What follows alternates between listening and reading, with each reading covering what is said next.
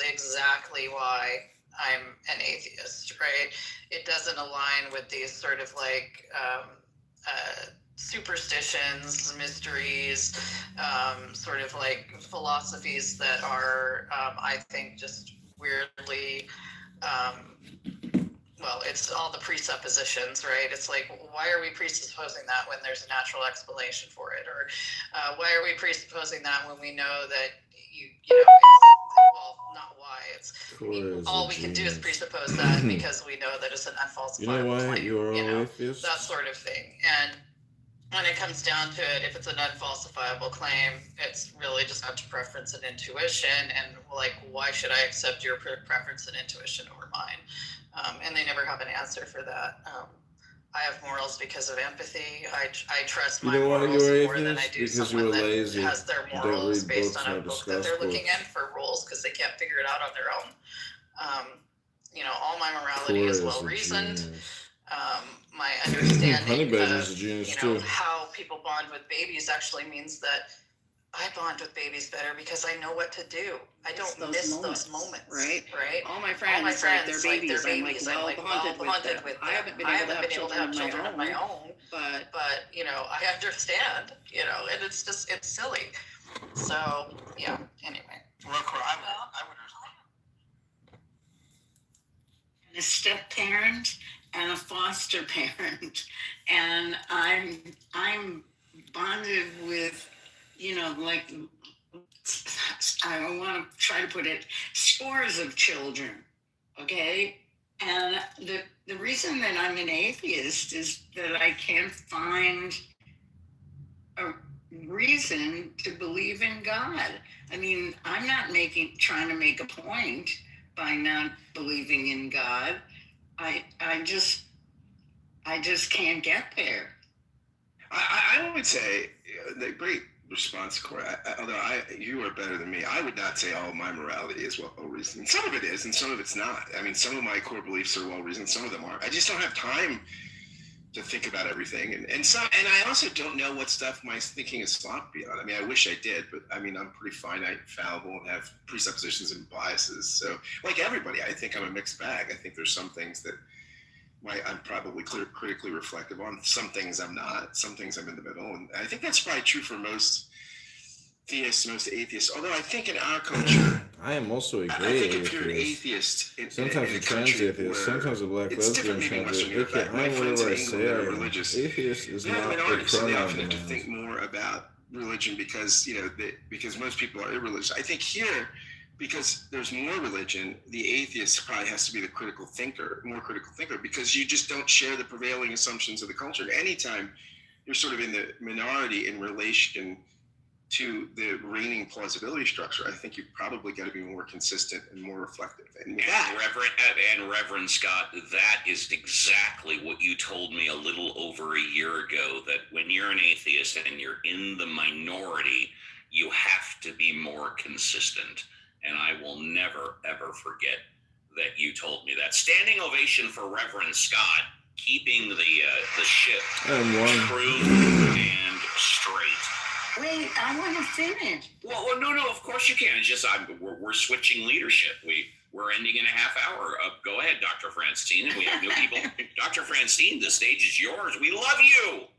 It just, and this is a question that I would love to have at greater length with Scott. Well, you got to come on the show a little earlier, Dr. Francine. I come on when I come on. I know. No, Dr. Francine, please go ahead. And that's the way I feel about atheism and theism. I never think about it. If this program did not exist, I wouldn't think about whether there is or is not a God. Enter into my life as something I need to give any thought to. I feel like there isn't. I don't know why I feel like there isn't. I don't feel like I need to spend a lot of time sorting it out. I don't defend myself. It's like it's been a non-issue my whole life. Yeah, and Dr. Prince, I think go ahead. I think in Western Europe, more people are like you, right? I think because people in the UK, like it's really interesting. My friends in the UK, they find it so fascinating that we even care if our presidential candidates are religious. They just would not, if either, Right. They don't care if they're Tory. Or it's very interesting too. I have a friend who's an evangelical Christian in England, and he said, but evangelicals there are not politically conservative. He said he goes to an evangelical Anglican church, and it's a third Tory, a third Labor, and a third Liberal Democrat. It's just they're all so. It's a very different.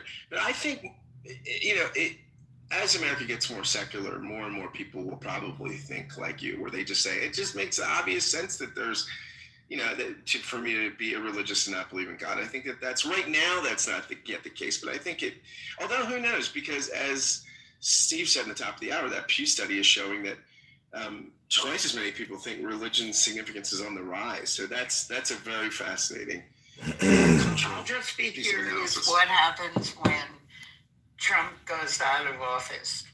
I mean, I think this is a function of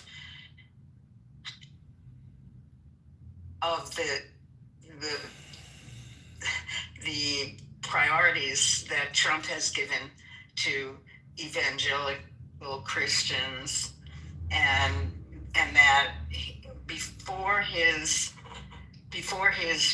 I'm going to say reign.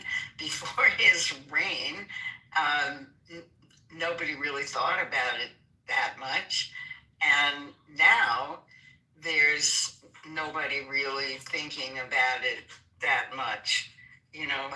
After he leaves, we'll go back to it. I don't think we were a very religious country before Trump.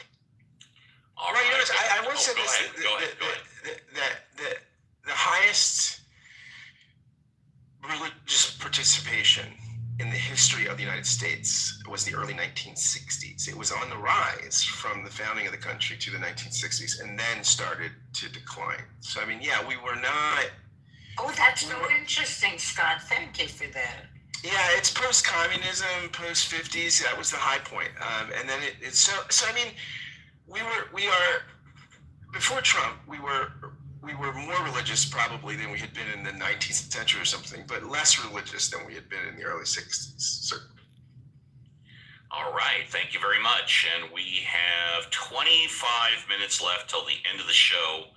Reverend Scott, did Charles speak yet? I think he's new. He hasn't spoken. He did not. He would be next in the queue. All right, fantastic. And then we have the candidate, and also candidate Congressman Kitover, one of the great candidates. Yes, we have Jarl, we have candidate, we have Trigger.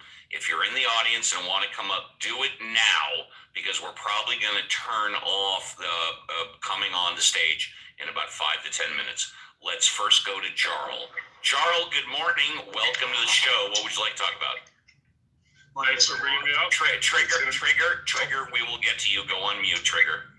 Trigger, go on mute, please. If you need help, I will help you. Thank you. Trigger, we will come to you. You'll get a fresh 5. I promise. Jarl is up. Hi, Jarl. Hello, thanks for bringing me up. I'm going to be quick. I heard a few people mention the critical drinker and how wise he is of a movie critic. Nobody, I think, takes him seriously in the actual movie critic world. And the one thing I wanted to say is I don't understand why these people who used to argue against, SJWs being obsessed with race and trying to control, what characters or what the race of a character is in movies have become that, right? Critical drinker spends his days making videos criticizing the race of characters in movies, specifically kids movies and fantasy movies, which I don't know why he cares. Like, one very quick example is he criticizes the black actress in Star Wars a lot. And it's, I think, because she's a black actress. But also, who cares, right? Like, if he stands by what he says, he shouldn't care about the race of a character in the movie. And also, it's a space wizard, right? So his criticism is, it's woke, it's not realistic because a woman is beating up multiple men at once, but it's a space wizard, right? And he'll never have that criticism for a man. He'll never say, like, oh, why is this white man, beating up 10 people at once? He'll never do that. He only has that criticism when it's a female character doing it. And again, I don't understand why people think what his opinion is matters. The guy has a movie or a video right now. I posted it 2 weeks ago, saying how amazing K-pop Demon Hunters is, right? Because it's not a woke movie. It's not a woke movie because there's no black characters in it, guys. That if you really think Critical Drinker makes good movie reviews, go actually watch the reviews. He doesn't review movies. He just criticizes the skin color of characters and the sex of characters. And on that, thank you. And I would like to go to the Mod Squad because I've never heard of this critical thinker until now. JCC, have you heard of this critical thinker? I have not. No, I've never heard of the critical drinker. I'm sorry, critical drinker. My mistake. Reverend Scott, have you heard of this critical drinker? I have not. I have not either. I never. Violet, I want to be known as the critical smoker. Exactly. Violet, have you heard of this critical drinker? I have not. Surprisingly, I have. I have a friend. Violet, tell us. Well, I have a friend who is a fan of his, so I have not actually personally watched his clips or his casts, but my friend thinks he's funny because I guess when Alan was talking about him, he said something about associating the scene in the movie with waking up drunk in a puddle of his own filth, and my friend likes that sort of commentary that he gives, so that kind of thing is more what my friend tells me about versus him criticizing gender or race. So yeah, that's my knowledge of the critical drinker. Let's go to John Malincrot. Have you heard of the critical drinker? I haven't, but I'm queuing them up right now for later. All right. Matt, and by the way, thank you for doing the heavy lifting. Have you heard of the critical drinker? Yeah, absolutely. If you're really, tell us, Matt. Tell us. Way not to. He's been going hard on Marvel and Disney. Doesn't like a lot of the choices they make that he thinks are politics driven. But just a film guy, has a film chat a couple of times a week with some other film guys. As an opinion, you don't have to like it, but I think he's pretty consistent. I'd be willing to bet that Cora has heard of the critical drinker, but I might be wrong. Cora, have you heard of the critical drinker? I heard of, never really paid attention to. Also, I wonder how he would know that Togruta from the planet Sheely should be portrayed by non-black actresses. That's really weird, has he traveled there? Is he taking DMT now and doing interstellar mental protection? Just kind of odd, and Ahsoka's a badass, yes, and portrayed by an excellent actress. Last but not least, Richard, have you heard of the critical drinker? I have not. I have not either. All right, Jarl, back to you. Did you want to follow up, or are you good? Appreciate it. Thanks for letting me speak, Steve. And I apologize for bringing up a topic that I guess not many you can bring up anything you want. That's the way we've been running the show for 4 years. But no, appreciate it. I had my little monologue. I feel better now. Thank you, Steve. Hey, we are here to help, baby. And with that, let's go to Candidate. Candidate, good morning. It's a pleasure to have you on the show. You have a fresh five starting now. Hey, good morning, Uncle Steve. Candidate, go. Hey, good morning, everybody. Hope you're having a lovely Sunday. I'm sipping coffee with cinnamon, doing yoga. I heard Robert Kennedy say something at a Senate Democrat hearing where you want to tell people what you mean without being mean. And, I think I've been guilty of being mean on this app. I do sometimes think it's a roast app, and, I think I'm funny. But the truth is, I don't want to live my life mean. I want to live my life in peace, in joy, in happiness, studying philosophy, meditating on the source of peace, the source of love, the source of joy. And so, I think in a way, saying I am an atheist is a little bit like a pronoun demand. And it makes, in my opinion, it makes people feel uncomfortable because it's asking and expecting too much by claiming the word atheism. I'm going to stop you right there. Do you think maybe it makes people uncomfortable because in America, 90% of the population is not atheist? Go ahead. Well, I think it's a little bit like a troll, because if you study Zen Buddhism or philosophy, there's a wordless state beyond, essentially, it's God, which is infinite or eternal. So it's prior to creation, prior to the 10,000 things that Lao Tzu describes in the Tao Te Ching. But what God is, or what eternity or infinity is, it's definitely silence. And in silence, there is peace. And as you can tell on this app, there's very little peace because there's very little silence on this app. A lot of people are social or political. And so all I'm trying to say is, I want to tell you what I mean without being mean, and say I am glad that I have many of you in my life, even though this is a very, flimsy relationship. I at least appreciate each and every one of your personality, because you're all so uniquely different. And having this cornucopia, this milieu of psychologies and personalities is a plus up. It's a benefit for me, because I meet people in the real world who have very small social circles. It might just be close family and friends, and they're not really exploring a lot of information, because people here bring a lot of personality and information. Anyways, I know this is a rambling at this point. All I'm really trying to say is Om, OHM, and silence, peace. And so my critique of atheists is, if you're not in a book club and you're not reading books to each other, and all you do is generate your opinion pieces on this app over and over again, you're not enlightening yourself. You're still stuck in that same dance, that same program. So if you read alternative materials like Bhagavad Gita, the Upanishads, Lao Tzu's Tao Te Ching, the Xin Ming, Psalms, Proverbs, these are neurolinguistic dialectic programs that can help do therapy for you, enlighten you, maybe make you more intelligent. So God is supreme intelligence. And so if you're not studying supreme intelligence, it's to your detriment. There's no joy in where you're at. So poetry could be a good place to start. There's a lot of divine intelligence in some interesting poetry pieces. I'm just saying it's a meditation. It's a book club. You don't have to take it personal. If you're an atheist or a theist, I say these terms are limiting us in terms of our relationship, our peace. It creates conflict and division, not unity and peace. Thank you. I'm complete. Thank you very much. We're going to give you a first-class escort to the VIP, and we're going to start our closing thoughts and burning desires after this next clip.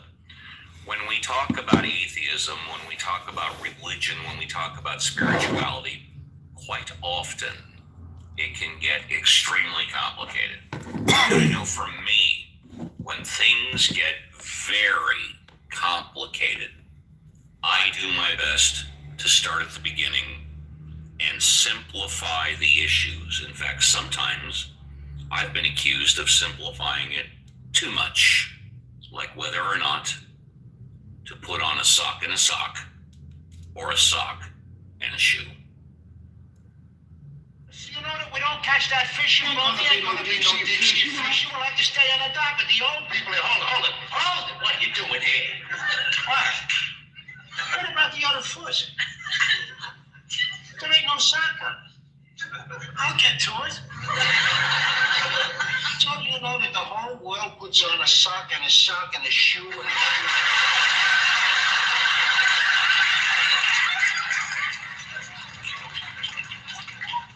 I like to take care of one foot at a time. That's the dumbest thing I ever heard in my life. It's just as quick my way. Wait a minute, that ain't the point. See what I don't keep doing it. Listen to me. Suppose there's a fire in the house and we gotta run the water. Your way, all you got on is one shoe and a sock.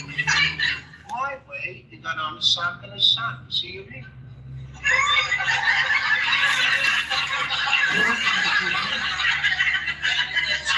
raining or snowing outside. Your way, with a sock on each foot, my feet would get wet. My way, with a sock and a shoe on one foot, I could hop around and stay dry. Let's go to Alan. Alan, would you like a minute or two to say goodbye? Yes, I would. I just feel the need to defend my man of honor, the critical drinker, in light of all the negative comments I've heard about him. It offends me deeply to the core to hear people speak ill will of a person I've never met. Yet I've watched his videos on YouTube. I just wanted to say in closing that the things he talks about, he doesn't think that Disney is putting an agenda into their movies or that they're inserting a liberal message or into their movies. He doesn't think it. Disney has specifically said that's what they're doing.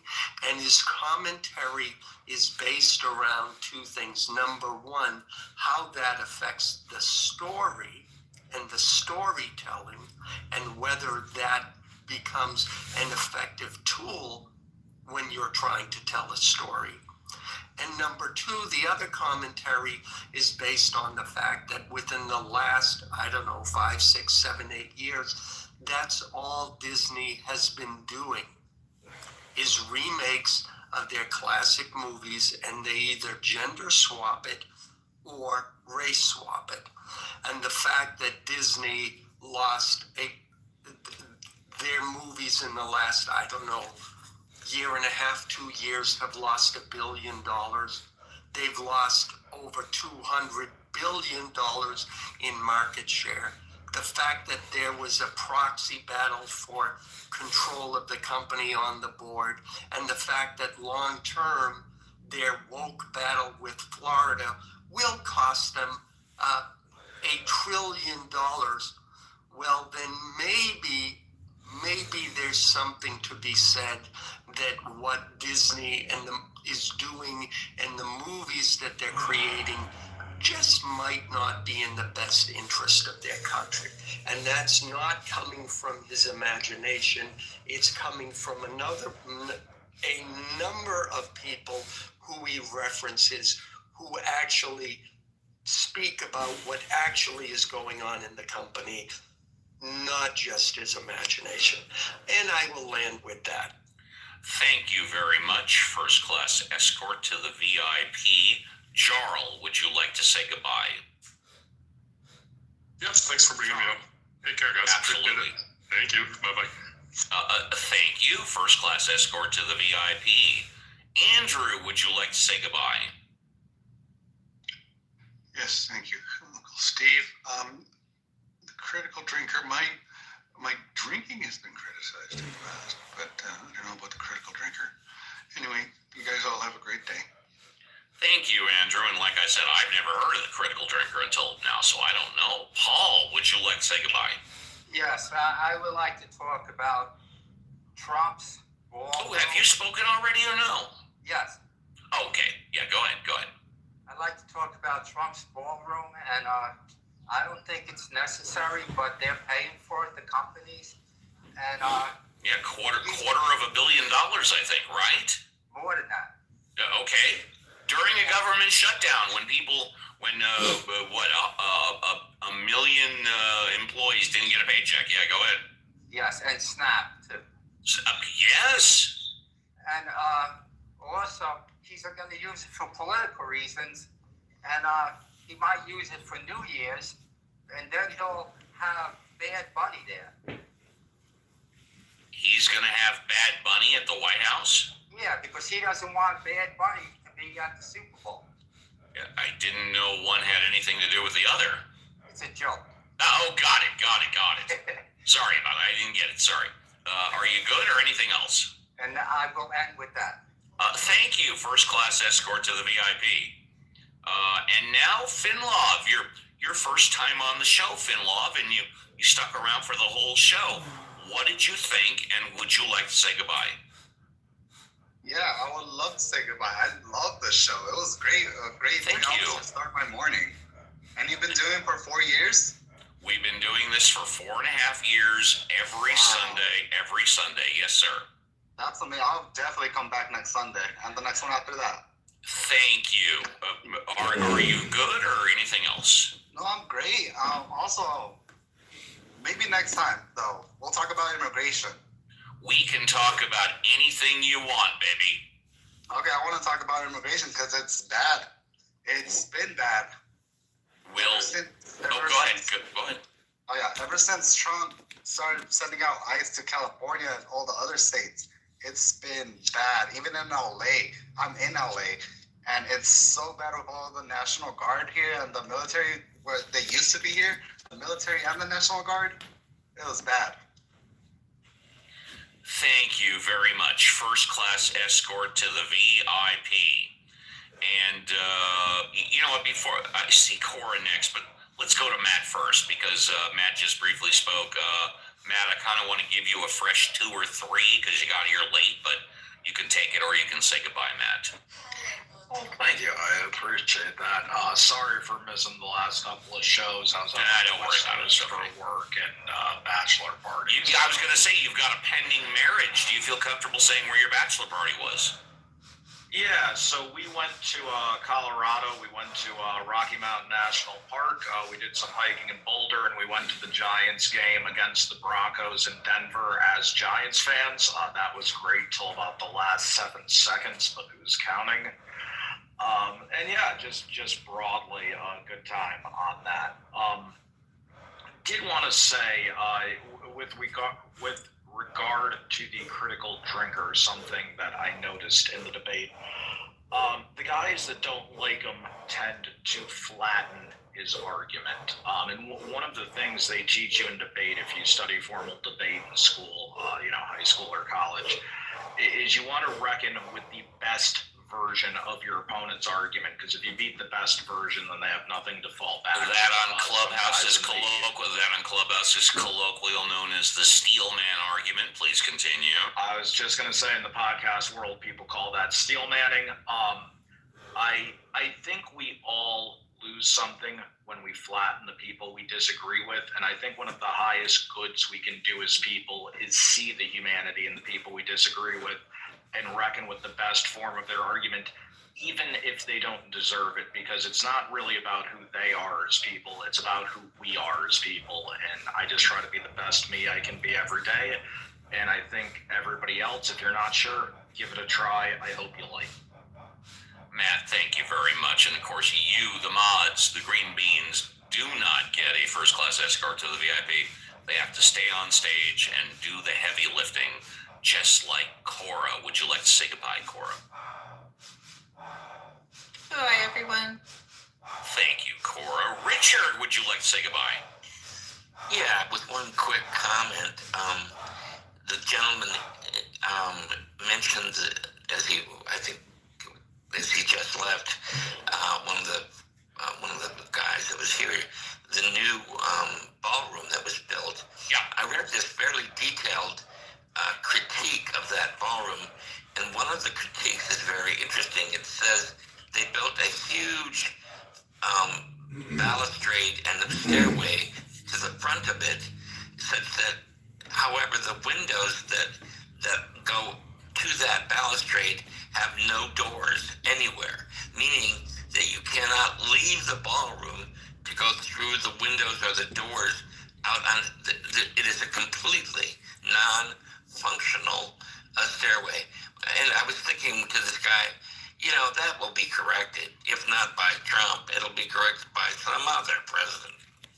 So yeah, I don't know if it's true, but someone said that this ballroom arguably is permitted illegally. I don't know if that's true or not, but whatever.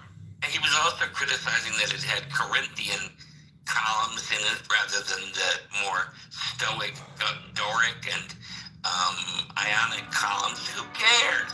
I mean, really, you're just pulling architectural detail from thousands of years ago. I mean, who cares what he chose? So somebody else can come along, another president, tear the thing down with robots and build another one. Yeah, That's my opinion. yeah. Well, my opinion, I don't care. It's not my decision how interior decorations go, but if it's illegally permitted, I care. John, would you like to say goodbye? Yeah, well, just on that last thing, I read somewhere, I don't know, somebody pointed me to something. I guess there's the construction needs to be permitted. Now, Yes. That it doesn't matter, right? Suppose Trump went ahead and built it anyway. Who's going to stop it? I would just point out once again, Trump has dictatorial powers. He can do whatever he wants. Nobody's going to stop him. So you have to kind of keep that in mind. But I did think it was interesting that at least, superficially, they're still saying things like somebody said, well, yeah, that's right. There's a permit needed for construction, but we're not building anything. We're just demolishing it. John, That was serious. I mean, I think one of his spokesmen really did say that. I think we're we not do building need demolition anything. We're just demolishing. well, you don't want the whole thing falling down on 500 people that are inside, so. You don't. Yeah, and the inspectors have to check that you're adhering to like air Exactly. quality standards and not putting toxic. Exactly. Yeah, I care if it's illegally permitted, but the interior finishings, I don't know. Alfonso is probably busy with kids, but we'll get. Oh, Alfonso, would you like to say goodbye? I guess he did. Yeah. Okay, very good. On behalf of Alfonso, he says goodbye. Great show. See you again next week. Yeah, there you go. Violet, would you like to say goodbye? A great start to my Saturday morning. As I expected, I got picked up by good conversation. Oh, Sunday, yeah, duh. Yeah, Sorry. duh. Maybe my brain didn't get picked up that much by the conversation. Maybe it was Miley Cyrus at the start. I don't know. Yeah, but great show. I hope everybody has a great week, and I'm looking forward to next weekend as always. Goodbye, everybody. Thank you. JCC, would you like to say goodbye? And I'm looking forward to seeing you at the debate in 6 hours. Sir, yes, sir. Looking forward to it. Hey, Phoenix, it's all right. It's all right. Just I'm walking by, turn off the alarm. So, Sunday. What a great day. What a great room. What a great show. I really enjoyed this. And I am the atheist who loves his daughter. And I'm also the Yes, you do. atheist that is in the foxhole as well. So I check all the boxes, and I am kind, caring, and loving. If you believe something, happy for you. However, don't put it upon me to believe it too. You guys have a great rest of your. Thank you. And I will swear on a stack of Bibles, even though I'm an atheist, that JCC number 1 is an atheist and B is one of the greatest fathers I've ever known. Oh, No question thank you, about Steve. it. I appreciate that. By the way, do you remember my debate topic? Do you remember my debate topic? Dude, I have no idea. Gotcha, no problem. And last but not least, Reverend Scott, the XO, the co-captain, who steered us straight and true. Reverend Scott, would you like to say goodbye? So great to be here with everybody, and it was a great show. And I'm looking forward to your debates. I hope you guys do quite well in the debating arena. Goodbye. Do you have our soul count?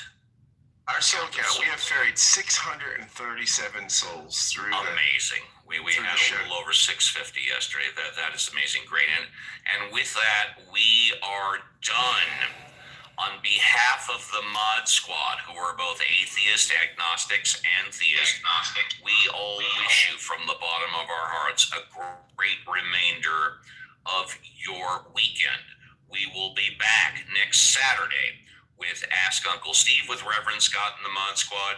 On next Sunday with Ask the Atheist with Reverend Scott and the Mod Squad. Look forward to seeing you there. Until then, have a great weekend. Be careful on the clubhouse streets, and let's just close it out as a. Okay, welcome Harley Quinn to the after party for Uncle Scott's room.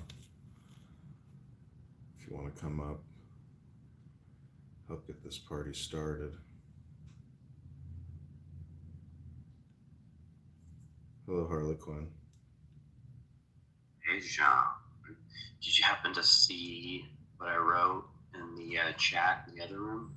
No. What'd you write? Yeah, so you didn't see it? No, I didn't look at the chat. I looked at it once, but I didn't see anything that you wrote. If you wrote it a little bit later. I was just saying that, like, if you ever take all of that material and you end up, like, say, producing some kind of like campy movie or whatever with it, you know, I'd like it if you let me narrate it. You know, like be the narrator. Oh. You know, basically, like, think, you know, the X-Men movies, the early X-Men movies, and you have Xavier narrating. You know, I would kind of be effectively that, but just for the sake of, like, you know, whatever movie you create. Mm-hmm. I wouldn't have to actually be like a character in it, like how Xavier is an actual character in. You know, it's funny because the third movie tanks so bad, and I think everyone knew at the point at which, you know, Professor Xavier wasn't narrating in that intro, and everyone knew, I think, something's wrong. And they were right. It was just a cash grab, John. What isn't a cash grab? Right, exactly. Relatively speaking, compared to the other two, which were also cash grabs, but to perhaps a lesser extent, and they were good, right? They had this idea of relative integrity, and they did. Like, all tongue-in-cheek aside, I love those first two movies: X-Men 1, X-Men United. Come on, man, those movies were the tits. That was before all the Marvel crap, you know, all the surge of DC and Marvel movies, right? I mean, you got Hugh Jackman, come on. Like, I can sing, I can dance, you can do anything. Have you ever gone on YouTube and just listened to Thanos quotes or Ultron quotes? Or Bane quotes? No. It's kind of interesting. Bane, that was pretty funny. Yeah. Because... Really? Oh, yeah. Yeah, if you just isolate those main characters' quotes, you can, you know, really listen in and then, like, focus on the crazy philosophy of each of those characters and where the writers of the scripts, you know, pull those intense, extreme, you know, statements. And so it's like Bane the movie, Thanos the movie, Ultron the movie. It's not Avengers, you know what I'm saying? Like, it becomes that character's movie, and you're like, oh wow, like, that's a powerful character. But what they're saying is interesting to just listen to that character, just listen to the quotes from that character. You're like, wow, it's kind of actually like the best part of the whole movie. I bet it's often overlooked too. Do you have like an example in your mind? No. I think I can ballpark what you're getting at though, because, you know,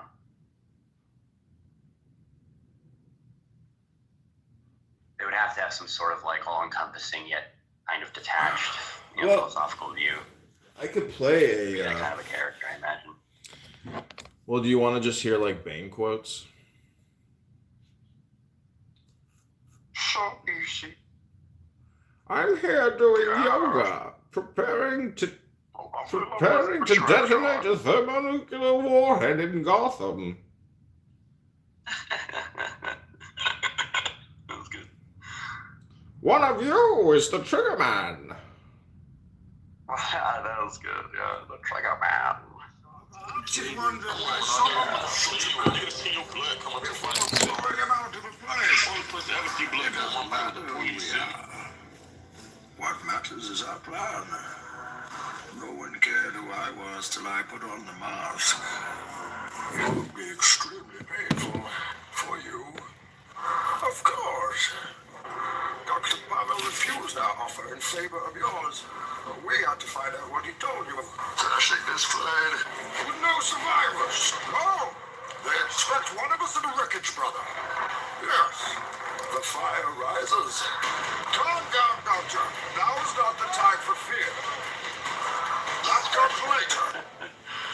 Why would you just to pull out, you know? There is not the time for fear. And you brought him down here. Just to connect. And your weakness has cost the lives of 3 others. Search him. And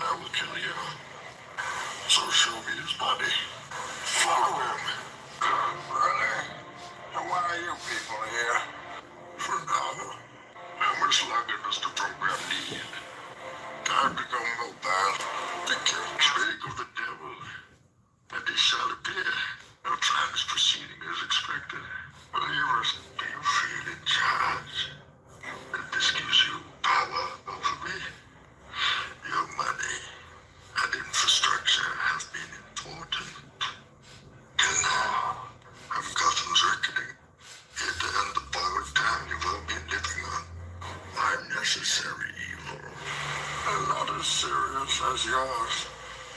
I fear. Let's not stand on ceremony here. Mr. Wayne, patience cost you your strength. Victory has defeated you. Theatricality and deception. Powerful agents to the uninitiated. But we are initiated.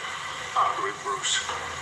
Members of the League of Shadows. And you betrayed us. I am the League of Shadows.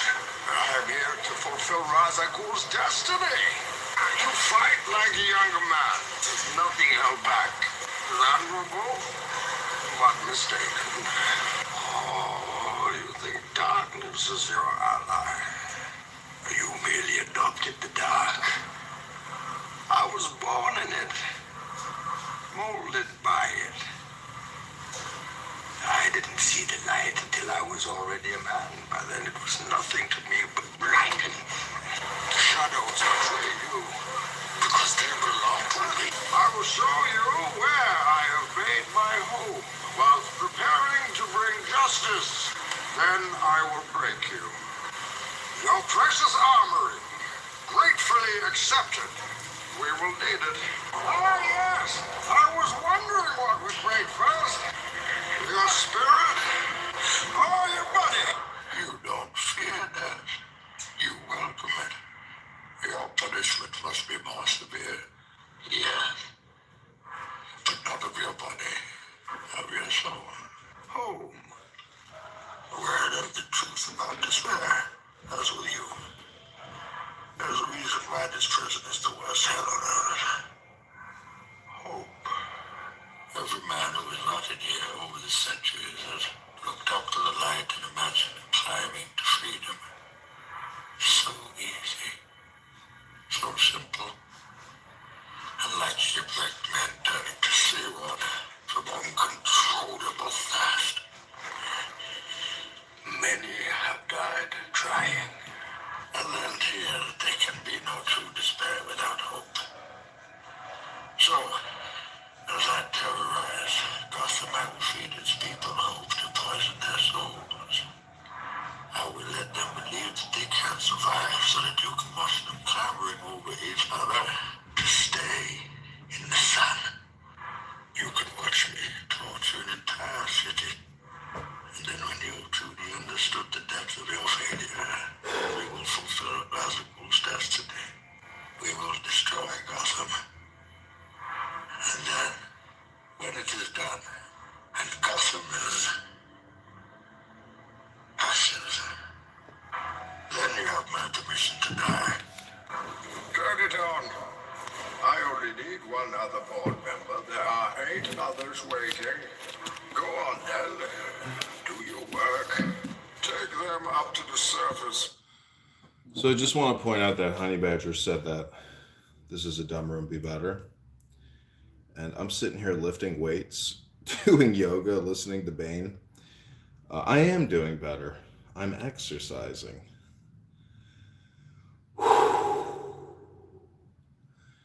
And Honey Badger doesn't really add anything. And in fact, I think what he does is unhealthy for himself. It's a little neurotic. It's very neurotic, actually. He doesn't read any books, doesn't read any super intelligent information. And so, Harlequin, what I'm trying to tell you is, it's your life. You do it. And guys like Honey Badger just, they're not operating off of supreme or superior intelligence. And I try to do that all the time. To live, breathe, speak, and listen to what is called the great integrity.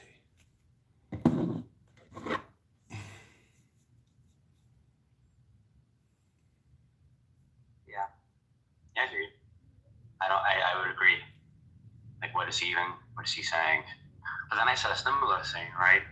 So it's more about like the motivation, where they're coming from, which is going to furnish context and shape what specifically is intended and what's being said. I don't know if what he's saying has much value in terms of like constructive, criticism. Maybe mine didn't have. Maybe my criticism yesterday didn't have that much more constructive, like,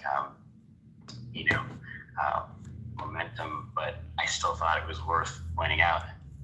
And you working on yourself, like, yeah, undeniably, like, yeah, fuck them. You're working out, you're working on your body. That's sweet, bud. Good for you. But yeah, I mean, honestly, though, it doesn't really do a whole lot for the room to say you're working out, right? Like, you would be wrong, right? Like, the room doesn't really get that, but who cares, right? Who cares about what the room is? It's only a room when there's like an audience. But then it's just performative, because what was it before? It was like conversation,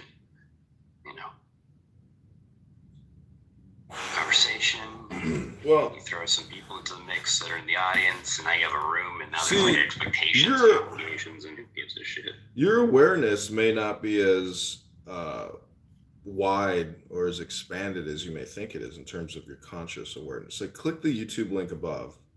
There's more to this room than just you and me and the title. I'm live streaming myself doing yoga in my yoga studio here in Chicago. Yeah, the image. You told me that. You've mentioned that. I mean, I don't think I've seen maybe the full extent. So you're saying that if I follow the YouTube link, lo la lo la lo lo, I can see your butthole.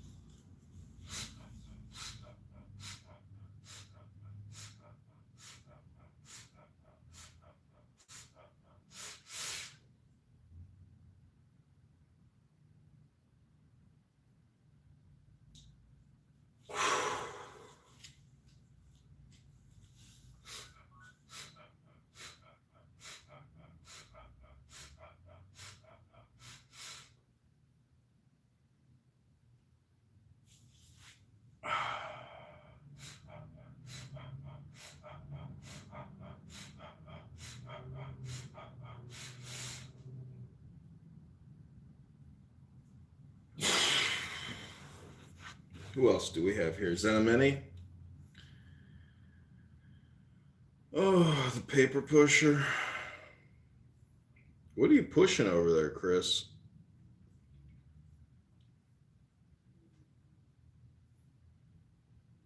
So, Harlequin, do you have any wisdom, any Gnostic wisdom you want to read? You're the fool. You smug bitch. You're you're damn straight. You know what's on the opposite end of that spectrum, right? The king, right? Because the Harlequin is a peasant, like a nobody, a commoner, right? A street urchin who gets to dance around in the court like an idiot, having fun, making fun of king. Who the fuck else could do that? You make fun of the king, you get your head chopped off. Not me. Not the Harlequin. But I think I was trying to say this yesterday, John, because I certainly had the sentiment in me, is that you have in so many ways performed that role here on Clubhouse a lot better than I have. And it pains me to admit that, but it is what it is. What do you think of that, John? It's not a competition, friend. It's important. So the way, or the book of the way and of how it manifests itself in the world, or simply we're going to transition to Dao Jing. Since it is already well known by its Chinese title, I have let that stand. About Lao Tzu, its author, there's practically nothing to be said. He may have been an older contemporary of Confucius, 551 to 479 BCE, and may have held the position of archive keeper in one of the petty kingdoms of the time. But all the information that has come down to us is highly suspect. Even the meaning of his name is uncertain. The most likely interpretations, the old master, or more picturesquely, the old boy. Like an Iroquois woodsman, he left no traces. All he left us is his book, the classic manual on the art of living, written in a style of gem-like lucidity, radiant with humor and grace, and large-heartedness and deep wisdom, one of the wonders of the world. People usually think of Lao Tzu as a hermit, a dropout from society, dwelling serenely in some mountain hut, unvisited except perhaps by the occasional traveler arriving from a 60s joke to ask, what is the meaning of life? But it's clear from his teachings that he deeply cared about society, if society means the welfare of one's fellow human beings. His book is, among other things, a treatise on the art of government, whether of a country or of a child. The misperception may arise from his insistence on wei wu wei, literally, doing, not doing, which has been seen as passivity. Nothing could be further from the truth. A good athlete can enter a state of body awareness in which the right stroke or the right movement happens by itself, effortlessly, without any interference of the conscious will. This is a paradigm for non-action, the purest and most effective form of action. The game plays the game. The poem writes the poem. We can't tell the dancer from the dance. Less and less do you need to force things, until finally you arrive at non-action. When nothing is done, nothing is left undone. Nothing is done because the doer has wholeheartedly vanished into the deed. The fuel has been completely transformed into flame. This nothing is in fact everything. It happens when we trust the intelligence of the universe in the same way that an athlete or a dancer trusts the superior intelligence of the body. Hence Lao Tzu's emphasis on softness.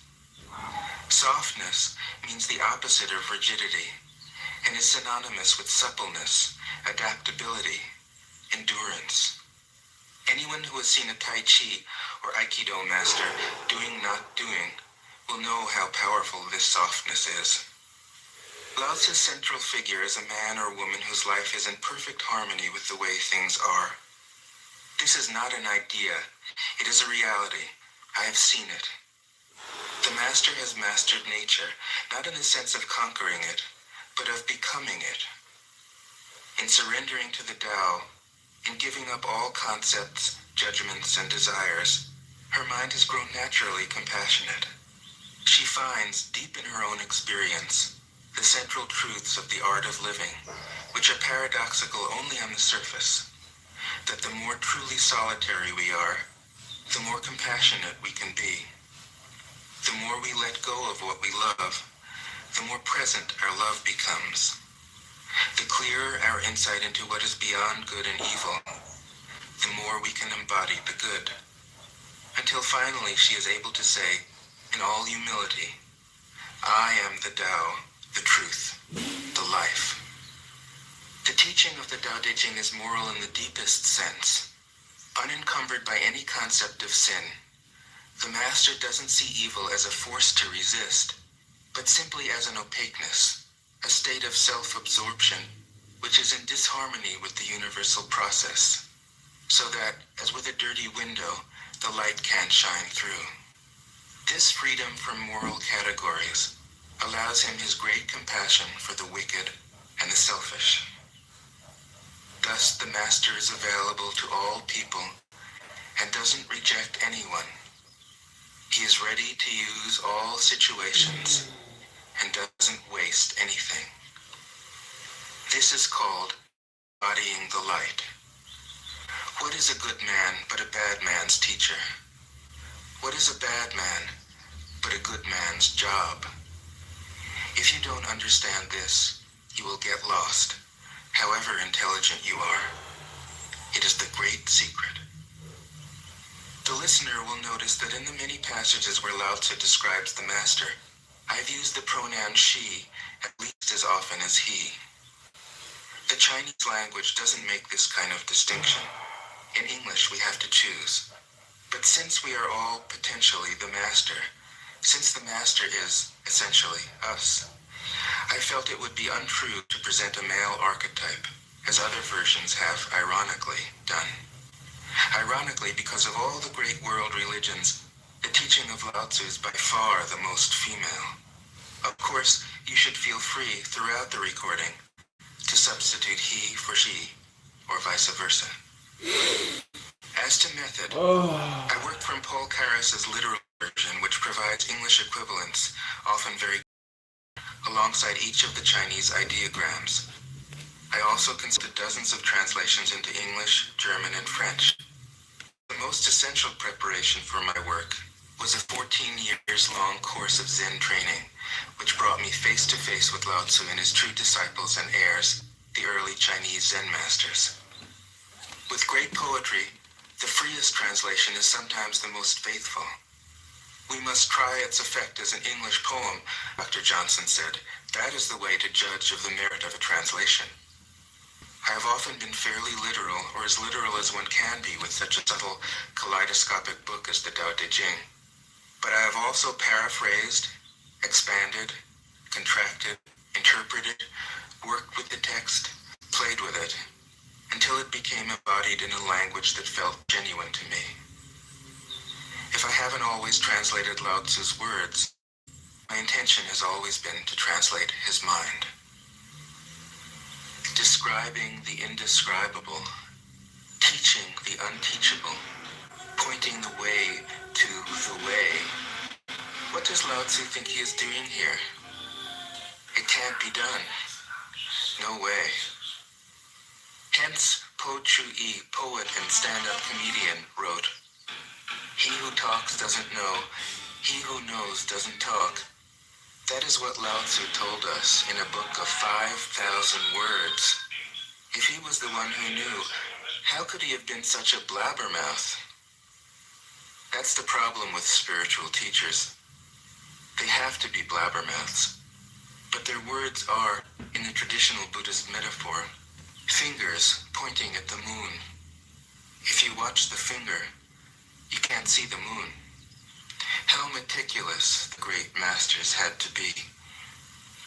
A monk asked Matsu, "Why do you teach mind is Buddha?" Matsu said, "To stop a baby from crying." The monk said, "When the crying has stopped, what then?" Matsu said, "Then I teach, not mind, not Buddha." The monk said, "How about someone who isn't attached to either?" Matsu said, "I tell him, not beings." The monk, "And what if you met a man unattached to all things? What would you tell him?" Matsu said, "I would just let him experience the great Tao." In fact, the truth is right before our eyes, right under our noses. So simple that every child understands it. And yet, as Bankei said, the farther you enter into it, the deeper it is. Where is the way to the way? What a question. Still, for complicated minds, drastic measures are needed. Lao Tzu's book was written as a response out of grandmotherly kindness. According to the oldest biography, Lao Tzu lived for a long time in the country of Chu, but seeing its decline, he departed. When he reached the frontier, the guard said, "Since you are going away, sir, could you write a book to teach me art of living?" Thereupon, Lao Tzu wrote his book about the Tao and departed. This is legend, but it is an accurate description of the way in which true teaching happens. He who knows doesn't talk, but words are no hindrance for him. He uses them as he would use gardening tools. When someone asks, he answers.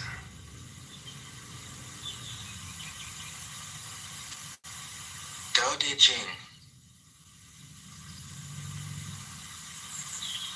1.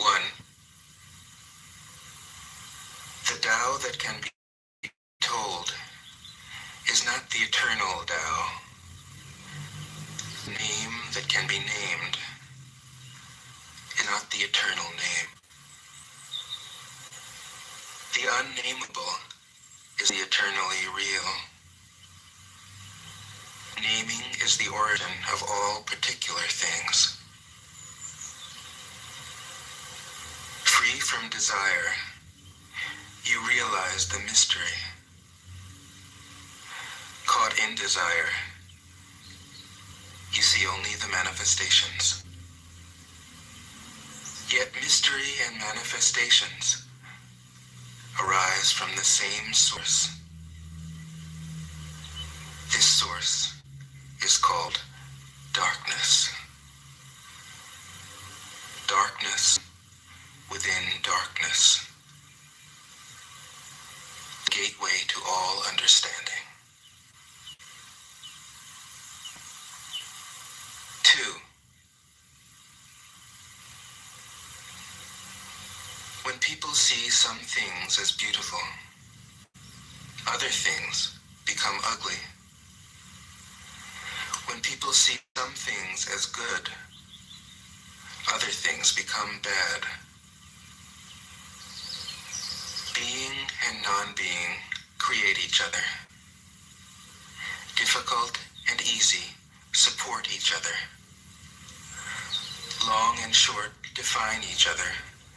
High and low depend on each other. Before and after follow each other. Therefore the master acts without doing anything and teaches without saying anything. Things arise and she lets them come. Things disappear and she lets them go. She has but doesn't possess, acts but doesn't expect. When her work is done, she forgets it. That is why it lasts forever. 3. If you overesteem great men, people become powerless. If you overvalue possessions, people begin to steal. The master leads by emptying people's minds and filling their cores, by weakening their ambition and toughening their resolve. He helps people lose everything they know, everything they desire, and creates confusion in those who think that they know. Practice not doing, and everything will fall into place. 4. The Tao is like a well. What the fuck? Used, but never used up. It is like the eternal void, filled with infinite possibilities. It is hidden, but always present. I don't know who gave birth to it. It is older than God.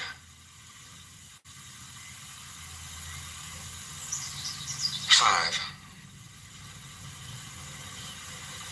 The Tao doesn't take sides. It gives birth to both good and evil.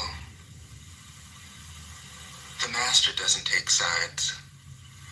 She welcomes both saints and sinners. The Tao is like a bellows. It is empty, yet infinitely capable. The more you use it, the more it produces. The more you talk of it, the less you understand. Hold on to the center. 6. The Tao is called the Great Mother. Empty, yet inexhaustible, it gives birth to infinite worlds. It is always present within you. You can use it any way you want. 7. The Tao is infinite, eternal. Why is it eternal? It was never born, thus it can never die. Why is it infinite? It has no desires for itself, thus it is present for all beings. The Master stays behind. That is why she is the head. She is detached from all things. That is why she is one with them. Because she has let go of herself, she is perfectly fulfilled. 8. The supreme good is like water, which nourishes all things without trying to. It is content with the low places that people disdain. Thus, it is like the Tao. In dwelling, live close to the ground. In thinking, keep to the simple. In conflict, be fair and generous. In governing, don't try to control. In work, do what you enjoy. In family life, be completely present. When you are content to be simply yourself and don't compare or compete, everybody will respect you.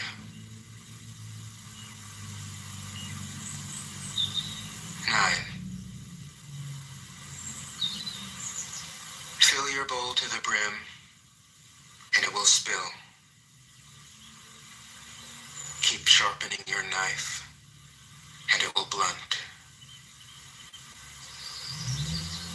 Chase after money and security, and your heart will never unclench. Care about people's approval, and you will be the prisoner.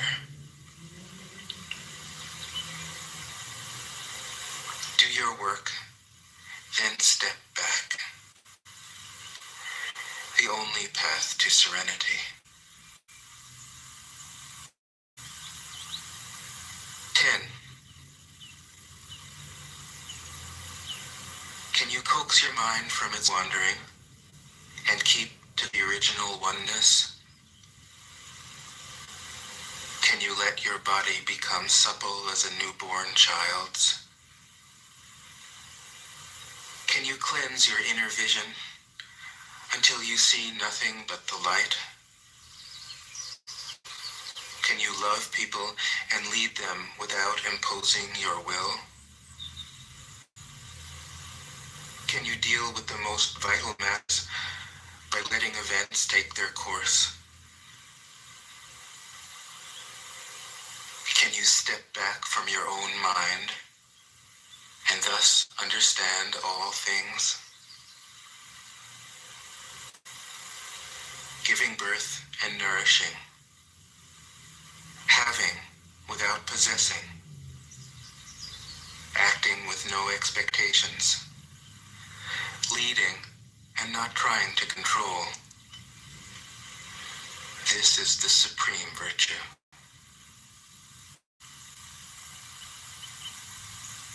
11. We join spokes together in a wheel, but it is the center whole that makes the wagon move. We shape clay into a pot, but it is the emptiness inside that holds whatever we want. We hammer wood for a house, but it is the inner space that makes it livable. We work with being, but non-being is what we use. 12. Colors blind the eye. Sounds deafen the ear. Flavors numb the taste. Thoughts weaken the mind. Desires wither the heart. The master observes the world, but trusts his inner vision. He allows things to come and go. His heart is open as the sky.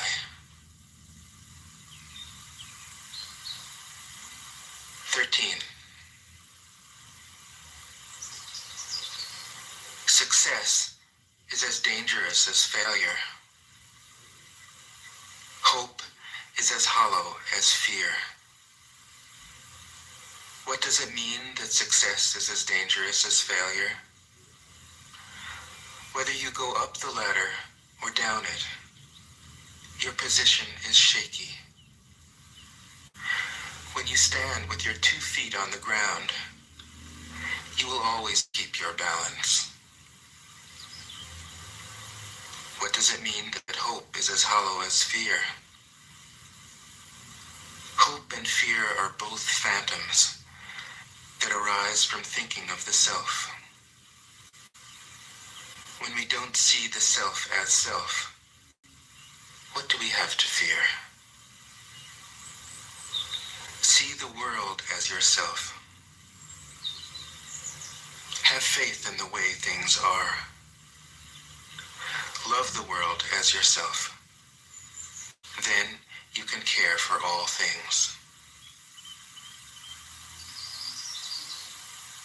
14. Look, and it can't be seen. Listen, and it can't be heard. Reach, and it can't be grasped. Above, it isn't bright. Below, it isn't dark.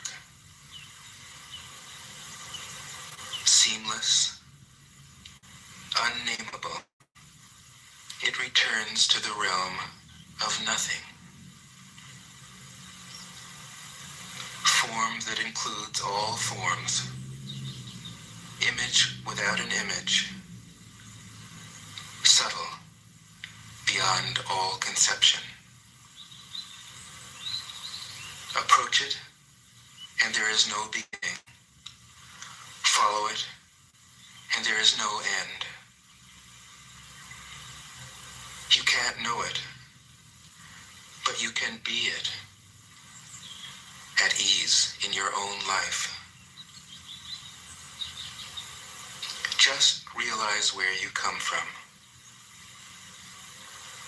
This is the essence of wisdom.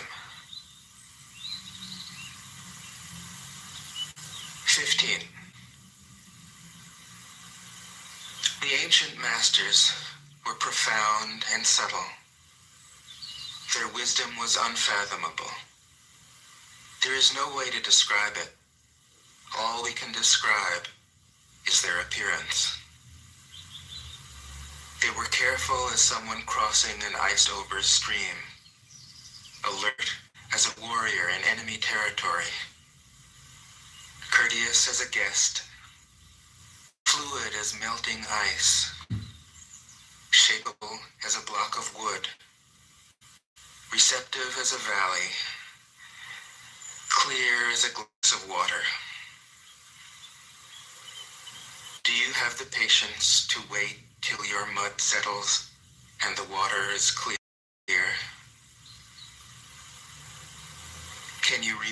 unmoving till the right action arises by itself.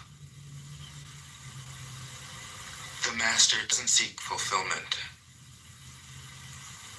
Not seeking, not expecting. She is present and can welcome all things. 16. Empty your mind of all thought. Let your heart be at peace. Watch the turmoil of beings, but contemplate their return. Each separate being in the universe returns to the common source. Returning to the source is serenity.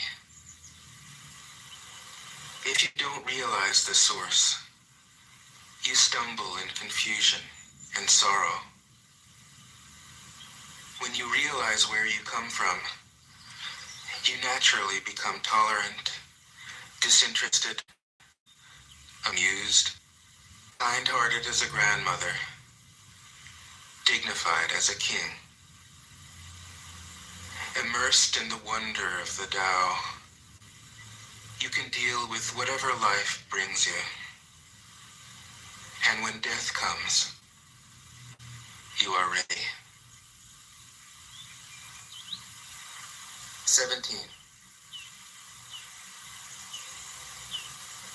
When the master governs, the people are hardly aware that he exists. Next best is a leader who is loved.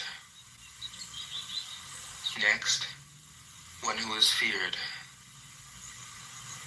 The worst is one who is despised. If you don't trust the people, you make them untrustworthy. The master doesn't talk, he acts. When his work is done, the people say, "Amazing, we did it, all by ourselves." 18.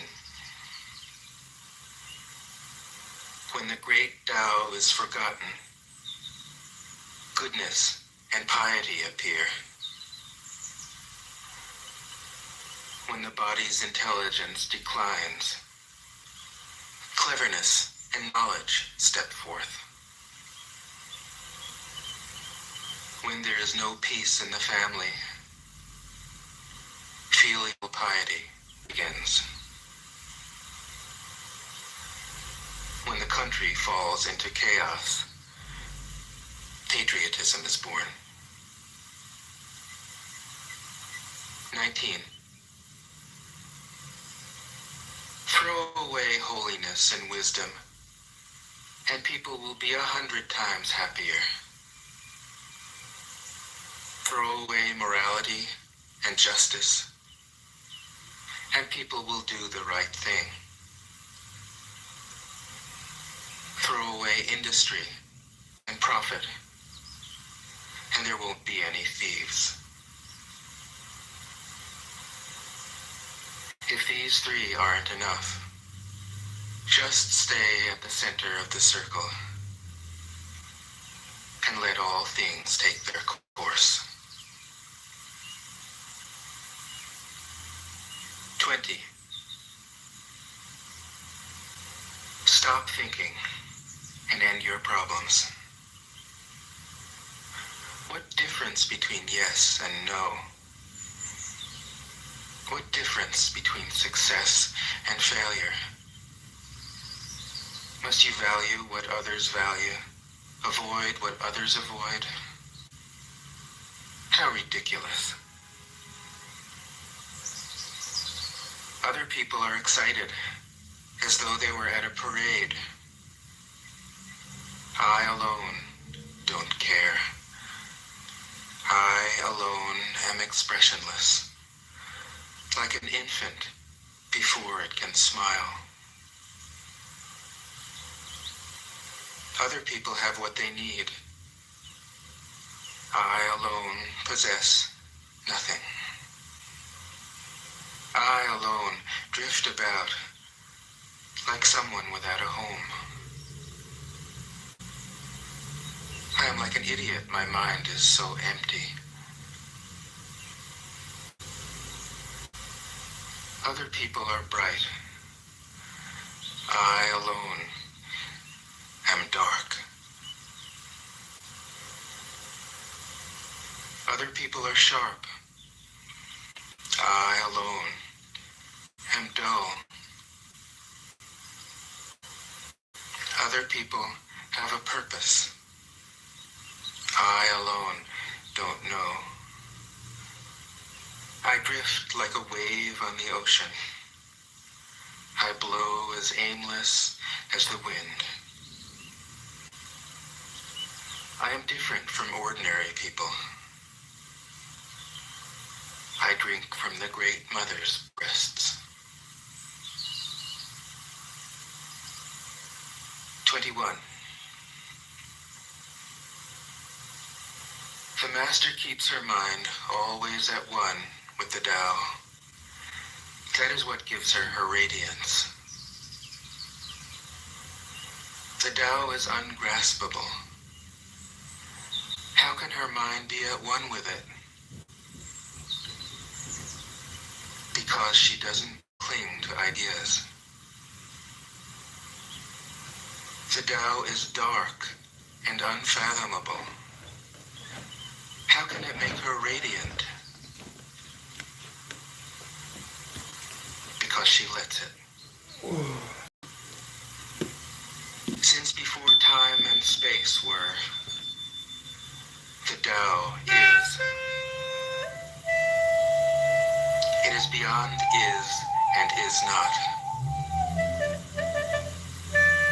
How do I know this is true? I look inside myself and see.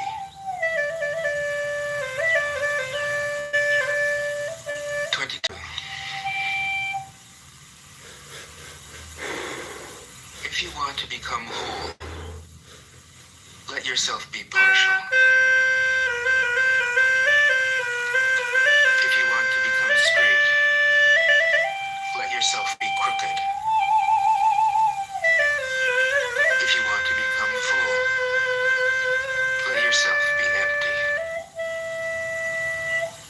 If you want to be reborn, let yourself die. If you want to be given everything, give everything up. The Master, by residing in the Tao, sets an example for all beings. Because he doesn't display himself, people can see his light. Because he has nothing to prove, people can trust his words. Because he doesn't know who he is, people recognize themselves in him. Because he has no goal in mind, everything he does succeeds. Booger boy. When the ancient masters said, if you want to be given everything, give everything up, they weren't using empty phrases. Only in being lived by the Tao can you be truly yourself.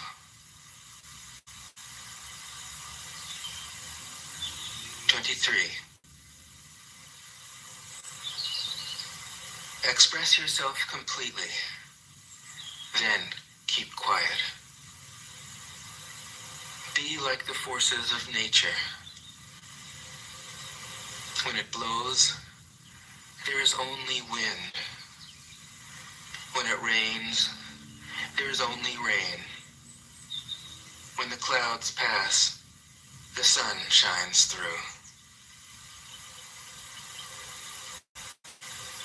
If you open yourself to the Tao, You are at one with the Tao, and you can embody it completely. If you open yourself to insight, you are at one with insight, and you can use it completely. If you open yourself to loss, you are at one with loss, and you can accept it completely. Open yourself to the Tao, then trust your natural responses, and everything will fall into place. 24. He who stands on tiptoe doesn't stand firm. He who rushes ahead doesn't go far. He who tries to shine dims his own light. He who defines himself can't know who he really is. He who has power over others can't empower himself. He who clings to his work will create nothing that endures. If you want to accord with the Tao, just do your job, then let go. 25. There was something formless and perfect before the universe was born.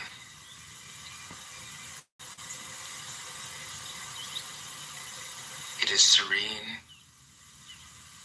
empty, solitary, unchanging, infinite, eternally present. It is the mother of the universe. For lack of a better name, I call it the Tao.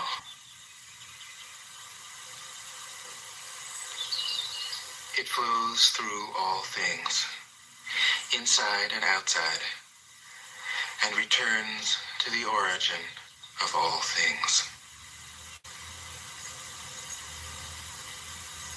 The Tao is great. The universe is great. Earth is great. Man is great. These are the four great powers. Man follows the earth. Earth follows the universe. The universe follows the Tao. The Tao follows only itself. 26. The heavy is the root of the light. The unmoved is the source of all movement. Thus the master travels all day without leaving home. However splendid the views, she stays serenely in herself.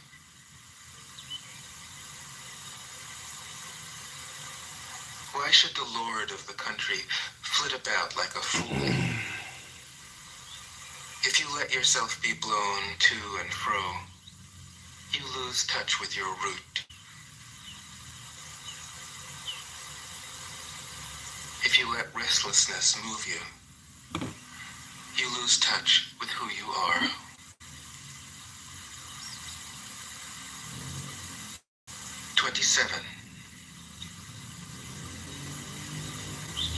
A good traveler has no fixed plans and is not intent upon arriving. A good artist lets his intuition lead him wherever it wants. A good scientist has freed himself of concepts and keeps his mind open to what is. Thus the master is available to all people and doesn't reject anyone. He is ready to use all situations and doesn't waste anything.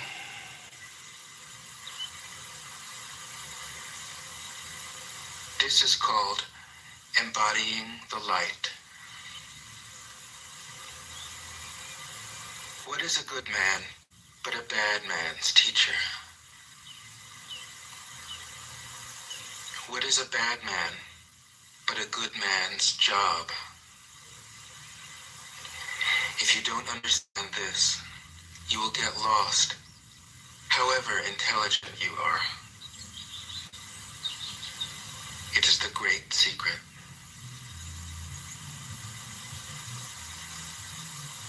"28. Know the male, yet keep to the female. Receive the world in your arms. If you receive the world, the Tao will never leave you, and you will be like a little child. Know the white, yet keep to the black. Be a pattern for the world. If you are a pattern for the world, the Tao will be strong inside you, and there will be nothing you can't do. Know the personal, yet keep to the impersonal. Accept the world as it is.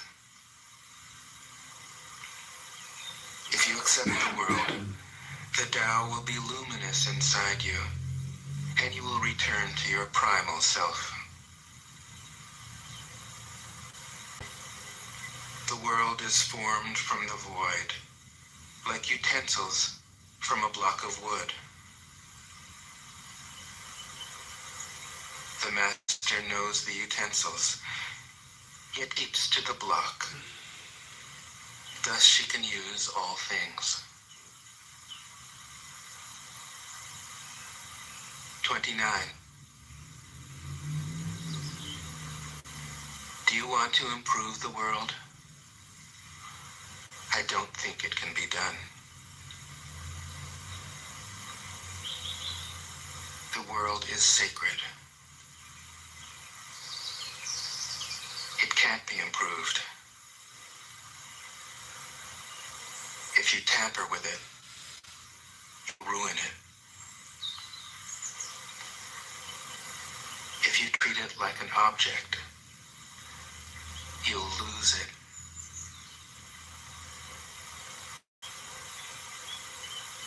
There is a time for being ahead, a time for being behind, a time for being in motion, a time for being at rest, a time for being vigorous, a time for being exhausted, a time for being safe, a time for being in danger. The master sees things as they are without trying to control them. She lets them go their own way and resides at the center of the circle. 30. Whoever relies on the Tao in governing men doesn't try to force issues or defeat enemies by force of arms. For every force, there is a counterforce.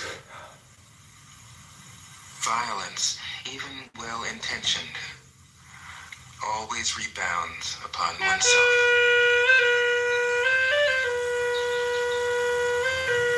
The master does his job and then stops. He understands that the universe is forever out of control.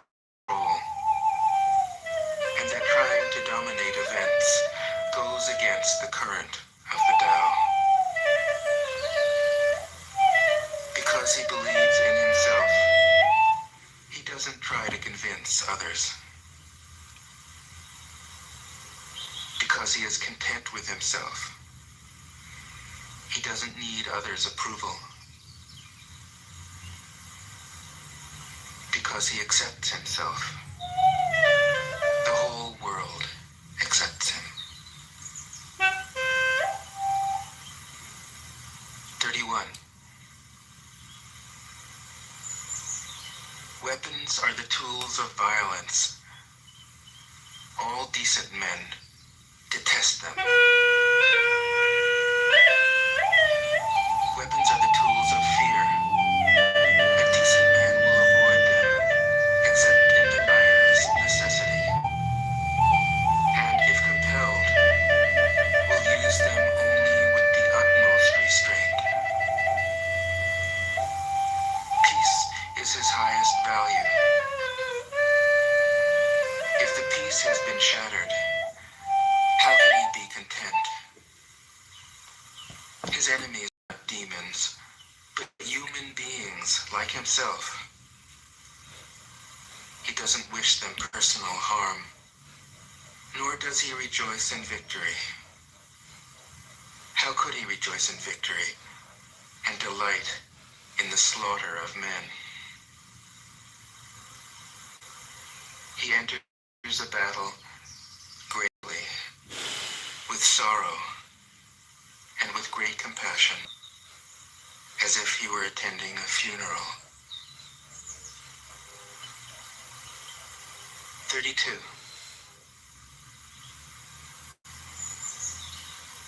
The Tao can't be perceived. Smaller than an electron, it contains uncountable galaxies. If powerful men and women could remain centered in the Tao, all things would be in harmony. The world would become a paradise. All people would be at peace, and the law would be written in their hearts. When you have names and forms, know that they are provisional. When you have institutions, know where their functions should end. Knowing when to stop, you can avoid any danger.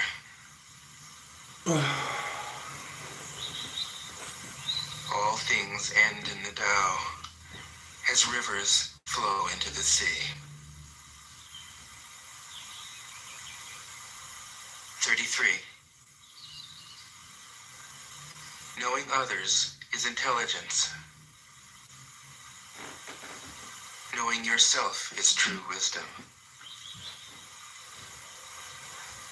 Mastering others is strength. Mastering yourself is true power. If you realize that you have enough, you are truly rich. If you stay in the center and embrace death with your whole heart, you will endure forever.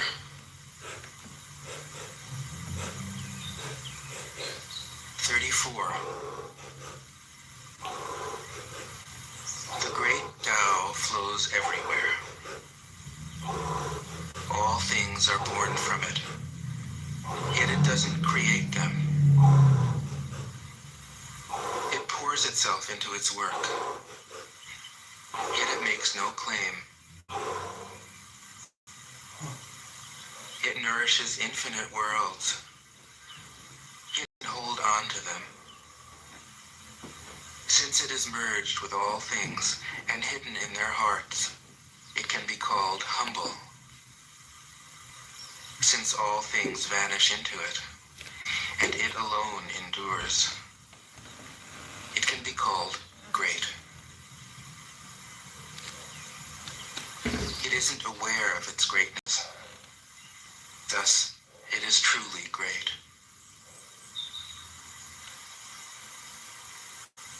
35.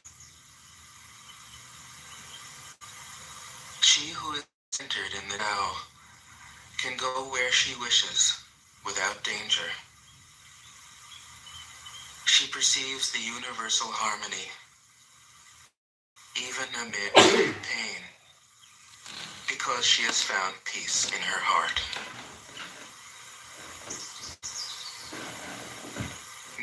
Music or the smell of good cooking may make people stop and enjoy, but words that point to the Tao seem monotonous and without flavor. When you look for it, there is nothing to see. When you listen for it, there is nothing to hear. When you use it, it is inexhaustible. 36. If you want to shrink something, you must first allow it to expand. If you want to get rid of something, you must first allow it to flourish. If you want to take something, you must first allow it to be given. This is called the subtle perception of the way things are.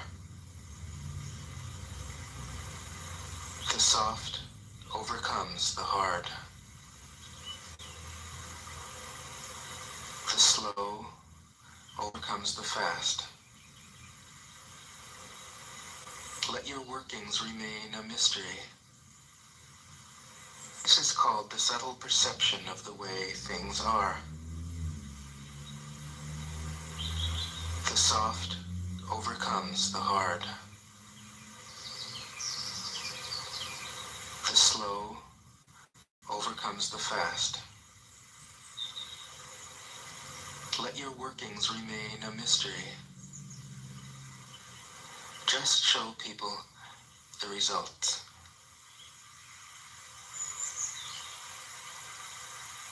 "37. The Tao never does anything, yet through it all things are done. If powerful men and women could center themselves in it, the whole world would be transformed by itself in its natural rhythms. People would be content with their simple, everyday lives, in harmony and free of desire. When there is no desire, all things are at peace." 38. The master doesn't try to be powerful. Thus, he is truly powerful. The ordinary man keeps reaching for power. Thus, he never has enough. The master does nothing, yet he leaves nothing undone. The ordinary man is always doing things, yet many more are left to be done. The kind man does something, yet something remains undone. The just man does something, and leaves many things to be done. The moral man does something, and when no one responds, he rolls up his sleeves and uses force. When the Tao is lost, there is goodness. When goodness is lost, there is morality.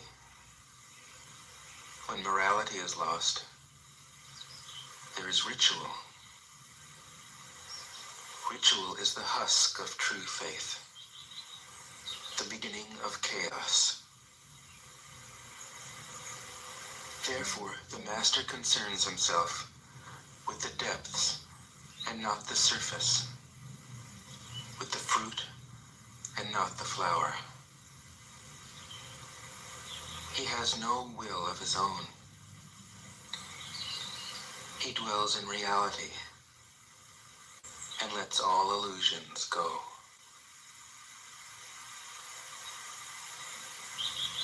39. In harmony with the Tao, the sky is clear and spacious. The earth is solid and full.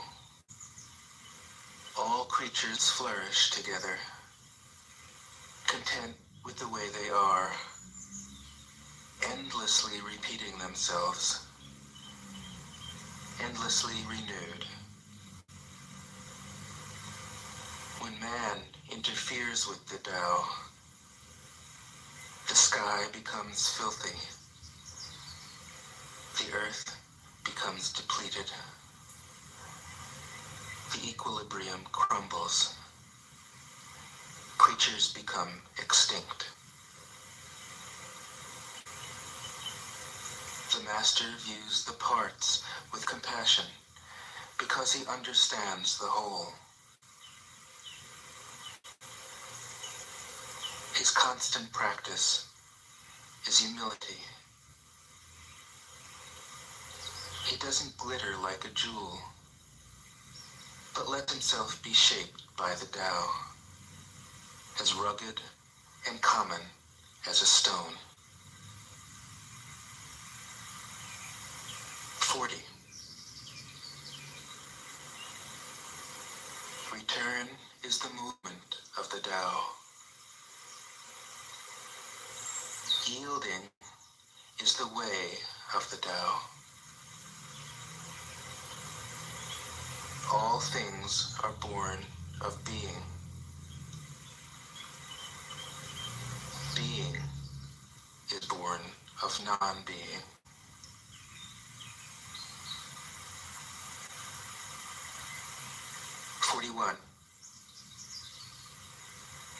When a superior man hears of the Tao, he immediately begins to embody it. When an average man hears of the Tao, he half believes it, half doubts it. When a foolish man hears of the Tao, he laughs out loud. If he didn't laugh, it wouldn't be the Tao. Thus it is said, the path into the light seems dark. The path forward seems to go back. The direct path seems long. True power seems weak. True purity seems tarnished. True steadfastness seems changeable. True clarity seems obscure. The greatest art seems unsophisticated. The greatest love seems indifferent. The greatest wisdom seems childish.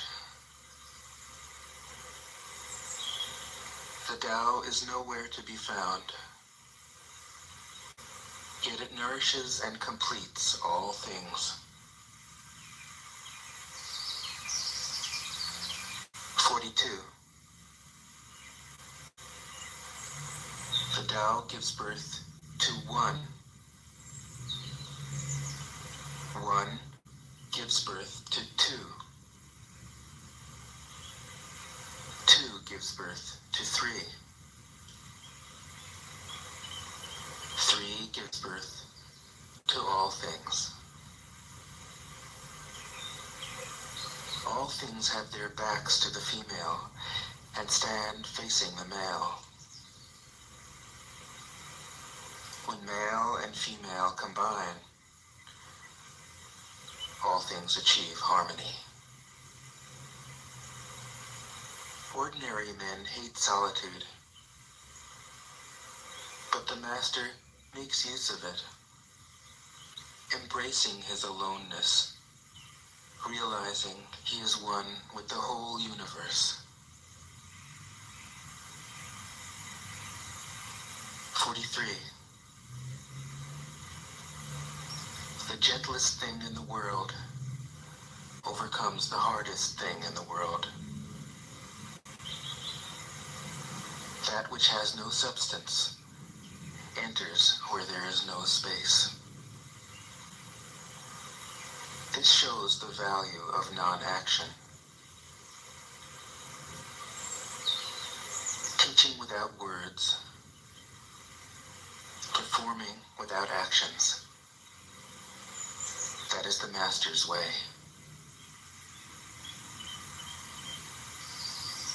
44. Fame or integrity? Which is more important?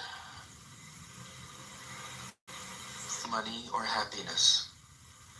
Which is more valuable?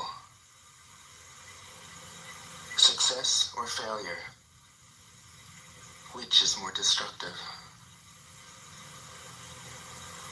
If you look to others for fulfillment, you will never truly be fulfilled. If your happiness depends on money, you will never be happy with yourself. Be content with what you have. Rejoice in the way things are. When you realize there is nothing lacking, the whole world belongs to you. 45. True perfection seems imperfect, yet it is perfectly itself. True fullness seems empty, yet it is fully present. True straightness seems crooked. True wisdom seems foolish. True art seems artless. The master allows things to happen. She shapes events as they come. She steps out of the way and lets the Tao speak for itself. 46.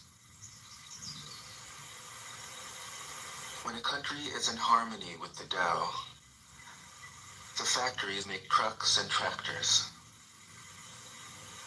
When a country goes counter to the Tao, warheads are stockpiled outside the cities. There is no greater illusion than fear, no greater wrong than preparing to defend yourself, no greater misfortune than having an enemy. Whoever can see through all fear will always be safe.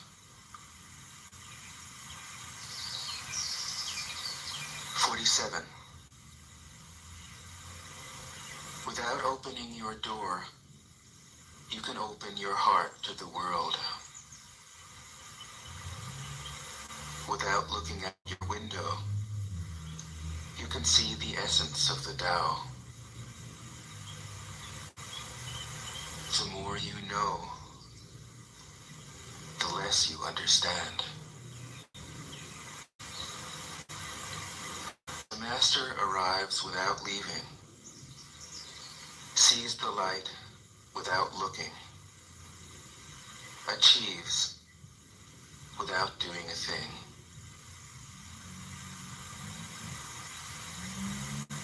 48. In the pursuit of knowledge, every day something is added. In the practice of the Tao, every day something is dropped. Less and less do you need to force things, until finally you arrive at non-action. When nothing is done, Nothing is left undone. True mastery can be gained by letting things go their own way. It can't be gained by interfering.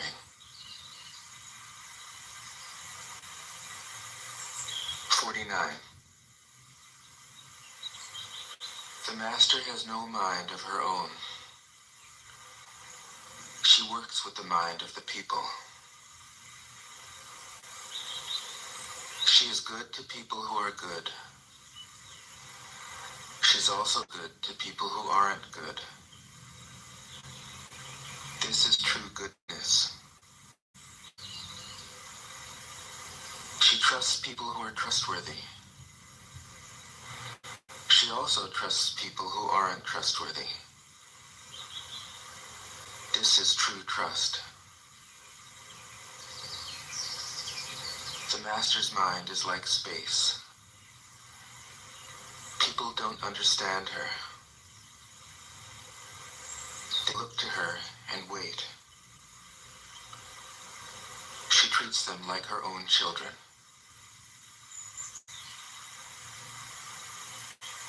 50. The master gives himself up to whatever the moment brings. He knows that he is going to die, and he has nothing left to hold on to. No illusions in his mind. No resistances in his body. He doesn't think about his actions. They flow from the core of his being. He holds nothing back from life. Therefore, he is ready for death, as a man is ready for sleep after a good day's work. 51. Every being in the universe is an expression of the Tao. It springs into existence, unconscious, perfect, free, takes on a physical body, lets circumstances complete it. That is why every being spontaneously honors the Tao. The Tao gives birth to all beings, nourishes them, maintains them, cares for them, comforts them, protects them, takes them back to itself, creating without possessing, acting without expecting, guiding without interfering. That is why love of the Tao is in the very nature of things.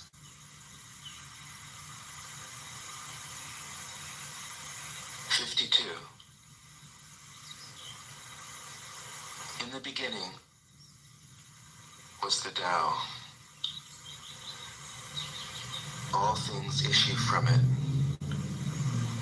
All things return to it. To find the origin, trace back the manifestations. When you recognize the children and find the mother, you will be free of sorrow. If you close your mind in judgments and traffic with desires, your heart will be troubled. If you keep your mind from judging and aren't led by the senses, your heart will find peace. Seeing into darkness is clarity. Knowing how to yield is strength. Use your own light and return to the source of light. This is called practicing eternity. 53. The great way is easy, yet people prefer the side paths. Be aware when things are out of balance. Stay centered within the Tao. When rich speculators prosper, while farmers lose their land, when government officials spend money on weapons instead of cures, when the upper class is extravagant and irresponsible, while the poor have nowhere to turn,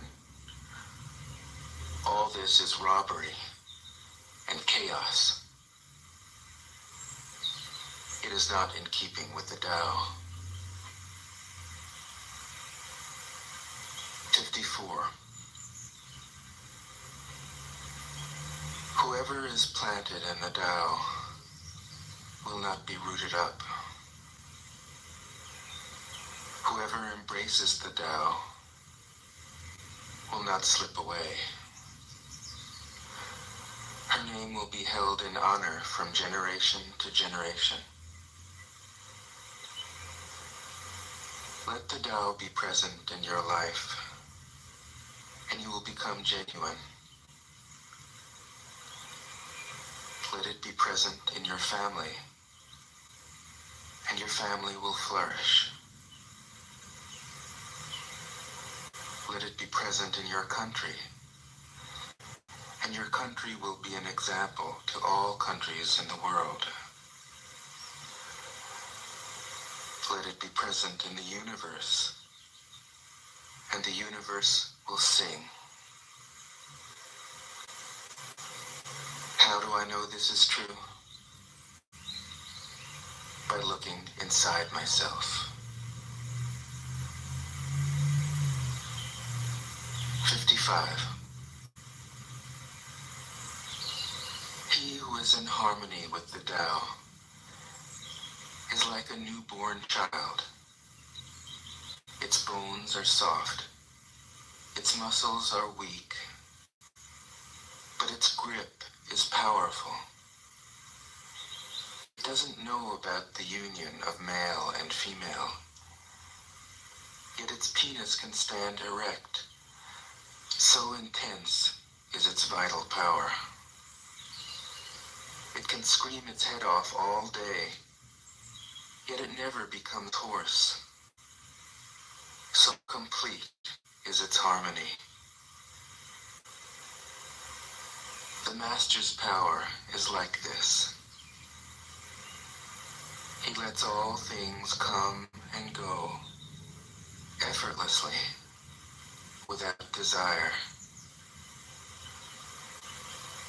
He never expects results. Thus he is never disappointed. He is never disappointed. Thus his spirit never grows old.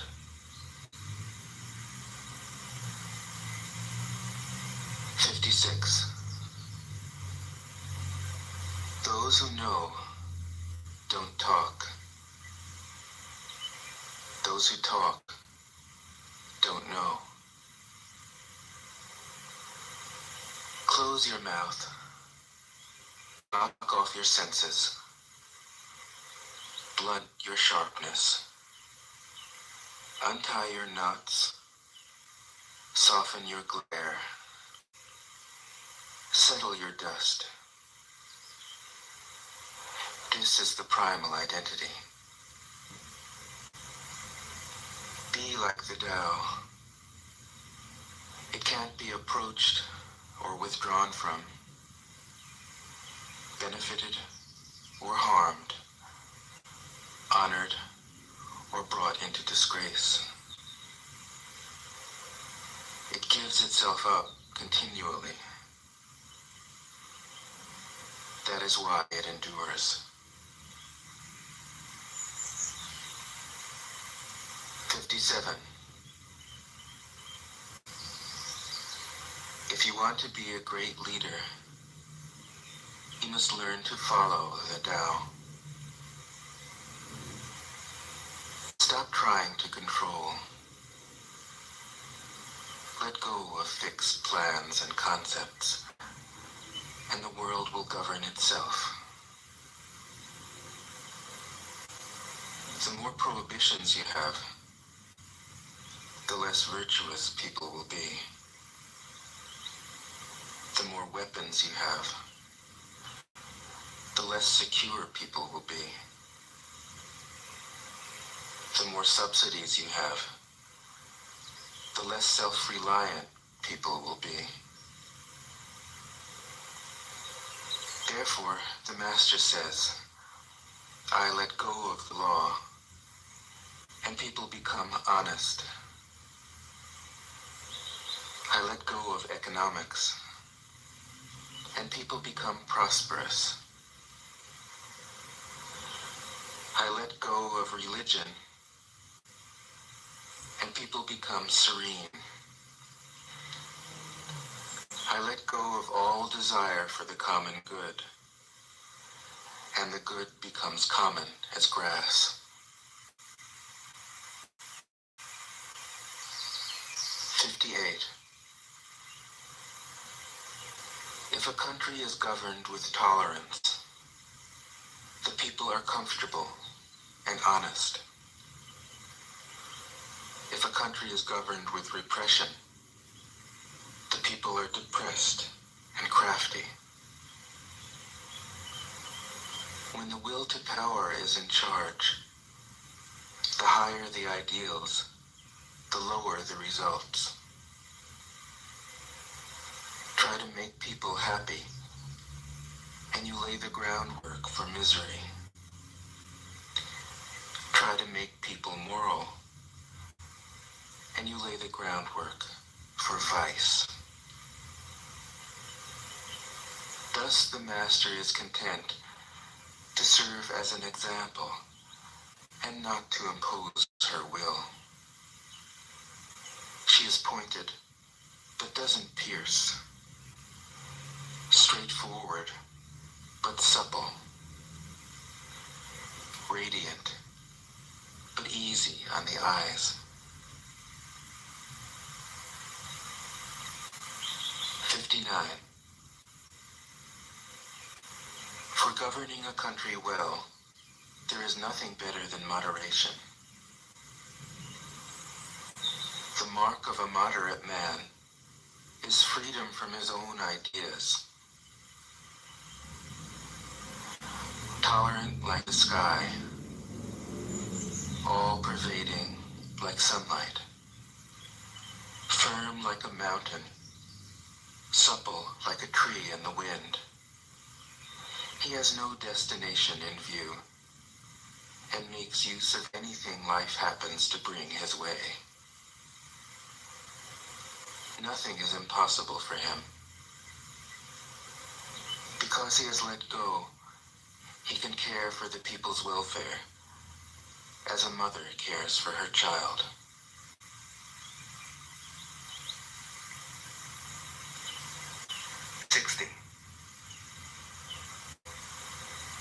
Governing a large country is like frying a small fish.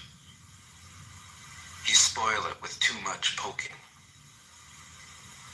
Center your country in the Tao, and evil will have no power. Not that it isn't there, but you'll be able to step out of its way. Give evil none to oppose, and it will disappear by itself. 61. When a country obtains great power, it becomes like the sea. All streams run downward into it. The more powerful it grows, the greater the need for humility. Humility means trusting the Tao, thus never needing to be defensive. A great nation is like a great man. When he makes a mistake, He realizes it. Having realized it, he admits it. Having admitted it, he corrects it. He considers those who point out his faults as his most benevolent teachers. He thinks of his enemy as the shadow that he himself casts. If a nation is centered in the Tao, if it nourishes its own people and doesn't meddle in the affairs of others, it will be a light to all nations in the world. 62. The Tao is the center of the universe, the good man's treasure, the bad man's refuge. Honors can be bought with fine words. Respect can be won with good deeds. But the Tao is beyond all value, and no one can achieve it. Thus, when a new leader is chosen, don't offer to help him with your wealth or your expertise. Offer instead to teach him about the Tao. Why did the ancient masters esteem the Tao? Because being one with the Tao, when you seek, you find. And when you make a mistake, you are forgiven. That is why everybody loves it. 63. Act without doing. Work without effort. Think of the small as large, and the few as many. Confront the difficult while it is still easy. Accomplish the great task by a series of small acts. The master never reaches for the great. Thus she achieves greatness. When she runs into a difficulty, she stops and gives herself to it. She doesn't cling to her own comfort. Thus, problems are no problem for her. 64. What is rooted is easy to nourish. What is recent is easy to correct. What is brittle is easy to break.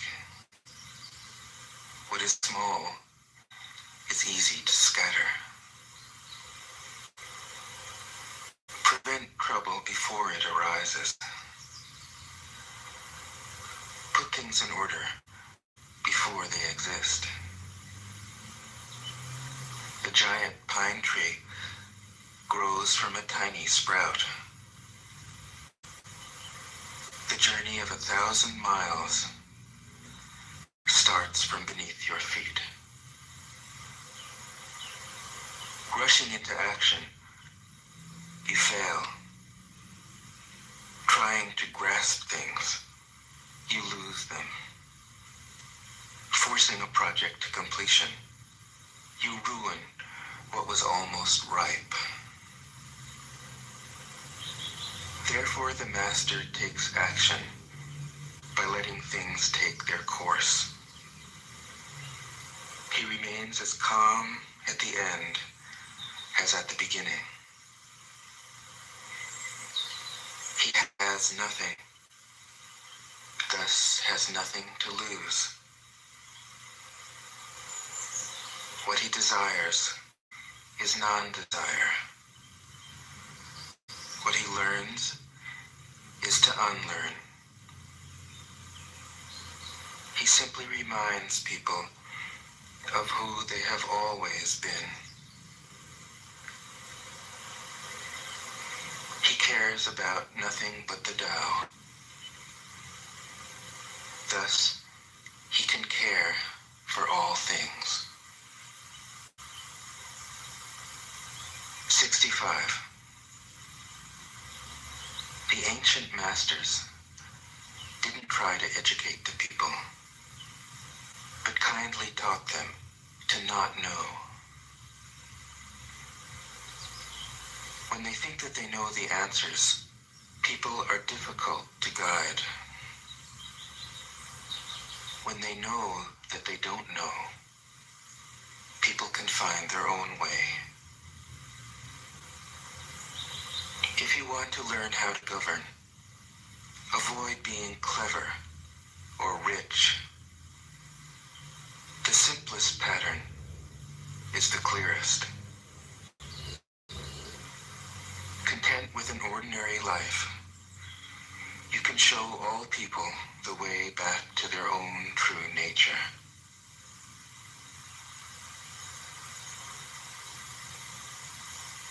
'66.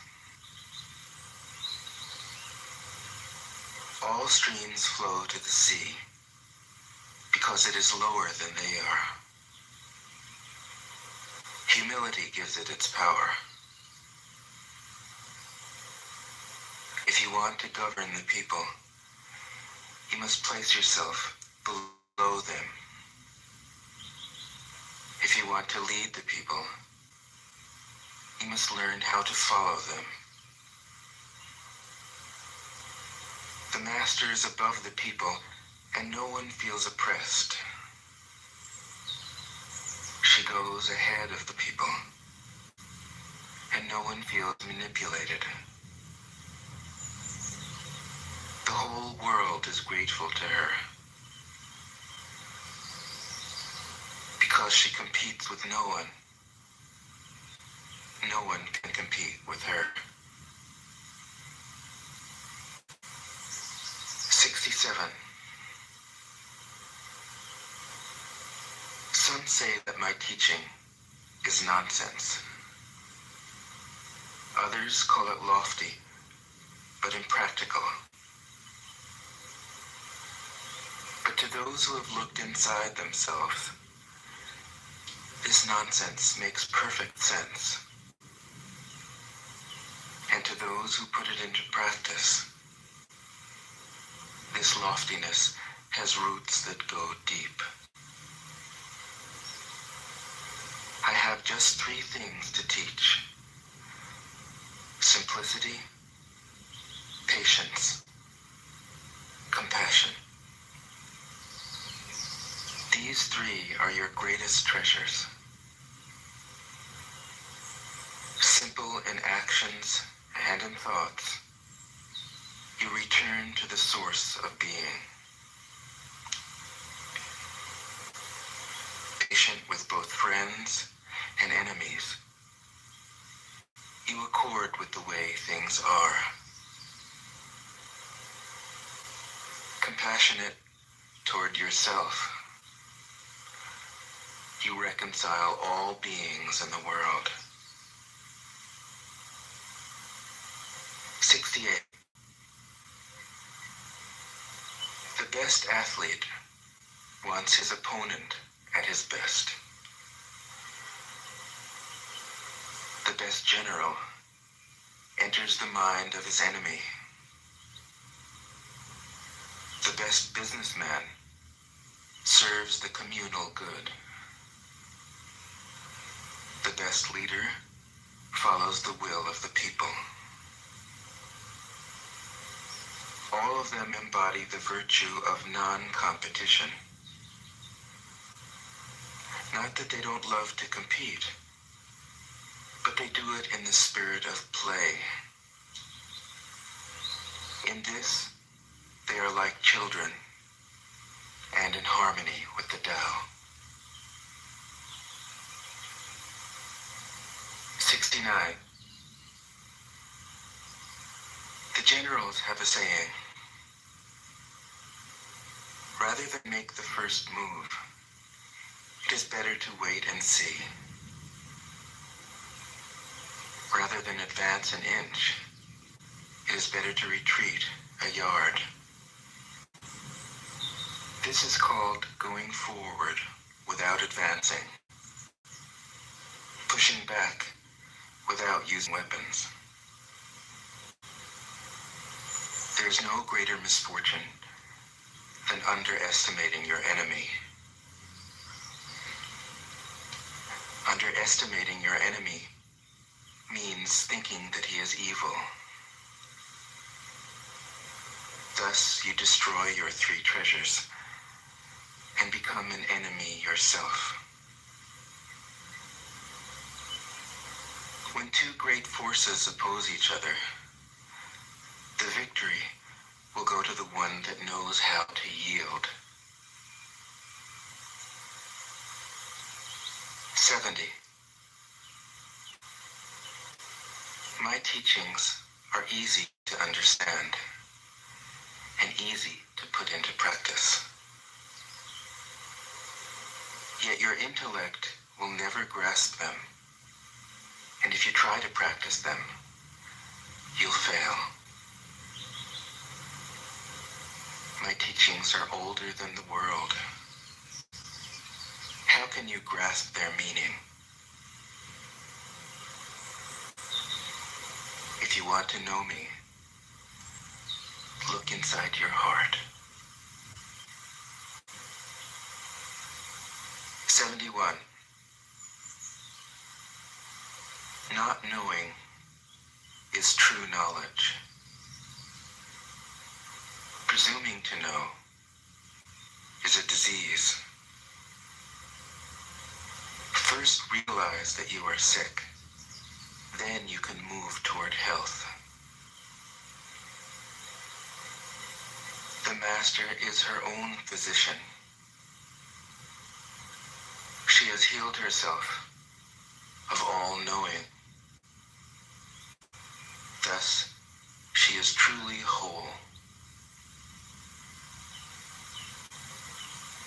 72. When they lose their sense of awe, people turn to religion. When they no longer trust themselves, they begin to depend upon authority. Therefore, the master steps back so that people won't be confused. He teaches without a teaching so that people will have nothing to learn. 73. The Tao is always at ease. It overcomes without competing,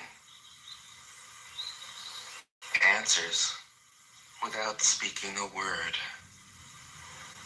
arrives without being summoned, accomplishes without a plan. Its net covers the whole universe, and though its meshes are wide, it doesn't let a thing slip through. 74. If you realize that all things change, there is nothing you will try to hold on to. If you aren't afraid of dying, there is nothing you can't achieve. Trying to control the future is like trying to take the master carpenter's place. When you handle the master carpenter's tools, chances are that you'll cut your hand. 75. When taxes are too high, people go hungry. When the government is too intrusive, people lose their spirit. Act for the people's benefit.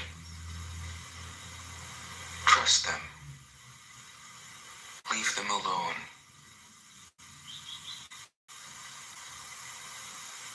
'76. Men are born soft and supple. Dead, they are stiff and hard. Plants are born tender and pliant. Dead, they are brittle and dry.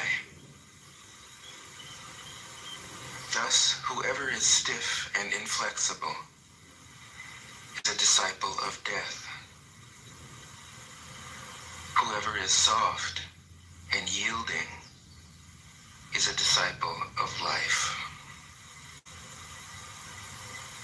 The hard and stiff will be broken. The soft and supple will prevail. 77. As it acts in the world, the Tao is like the bending of a bow. The top is bent downward. The bottom is bent up. It adjusts excess and deficiency so that there is perfect balance. It takes from what is too much and gives to what isn't enough. Those who try to control, who use force to protect their power, go against the direction of the Tao. They take from those who don't have enough and give to those who have far too much. The master can keep giving because there is no end to her wealth. She acts without expectation, succeeds without taking credit, and doesn't think that she is better than anyone else. 78. Nothing in the world is as soft and yielding as water. Yet for dissolving the hard and inflexible, nothing can surpass it. The soft overcomes the hard. The gentle overcomes the rigid. Everyone knows this is true, but few can put it into practice. Therefore, the master remains serene in the midst of sorrow. Evil cannot enter his heart. Because he has given up helping, he is people's greatest help. True words seem paradoxical. 79. Failure is an opportunity. If you blame someone else, there is no end to the blame. Therefore, the master fulfills her own obligations and corrects her own mistakes. She does what she needs to do and demands nothing of others. 80. If a country is governed wisely, its inhabitants will be content. They enjoy the labor of their hands and don't waste time inventing labor-saving machines. Since they dearly love their homes, they aren't interested in travel. There may be a few wagons and boats, but these don't go anywhere. There may be an arsenal of weapons, but nobody ever uses them. People enjoy their food, take pleasure in being with their families, spend weekends working in their gardens, delight in the doings of the neighborhood. And even though the next country is so close that people can hear its roosters crowing and its dogs barking, they are content to die of old age without ever having gone to see it. 81. True words aren't eloquent. Eloquent words aren't true. Wise men don't need to prove their point. Men who need to prove their point aren't wise.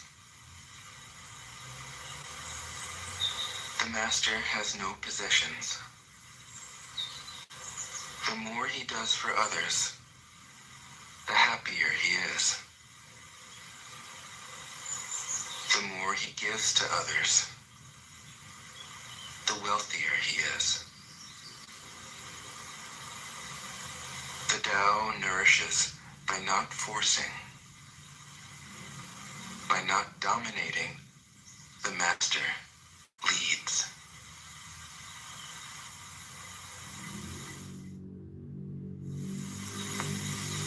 Tao Te Ching can be translated as the book of the imminence of the way, or the book of the way and of how it manifests itself in the world, or simply the book of the way.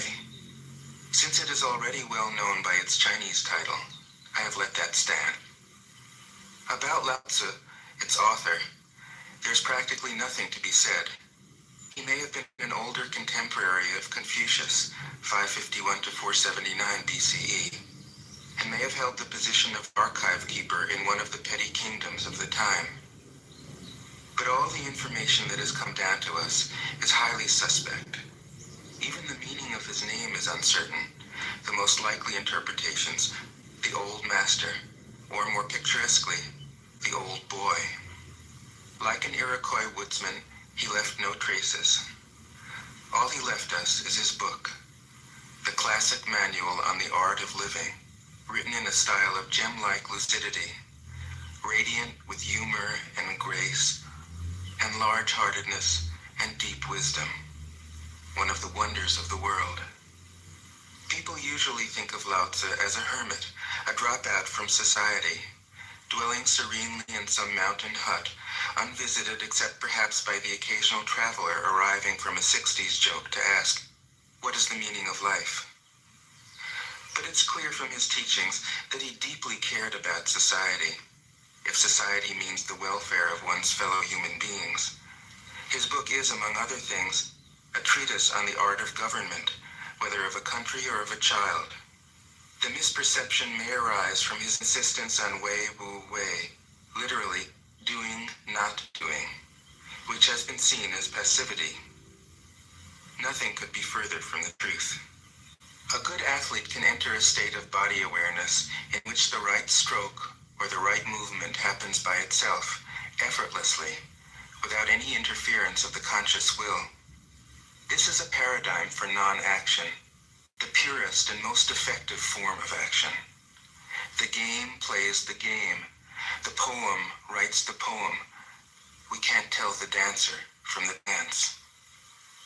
Less and less do you need to force things until finally you arrive at non-action. When nothing is done, nothing is left undone. Nothing is done because the doer has wholeheartedly vanished into the deed. The fuel has been completely transformed into flame.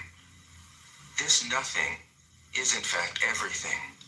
It happens when we trust the intelligence of the universe in the same way that an athlete or a dancer trusts the superior intelligence of the body. Hence Lao Tzu's emphasis on softness. Softness means the opposite of rigidity, and is synonymous with suppleness, adaptability, endurance. Anyone who has seen a Tai Chi or Aikido master doing, not doing, will know how powerful this softness is. Lao Tzu's central figure is a man or woman whose life is in perfect harmony with the way things are. This is not an idea. It is a reality. I have seen it. The master has mastered nature, not in the sense of conquering it, but of becoming it. In surrendering to the Tao, in giving up all concepts, judgments, and desires, her mind has grown naturally compassionate.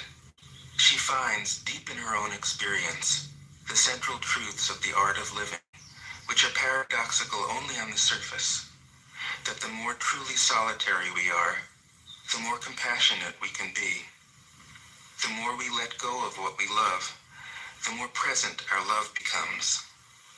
The clearer our insight into what is beyond good and evil, the more we can embody the good. Till finally she is able to say, in all humility, I am the Tao, the truth, the life. The teaching of the Tao Te Ching is moral in the deepest sense, unencumbered by any concept of sin. The master doesn't see evil as a force to resist, but simply as an opaqueness, a state of self-absorption, which is in disharmony with the universal process, so that, as with a dirty window, the light can't shine through. This freedom from moral categories allows him his great compassion for the wicked and the selfish. Thus, the master is available to all people and doesn't reject anyone. He is ready to use all situations and doesn't waste anything. This is called embodying the light. What is a good man but a bad man's teacher? What is a bad man but a good man's job? If you don't understand this, you will get lost, however intelligent you are. It is the great secret. The listener will notice that in the many passages where Lao Tzu describes the master, I've used the pronoun she at least as often as he. The Chinese language doesn't make this kind of distinction. In English, we have to choose. But since we are all potentially the master, since the master is essentially us, I felt it would be untrue to present a male archetype, as other versions have ironically done. Ironically, because of all the great world religions, the teaching of Lao Tzu is by far the most female. Of course, you should feel free throughout the recording to substitute he for she, or vice versa. As to method, I worked from Paul Karas's literal version, which provides English equivalents, often very quaint ones, alongside each of the Chinese ideograms. I also consulted dozens of translations into English, German, and French.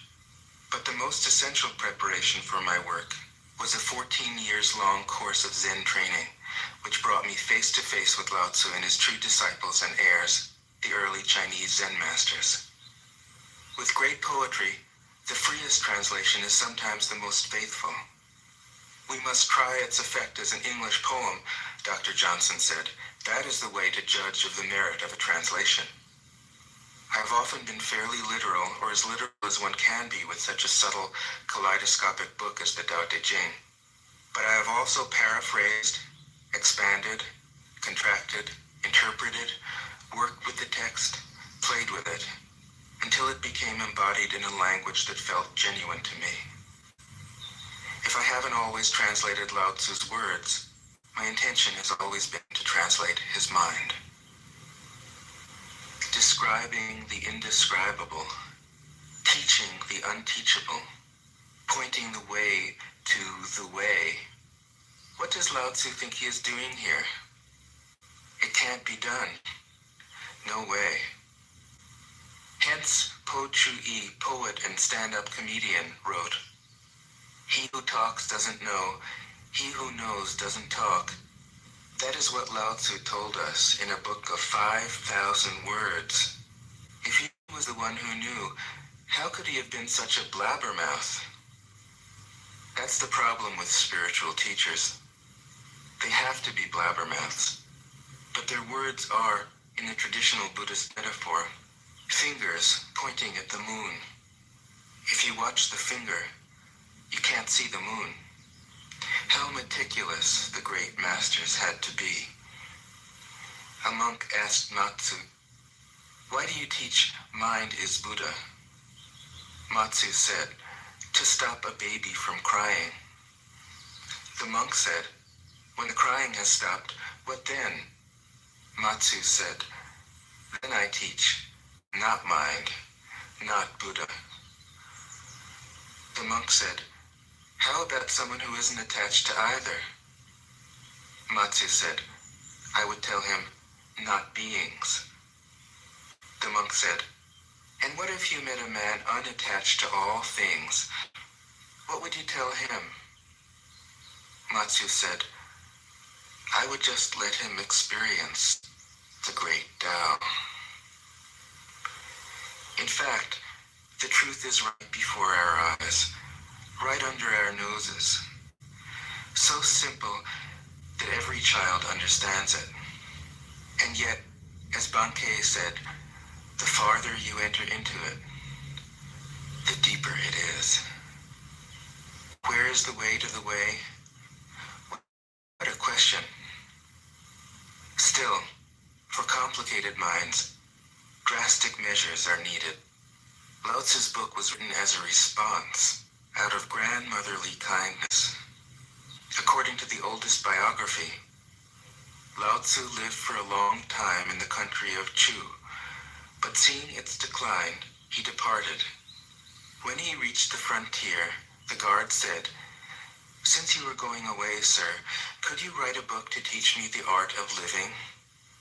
Thereupon, Lao Tzu wrote his book about the Tao and departed. This is legend, but it is an accurate description of the way in which true teaching happens. He who knows doesn't talk, but words are no hindrance for him.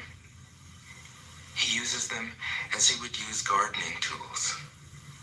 When someone asks, he answers.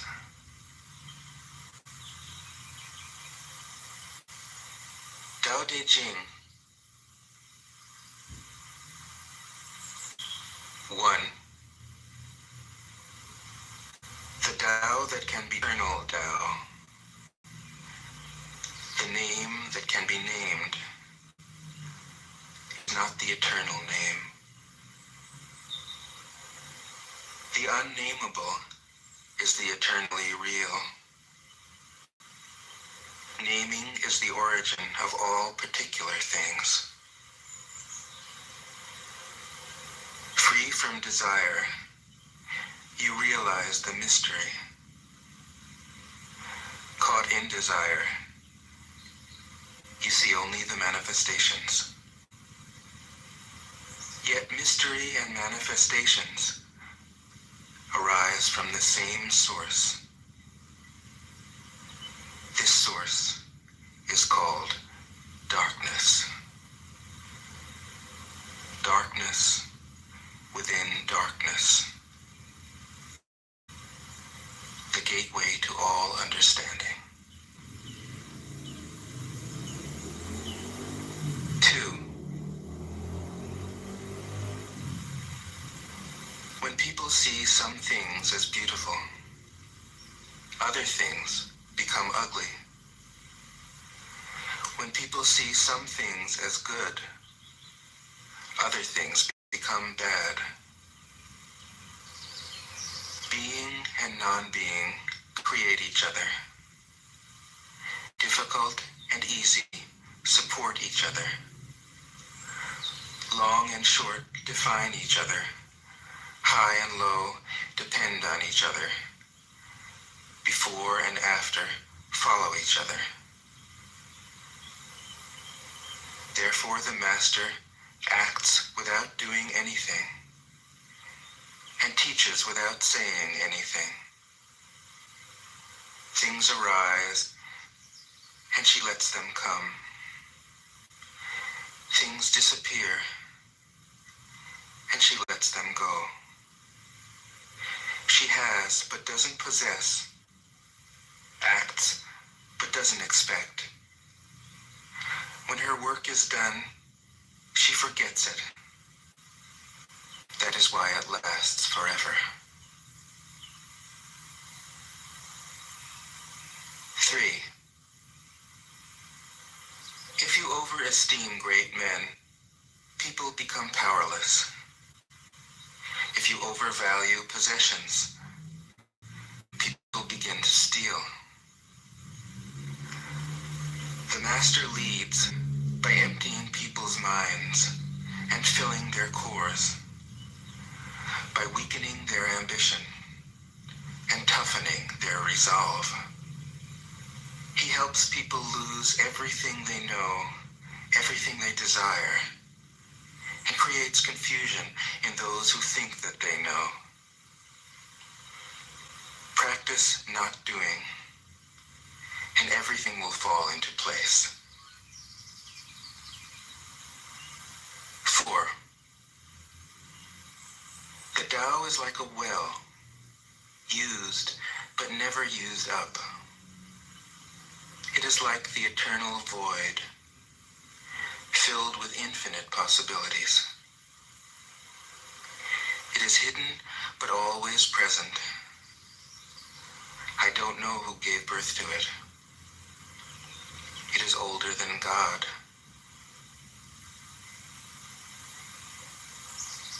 5. The Tao doesn't take sides. It gives birth to both good and evil. The Master doesn't take sides. She welcomes both saints and sinners. The Tao is like a bellows. It is empty yet infinitely capable. The more you use it, the more it produces. The more you talk of it, the less you understand. Hold on to the center. 6. The Tao is called the Great Mother. Empty, yet inexhaustible, it gives birth to infinite worlds. It is always present within you. You can use it any way you want. 7. The Tao is infinite, eternal. Why is it eternal? It was never born, thus it can never die. Why is it infinite? It has no desires for itself, thus it is present for all beings. The Master stays behind. That is why she is ahead. She is detached from all things. That is why she is one with them. Because she has let go of herself, she is perfectly fulfilled. 8. The supreme good is like water, which nourishes all things without trying to. It is content with the low places that people disdain. Thus, it is like the Tao. In dwelling, live close to the ground. In thinking, keep to the simple. In conflict, be fair and generous. In governing, don't try to control. In work, do what you enjoy. In family life, be completely present. When you are content to be simply yourself and don't compare or compete, everybody will respect you.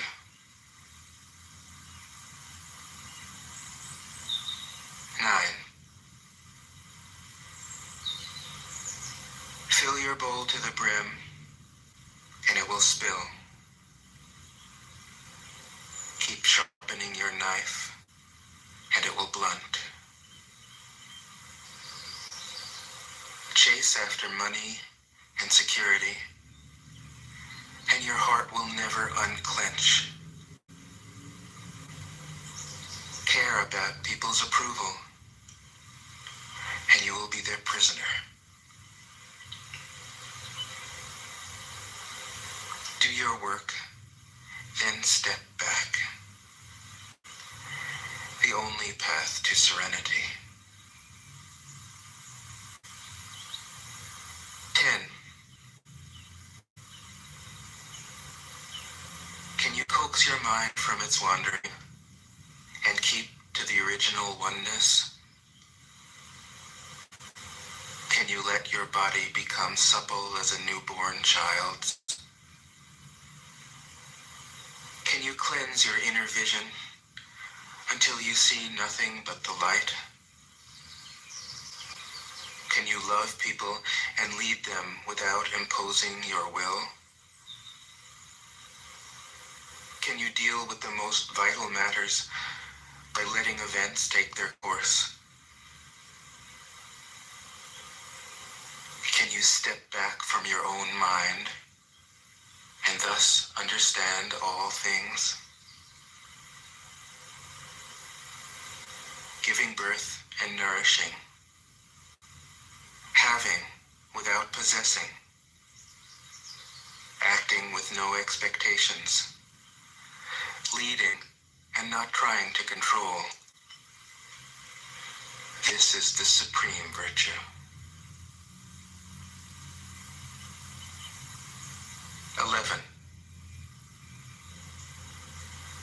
We join spokes together in a wheel, but it is the center whole that makes the wagon move. We shape clay into a pot, but it is the emptiness inside that holds whatever we want. We hammer wood for a house, but it is the inner space that makes it livable. We work with being, but non-being is what we use. 12. Colors blind the eye. Sounds deafen the ear. Flavors numb the taste. Thoughts weaken the mind. Desires wither the heart.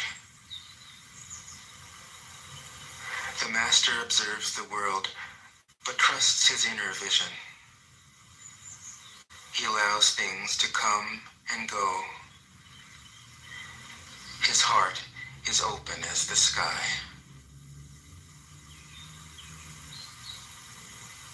13. Success is as dangerous as failure.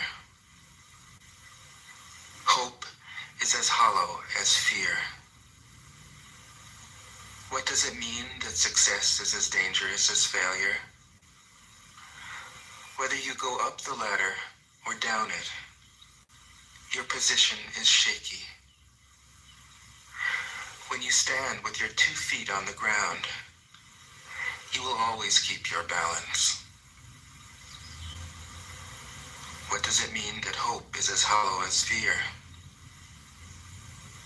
Hope and fear are both phantoms that arise from thinking of the self.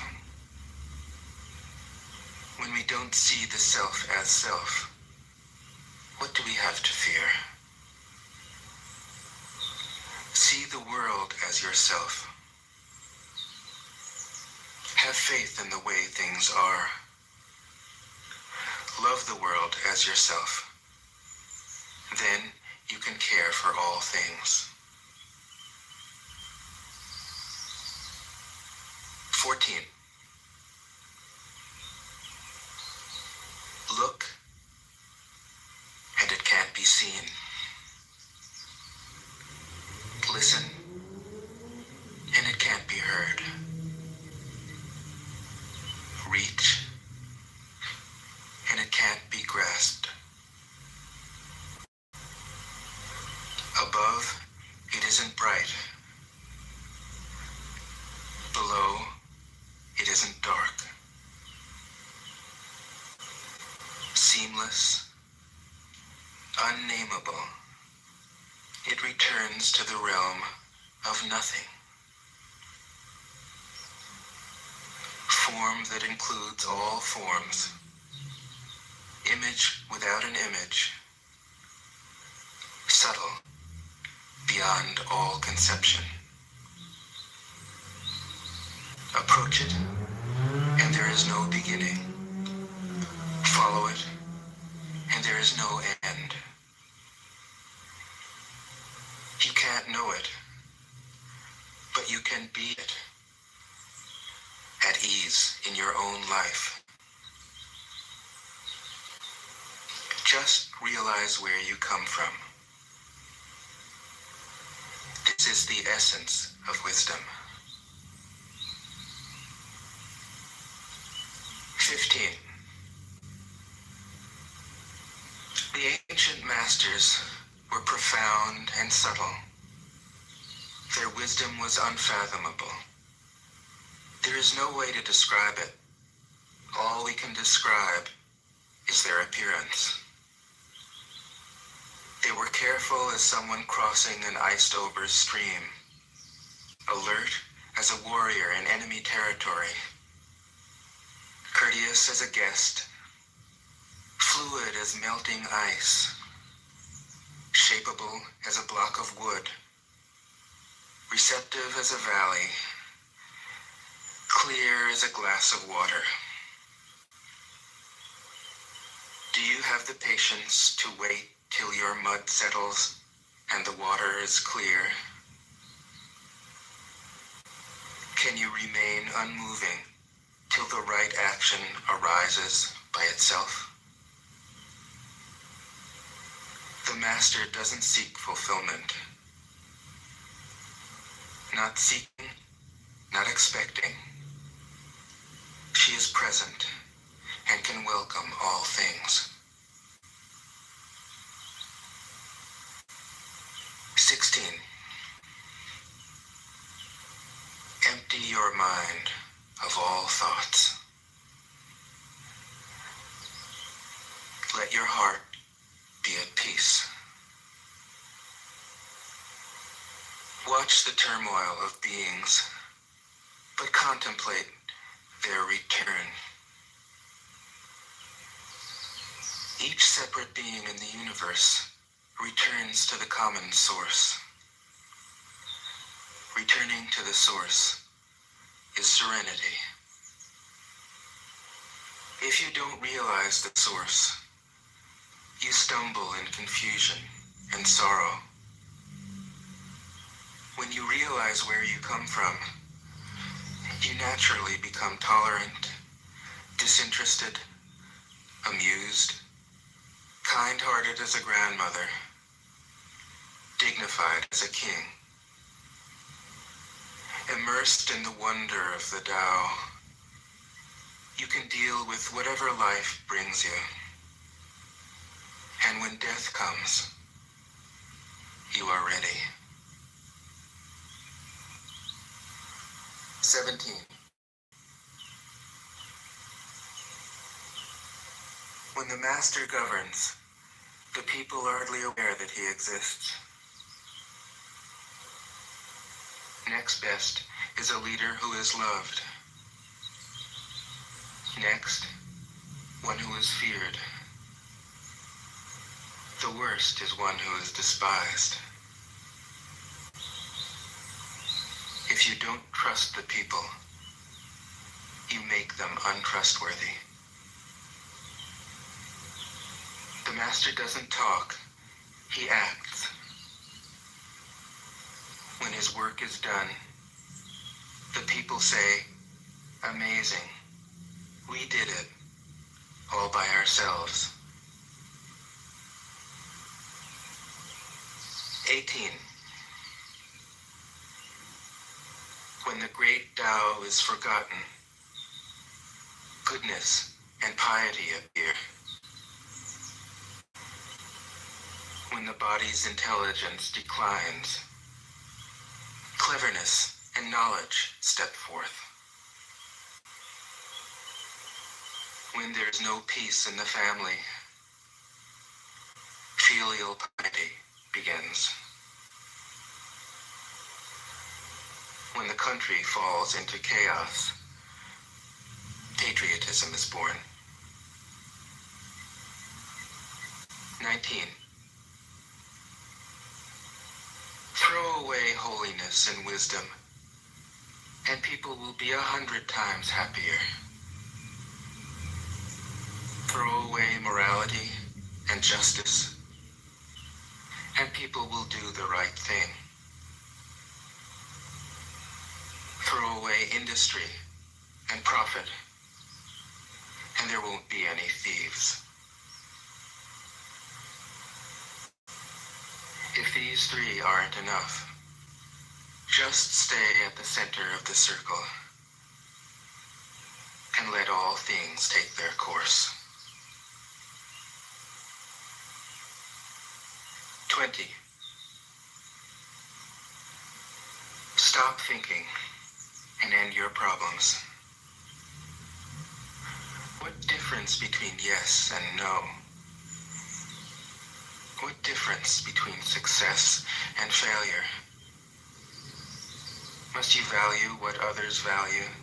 Avoid what others avoid? How ridiculous.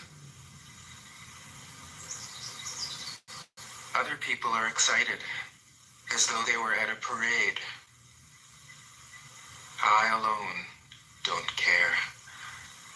I alone am expressionless, like an infant before it can smile. Other people have what they need. I alone possess nothing. I alone drift about like someone without a home. I am like an idiot. My mind is so empty. Other people are bright. I alone am dark. Other people are sharp. I alone am dull. Other people have a purpose. I alone don't know. I drift like a wave on the ocean. I blow as aimless as the wind. I am different from ordinary people. I drink from the Great Mother's breasts. 21. The master keeps her mind always at one with the Tao. That is what gives her her radiance. The Tao is ungraspable. How can her mind be at one with it? Because she doesn't cling to ideas. The Tao is dark and unfathomable. How can it make her radiant? Because she lets it. Since before time and space were, the Tao is. It is beyond is and is not. How do I know this is true? I look inside myself and see. 22. If you want to become whole, let yourself be partial. If you want to become straight, let yourself be crooked. If you want to become full, let yourself be empty. If you want to be reborn, let yourself die. If you want to be given everything, give everything up. The Master, by residing in the Tao, sets an example for all beings. Because he doesn't display himself, people can see his light. Because he has nothing to prove, people can trust his words. Because he doesn't know who he is, people recognize themselves in him. Because he has no goal in mind, everything he does succeeds. When the ancient masters said, if you want to be given everything, give everything up, they weren't using empty phrases. Only in being lived by the Tao can you be truly yourself.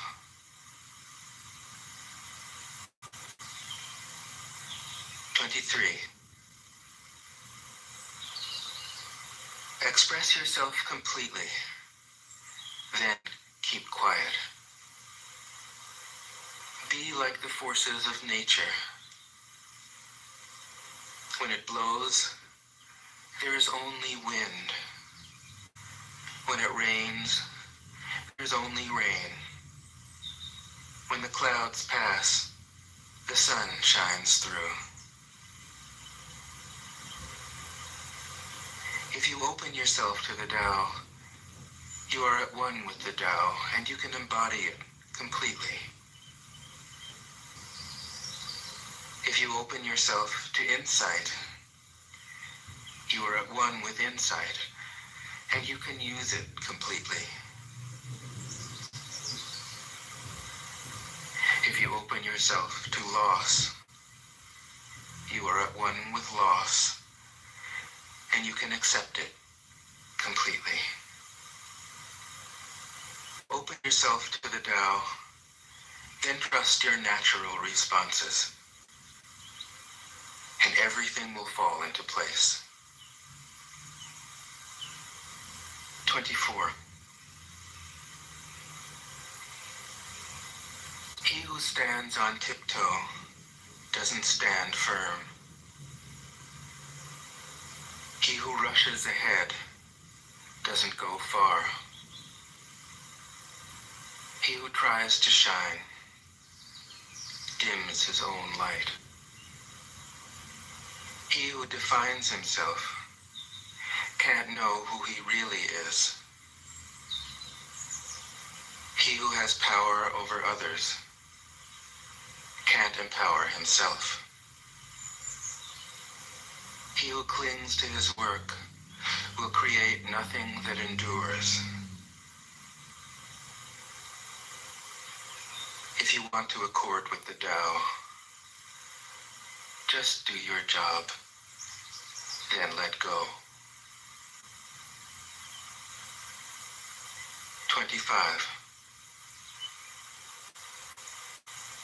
There was something formless and perfect before the universe was born.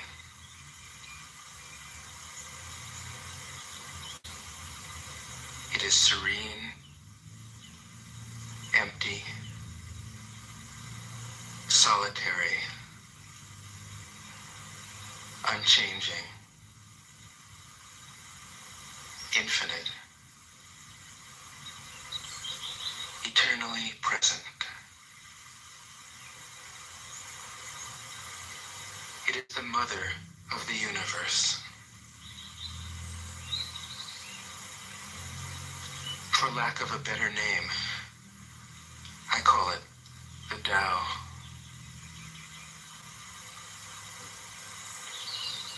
It flows through all things, inside and outside, and returns to the origin of all things. The Tao is great, The universe is great. Earth is great. Man is great. These are the four great powers. Man follows the earth. Earth follows the universe. The universe follows the Tao.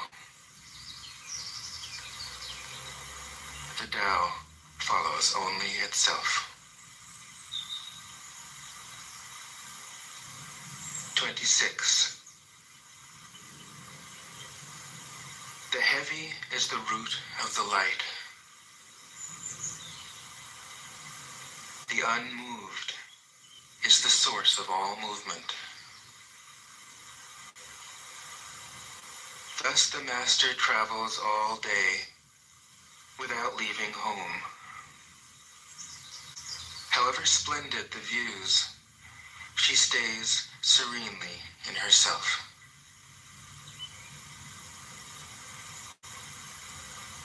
Why should the lord of the country flit about like a fool? If you let yourself be blown to and fro, you lose touch with your root. If you let restlessness move you, you lose touch with who you are.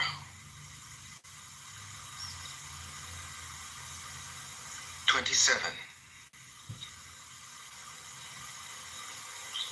A good traveler has no fixed plans and is not intent upon arriving. A good artist lets his intuition lead him wherever it wants. A good scientist has freed himself of concepts and keeps his mind open to what is.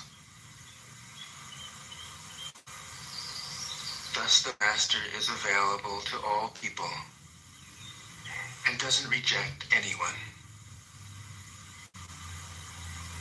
He is ready to use all situations and doesn't waste anything.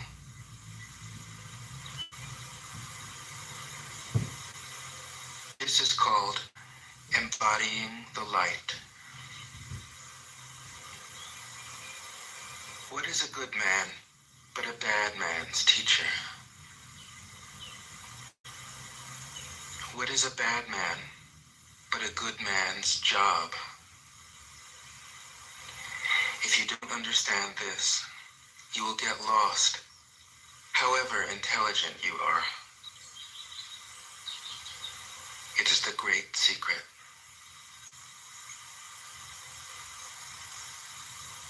28. Know the male, yet keep to the female. Receive the world in your arms. If you receive the world, the Tao will never leave you, and you will be like a little child. Know the white, yet keep to the black. Be a pattern for the world. If you are a pattern for the world, the Tao will be strong inside you, and there will be nothing you can't do. Know the personal, yet keep to the impersonal. Accept the world as it is. If you accept the world, the Tao will be luminous inside you, and you will return to your primal self. The world is formed from the void, like utensils from a block of wood. The master knows the utensils, yet keeps to the block. Thus she can use all things. 29. Do you want to improve the world? I don't think it can be done. world is sacred. It can't be improved. If you tamper with it, you'll ruin it. If you treat it like an object, you'll lose it.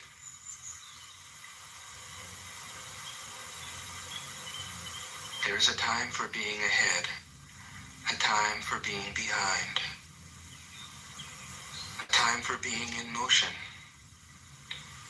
a time for being at rest,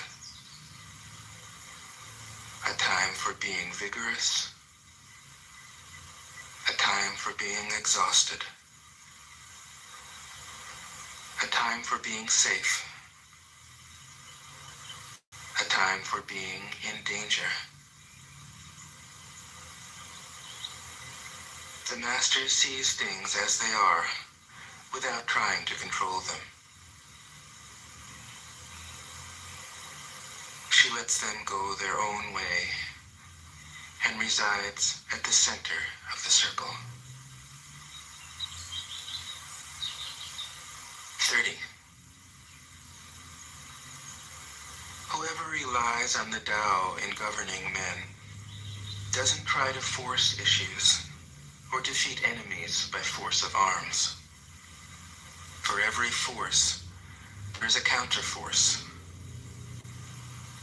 Violence, even well-intentioned, always rebounds upon oneself.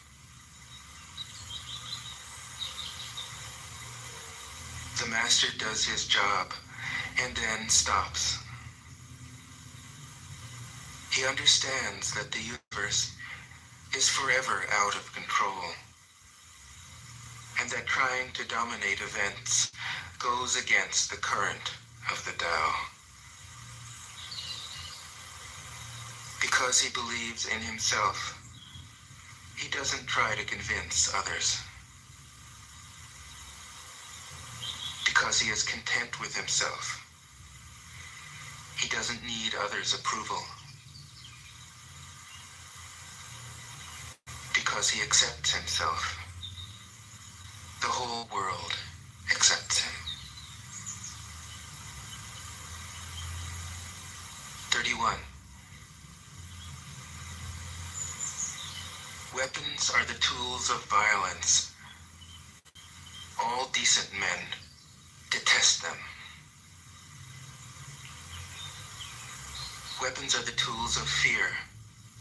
A decent man will avoid them, except in the direst necessity, and if compelled, will use them only with the utmost restraint. Peace is his highest value. If the peace has been shattered, how can he be content? His enemies are not demons, but human beings like himself. He doesn't wish them personal harm, nor does he rejoice in victory. How could he rejoice in victory and delight in the slaughter of men? He enters a battle gravely, with sorrow, and with great compassion, as if he were attending a funeral. 32. The Tao can't be perceived. Smaller than an electron, it contains uncountable galaxies. If powerful men and women could remain centered in the Tao, all things would be in harmony. The world would become a paradise. All people would be at peace, and the law would be written in their hearts.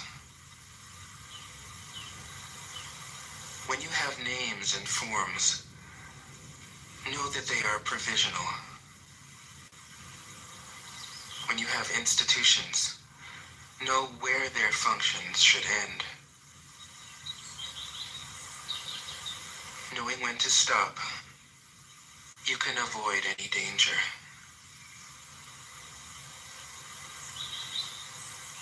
All things end in the Tao, as rivers flow into the sea. 33.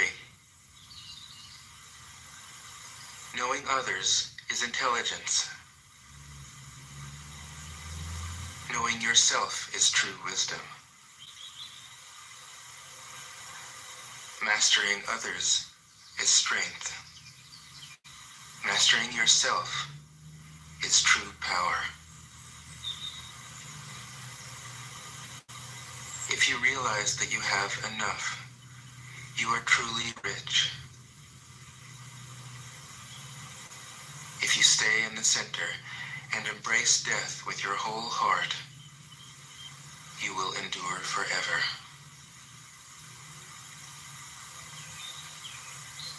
"34. The great Tao flows everywhere. All things are born from it, yet it doesn't create them. It pours itself into its work, yet it makes no claim. It nourishes infinite worlds, yet it doesn't hold on to them. Since it is merged with all things and hidden in their hearts, it can be called humble. Since all things vanish into it, and it alone endures, it can be called great. It isn't aware of its greatness. Thus, it is truly great.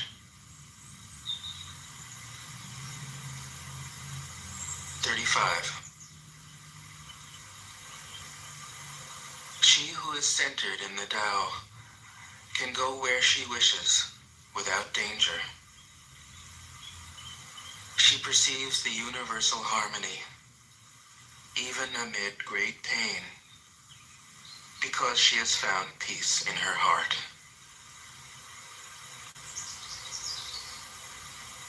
Music or the smell of good cooking may make people stop and enjoy, but words that point to the Tao seem monotonous and without flavor. When you look for it, there is nothing to see. When you listen for it, there is nothing to hear. When you use it, it is inexhaustible. 36. If you want to shrink something, you must first allow it to expand. If you want to get rid of something, you must first allow it to flourish. If you want to take something, you must first allow it to be given. This is called the subtle perception of the way things are. The soft overcomes the hard. The slow overcomes the fast.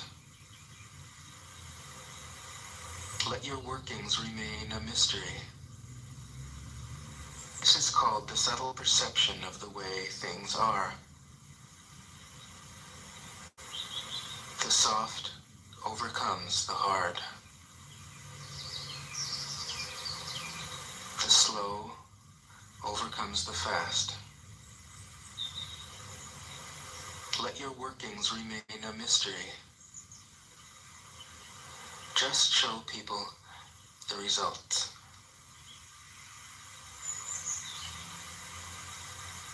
37. The Tao never does anything, yet through it all things are done. If powerful men and women could center themselves in it, the whole world would be transformed by itself in its natural rhythms. People would be content with their simple, everyday lives, in harmony and free of desire. When there is no desire, all things are at peace. 38. The master doesn't try to be powerful. Thus, he is truly powerful. The ordinary man keeps reaching for power. Thus, he never has enough.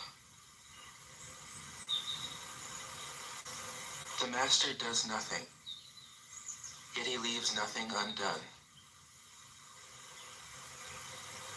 The ordinary man is always doing things, yet many more are left to be done. The kind man does something, yet something remains undone. The just man does something, and leaves many things to be done. The moral man does something, and when no one responds, he rolls up his sleeves and uses force. When the Tao is lost, there is goodness. When goodness is lost, there is morality. When morality is lost, there is ritual. Ritual is the husk of true faith, the beginning of chaos. Therefore, the master concerns himself with the depths and not the surface, with the fruit and not the flower. He has no will of his own. He dwells in reality and lets all illusions go.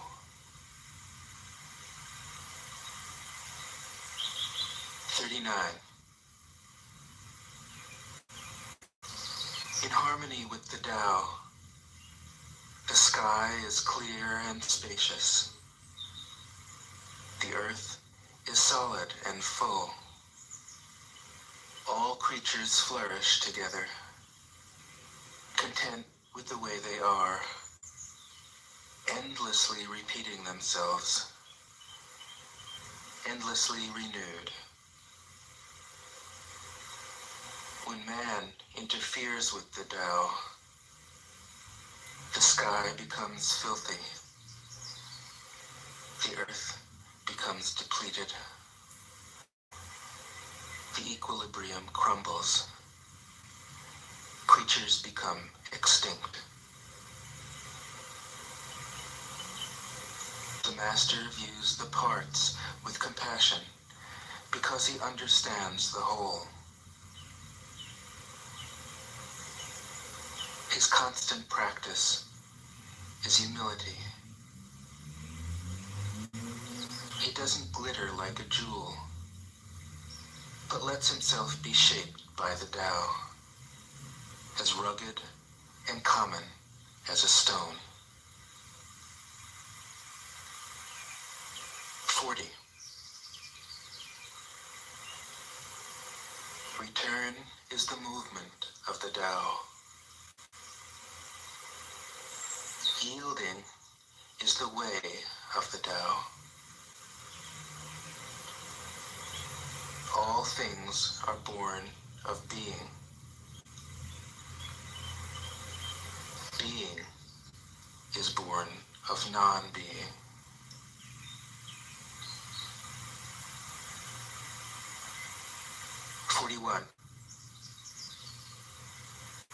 When a superior man hears of the Tao, he immediately begins to embody it.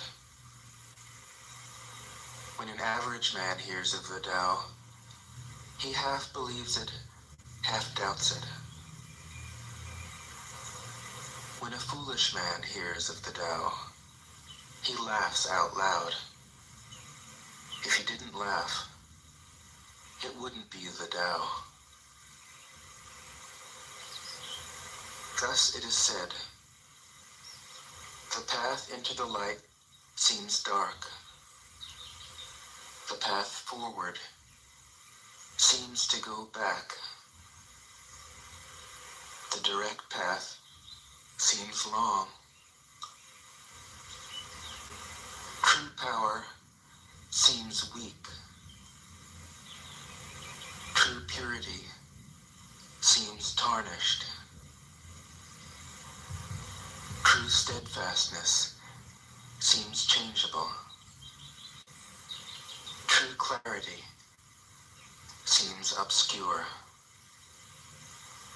The greatest art seems unsophisticated. The greatest love seems indifferent. The greatest wisdom seems childish. The Tao is nowhere to be found, yet it nourishes and completes all things. 42. The Tao gives birth to one. One gives birth to two. Two gives birth to three. Three gives birth to all things. All things have their backs to the female and stand facing the male. When male and female combine, all things achieve harmony. Ordinary men hate solitude, but the Master makes use of it, embracing his aloneness, realizing he is one with the whole universe. 43. The gentlest thing in the world overcomes the hardest thing in the world. That which has no substance enters where there is no space. This shows the value of non-action. Teaching without words, performing without actions. That is the Master's way.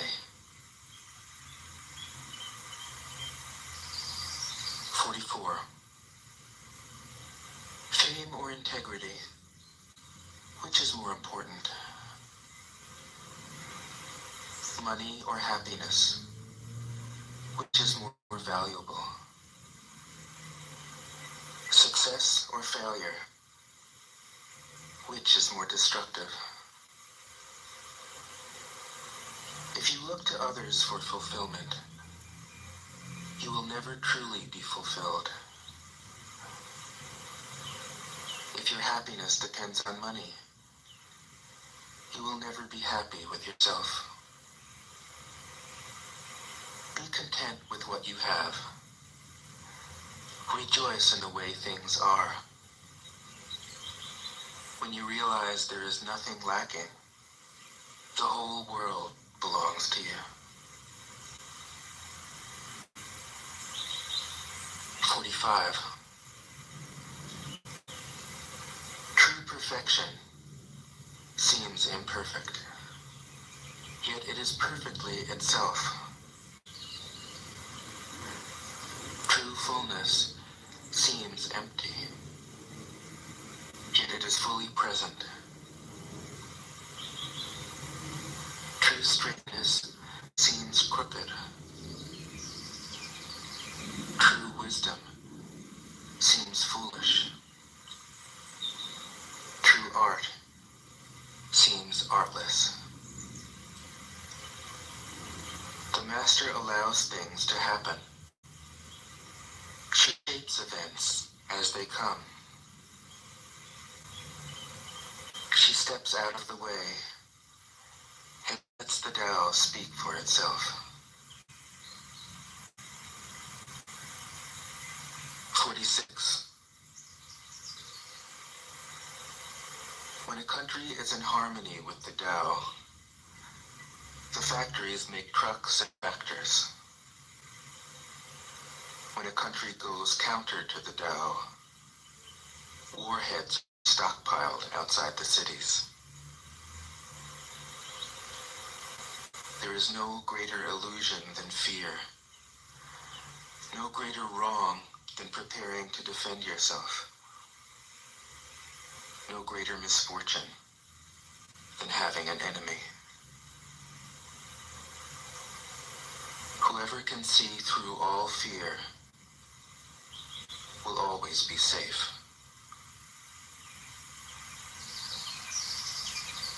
47. Without opening your door, you can open your heart to the world. Without looking out your window, you can see the essence of the Tao. The more you know,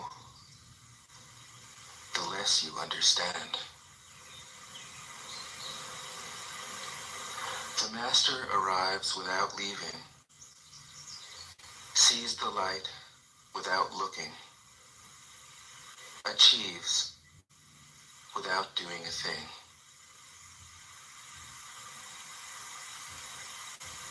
48. In the pursuit of knowledge, every day something is added. In the practice of the Tao, every day something is dropped. Less and less do you need to force things, until finally you arrive at non-action. When nothing is done,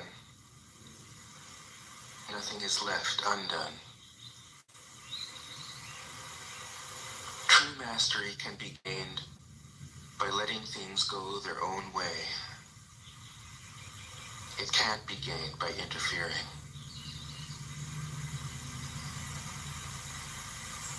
49. The master has no mind of her own. She works with the mind of the people. She is good to people who are good. She's also good to people who aren't good. This is true goodness. She trusts people who are trustworthy. She also trusts people who aren't trustworthy. This is true trust. The master's mind is like space. People don't understand her. They look to her and wait. She treats them like her own children.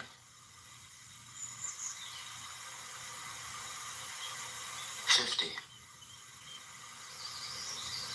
The master gives himself up to whatever the moment brings.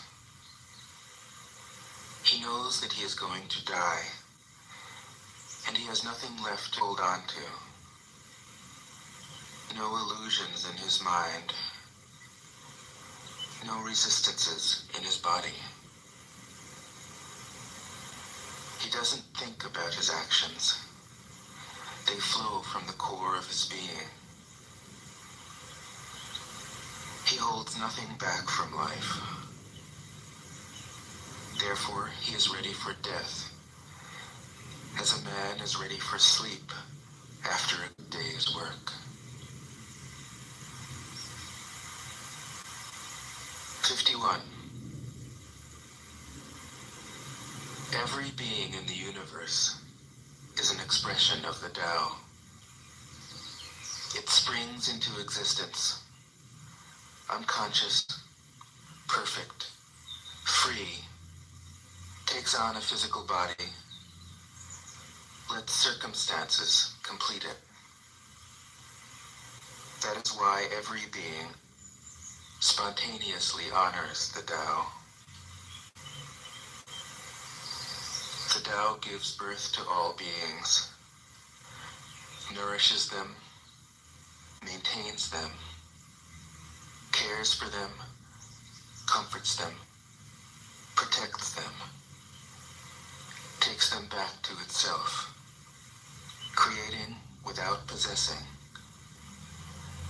acting without expecting, guiding without interfering. That is why love of the Tao is in the very nature of things.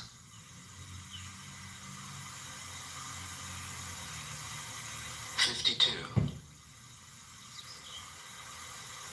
In the beginning was the Tao. All things issue from it. All things return to it. To find the origin, trace back the manifestations. When you recognize the children and find the mother, you will be free of sorrow. If you close your mind in judgments and traffic with desires, your heart will be troubled. If you keep your mind from judging and aren't led by the senses, your heart will find peace. Seeing into darkness is clarity. Knowing how to yield is strength. Use your own light and return to the source of light. This is called practicing eternity. 53. The great way is easy, yet people prefer the side paths. Be aware when things are out of balance. Stay centered within the Tao.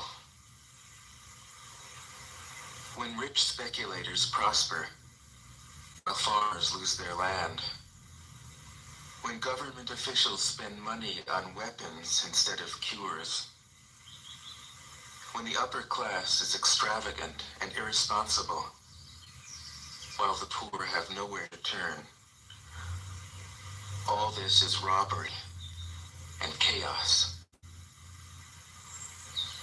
It is not in keeping with the Tao. 54. Whoever is planted in the Tao will not be rooted up.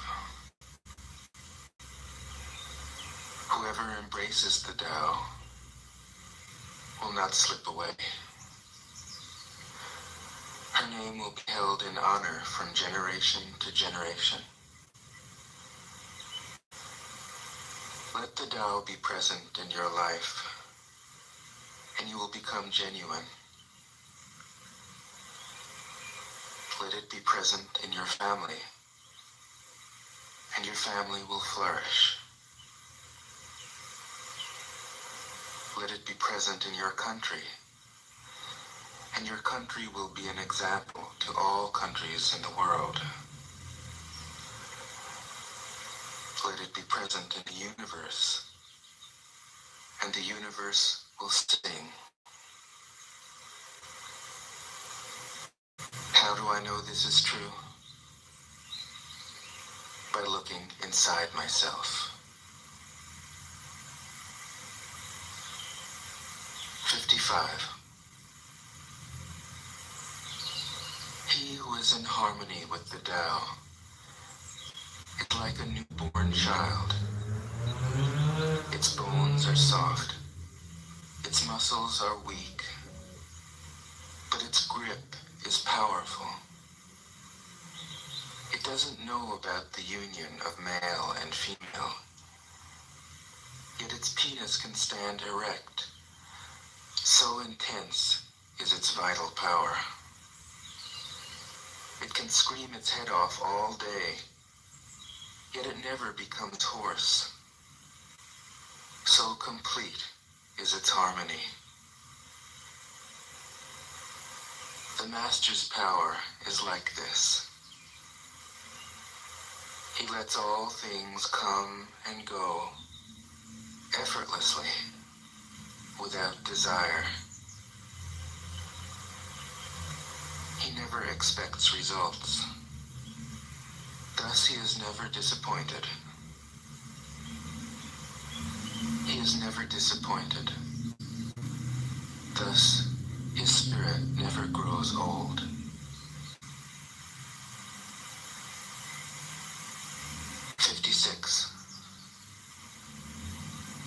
Those who know don't talk.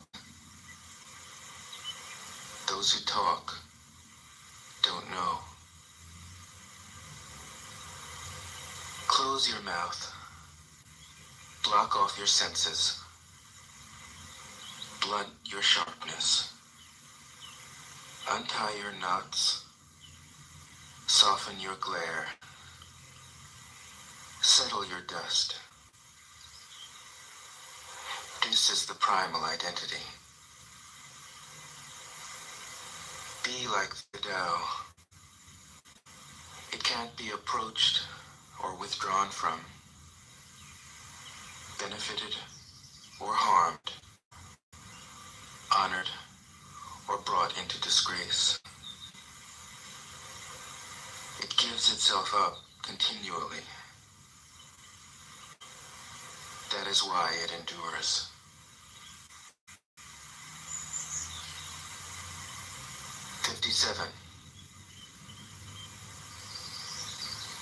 If you want to be a great leader, you must learn to follow the Tao.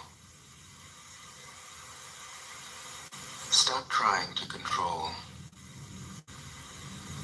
Let go of fixed plans and concepts, and the world will govern itself. The more prohibitions you have, the less virtuous people will be. The more weapons you have, the less secure people will be. The more subsidies you have, the less self-reliant people will be. Therefore, the Master says, I let go of the law, and people become honest. I let go of economics, and people become prosperous. I let go of religion, and people become serene. I let go of all desire for the common good, and the good becomes common as grass. 58. If a country is governed with tolerance, the people are comfortable and honest. If a country is governed with repression, the people are depressed and crafty. When the will to power is in charge, the higher the ideals, the lower the results. Try to make people happy, and you lay the groundwork for misery. Try to make people moral, and you lay the groundwork for vice. Thus the Master is content to serve as an example and not to impose her will. She is pointed, but doesn't pierce. Straightforward, but supple. Radiant, but easy on the eyes.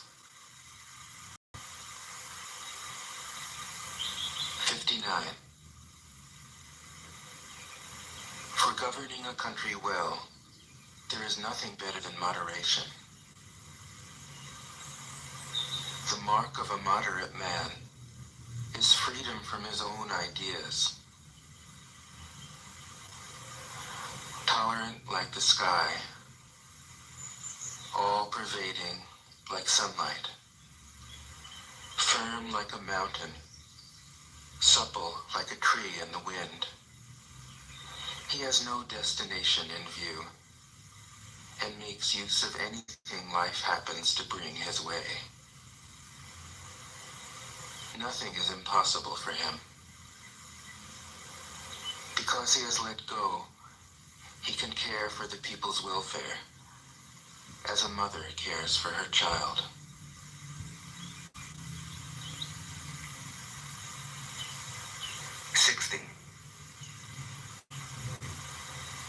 Governing a large country is like frying a small fish. You spoil it with too much poking. Center your country in the Tao, and evil will have no power. Not that it isn't there, but you'll be able to step out of its way. Give evil nothing to oppose, and it will disappear by itself. 61. When a country obtains great power, it becomes like the sea. All streams run downward into it. The more powerful it grows, the greater the need for humility. Humility means trusting the Tao, thus never needing to be defensive.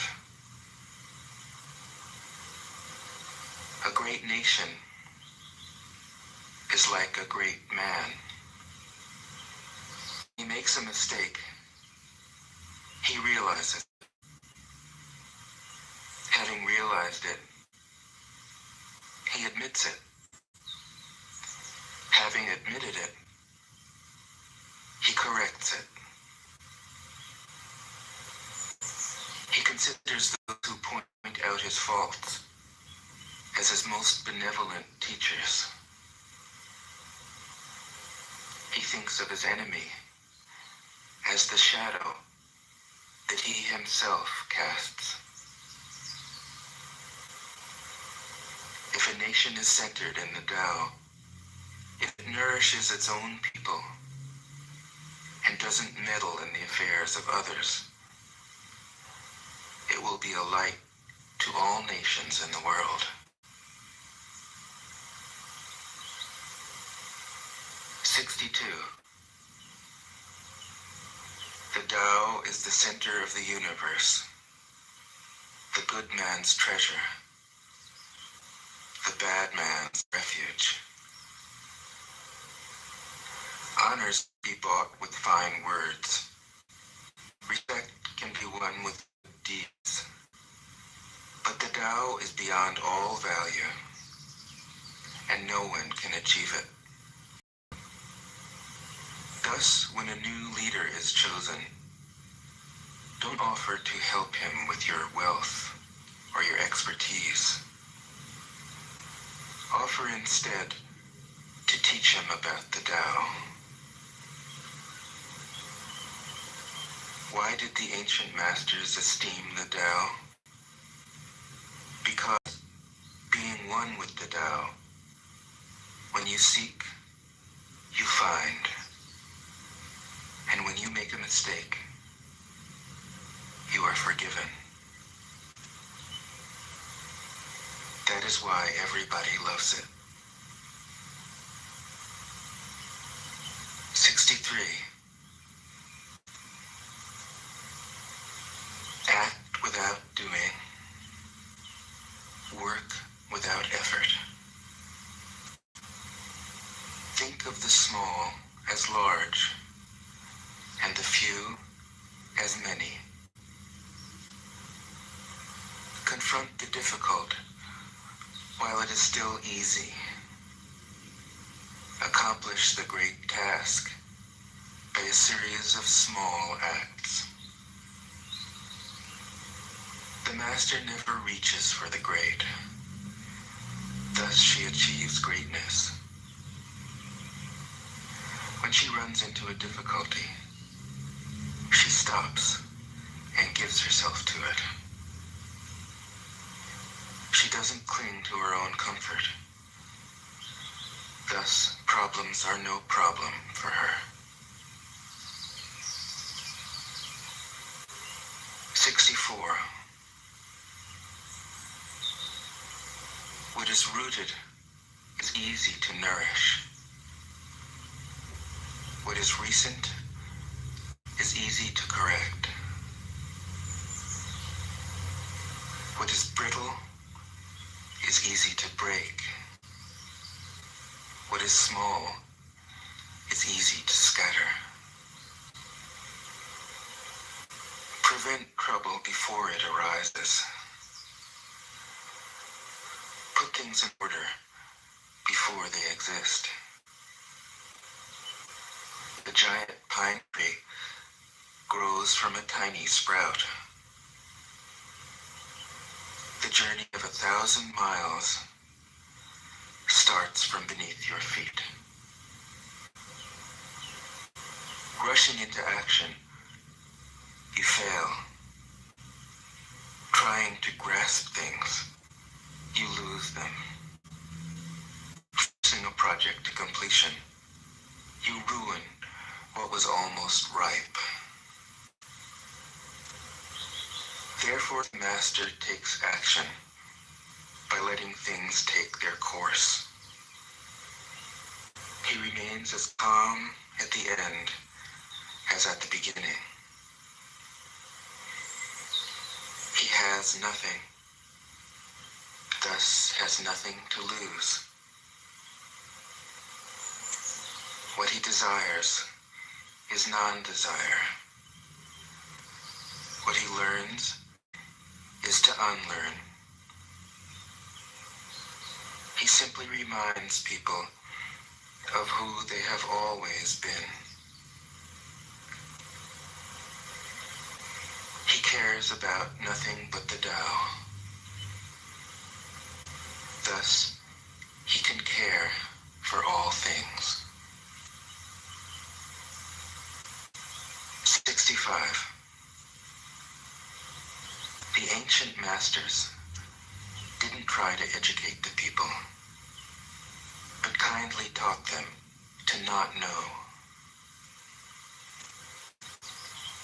When they think that they know the answers, people are difficult to guide. When they know that they don't know, people can find their own way. If you want to learn how to govern, avoid being clever or rich. The simplest pattern is the clearest. Content with an ordinary life, you can show all people the way back to their own true nature.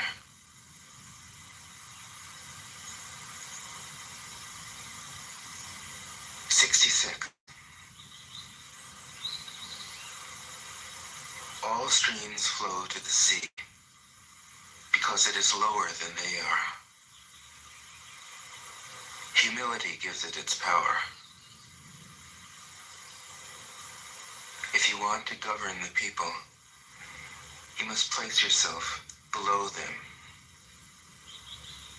If you want to lead the people, you must learn how to follow them. The master is above the people, and no one feels oppressed. She goes ahead of the people, and no one feels manipulated. The whole world is grateful to her, because she competes with no one. No one can compete with her. 67.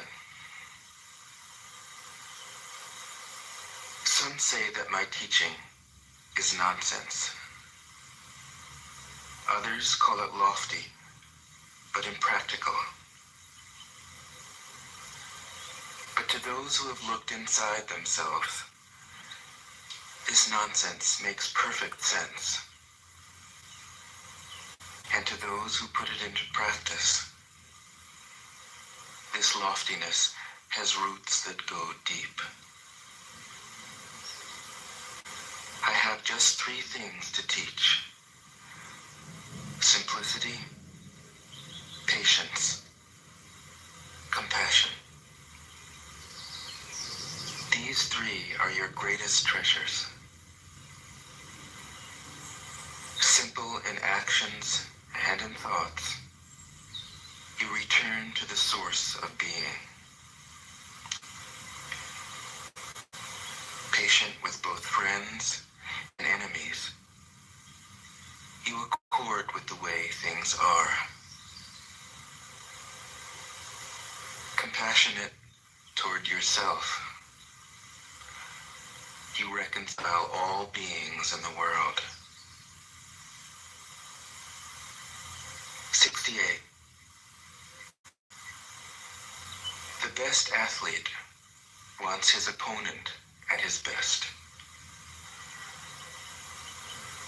The best general enters the mind of his enemy. The best businessman serves the communal good. The best leader follows the will of the people.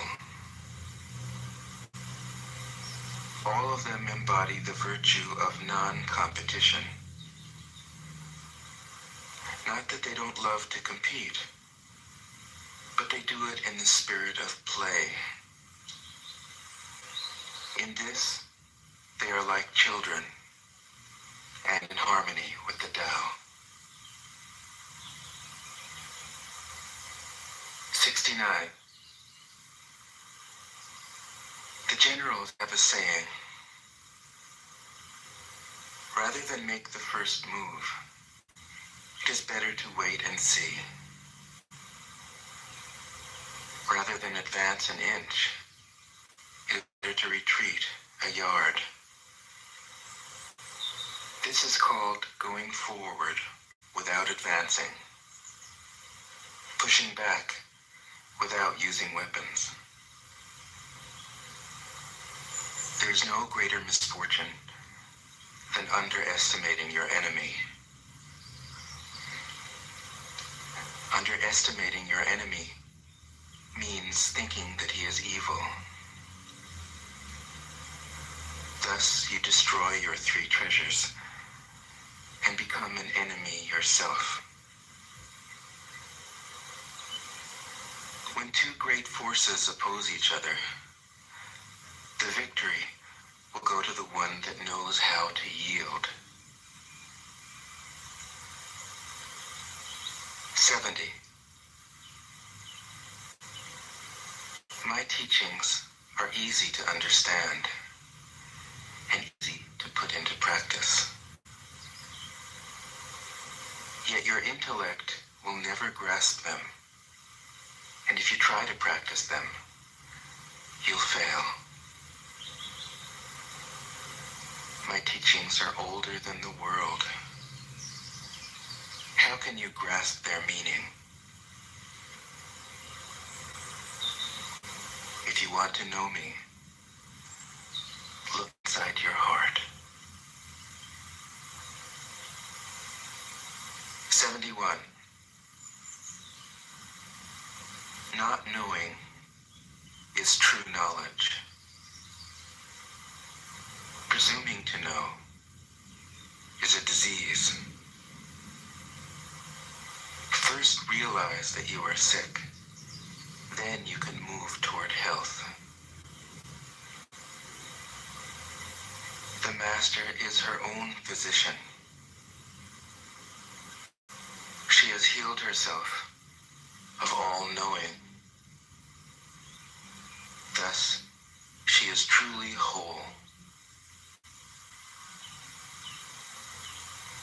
72. When they lose their sense of awe, people turn to religion. When they no longer trust themselves, they begin to depend upon authority. Therefore, the master steps back so that people won't be confused. He teaches without a teaching, so that people will have nothing to learn. 73. The Tao is always at ease. It overcomes without competing, answers without speaking a word, arrives without being summoned, accomplishes without a plan. Its net covers the whole universe, and though its meshes are wide, it doesn't let a thing slip through. 74. If you realize that all things change, there is nothing you will try to hold on to. If you aren't afraid of dying, there is nothing you can't achieve. Trying to control the future is like trying to take the master carpenter's place. When you handle the master carpenter's tools, chances are that you'll cut your hand. 75. When taxes are too high, people go hungry.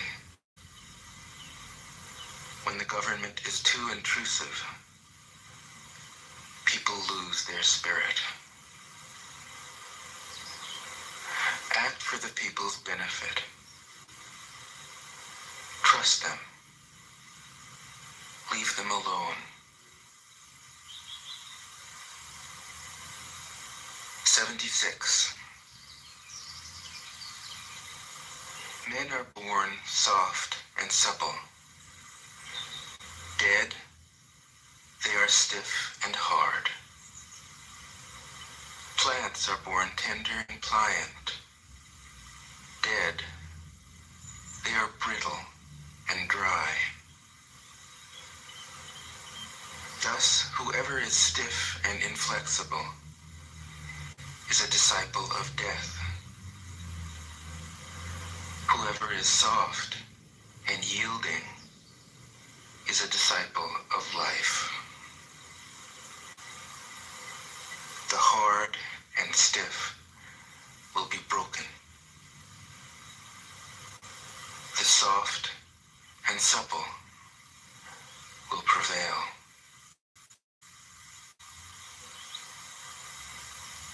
77. As it acts in the world, the Tao is like the bending of a bow. The top is bent downward. The bottom is bent up. It adjusts excess and deficiency so that there is perfect balance. It takes from what is too much and gives to what isn't enough. Those who try to control, who use force to protect their power, go against the direction of the Tao.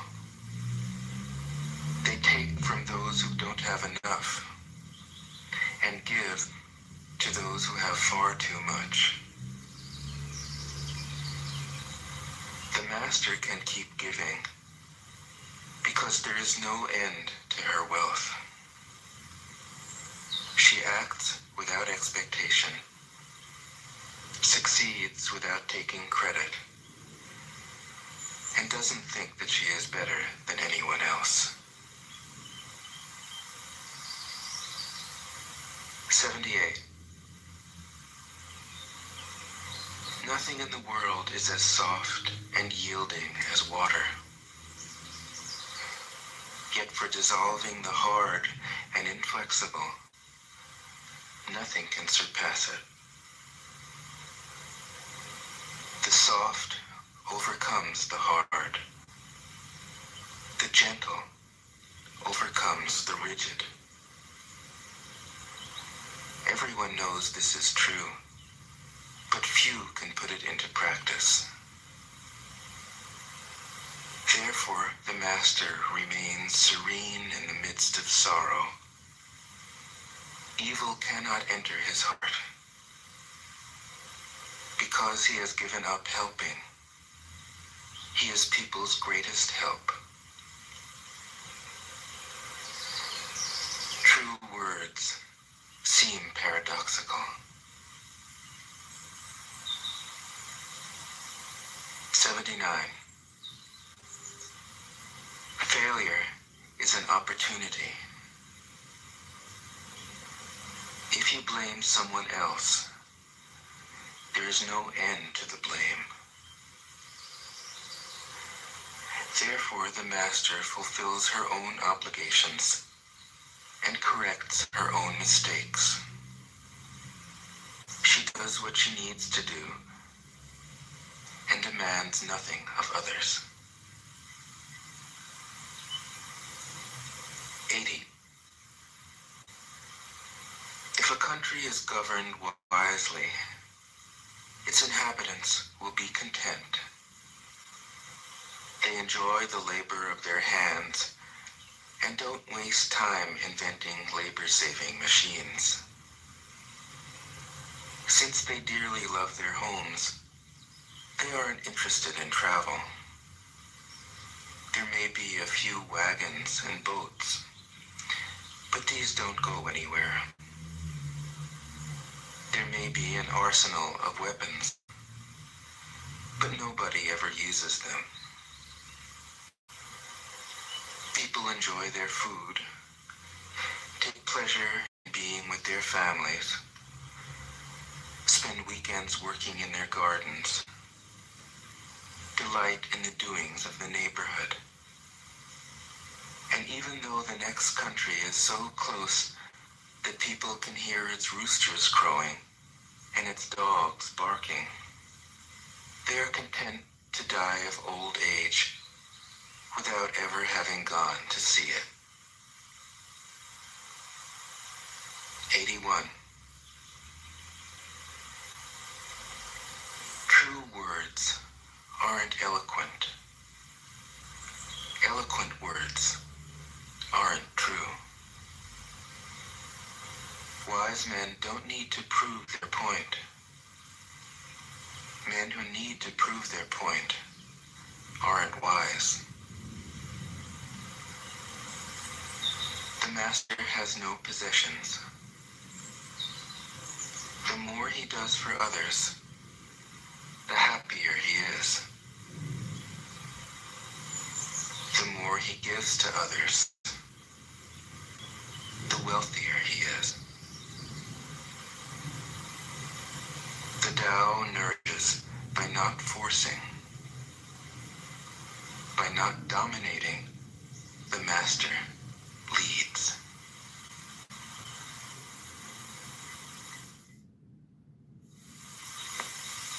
Tao Te Ching can be translated as the book of the imminence of the way, or the book of the way and how it manifests itself in the world, or simply the book of the way.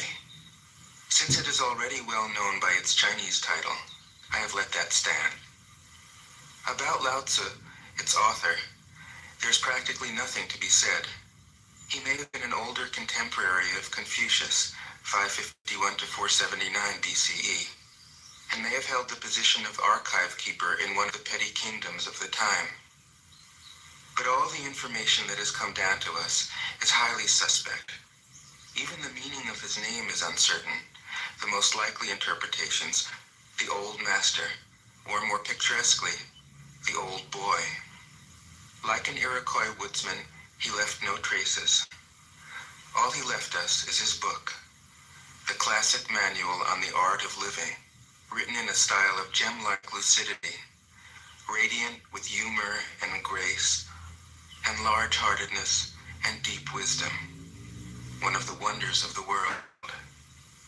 People usually think of Lao Tzu as a hermit, a dropout from society, dwelling serenely in some mountain hut, unvisited except perhaps by the occasional traveler arriving from a 60s joke to ask, what is the meaning of life?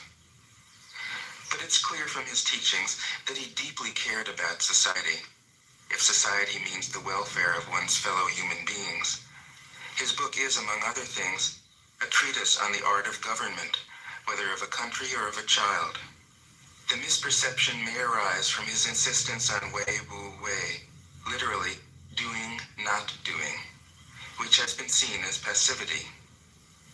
Nothing could be further from the truth. A good athlete can enter a state of body awareness in which the right stroke or the right movement happens by itself, effortlessly, without any interference of the conscious will. This is a paradigm for non-action, the purest and most effective form of action. The game plays the game. The poem writes the poem. We can't tell the dancer from the dance. Less and less do you need to force things, until finally you arrive at non-action. When nothing is done, nothing is left undone. Nothing is done because the doer has wholeheartedly vanished into the deed. The fuel has been completely transformed into flame. This nothing is in fact everything. It happens when we trust the intelligence of the universe in the same way that an athlete or a dancer trusts the superior intelligence of the body. Hence Lao Tzu's emphasis on softness. Softness means the opposite of rigidity and is synonymous with suppleness, adaptability, endurance. Anyone who has seen a Tai Chi or Aikido master doing, not doing, will know how powerful softness is. Lao Tzu's central figure is a man or woman whose life is in perfect harmony with the way things are. This is not an idea, it is a reality. I have seen it. The master has mastered nature, not in the sense of conquering it, but of becoming it. In surrendering to the Tao, in giving up all concepts, judgments, and desires, her mind has grown naturally compassionate. She finds, deep in her own experience, the central truths of the art of living, which are paradoxical only on the surface, that the more truly solitary we are, the more compassionate we can be. The more we let go of what we love, the more present our love becomes. The clearer our insight into what is beyond good and evil, the more we can embody the good. Until finally she is able to say, in all humility, I am the Tao, the truth, the life. The teaching of the Tao Te Ching is moral in the deepest sense. Unencumbered by any concept of sin, the master doesn't see evil as a force to resist, but simply as an opaqueness, a state of self-absorption, which is in disharmony with the universal process, so that, as with a dirty window, the light can't shine through. This freedom from moral categories allows him his great compassion for the wicked and the selfish. Thus, the master is available to all people and doesn't reject anyone. He is ready to use all situations and doesn't waste anything. This is called embodying the light. What is a good man but a bad man's teacher? What is a bad man but a good man's job? If you don't understand this, you will get lost, however intelligent you are. It is the great secret. The listener will notice that in the many passages where Lao Tzu describes the master, I've used the pronoun she at least as often as he. The Chinese language doesn't make this kind of distinction. In English, we have to choose. But since we are all potentially the master, since the master is, essentially, us, I felt it would be untrue to present a male archetype, as other versions have, ironically, done. Ironically, because of all the great world religions, the teaching of Lao Tzu is by far the most female. Of course, you should feel free throughout the recording to substitute he for she, or vice versa. As to method, I worked from Paul Harris's literal version, which provides English equivalents, often very quaint ones, alongside each of the Chinese ideograms. I also consulted dozens of translations into English, German, French. But the most essential preparation for my work was a 14 years long course of Zen training, which brought me face to face with Lao Tzu and his true disciples and heirs, the early Chinese Zen masters. With great poetry, the freest translation is sometimes the most faithful. We must try its effect as an English poem, Dr. Johnson said. That is the way to judge of the merit of a translation. I have often been fairly literal, or as literal as one can be with such a subtle, kaleidoscopic book as the Tao Te Ching. But I have also paraphrased, expanded, contracted, interpreted, worked with the text, played with it, until it became embodied in a language that felt genuine to me.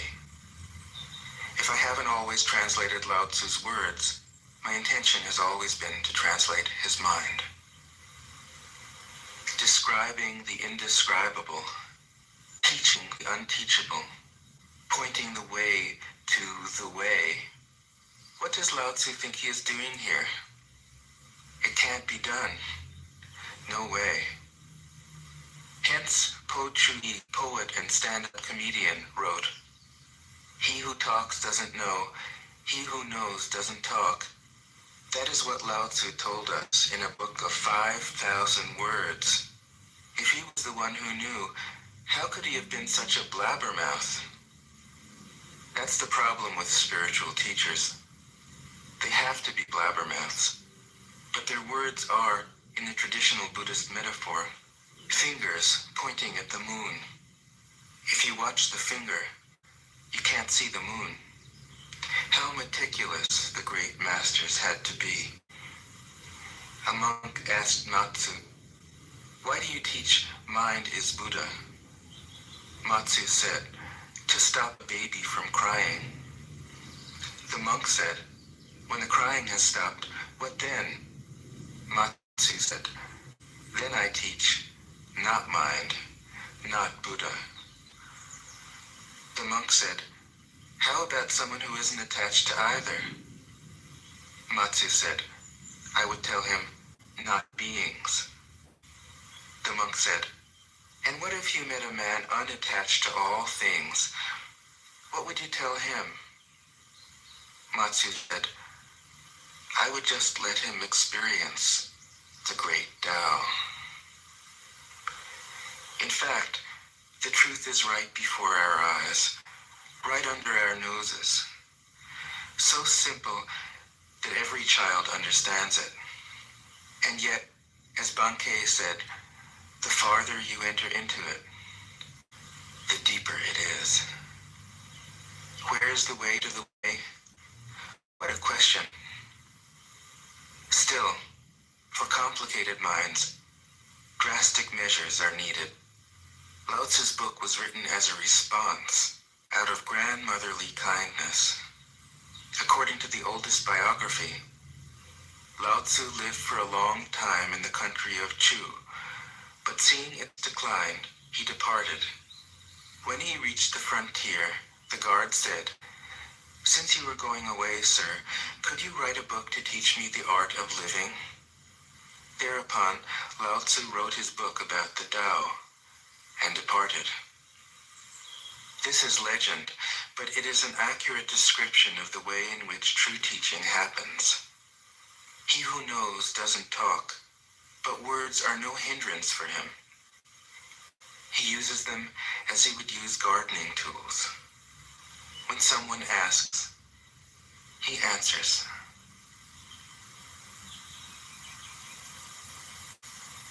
Tao Te Ching. 1. The Tao that can be told is not the eternal Tao. The name that can be named is not the eternal name. The unnameable is the eternally real. Naming is the origin of all particular things. Free from desire, you realize the mystery. Caught in desire, you see only the manifestations. Yet mystery and manifestations arise from the same source. This source is called darkness. Darkness within darkness. The gateway to all understanding. 2. When people see some things as beautiful, other things become ugly. When people see some things as good, other things become bad. Being and non-being create each other. Difficult and easy support each other. Long and short define each other. High and low depend on each other. Before and after follow each other. Therefore the master acts without doing anything and teaches without saying anything. Things arise and she lets them come. Things disappear and she lets them go. She has but doesn't possess, acts but doesn't expect. When her work is done, she forgets it. That is why it lasts forever. 3.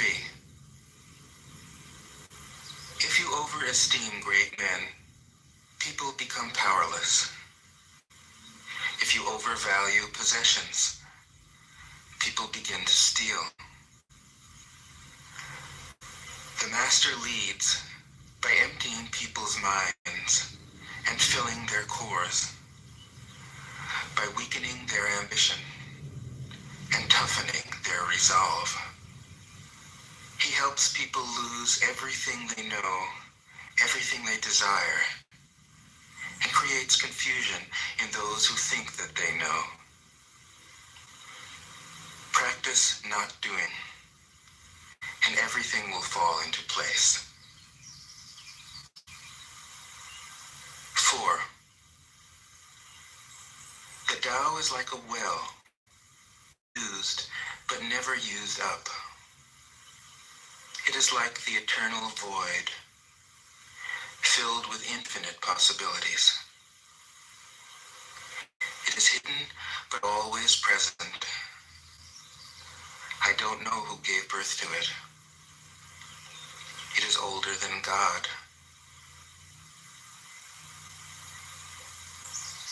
5. The Tao doesn't take sides. It gives birth to both good and evil. The Master doesn't take sides. She welcomes both saints and sinners. The Tao is like a bellows. It is empty yet infinitely capable. The more you use it, the more it produces. The more you talk of it, the less you understand. Hold on to the center. 6. The Tao is called the Great Mother. Empty, yet inexhaustible, it gives birth to infinite worlds. It is always present within you. You can use it any way you want. 7.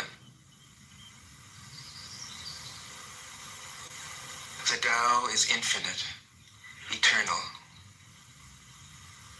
Why is it eternal? It was never born, thus it can never die. Why is it infinite? It has no desires for itself, thus it is present for all beings. The Master stays behind, that is why she is ahead. She is detached from all things, that is why she is one with them. Because she has let go of herself, she is perfectly fulfilled. 8. The supreme good is like water, which nourishes all things without trying to. It is content with the low places that people disdain. Thus, it is like the Tao. In dwelling, live close to the ground. In thinking, keep to the simple.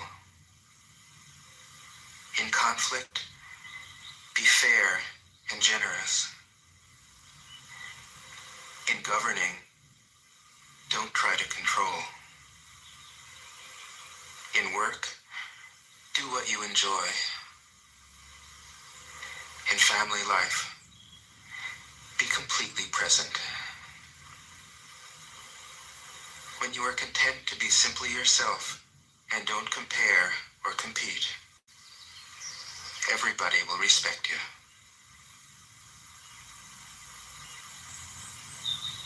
9.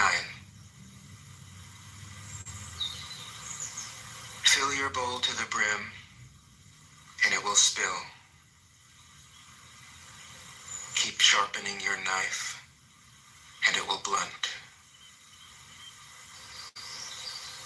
Chase after money and security, and your heart will never unclench. Care about people's approval, and you will be their prisoner. Do your work, then step back. The only path to serenity. 10. Can you coax your mind from its wandering and keep to the original oneness? Can you let your body become supple as a newborn child's?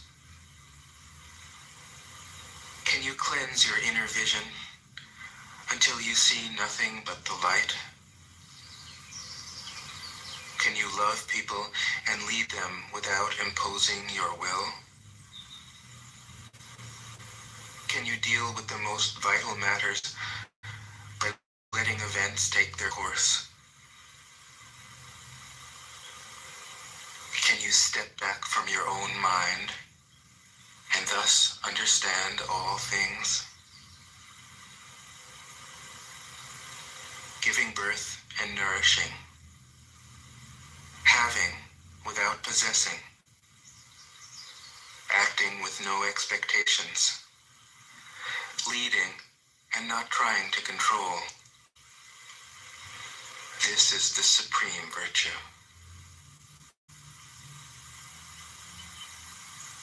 11. We join spokes together in a wheel, but it is the center whole that makes the wagon move. We shape clay into a pot, but it is the emptiness inside that holds whatever we want. We hammer wood for a house, but it is the inner space that makes it livable. We work with being, but non-being is what we use. 12. Colors blind the eye. Sounds deafen the ear. Flavors numb the taste. Thoughts weaken the mind. Desires wither the heart. The master observes the world, but trusts his inner vision. He allows things to come and go. His heart is open as the sky.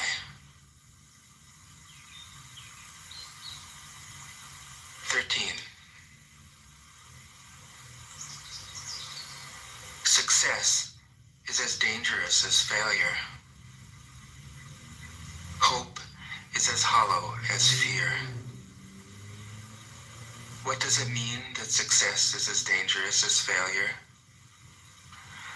Whether you go up the ladder or down it, your position is shaky. When you stand with your 2 feet on the ground, you will always keep your balance. What does it mean that hope is as hollow as fear? Hope and fear are both phantoms that arise from thinking of the self. When we don't see the self as self, what do we have to fear? See the world as yourself. Have faith in the way things are. Love the world as yourself. Then you can care for all things. 14. Look, and it can't be seen. Listen, and it can't be heard. Reach, and it can't be grasped. Above, it is bright. Below, it isn't dark. Seamless, unnameable, it returns to the realm of nothing. Form that includes all forms. Image without an image. Subtle, beyond all conception. Approach it, and there is no beginning. Follow it, and there is no end. You can't know it, but you can be it, at ease in your own life. Just realize where you come from. This is the essence of wisdom. 15. The ancient masters were profound and subtle.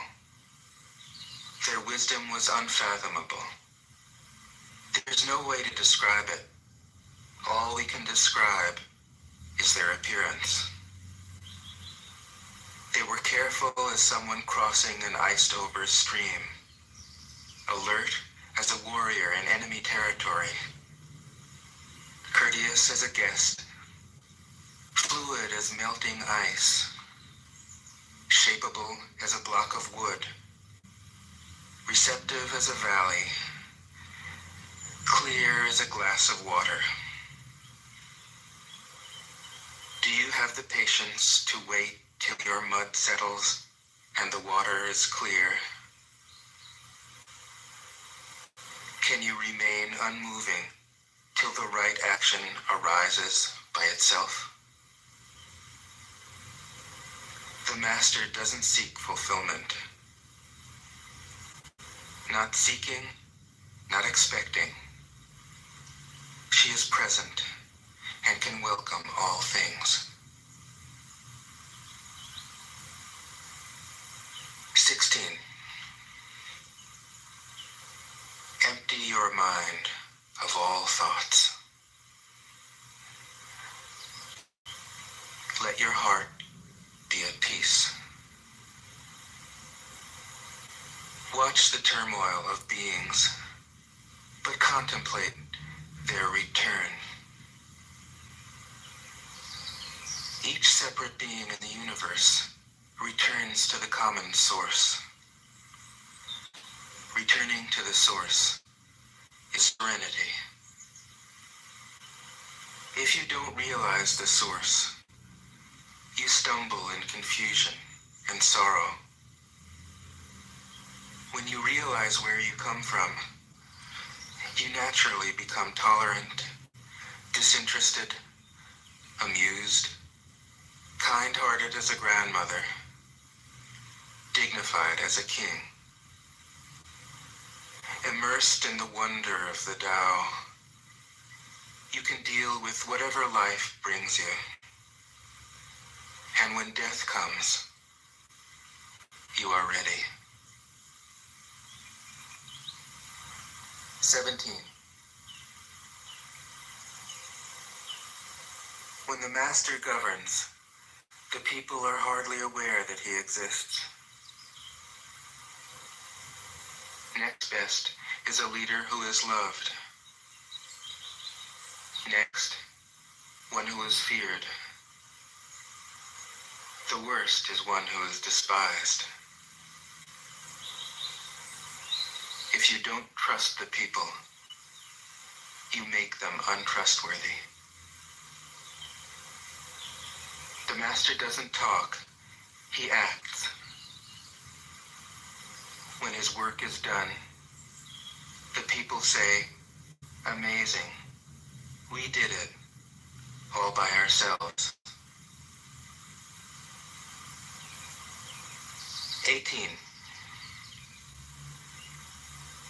When the great Tao is forgotten, goodness and piety appear. When the body's intelligence declines, cleverness and knowledge step forth.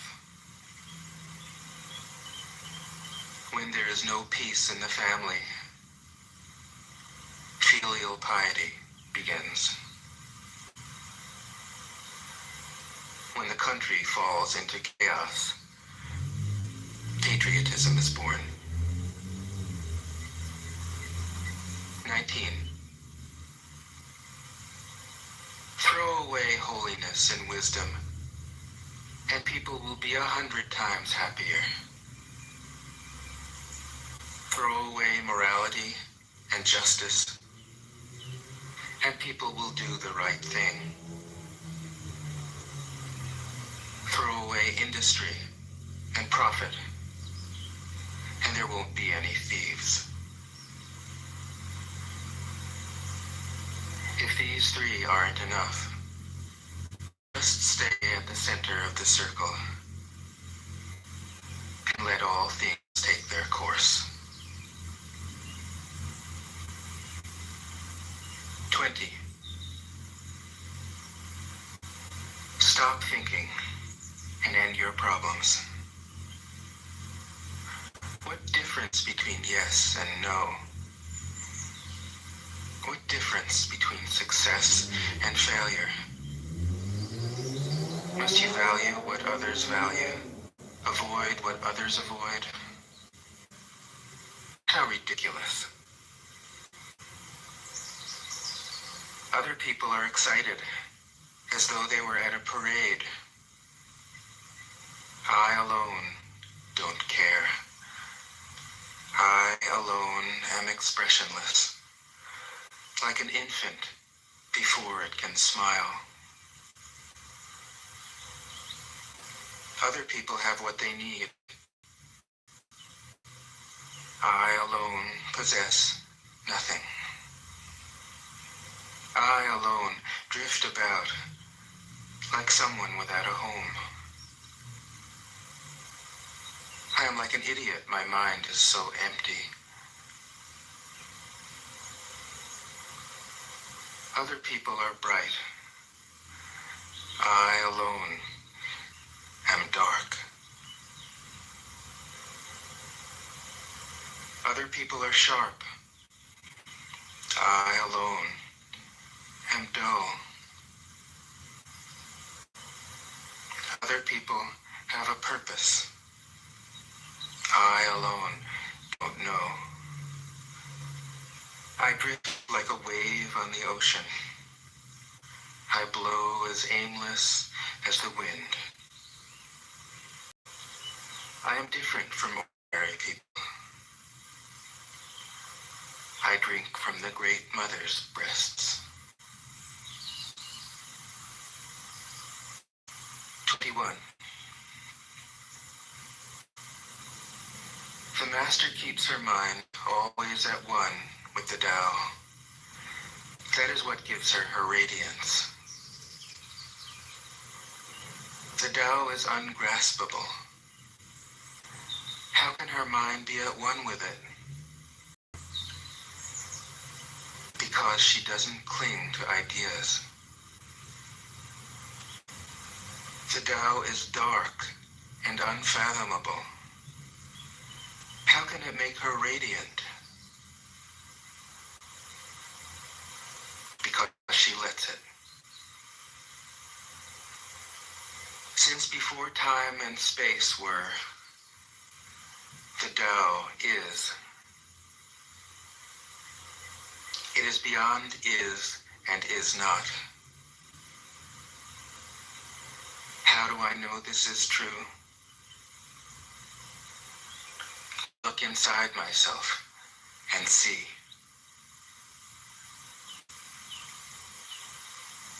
22. If you want to become whole, let yourself be partial. If you want to become straight, let yourself be crooked. If you want to become full, let yourself be empty. If you want to be reborn, let yourself die. If you want to be given everything, give everything up. The Master, by residing in the Tao, sets an example for all beings. Because he doesn't display himself, people can see his light. Because he has nothing to prove,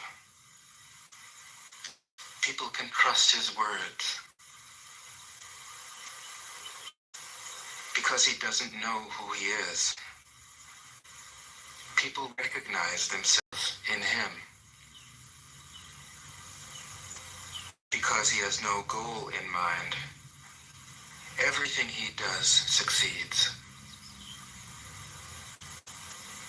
When the ancient masters said, if you want to be given everything, give everything up, they weren't using empty phrases. Only in being lived by the Tao can you be truly yourself.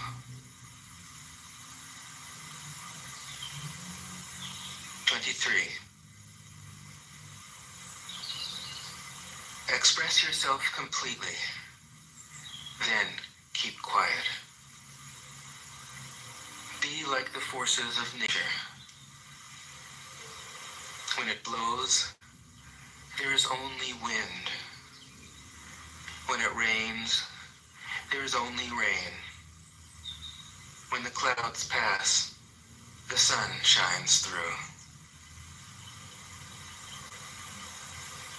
If you open yourself to the Tao, you are at one with the Tao, and you can embody it completely.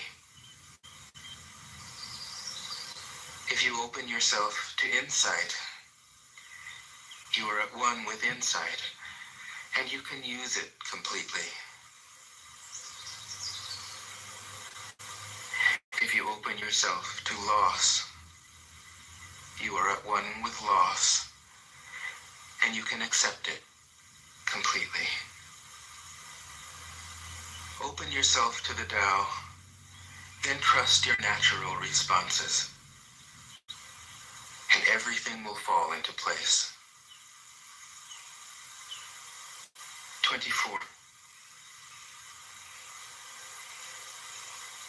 He who stands on tiptoe doesn't stand firm. He who rushes ahead doesn't go far. He who tries to shine dims his own light. He who finds himself can't know who he really is. He who has power over others can't empower himself. He who clings to his work will create nothing that endures. If you want to accord with the Tao, just do your job, then let go. 25. There was something formless and perfect before the universe was born.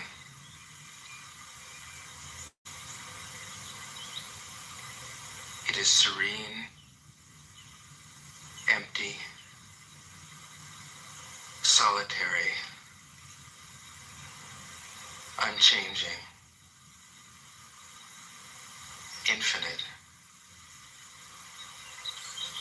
eternally present. It is the mother of the universe. For lack of a better name, I call it the Tao.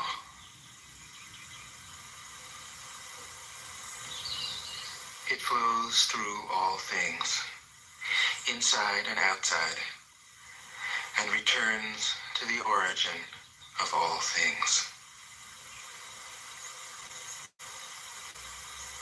The Tao is great. The universe is great. Earth is great. Man is great. These are the four great powers. Man follows the earth. Earth follows the universe. The universe follows the Tao. The Tao follows only itself. 26. The heavy is the root of the light. The unmoved is the source of all movement. Thus the master travels all day without leaving home. However splendid the views, she stays serenely in herself.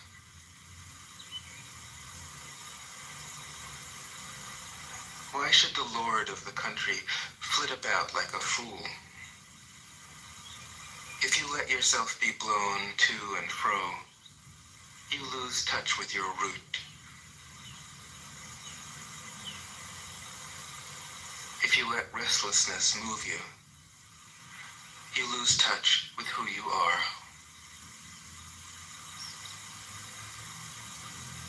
27. A good traveler has no fixed plans and is not intent upon arriving. A good artist lets his intuition lead him wherever it wants. A good scientist has freed himself of concepts and keeps his mind open to what is.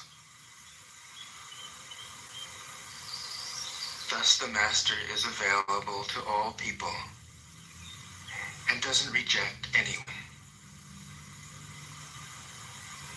He is ready to use all situations and doesn't waste anything.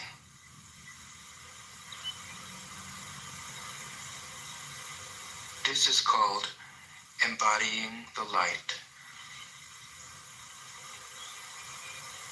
What is a good man but a bad man's teacher? What is a bad man but a good man's job?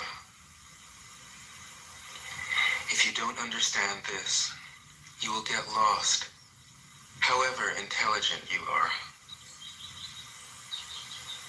It is the great secret.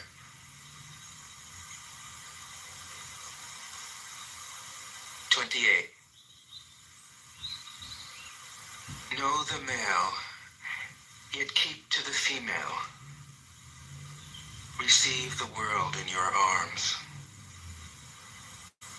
If you receive the world, the Tao will never leave you, and you will be like a little child.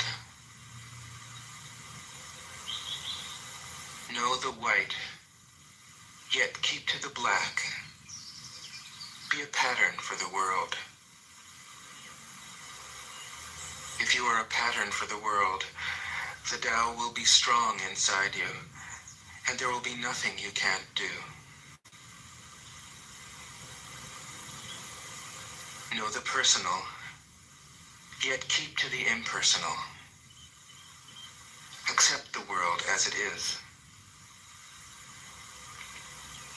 If you accept the world, the Tao will be luminous inside you, and you will return to your primal self. The world is formed from the void, like utensils from a block of wood. The master knows the utensils, yet keeps to the block. Thus she can use all things. 29. Do you want to improve the world? I don't think it can be done. The world is sacred. It can't be improved. If you tamper with it, you'll ruin it. If you treat it like an object, you'll lose it.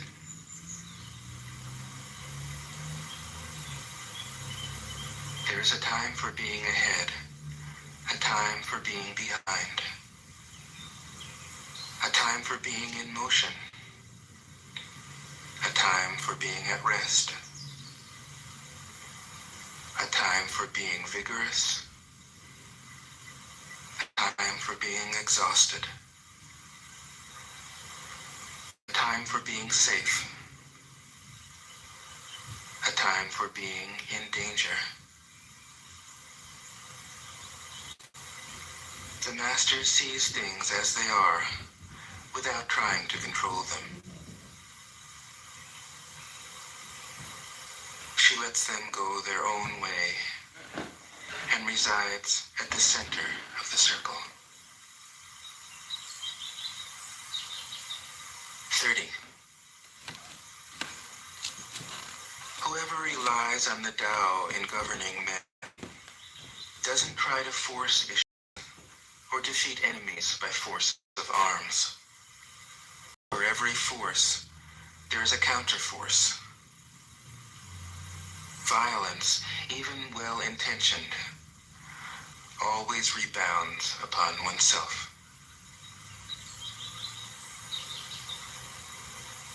The master does his job and then stops. He understands that the universe is forever out of control, and that trying to dominate events goes against the current of the Tao. Because he believes in himself, he doesn't try to convince others. Because he is content with himself, he doesn't need others' approval. Because he accepts himself. The whole world accepts him. 31. Weapons are the tools of violence. All decent men detest them. Weapons are the tools of fear. A decent man will avoid them, except in the direst necessity, and if compelled, will use them only with the utmost restraint. Peace is his highest value. If the peace has been shattered, how can he be content? His enemies are not demons, but human beings like himself. He doesn't wish them personal harm, nor does he rejoice in victory. How could he rejoice in victory and delight in the slaughter of men? He enters a battle gravely, with sorrow, and with great compassion, as if he were attending a funeral. 32.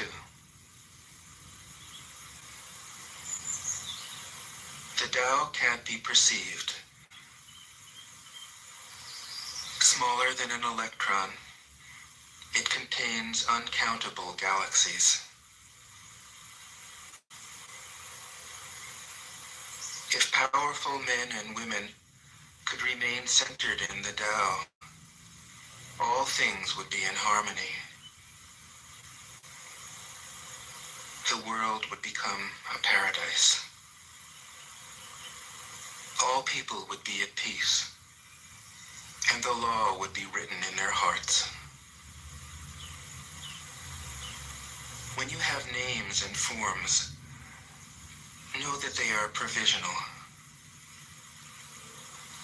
When you have institutions, know where their functions should end. Knowing when to stop, you can avoid any danger.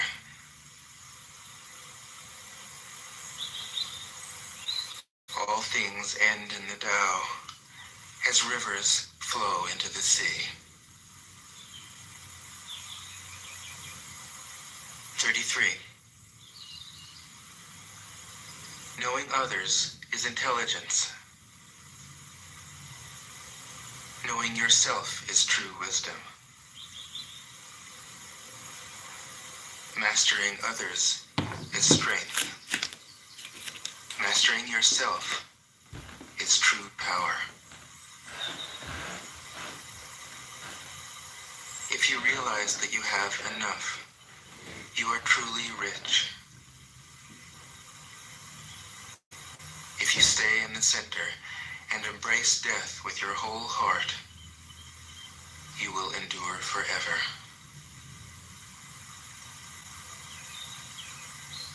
34. The great Tao flows everywhere. All things are born from it, yet it doesn't create them. It pours itself into its work, yet it makes no claim.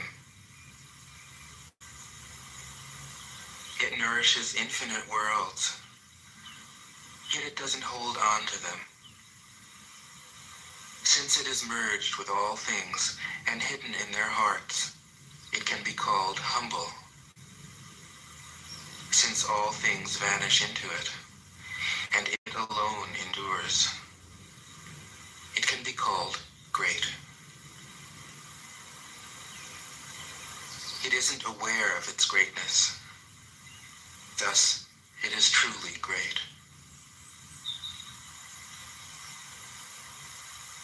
35. She who is centered in the Tao can go where she wishes without danger. She perceives the universal harmony, even amid great pain. because she has found peace in her heart.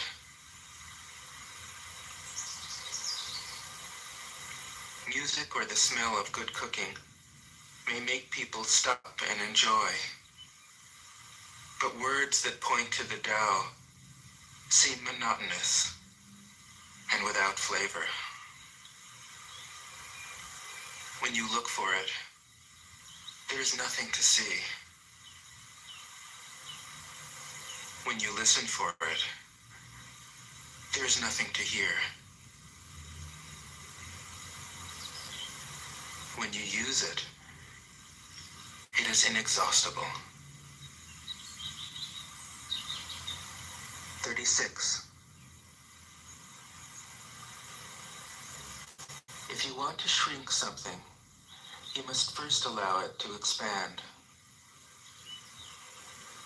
If you want to get rid of something, you must first allow it to flourish. If you want to take something, you must first allow it to be given. This is called the subtle perception of the way things are. The soft overcomes the hard. The slow overcomes the fast. Let your workings remain a mystery. This is called the subtle perception of the way things are. The soft overcomes the hard. The slow overcomes the fast. Let your workings remain a mystery. Just show people the results.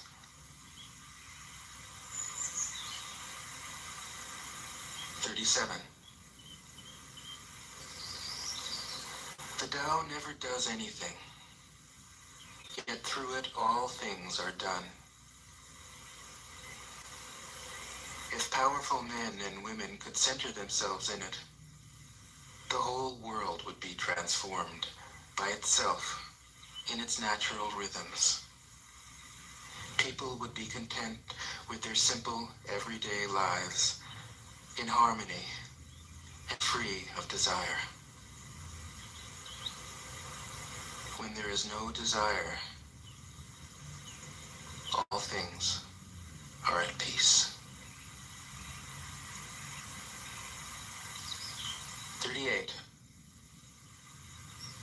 The master doesn't try to be powerful. Thus, he is truly powerful. The ordinary man keeps reaching for power. Thus, he never has enough. The master does nothing, yet he leaves nothing undone. The ordinary man is always doing things, yet many more are left to be done. The kind man does something, yet something remains undone. The just man does something and leaves many things to be done. The moral man does something, and when no one responds, he rolls up his sleeves and uses force. When the Tao is lost, there is goodness. When goodness is lost, there is morality. When morality is lost, there is ritual. Ritual is the husk of true faith, the beginning of chaos. Therefore, the master concerns himself with the depths and not the surface, with the fruit and not the flower. He has no will of his own. He dwells in reality and lets all illusions go.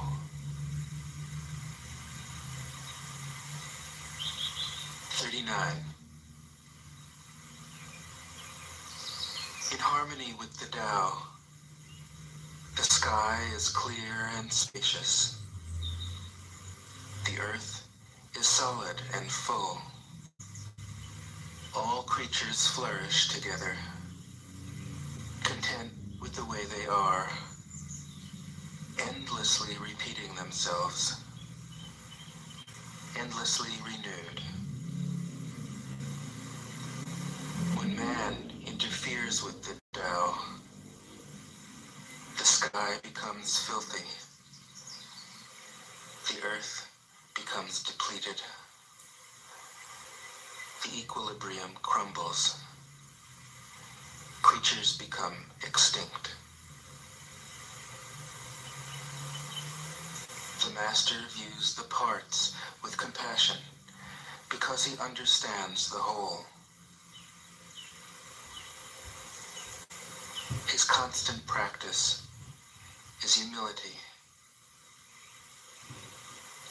He doesn't glitter like a jewel, but lets himself be shaped by the Tao, as rugged and common as a stone. 40. Return is the movement of the Tao. Yielding is the way of the Tao. All things are born of being. Being is born of non-being.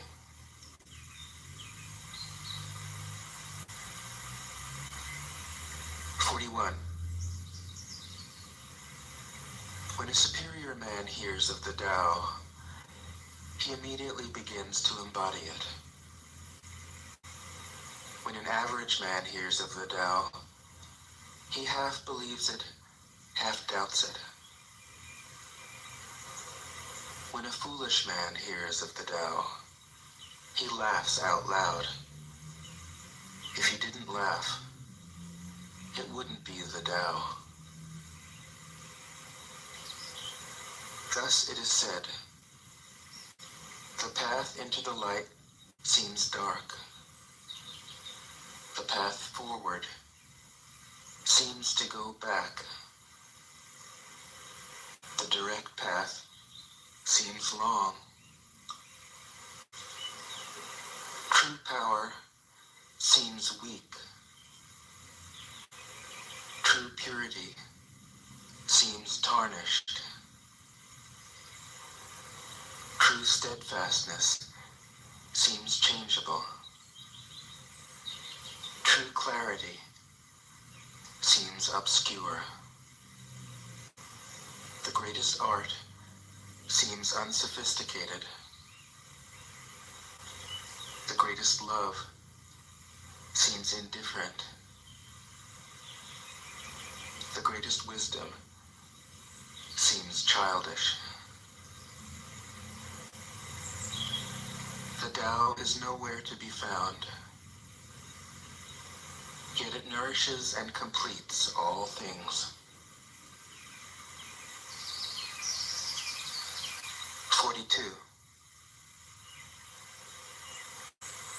The Tao gives birth to one. One gives birth to two. Two gives birth to three. Three gives birth to all things. All things have their backs to the female and stand facing the male. When male and female combine, all things achieve harmony. Ordinary men hate solitude, but the master makes use of it, embracing his aloneness, realizing he is one with the whole universe.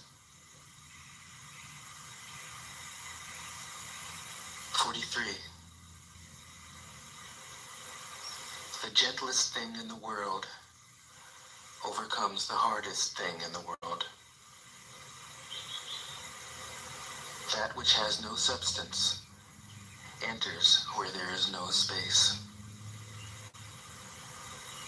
This shows the value of non-action. Teaching without words, performing without actions. That is the master's way. 44. Fame or integrity? Which is more important? Money or happiness? Which is more valuable? Success or failure? Which is more destructive? If you look to others for fulfillment, you will never truly be fulfilled. If your happiness depends on money, you will never be happy with yourself. Be content with what you have. Rejoice in the way things are. When you realize there is nothing lacking, the whole world belongs to you. 45. True perfection seems imperfect, yet it is perfectly itself. True fullness seems empty, yet it is fully present. True straightness seems crooked. True wisdom seems foolish. True art seems artless. The master allows things to happen. She shapes events as they come. She steps out of the way and lets the Tao speak for itself. 46. When a country is in harmony with the Tao, the factories make trucks and tractors. When a country goes counter to the Tao, warheads are stockpiled outside the cities.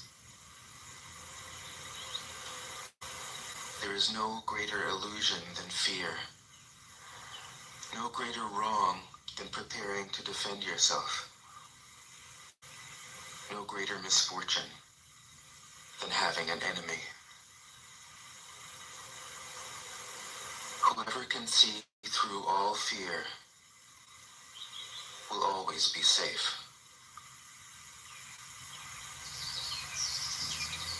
47. Without opening your door, you can open your heart to the world. Without looking out your window, you can see the essence of the Tao. The more you know, the less you understand. The master arrives without leaving, sees the light without looking, achieves without doing a thing.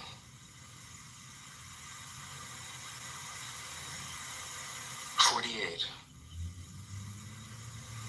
In the pursuit of knowledge, every day something is added. In the practice of the Tao, every day something is dropped. Less and less do you need to force things, until finally you arrive at non-action. When nothing is done, nothing is left undone. True mastery can be gained by letting things go their own way. It can't be gained by interfering. 49. The master has no mind of her own. She works with the mind of the people. She is good to people who are good. She's also good to people who aren't good. This is true goodness. She trusts people who are trustworthy. She also trusts people who aren't trustworthy. This is true trust. The master's mind is like space. People don't understand her. They look to her and wait. She treats them like her own children.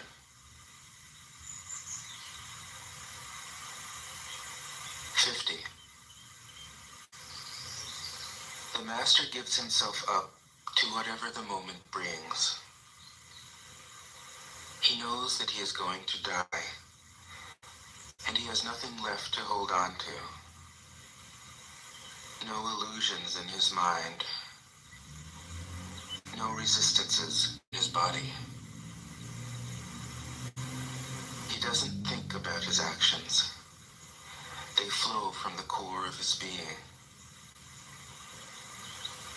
He holds nothing back from life. Therefore, he is ready for death, as a man is ready for sleep after a good day's work.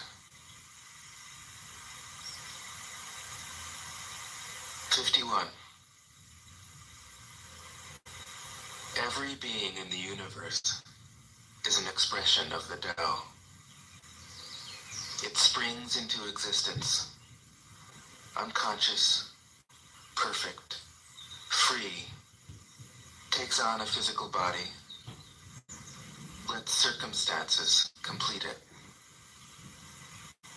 That is why every being spontaneously honors the Tao. The Tao gives birth to all beings, nourishes them, maintains them, cares for them, comforts them, protects them, takes them back to itself, creating without possessing, acting without expecting, guiding without interfering. That is why love of the Tao is in the very nature of things.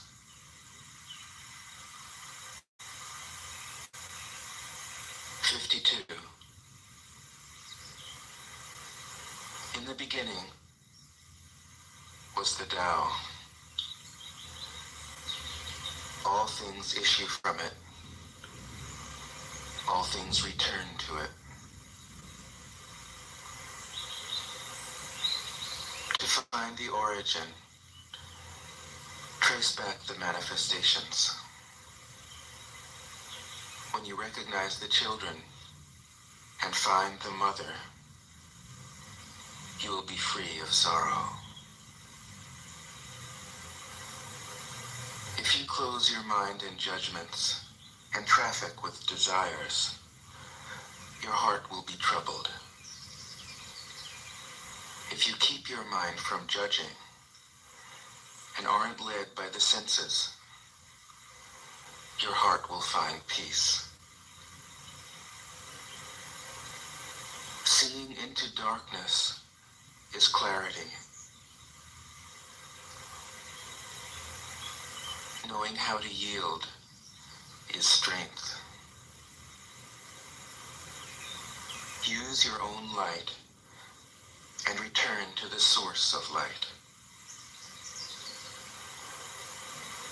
This is called practicing eternity. 53. The great way is easy, yet people prefer the side paths. Be aware when things are out of balance. Stay centered within the Tao. When rich speculators prosper, while farmers lose their land, when government officials spend money on weapons instead of cures, when the upper class is extravagant and irresponsible, while the poor have nowhere to turn, all this is robbery and chaos. It is not in keeping with the Tao. 54. Whoever is planted in the Tao will not be rooted up. Whoever embraces the Tao will not slip away. Her name will be held in honor from generation to generation. Let the Tao be present in your life, and you will become genuine. Let it be present in your family, and your family will flourish. Let it be present in your country, and your country will be an example to all countries in the world. Let it be present in the universe, and the universe will sing. How do I know this is true? By looking inside myself. 55. He who is in harmony with the Tao is like a newborn child. Its bones are soft, its muscles are weak, but its grip is powerful. It doesn't know about the union of male and female, yet its penis can stand erect. So intense is its vital power. It can scream its head off all day, yet it never becomes hoarse. So complete is its harmony. The Master's power is like this. He lets all things come and go effortlessly, without desire. He never expects results. Thus he is never disappointed. He is never disappointed. Thus his spirit never grows old.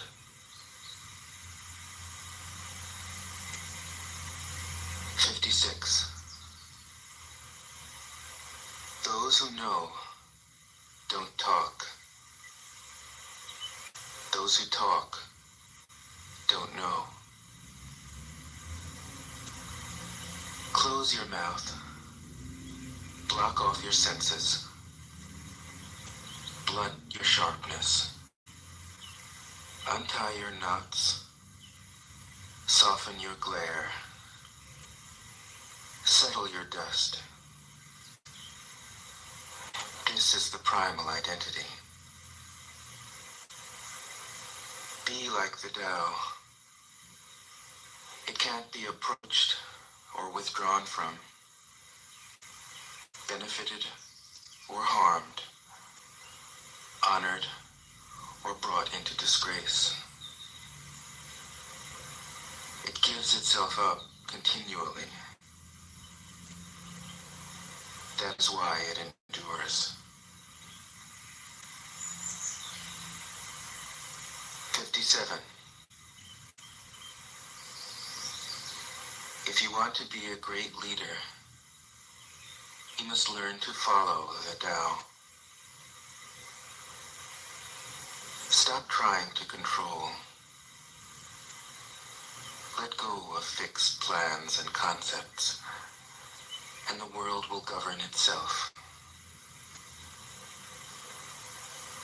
The more prohibitions you have, the less virtuous people will be.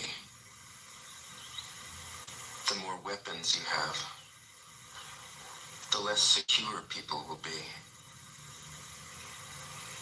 The more subsidies you have, the less self-reliant people will be.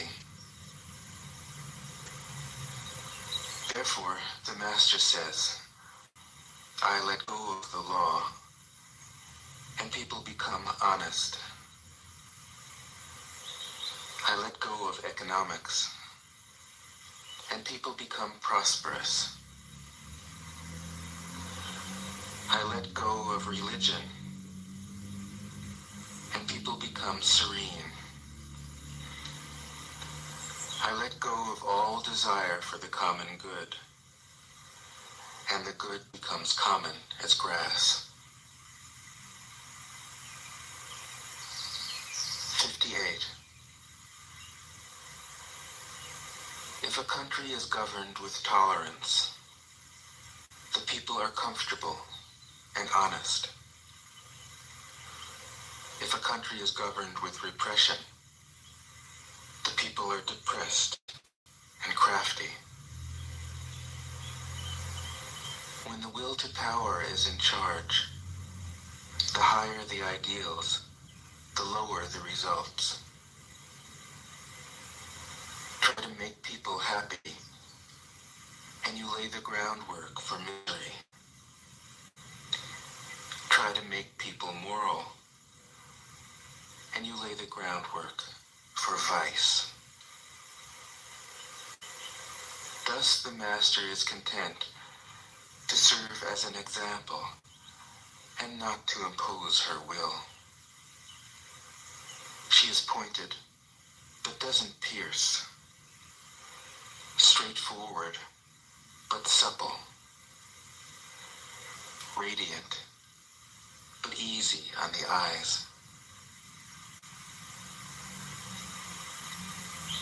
59. For governing a country well, there is nothing better than moderation. The mark of a moderate man is freedom from his own ideas. Tolerant like the sky, all-pervading like sunlight, firm like a mountain, supple like a tree in the wind. He has no destination in view and makes use of anything life happens to bring his way. Nothing is impossible for him. Because he has let go, he can care for the people's welfare as a mother cares for her child.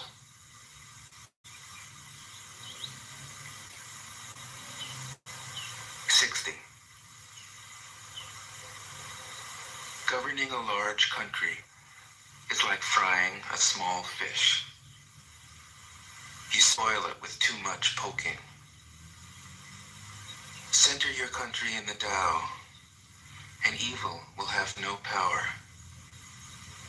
Not that it isn't there, but you'll be able to step out of its way. Give evil nothing to oppose, and it will disappear by itself. 61. When a country obtains great power, it becomes like the sea. All streams run downward into it. The more powerful it grows, the greater the need for humility. Humility means trusting the Tao, thus never needing to be defensive. A great nation is like a great man.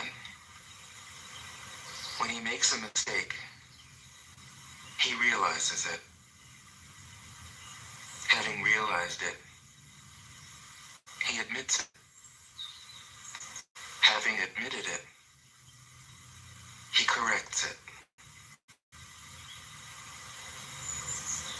considers those who point out his faults as his most benevolent teachers. He thinks of his enemy as the shadow that he himself casts. If a nation is centered in the Tao, if it nourishes its own people and doesn't meddle in the affairs of others, it will be a light to all nations in the world. 62. The Tao is the center of the universe, the good man's treasure, the bad man's refuge. Honors can be bought working in their gardens. Delight in the doings of the neighborhood. And even though the next country is so close that people can hear its roosters crowing and its dogs barking, they are content to die of old age without ever having gone to see it. 81. True words aren't eloquent. Eloquent words aren't true. Wise men don't need to prove their point. Men who need to prove their point aren't wise. The master has no possessions. The more he does for others, the happier he is. The more he gives to others, the wealthier he is. The Tao nourishes by not forcing, by not dominating. The master leads.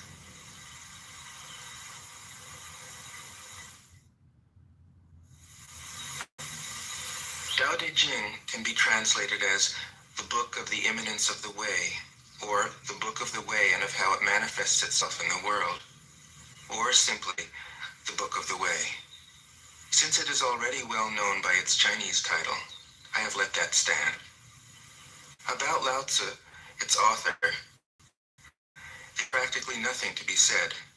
He may have been an older contemporary of Confucius, 551 to 479 BCE, and may have held the position of archive keeper in one of the petty kingdoms of the time. But all the information that has come down to us is highly suspect. Even the meaning of his name is uncertain. The most likely interpretations, the old master, or more picturesquely, the old boy. Like an Iroquois woodsman, he left no traces.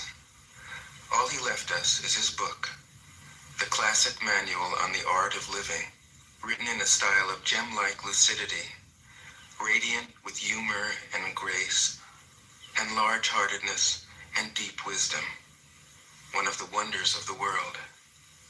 People usually think of Lao Tzu as a hermit, a dropout from society, dwelling serenely in some mountain hut, unvisited except perhaps by the occasional traveler arriving from a 60s joke to ask, what is the meaning of life?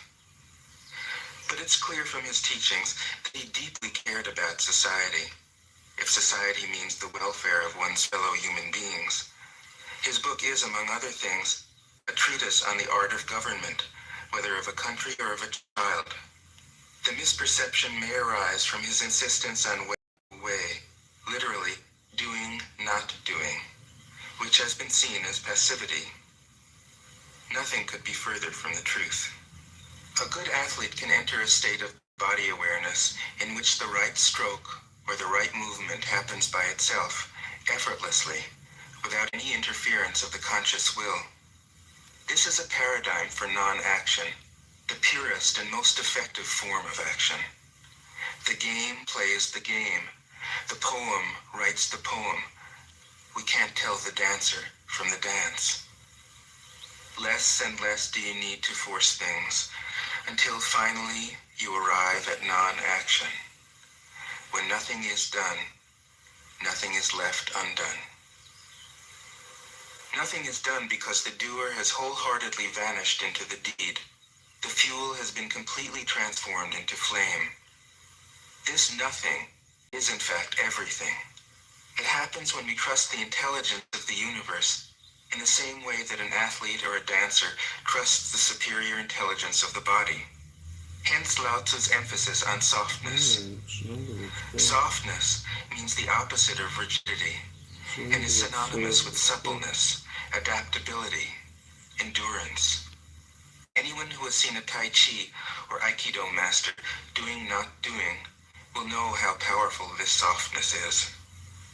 Lao Tzu's central figure is a man or woman whose life is in perfect harmony with the way things are. This is not an idea, it is a reality. I have seen it. The master has mastered nature, not in the sense of conquering it, but of becoming it. In surrendering to the Tao, in giving up all concepts, judgments, and desires, her mind has grown naturally compassionate. She finds, deep in her own experience, the central truths of the art of living, which are paradoxical only on the surface, that the more truly solitary we are, the more compassionate we can be. The more we let go of what we love, the more present our love becomes. The clearer our insight into what is beyond good and evil, the more we can embody the good.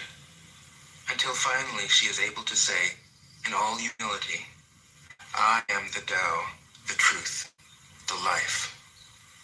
The teaching of the Tao Te Ching is moral in the deepest sense. Unencumbered by any concept of sin, the master doesn't see evil as a force to resist, but simply as an opaqueness, a state of self-absorption, which is in disharmony with the universal process, so that, as with a dirty window, the light can't shine through. This freedom from moral categories allows him his great compassion for the wicked and the selfish. Thus, the master is available to all people and doesn't reject anyone. He is ready to use all situations and doesn't waste anything. This is called embodying the light. What is a good man but a bad man's teacher? What is a bad man but a good man's job? If you don't understand this, you will get lost, however intelligent you are. It is the great secret. The listener will notice that in the many passages where Lao Tzu describes the master, I've used the pronoun she at least as often as he. The Chinese language doesn't make this kind of distinction. In English, we have to choose. But since we are all potentially the master, since the master is essentially us, I felt it would be untrue to present a male archetype, as other versions have ironically done. Ironically, because of all the great world religions, the teaching of Lao Tzu is by far the most female. Of course, you should feel free throughout the recording to substitute he for she, or vice versa. As to method, I worked from Paul Karas's literal version, which provides English equivalents, often very quaint ones, alongside each of the Chinese ideograms. I also consulted dozens of translations into English, German, and French. But the most essential preparation for my work was a 14 years long course of Zen training, which brought me face to face with Lao Tzu and his true disciples and heirs, the early Chinese Zen masters. With great poetry, the freest translation is sometimes the most faithful. You must try its effect as an English poem, Dr. Johnson said. That is the way to judge of the merit of a translation. I have often been fairly literal, or as literal as one can be with such a subtle, kaleidoscopic book as the Tao Te Ching. But I have also paraphrased, expanded, contracted, interpreted, worked with the text, played with it, until it became embodied in a language that felt genuine to me. If I haven't always translated Lao Tzu's words, my intention has always been to translate his mind. Are you at the grocery store?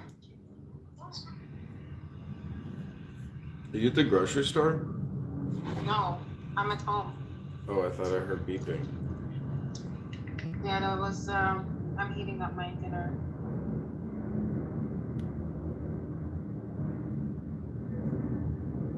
Oops, that was an accident. Why'd you kick me from the room yesterday? Jeez. It was not me. Was it Bubbles? I kicked you out today. Today I was talking about some, but yesterday I didn't kick you out.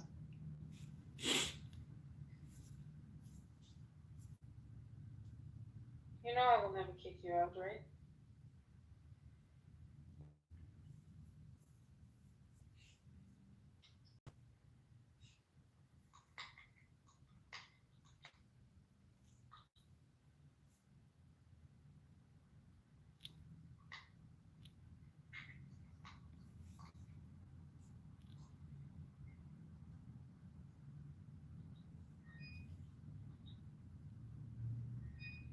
What's up, John? Nothing. I'm just sitting here in my yoga studio chilling. Were you on NPR? Yeah. Cool. That's really cool. Tiny desk?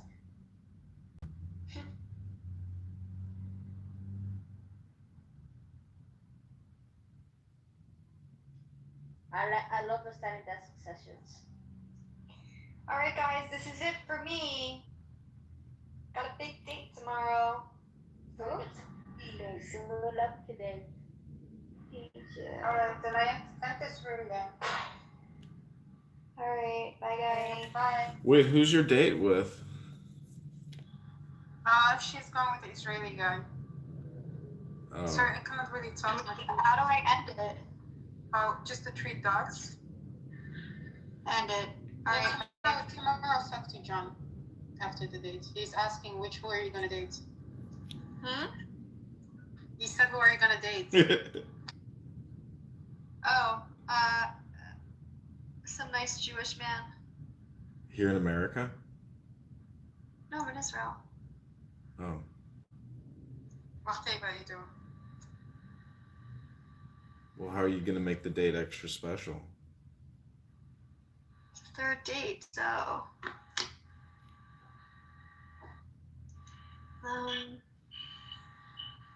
Well, you're not getting laid, are you?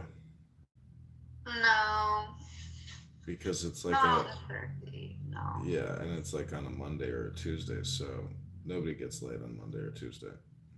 But I'm going to sleep, so good night. Good night.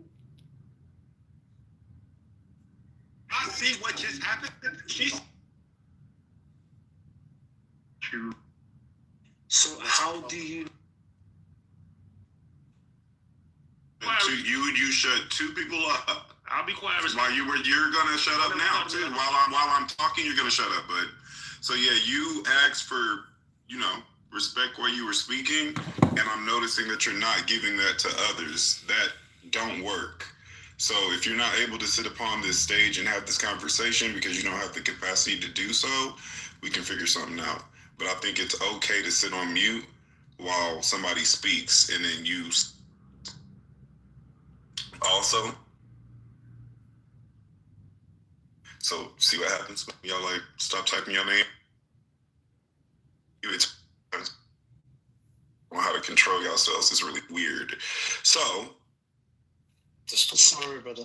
Sorry, I said, can you hear me now? Is it better? Yeah, I can hear you now. Thank you. I'm saying, I forgot what I said. I don't remember what I said, and so slipped my mind. Thank you. Right, what was the last thing you said? Sorry, brother. Assalamu alaikum. Sorry, what? Was what? Walaikum salam. I knew I was gonna get a walaikum salam. Okay, John Kitover. I always like to give you the benefit of the doubt, brother, because I think people are very mean to you on this stuff, and it's not right. Look, we're trying to finish our room here. You're welcome to speak and get involved in the conversation. I don't want to isolate you and treat people treat you the way some other people do, because I don't think it's kind and fair. But if you can just let the brothers finish, and then if you have something to add that's relevant to what they're talking about, feel free to chime in. Thank you, brother. Cheers. So yeah, I remember now, Rob. Thank you. So you said we evolved, right? And I was just asking, when you say evolved, do you mean physically or mentally? Like what? That's right, over a period of time. Like an insult. Okay, so let's just take this for example. If we break this down, we think about this logic. When you say evolve, that means there's a mechanism to evolve, right? And you're articulate and you always have some interesting thing to say, and the way you open up topics and then just invite 10 people to come into your room and just roast you for like hours on end. That's insane. You do that all the time. You're like the only one who's fighting against a bunch of people. In every other way. There's other species that would defeat us in every other way. The only thing that makes us better than other species is basically the size of our brain and our ability to rationalize and one's not fair, you know. There's weight classes because they get up one man, like 100 men versus one gorilla kind of situation. Right, and then where would you? And by the way, to make it fun, Assalamu alaikum wa rahmatullahi wa barakatuh. Assalamu alaikum, my brother. What do you mean with the ability? I think it was if I understand your question, it was we just happened to be on this particular planet at a particular time in the evolutionary stage of this planet where carbon-based life could form and evolve over a significantly long period of time without the planet, being destabilized such that it killed all life. As far as we understand, there's been about 6 Earth-changing impacts by asteroids that have wiped like 95% of the living species of the planet. Luckily for us, it wasn't big enough to crush the Earth and just wipe out. My assumption that would have cost them the election. At least 6 times wiped out 90 to 95% of all life. So we were lucky enough that it didn't wipe out everything. And over a period of time, what continued after the asteroid strike, that's what killed the dinosaurs. If they were still around, we might not have been around, right? Because they were, much bigger, more powerful predators. But when they died, became ubiquitous, and over time, they've evolved over time. So it happens. It's a lucky happenstance that we happen to be here at this particular moment. Yeah, no, I understand, brother. But what I was actually referring to was the mechanism of evolving, right? So, for example, we know that we don't share common ancestry or commonalities with apes, right? So, a mammal, a whale is also a mammal. We are mammals, we are related, right? But no one argues that we came from a whale because there's just more information from the ape that actually allows so it's common knowledge. But when I talk about evolution, I'm speaking of the fact that a human never evolved to become a bird. Why? Because the mechanism within a human to evolve is unique to it, right? So, for example, if humans were taller at one stage, and due to pressures in the environment, they became shorter, the ability for the mechanism to switch to make the human shorter and trigger that part of the information of the DNA. What up? How are you? I'm good. How are you doing?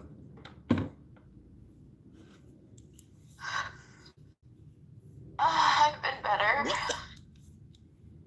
Really?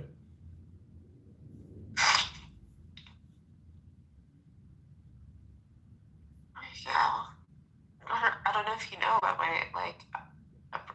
my face got cut open. Oh, really? Yeah. How?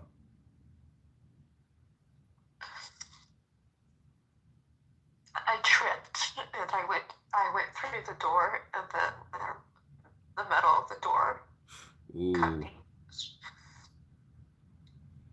How And many? it lacerated my muscle and they had to stitch me back together. How And many? it's pretty bad. It's been over a month. I have the mark where the stitches are. Probably a scar, but it's also swollen and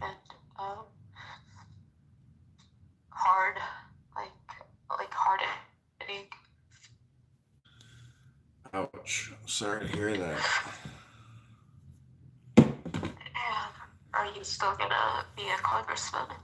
I'm running for Congress still. Yeah, I gotta drop off the petitions tomorrow or Tuesday or Wednesday or Thursday. But yeah, I'm When is your so you haven't even gotten on the ballot? no, not yet. March The 17th. petition is to get on the ballot. Yeah, March 17th is the election. The primary. Yeah. Got it. So, have you talked to Diego? Are you guys still a clubhouse couple? I love Diego. Yeah, I talked to him. Nice. Tom wants to say hello. What up, Tom? What's up, Joe, man? But we gotta get like old Clubhouse back. It's like depressing. All the apparently I was a little bit too crazy for everybody, so they blocked me. I don't know. Maybe just because they're like wasting their time, so they don't, appreciate it. Maybe. I don't know. I lost my Instagram. They banned me on Instagram permanently. Damn, permaban. Yeah, it was my original Instagram account. Oh. Hey, how many followers you got? Are you talking to John? No, I'm talking to you, shorty. It was a private account. It wasn't like a big following, but it was my original account from 2009.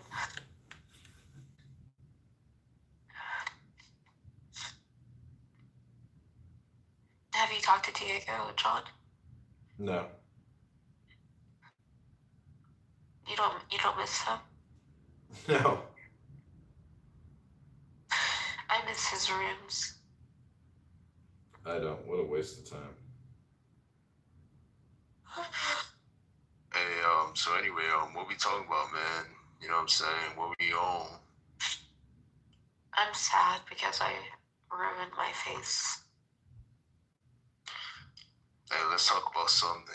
I want to talk about women driving.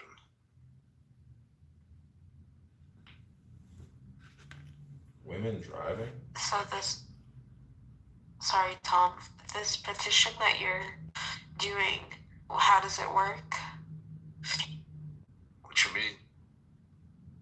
I'm asking John, he's trying to do a petition so he can be on a election. Like, how many do you need? Oh, you running? Hey, John, you running? Mm-hmm. Hey, I'm gonna vote for you, gang. What's your campaign? JohnForCongress.com. How many people signed up?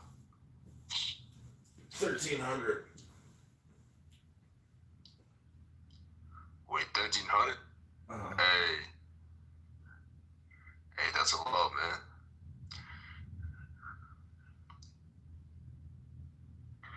And what's the state? Where you from? Illinois.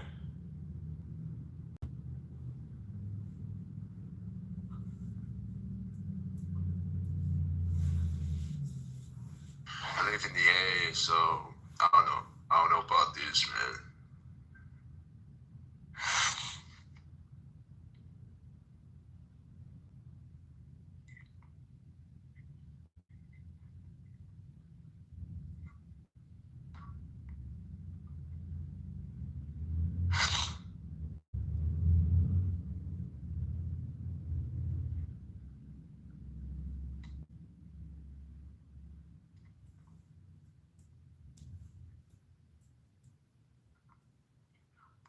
So, John, would you ever run for president?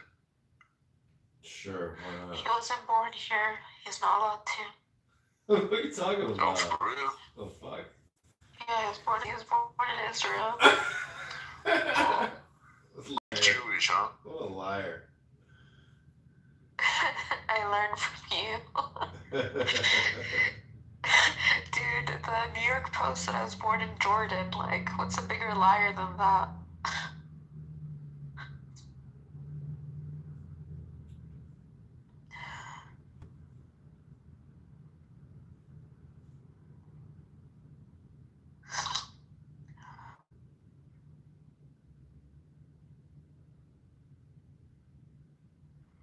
I mean, it would be cool if John runs for president, you know what I'm saying? It's better than Kamala, man. You know?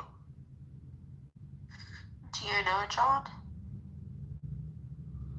I don't know him, but I look at the guy and I see, you know, some potential in him. You feel me? Okay.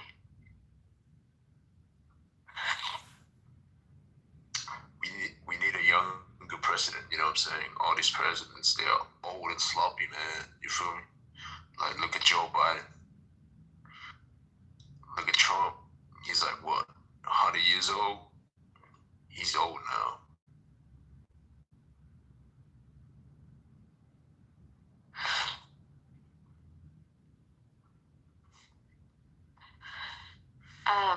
John, how are your dates going? Pretty good. Are you like, is it all first dates, or are you doing second, third, fourth yet? Yeah.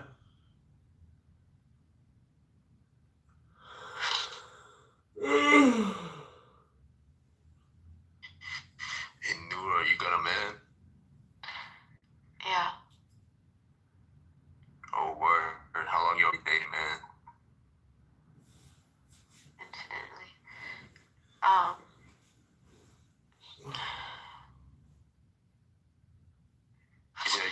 Is that you in the pit?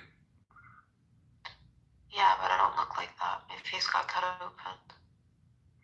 Oh, word. You know what I'm saying? Hey, you got a gram? Let me hit you up.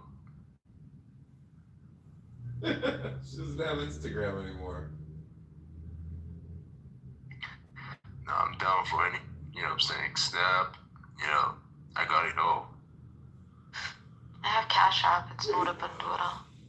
I bet, send me it, you know what I'm saying? You can send 10,000. Take it, come on. That's rent money.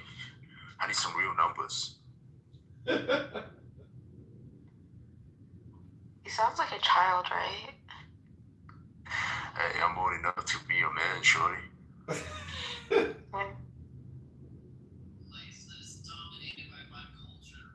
So what we saying? What's the word? I'm not into black men, or black guys, or black boys. Whoa, whoa, whoa. Hold on now. You do know that black guys are like, you know, the nicest guy.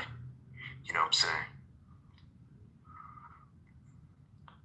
Like, I'm gonna treat you right. You know what I'm saying?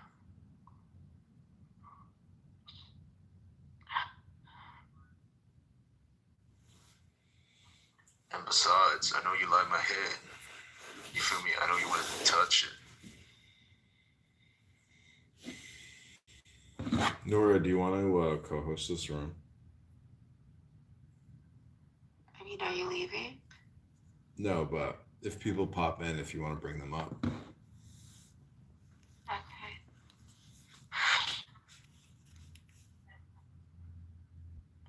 Yeah, like where the baddies at, man? You know what I'm saying? Like, I be dry. You know, I need some street going on. You looking for the baddies? Yes, sir. You know what I'm saying? Hey, you know, a man gotta do what he gotta do. You feel me?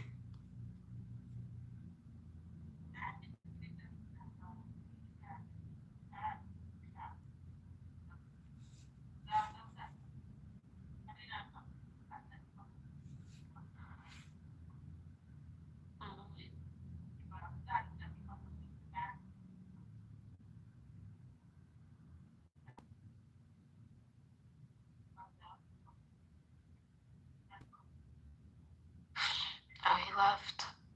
He was a little bit annoying, don't you think? Yeah, he's annoying.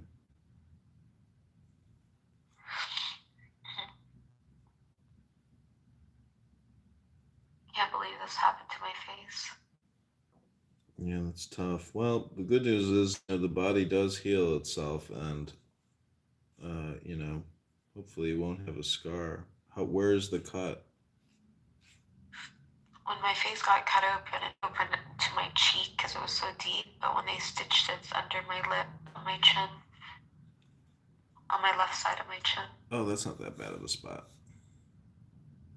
Yeah, but it's like your whole face, like, your jawline. So I kind of feel more goofy looking because it's a little bit to the side.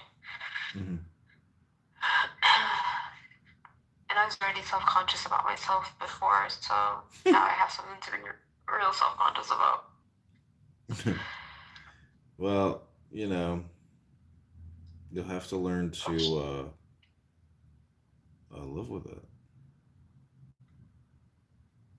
If you go to the gym, and you keep eating right and you get sunshine, I mean, it's going to heal, and then it just becomes a beauty mark. And, it'll just be water under the bridge. They said to not be, well, it's harder at 40 to heal, but they did say, You're 40? I thought you were like 24. Ew, catfish alert. I know, right? I mean, I used to not be 40, but then I turned 40. And then, like when Abby was accusing me of being 40 and 45, I wasn't. I was still like in my 30s. She knew you were a catfish. She knew. No, but I'm not a catfish. You're a catfish. I saw your video in the elevator show. Honestly, so there's like multiple video versions. The one that they like posted, it does look. There's one that like I look fine in it, but I don't think I look bad at all in it. Like my face is like I have no makeup on, and I have like old eyeliner on, and my face looks very clear, very good, no wrinkles, like very like clear. My hair, it rained on it. It's not that bad. Like now, like my face is not like not nice because I have this whole thing. But I don't think that video is as bad as like y'all are making it seem. At least the original video isn't. What were you trying to do? Put thermite detonators in the shaft? Like, no, I would say more. Do we know who this is? How you doing, Nora? Are you doing all right?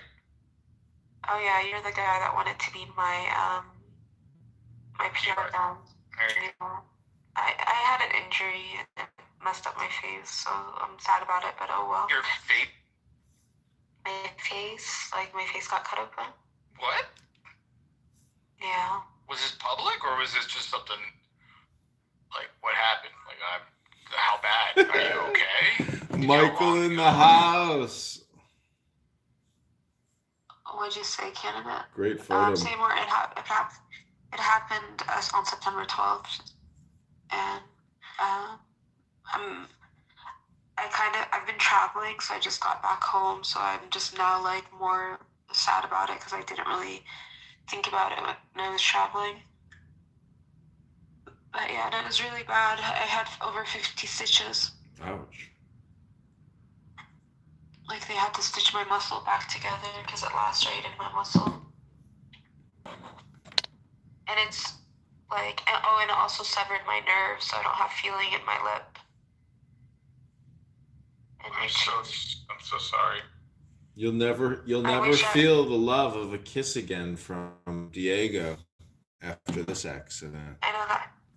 Wait, are you still dating Diego? I'm in love with Diego. I'm just waiting for him to love me back. Oh no. Yeah, he used to love me before I went crazy. Before you went crazy? Yeah. Well, let's not forget, Michael, she's in love with a neo-Nazi. Diego's not a neo-Nazi. Oh, he's not? He's just, what? Diego's a gentleman. He's low IQ. That's what it is, then. Oh. Oh, you all met and you really liked it when you met. But yeah, Seymour, it was, I mean, I can show you the stitches like the way they stitched me is much better than what it was, because when it cut open, it like just split my face open. Like legitimately, my face was split open. So what's your new nickname gonna be? Split Face? Oh, almost it's Scarface. Oh, you want to be called Scarface now? No, I want to be Nura. I want it to get better, but the only thing that will make it better is if Diego kisses it. Ooh. Oh, she doesn't come on this app anymore. Is that Jasmine? No, this is Pepe's room. No. We read Anyways, told her what I was and telling made her you were asking was what was I trying to put in the shaft of the elevator? Do you know did I tell you what was going through my head when that happened? No, I don't want to know. But whatever happened with the court case? I was dismissed a while ago. Wow, lucky girl. Wait, so is the whole New York incident okay now? Like, what's the deal? Yeah, I was dismissed like 6 months ago. Okay, so you're fine. Yeah. My brother used it against me to get me hospitalized like a month and a half ago, but other than that, yeah. Nora, you gotta figure out a way how to get the fuck out of your whole situation. Like, gotta reboot your life. I know, but say more, the thing is I left. I completely said fuck Kentucky, and I left, and I went like to the other side of the country, and I got a job, and I was like, I found a church. I was like, every day I was like doing stuff, because it's like hard, like, you know, trying to make it on your own. It's really hard, and I spent a lot of money. And then in the last 4 or 5 days, I just got really sad over my face, and I thought like I should come back home to go to the doctor, and I freaking came back, and I'm so mad at myself for coming back. So what part of the country did you move to? California. Oh, okay. California love. I would think that maybe more of the East Coast would probably be good. Maybe you can join like Coptic Christians or Coptic Palestinians or something. You're Muslim, right? You're Muslim Palestinian, right? Yeah, that's what I grew up as, and that's what I believed most of my life. But I'm kind of in limbo now. I don't feel. It doesn't matter. I don't feel conviction. But a part of me wants to go back to New York. You want to go back to the elevator shaft? No, just because I feel like I have unfinished business there. Like, that guy lied on me. The New York Post lied on me. Like you can't do anything unless it's in person. You know, and the police still have some of my money. Like, I never recollected my money. It wasn't that much. It was like a bunch of quarters. But it was like, you know. But I agree with you, Seymour, and I did something about it. I was gone for a month, and I just and now it's like gonna be impossible for me to go back. Like, I have to work, save up money again, and you know, so I fucked up. I shouldn't have, but I came back because I thought, like, my brother was like, I'm gonna get you a plastic surgeon for your face. Yeah, he tricked me. Are you laughing because I'm so stupid? Yeah.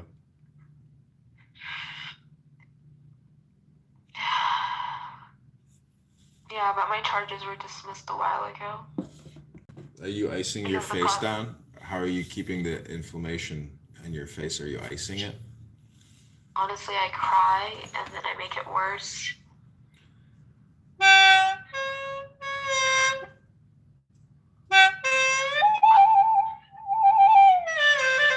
This is how it looked like last week.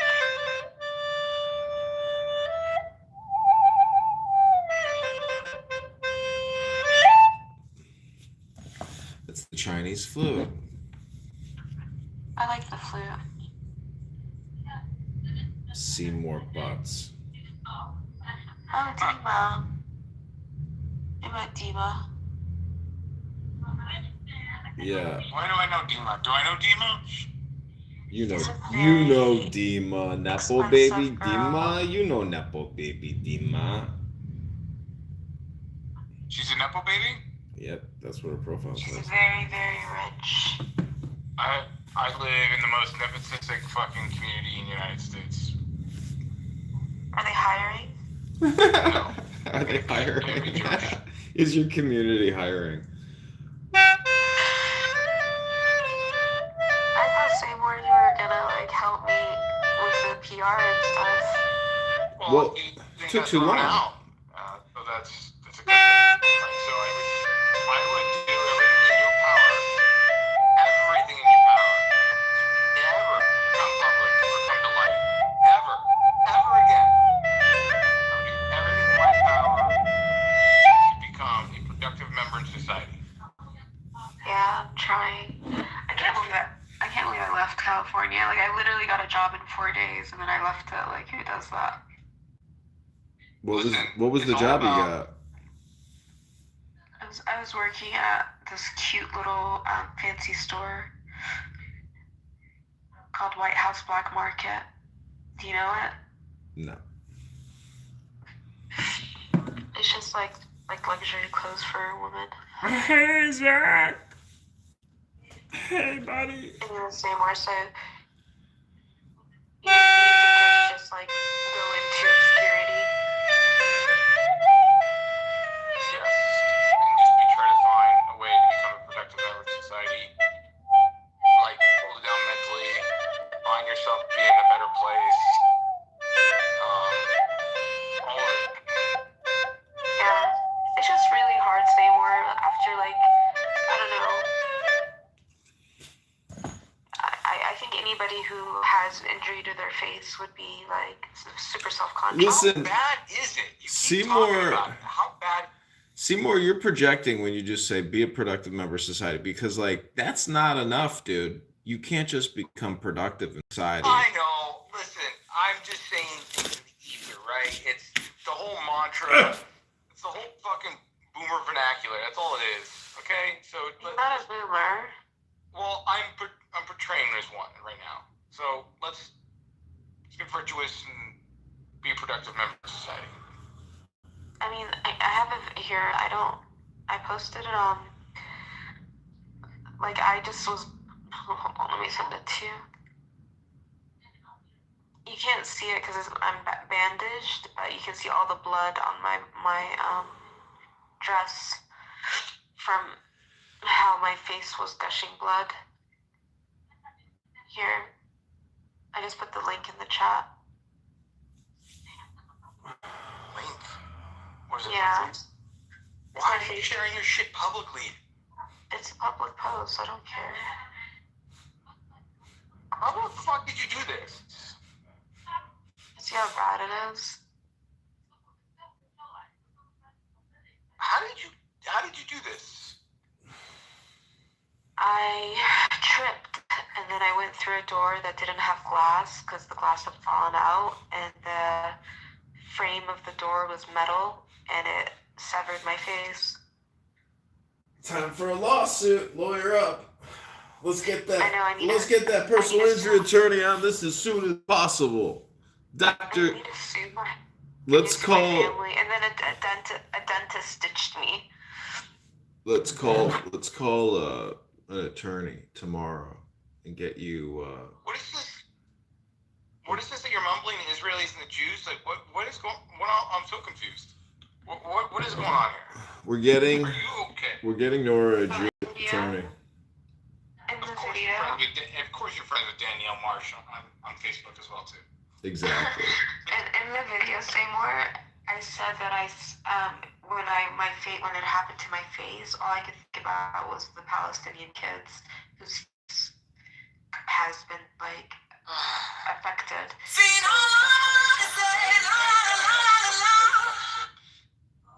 And I want you to try to introspect, okay?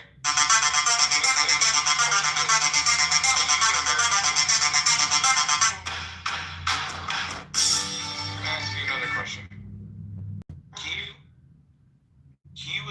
Can you upstand life right now? Can you afford a car payment? Not right now, no. Okay. I'm not working. Okay. And I spent most of my money. So let's do this. Let's be an American citizen and not project into life and actually maintain what we have right now and have some introspection and say, hey, I can't worry about other kids because I can't even afford a car payment. I mean, I did have. I did. So wait, Seymour, you're telling her to ignore the genocide because she can't make a car payment? That's the most American thing I've ever heard. Yeah. No, same where I like had a lot of savings for a long time without working because I was very frugal and you know, just financially conservative. I saved a lot of money, but the last 2 years, I don't know, just been not good. Last year. Let's welcome Mountain to the stage. And then I went to the West Coast. What'd you say? Let's welcome Mountain to the stage. Hello, Mountain. Buddy, how's it going? I don't want to interrupt your conversation. Continue. No, as a human being, I wish the very best for Nora. I can't imagine what she might have gone through, and the pillars that are there to uphold you in life are probably also missing as well. Like family and some other things that keep you stable. These are things that are very vital to the importance of us as human beings. And Nora is kind of missing that. So I only feel for her.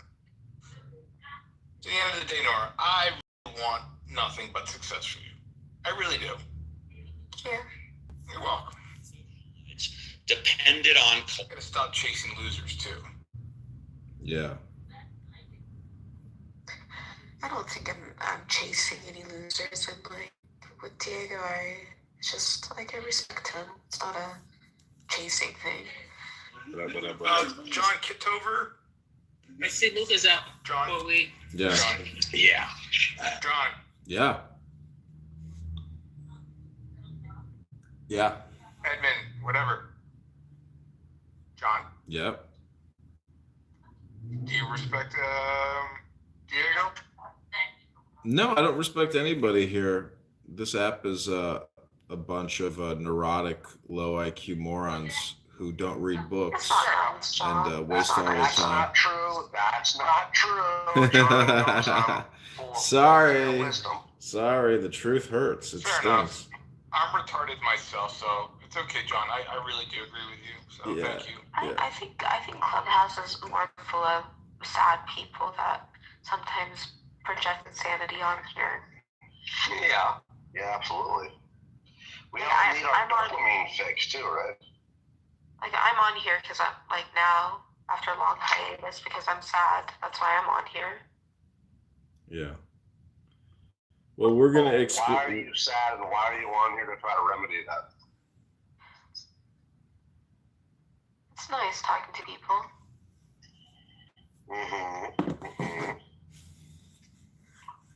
Well, if you're expecting sympathy from anybody on this app, I will warn you that you won't get it. I don't think so. I think when real things happen, that people are empathetic. She won't get it. She Not sounds really. like a cute girl. My Of course dog she's died. gonna get sympathy. My dog died, and people were telling me that I don't even deserve to have a dog. Oh, I know who you are. Yeah. You're the Iraqi guy, the vet. What? No. You sound like No, I'm not a vet. Some people say I sound like Doc. Yeah, dog. I'm sorry that your dog died. That's hard. How long had you had him? 10 years. Oh. Yeah, it was tough, but it's been over a month now. So it was, it is what it is. You know what I mean? But if you expect sympathy on this app, though, you're usually not going to get it. I don't think it's necessarily people come on here because they're looking for sympathy. I think they're I'm on here just to engage in conversation, and if the topic of certain things come up, I'll talk about it. But it's a distraction, and it's Yep. Understandable there. Saying more despite not hiring me because I'm not Jewish is being Himothy. Is this the same Himothy or is this a different Himothy? He's been really nice. Yeah. And, I try to be. yeah, he's been kind. I wonder if there is a community that would probably be more. I don't know if it'd be actually maybe more. I don't know if it'd be counterproductive, but you know, like Detroit would probably be good. Maybe I don't know. New York. I really liked where I was in California, and I found like some amazing people that were in this church that I really loved, and the priests were really like great. Like I talked to 2 of the priests, and they're just really wonderful. Like I said, I came back because of my face, but I'm kind of regretting it because I probably should have just accepted this injury and just let it heal as it does and just continued with life, and because it would have been good. And I was like walking everywhere. I lost like 15 pounds. I don't know if that's good. I'm trying to gain it back. If I may ask, you had an injury? Yeah. About a month ago, September 12th, I fell and I went through a door that was missing glass. You know those like front doors, not the like regular doors, and it had a metal. It was like metal on the side, and it cut my face. Oh damn! And it split my face open. Wow, I'm sorry. Yeah, I know. We're getting her a Jewish attorney tomorrow. I'm very self-conscious about it. Don't be. It's all good, man. You struck it rich, Nora. We're gonna get you a Jewish settlement tomorrow. From my own family, we should. I honestly, because like they shouldn't have had that door. Yeah. But if I listened to Diego and didn't leave at night, it wouldn't have happened. Always listen to Diego. Never disobey your master. He is my master indeed. One of those things that I will recommend if it's possible is try not to dwell on, what could have been done different. It's not going to help. I mean, it's what's done is done, and you understand, Yeah, I know. It's just so depressing when I look at my face. That's all good, man. Wait, is it permanent or something, or what? I mean, my face is pretty swollen where the stitches are. Like, I have, like, scar tissue already. PTR the proof. PTR the proof. PTR the proof. I have a picture, but it doesn't PTR the proof. you, but it doesn't PTR the proof. Here. I'll show you, but it's not as bad in this picture. I look okay in it. Like, I don't look PTR the proof. PTR the I'll proof. show you. PTR the proof. Here. PTR the proof. There you go. I just PTR'd it, but it's more swollen than that now. And this was like maybe 5 days ago. Oh, that's fine. I wouldn't worry about it, man. Make sure and put some, maybe some anti-scarring shit on there, but it's gonna be all good, man. Don't be depressed.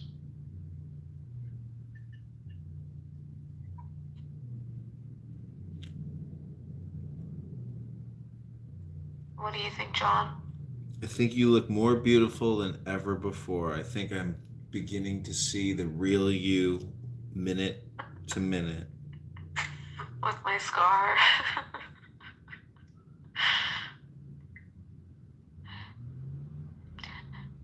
Oh. That was in the this lady's house in California that I was staying at. But Mountain, if you look at the bottom, it kind of looks like a butt, the way it like cut open, because they stitched me from the bottom too. Yeah. That's all. I wouldn't. I have a butt chin on the side of my face now. Just remember, Nora. Always look on the bright side of life. Always look on as a girl that used to take a lot of selfies of her lips. It's kind of hard now. How long has it been?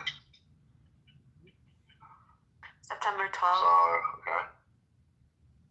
That's not long at all. My mom's It's gonna be fun.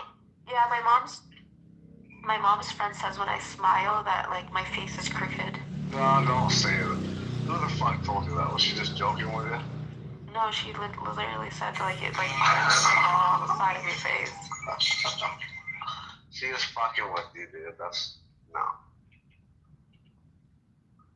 After the Atlantic I City guess it could have massacre, been worse. It Michael could have been my Corleone jugular vein. collapses from a diabetic That would stroke. have been nice. Yeah, dude. Oh, come on, man. That's you know what you sound like if you want to be true. You sound like you got some first world problems. You know. I know, but like the kids in Palestine, their faces get severed too. Yeah, think about some other kids other places that could be a lot worse. Yeah. It's just not normal for people to injure their face. What? Sorry, somebody told me something. Oh, let me check.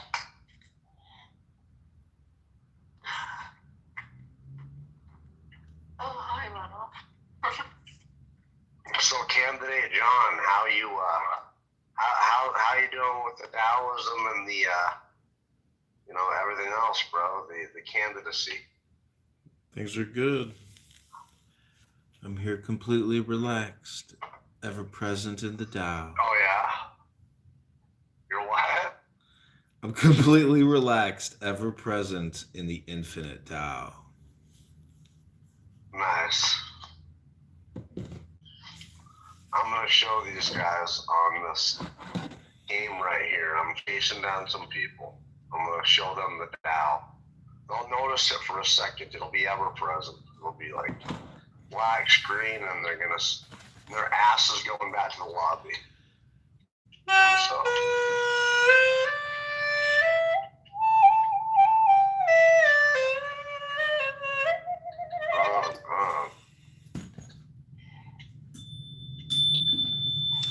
This is the great Tao. Yeah. The forces of life and death. Every one of us is born, and every one of us dies. However, 3 of every 10 seem to be born to live. 3 seem to be born to die, and 3 live life fully or death fully, according to their chosen lifestyles. But only 1 in 10 on Clown House seems to survive all dangers. When walking through the jungle, this one never fears the rhinoceros, because there seems to be no place in her to butt his horns.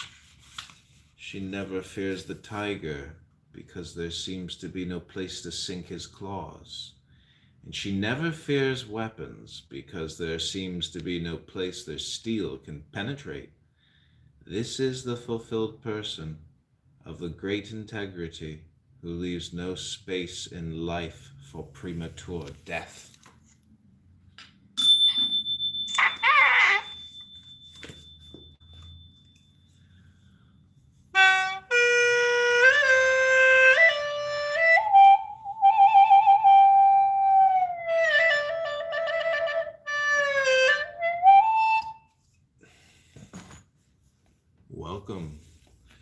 Welcome, great Tao.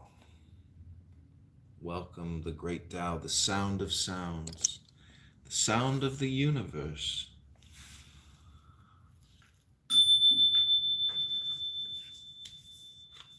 Okay,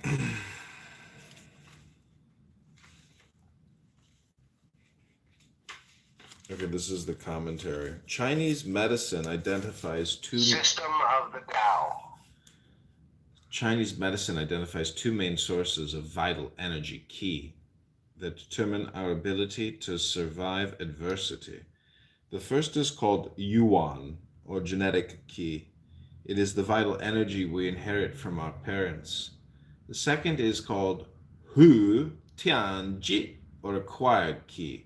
It is the vital energy that derives from our lifestyle, that is from the air we breathe, the food and drink we ingest, our exposure to the sun and its full spectrum of light, our actions and emotions through which we relate to others and to our environment, and the people and their key with whom we most directly intersect.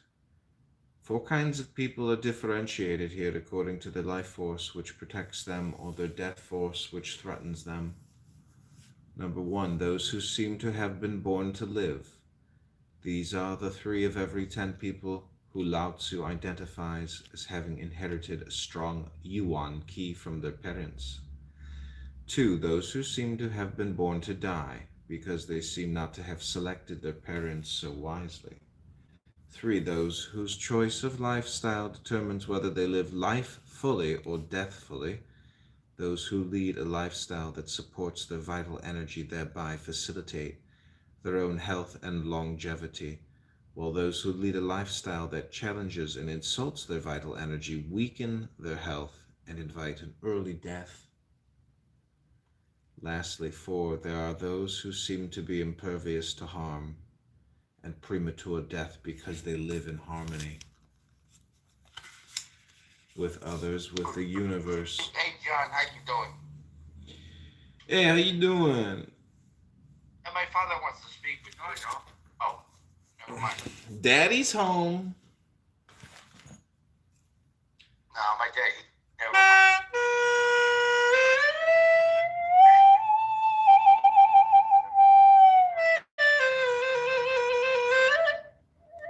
Is your dad patrolling the streets with the National Guard? Is he making arrests? No, he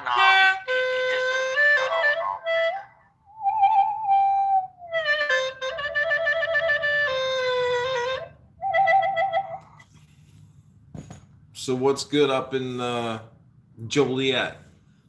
What's going on? Definitely good. Yeah. My father, he'll talk to you like a minute.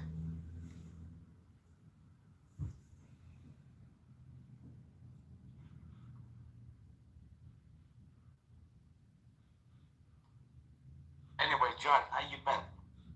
I'm good.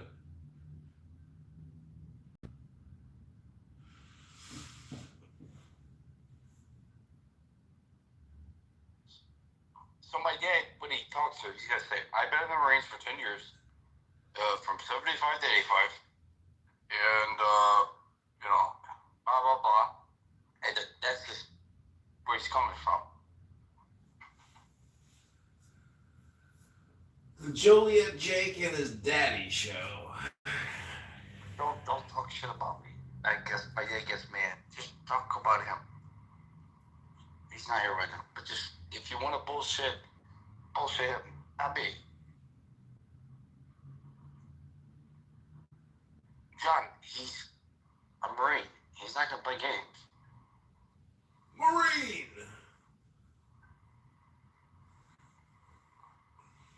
He doesn't take what you say lightly.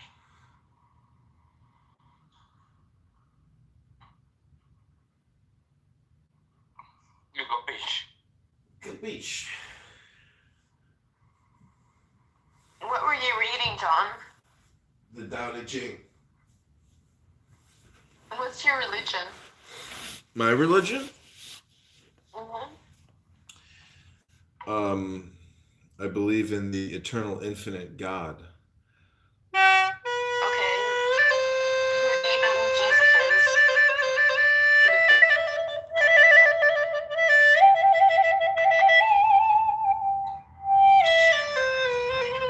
Alright, John, we know you're Jew, but here's my father. You want to talk to him or what? Hey, why'd you let your son out of the cage? Put him back in. When is he going back in the cage? That's funny. What is your dad do, John? Yeah, that's funny. I get you. Stop letting them out. People on Clubhouse keep wondering why you keep letting them out. I didn't let him out. Don't let him out. Don't give him a cell phone anymore. Don't let him out of that cage and don't give him a cell phone no more. No, man, I have nothing to do with this. Why are you doing this, Jake? Are you trying to embarrass me or something? I don't even know what these young people are talking about. Who's talking to you that way?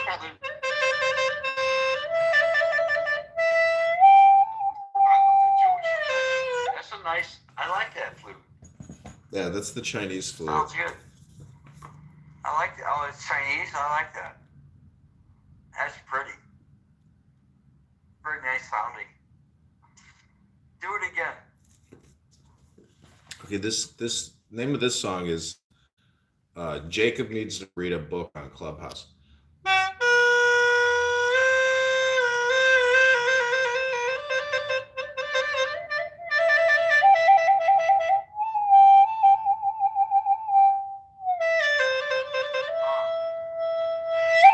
My cousin wants to know what you're playing, what culture. Is it Chinese? Yeah, it's Chinese flute. Yeah, Chinese. China flute. Oh, very nice. That's cool, man. Is that a flute? No, what kind of instrument? Ching chong ching. What instrument do you play? The China flute. The flute. China. Is the China flute like the regular flute that blows with your lips outside?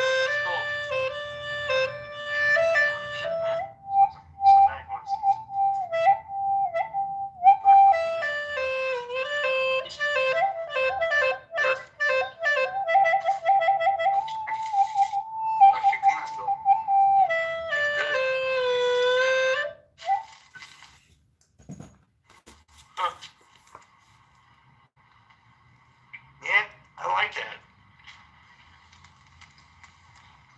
That's kind of like a Zen moment. I like that.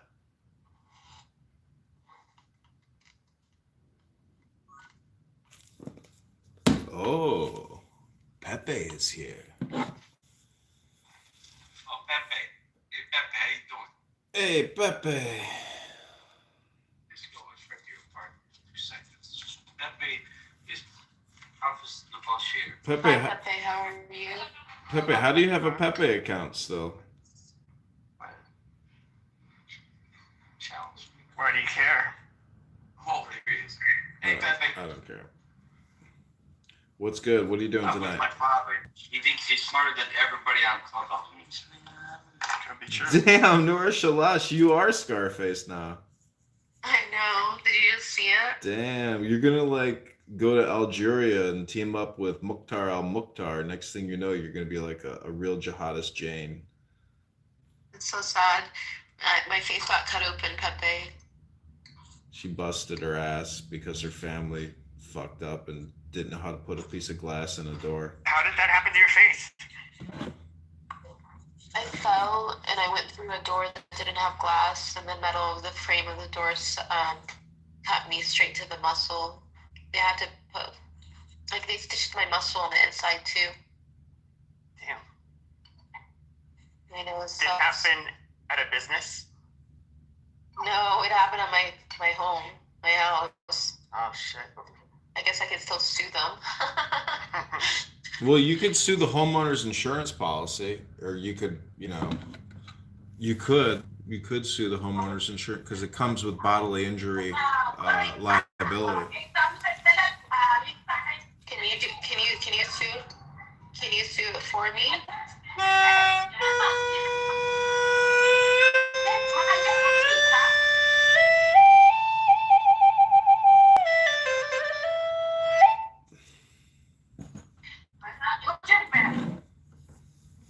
So Pepe, why don't we do a candidate John fundraiser? Because Monday, Tuesday, I got to drive to Springfield and drop off all the petitions. And Roger Mayhem made an appearance on here like a week ago, and we had maybe like an hour-long conversation, me, him, and Mountain, and him and Mountain started getting into like a screaming match.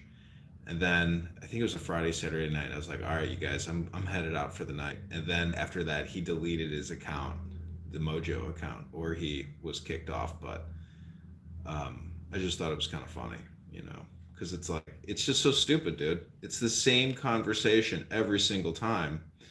And so to come on this app and talk to the same people and have the same conversation over and over again is, really a waste of time and stupid. So I don't know, that was like maybe his final appearance, but he was talking about how he was like using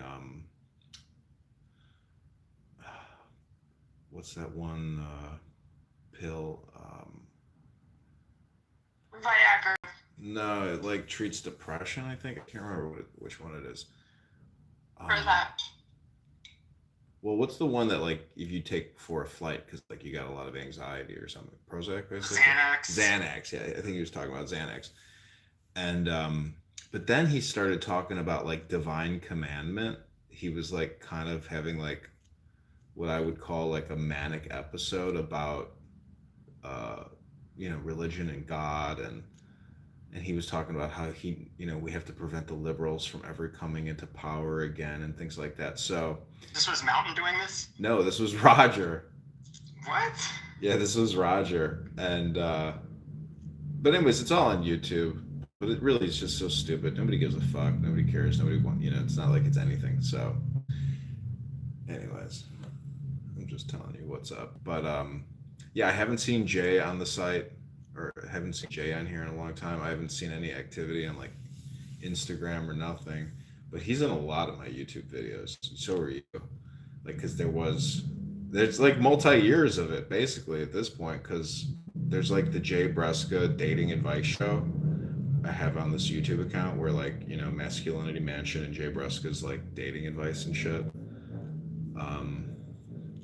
It's all water under the bridge now at this point, but yeah, this is Clown House, a predominantly black space, small little pocket. So yeah, I don't go around the blacks as much anymore. yeah, I think there's value there. If I had like a really big house, with like a bunch of bedrooms, I would have each bedroom. I mean, I do have a big house with enough bedrooms, but like, basically I don't have enough. But like, if I had enough rooms, I would definitely set up tripods of cell phones and live stream a lot of these crazy rooms all day long. What do you mean you do that? I know, but I would do it bigger. I would do more rooms. I would do like, 5 rooms a day, all day. Because there's those many rooms. Do you make money on YouTube yet? Have you monetized? No, it is so hard to monetize. Like if you go to the YouTube Studio app and you see the requirements for the total number of hours that you have to get on shorts, it's like millions of views, and it's like it's very difficult to do. How did what's his name monetize? Who? That one guy, the gay guy, Hampton. Oh, Hampson. Well, he has a deal with Zeus Network where he creates basically like his gay analysis of the Love Boat show or whatever it is, and that's it. He's just strictly limited to that one stupid show.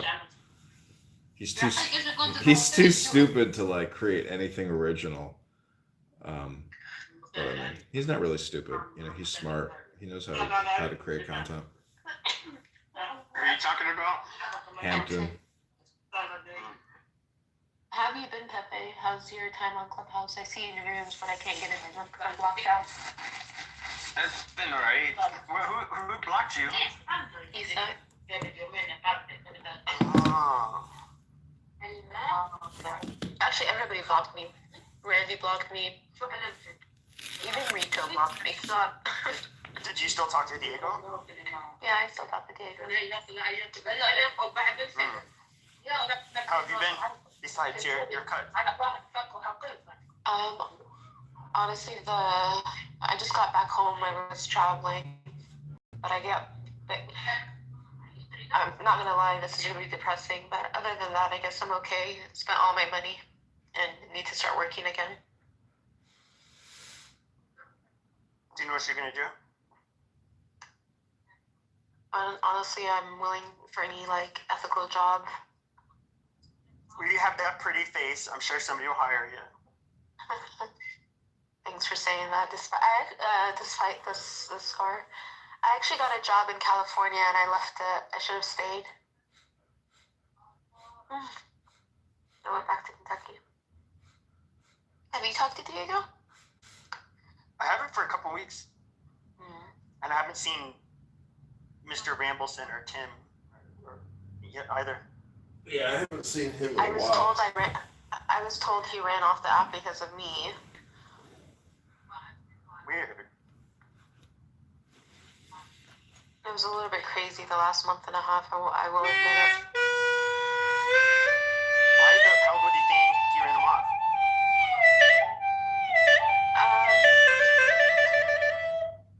I mean, that's what I was told. I was told you ran off Tim.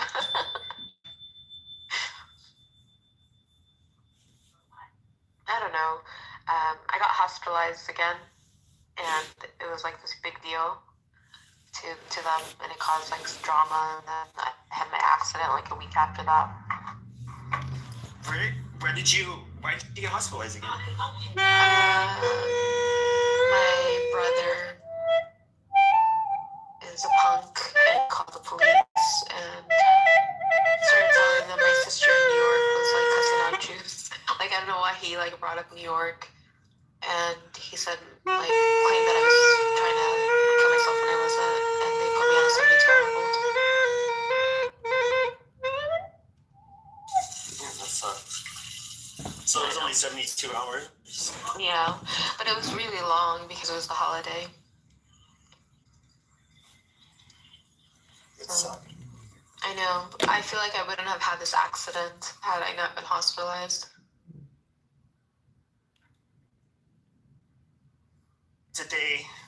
You still look pretty, but did they say anything about like plastic surgery or anything? Or how it heals? Yeah. I'm gonna see a plastic surgeon on Wednesday.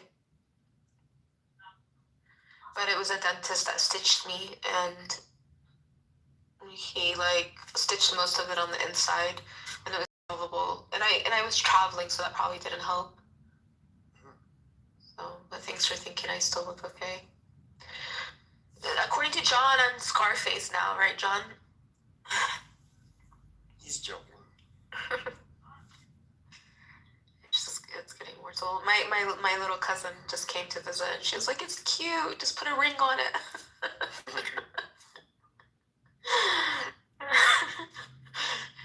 Yeah.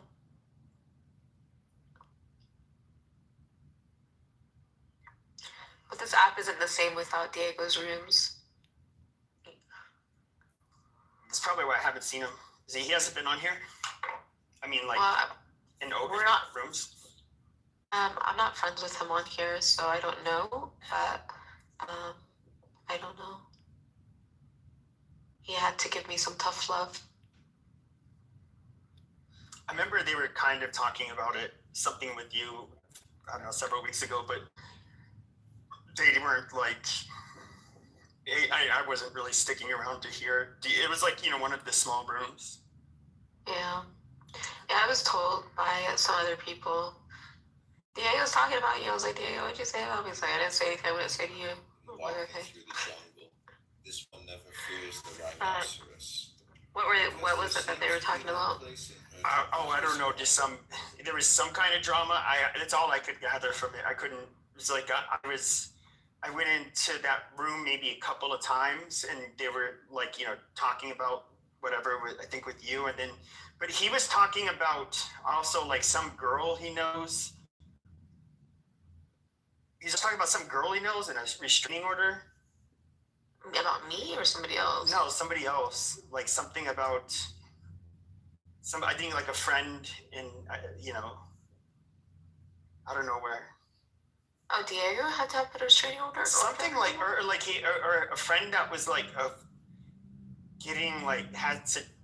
There was like. Oh yeah. The girl that he's been helping. Yeah, there's a girl that he's helping, who has a son with a man, and he's been helping her, like with like legal stuff, and helped her with like getting a place, and let her stay with him for a little while. That's who he's talking about. Yeah, somebody like he like the guy like messed up her face and beat her, but she's still cute. But that's the only. That's like it was around that same time I heard him talking about that stuff. But then with you, it was like. I don't know. There's just I could tell there was something going on, but it was like you could tell they were having like serious conversations. So I didn't really. Yeah, they all want him to like sever contact with me, basically. Yeah. Diego's a good guy. But the others, I don't know, Pepe, like Randy was doxing me to Yael and others, like telling them like where my family lives in Palestine. I still have family in Palestine. Why are you telling these people like where like my family's from? Like if I yeah. And so I'm not gonna lie, I was a little bit crazy on Twitter, and I was like posting crazy shit on Twitter, and like I just maybe I am mentally ill. I don't know. I don't know what to say. You don't follow me, but what is your account on there? Nura Bandura. But I have it private now because I posted like things I wasn't supposed to post on there. Like after New York, when I was in Bellevue, I gained a little bit of weight, and so I was like documenting what they did to my body because I feel like these medications, like I've never been on medications other than when they forced me when I've been hospitalized because I don't even drink caffeine for the most part. And so after I got out, like I was like recording myself, my body. And for whatever reason, in the last month and a half, I started posting those videos on my Twitter, and they were showing my body, and people from Clubhouse screenshotted that stuff. Is it Nura Bandura 5? Yeah. I have like Nura Bandura 5. Yeah. I sent you a request. Okay, but just don't go through my tweets. I don't dox people. No. I don't think I know anybody that really. I've only made rooms about one person on this app, really, and that was JB. I don't really care. Yeah. I don't do the personal drama stuff. Yeah. No.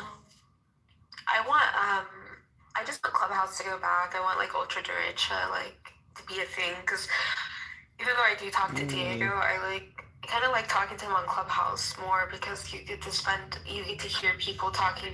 You know what I mean? You get a better idea of a person when you hear them engaging in conversation with others. Yeah.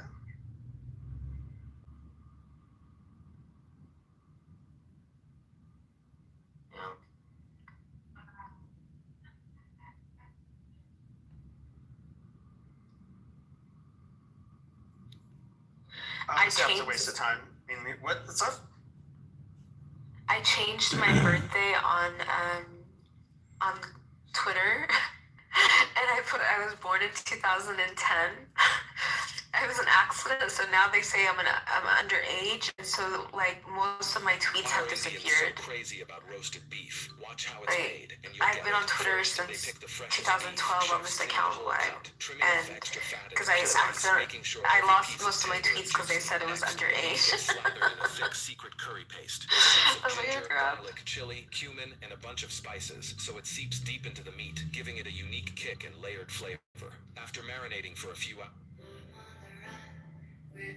I don't know. Do you think I'm mentally ill, Pepe? I don't think you sound mentally ill right now. I haven't talked to you enough. I used to work with seriously mentally ill adults. Yeah, I know. The problem is though, like when I saw you, that video of you in New York, I would say, I ended up, when you said Nora, and then I think Yael said like, wait, I know that girl. And I was like, wait, is that from Clubhouse? And then she said yes, but I could tell that like, it was either somebody it was likely somebody who's experiencing like mental health problems, or at the very worst, it's somebody who just like they just had something really bad happen to them. And so they're already like emotionally super fragile. But I mean, other than that, I haven't heard you say, have you been diagnosed with anything? I mean, when you get thrown in psychiatric hospitals, they always put a diagnosis on you, but like outside of the psychiatric hospital, like in 2018, I went to get help because I was really suicidal, and he just put severe depression, and it was like a really good psychiatrist. And I got better just like with like a few therapy sessions, and I didn't do any medicine. But But I know like Randy loves to say, oh, she's schizophrenic, oh, she's bipolar, oh, she's this. But I feel that because I'm not, and then like I get force injected, that it scrambles my brain. Like imagine you're like being injected with a medication, but you don't take it, and so of course it's gonna rewire my brain in a way where I'm gonna be like a crazy person afterwards. I don't know. Yael was pushing lies about me though, so she was like, "Oh, she's such a nice person. Her family just doesn't believe." And I was like, "Dude, stop saying this stuff about me. About like my family doesn't believe in psychiatry. No, my family believes in psychiatry. I don't believe in it."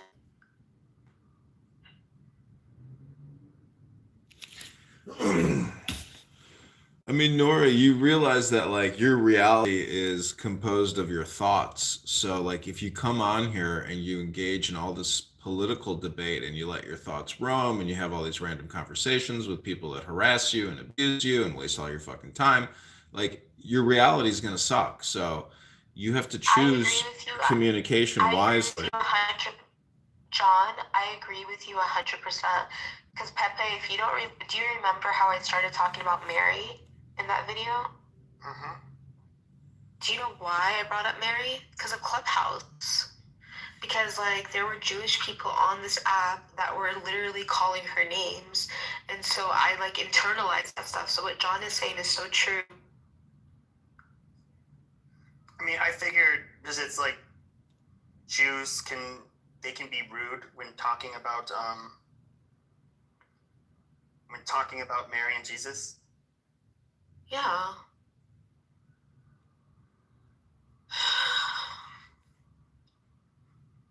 Also, that video gets circulated so much that I feel some of it is not even like.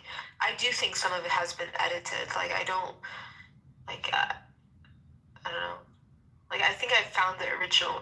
I found the original video, but it's just. Yeah.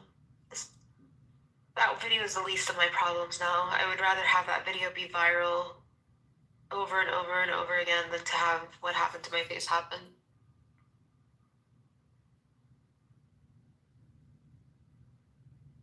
But I agree with you, John.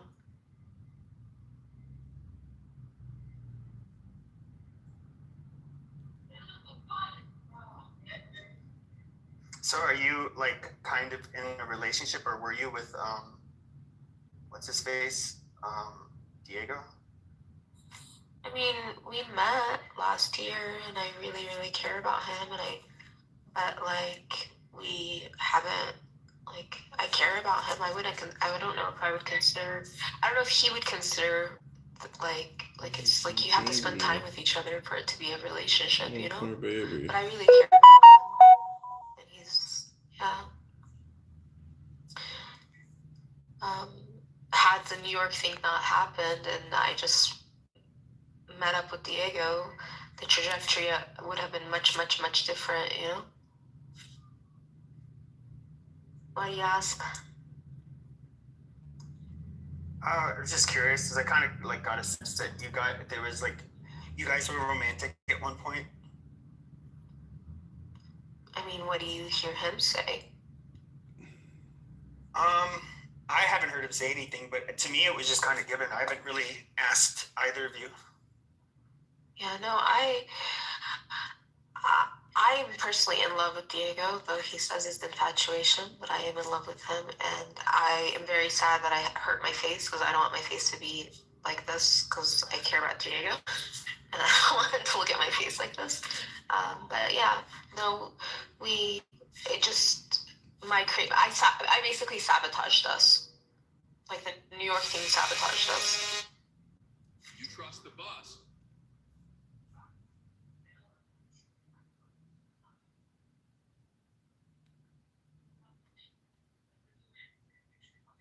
I need to delete all the stuff I posted on my social media. It's so crazy. It's on private, I guess. Like...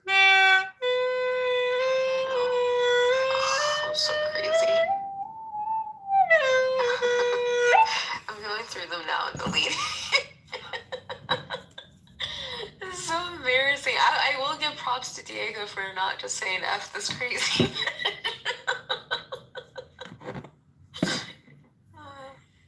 Well, men are attracted to women with personality disorders, or, you know, I mean, but also this is like a no commitment, what'd you say, no John? investment. What I'm saying is it's easy to be friends with people on this app because there's no real investment or commitment. It's in many ways it's like watching people at a NASCAR event hoping for a crash out, and people have that Schadenfreude where they take pleasure in people's suffering. So, um, basically, Nora, like if you don't, become a mature, responsible, and ever present and focused person, I mean, what's the point? Nobody on a stupid fucking social audio chat app that some F words run, you're not going to get anything from this app. And you're not going to get anything from people on this app other than waste your time. Like, that's just a fact. I mean, if you create some content or use this in a productive way, well then, okay, great.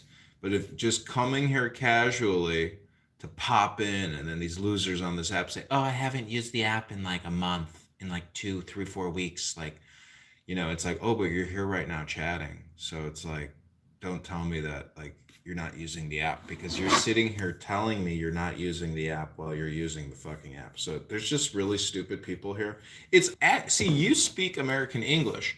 Many people on this app are basically here to try to like get a free education in how to speak English. That's really what's happening. Like Rabbi here, this Jordanian shawarma falafel eating motherfucker who parks his car on the side of the street, in the street, doesn't even fucking park it in a parking spot. That's how these Jordanian cocksuckers do That shit. isn't the real rabbi. It's a different rabbi.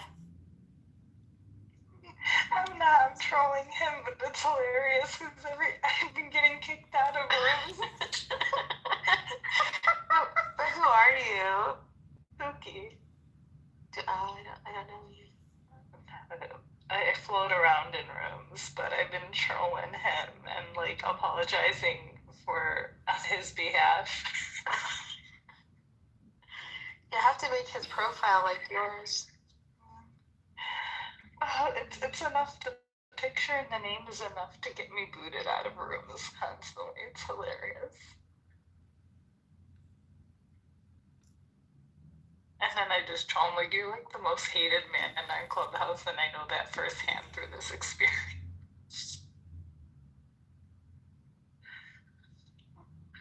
Everybody hates him equally, no matter what room I go into. He's really annoying. Very annoying. What does it mean that he has me blocked then? Does that mean I'm more annoying than him? Why does he have you blocked? He has you Why does blocked he have me blocked, John? because he just doesn't want you in his presence. It's like, so, imagine just like having to have a conversation with somebody that you don't want to talk to anymore. And, you come to this app and you're like, fuck it. Eventually you got to determine, like, I don't want to talk to some of these people anymore, Yeah, but it's sad when people do that. I don't know if it's sad. You're going to have to move on. Like, every relationship has two major characteristics, a beginning and an end.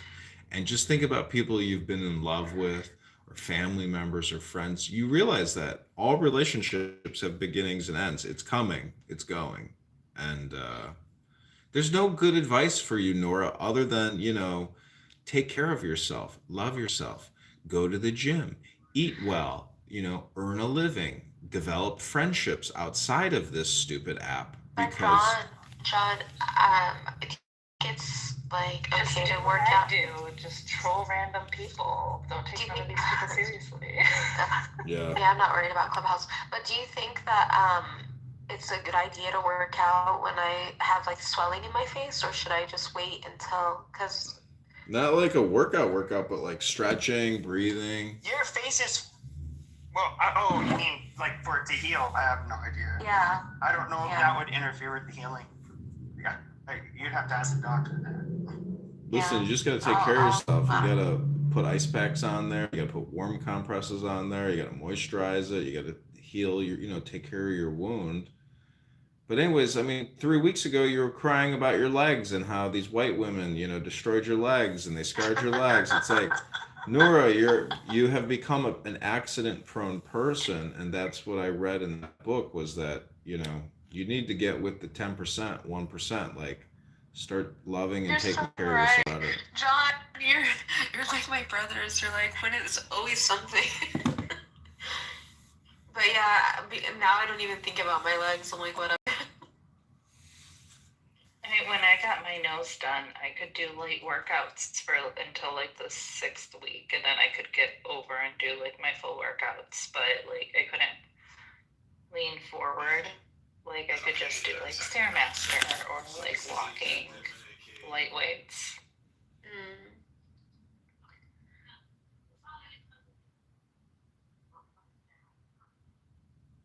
Got it. But it should be good for recovery because when you work out, it puts your body in like recovery mode where like it sends signals to your rest of your body to regenerate. I'm going through my. Yeah, I hear you. Why am I such a psycho bitch? Oh my god. It's Clubhouse, we're all a little mad here. No, I go through my Twitter. Fucking great bitch. Oh my god.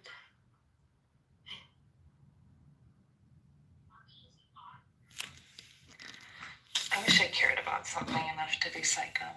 See, I have a lot of content up, but really, like, what's the most recent content? Like, you can judge me a year ago, but you can also judge me in the past 72 hours, and I can prove to you in the past 72 hours, that what Oh my god, I'm so embarrassing. What the fuck is wrong with me? Oh my god. Who's Rabbi Casanova? Is that Dickerson or no? No, it's another one of his clones. Oh. I will say he has actually created a little bit of a following with his behavior and the fact that he calls himself rabbi, which is the biggest insult to the person who has to address him. It's kind of like he's kind of like a Kanye West figure. You don't like him, but you like to laugh at him. Oh my gosh.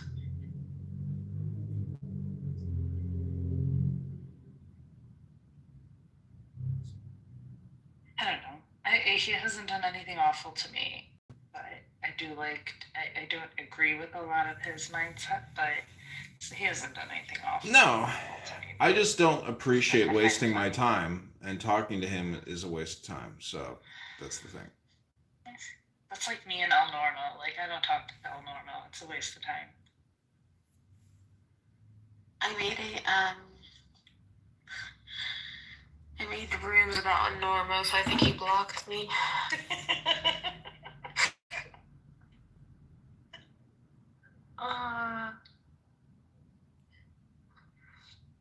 I'm going through my Twitter and like deleting stuff. It's so embarrassing.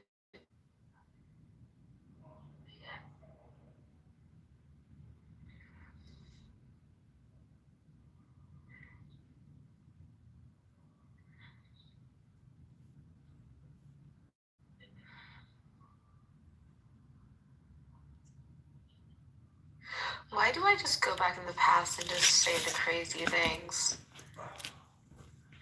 That was a different version of you. It was like September. It's still a different version. Who you are yesterday is not who you are today. You're allowed to change your mind based on new evidence or, no one's beholden to something. You do the best you can with whatever you have at the time. In my defense, my brain was fucked, so. Happens.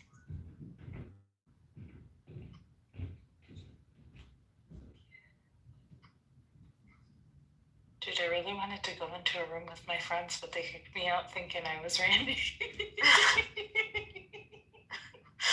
That's hilarious.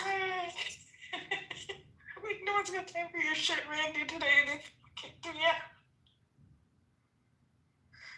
That's so funny. Oh my god, so embarrassing.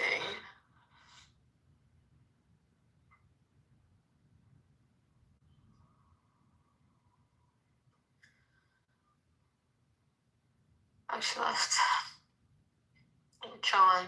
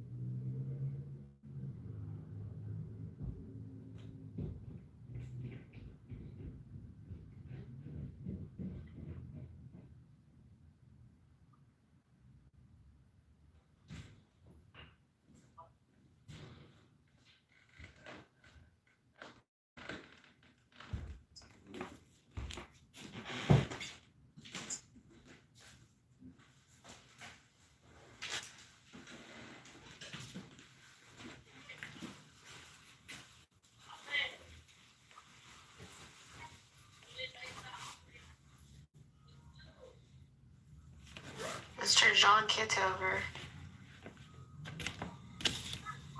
Yo, I'm about to go pick up some shawarma, some falafel from a Palestinian halal chicken restaurant. You're getting some falafel from a Palestinian restaurant? Yep. Are you going to Bridgeview? No, it's over here by my house. Bridgeview has the Palestinian restaurants.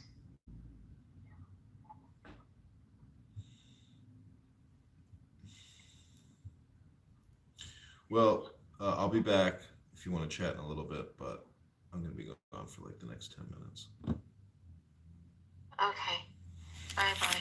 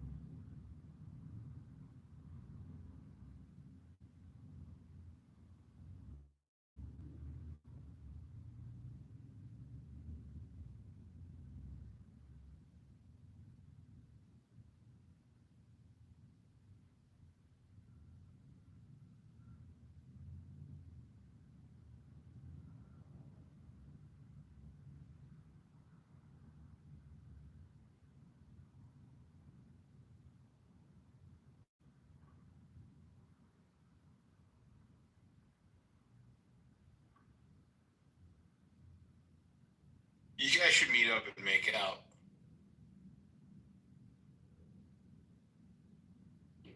Why don't we meet up and make out with Diego? Shit. You do have a. Aw, corner. Yeah. It's worse than the picture. It's gotten more swelling. This is like a few days ago when I was still in California.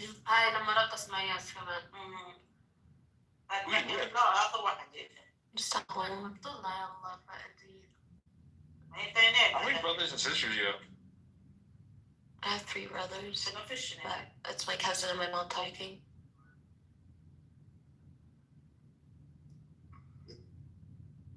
When it comes to SUVs, Yeah.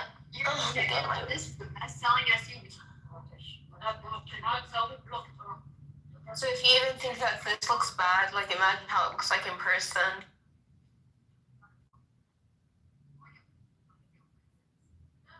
That sucks. I'm sorry. Yeah.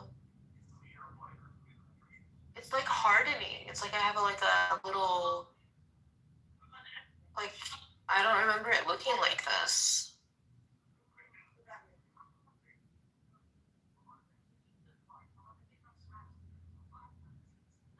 Like the tissue is just hard. Oof.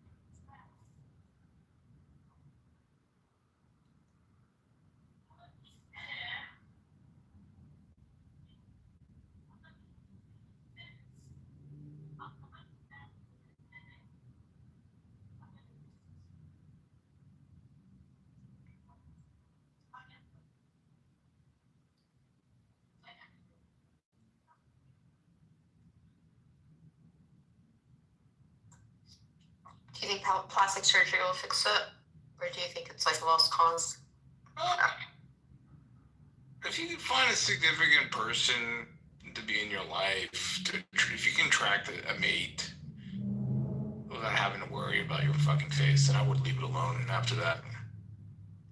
I mean, if anything, I would maybe seek consultation just to see what the cost would be, but, you know, it takes time. Yeah. But it's gonna be harder to attract somebody when your face is fucked up. Men are fucking simple. Yeah, when you're 20, not when you're 40. Oh.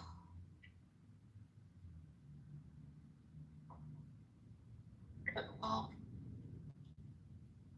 I gotta be a more grateful person and just accept it. Dude, I have a new charger, a new iPhone, and it does not bug. It's so frustrating.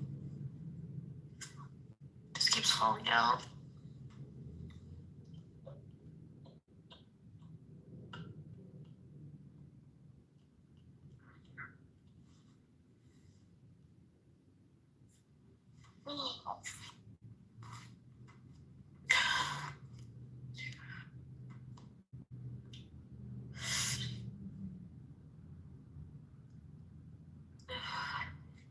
You're right there. Me? Mm-hmm. Yeah, I'm just laying down and rubbing my face. So when did the face thing happen? September 12th.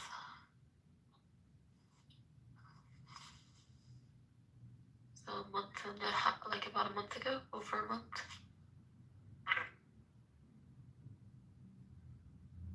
If you zoom in, the horizontal line is actually even worse than the straight line. And then that whole area is now building up a lot of hard tissue there. I think I'm getting too stressed and it's like causing more inflammation in my face. Oh.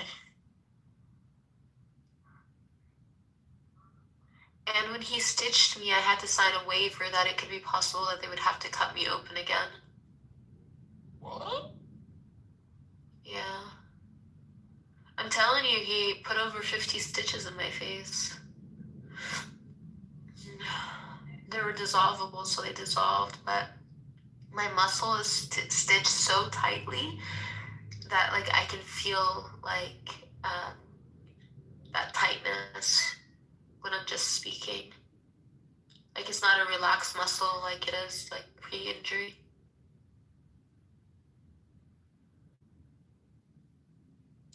I'm sorry. Yeah.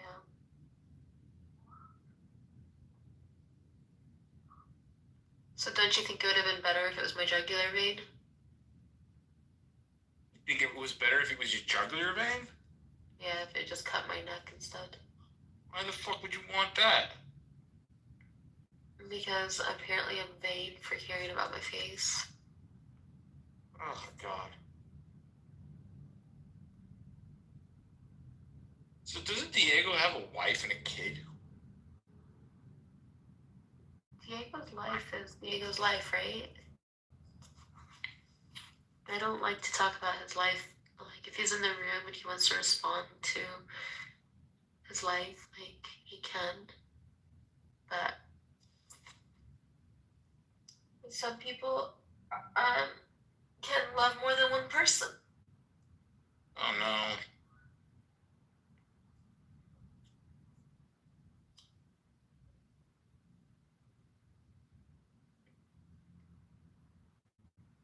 Or maybe Diego and I, like, maybe all this stuff happened in my life so that Diego and I would not be a thing. You never know.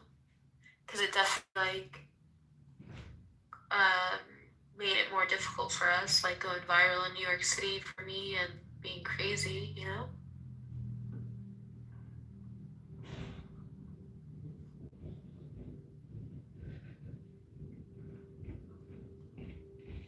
But Diego's a good guy. He's a gentleman.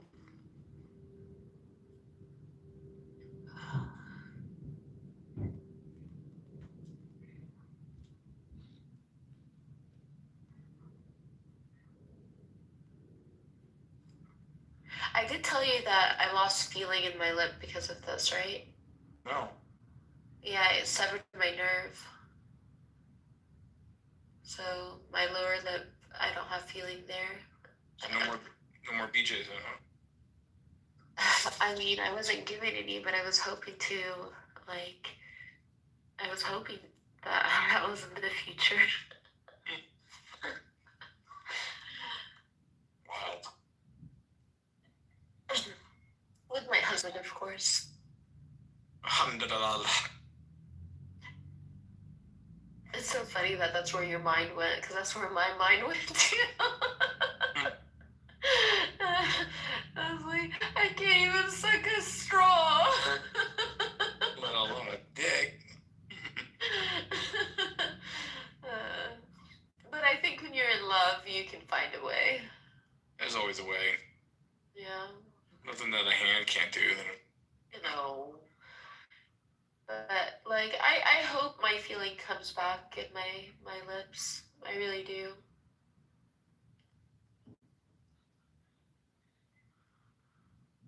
Because it's not even that. It's like even kissing. Like would I even be able to kiss? Because I can't even feel.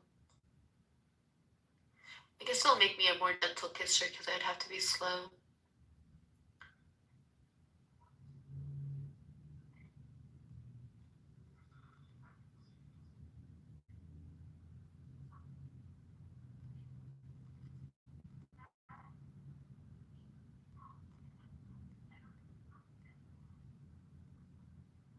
You're very close to Yael, right? On this app, I mean, like, I've only known a voice for almost 5 years of my life on a fucking app, but outside of that... Are you in a relationship? No. How old are you? I am 40. Are you 1985? 84. Okay, so you'll be 41. Yeah. Nice. I was born in 1985.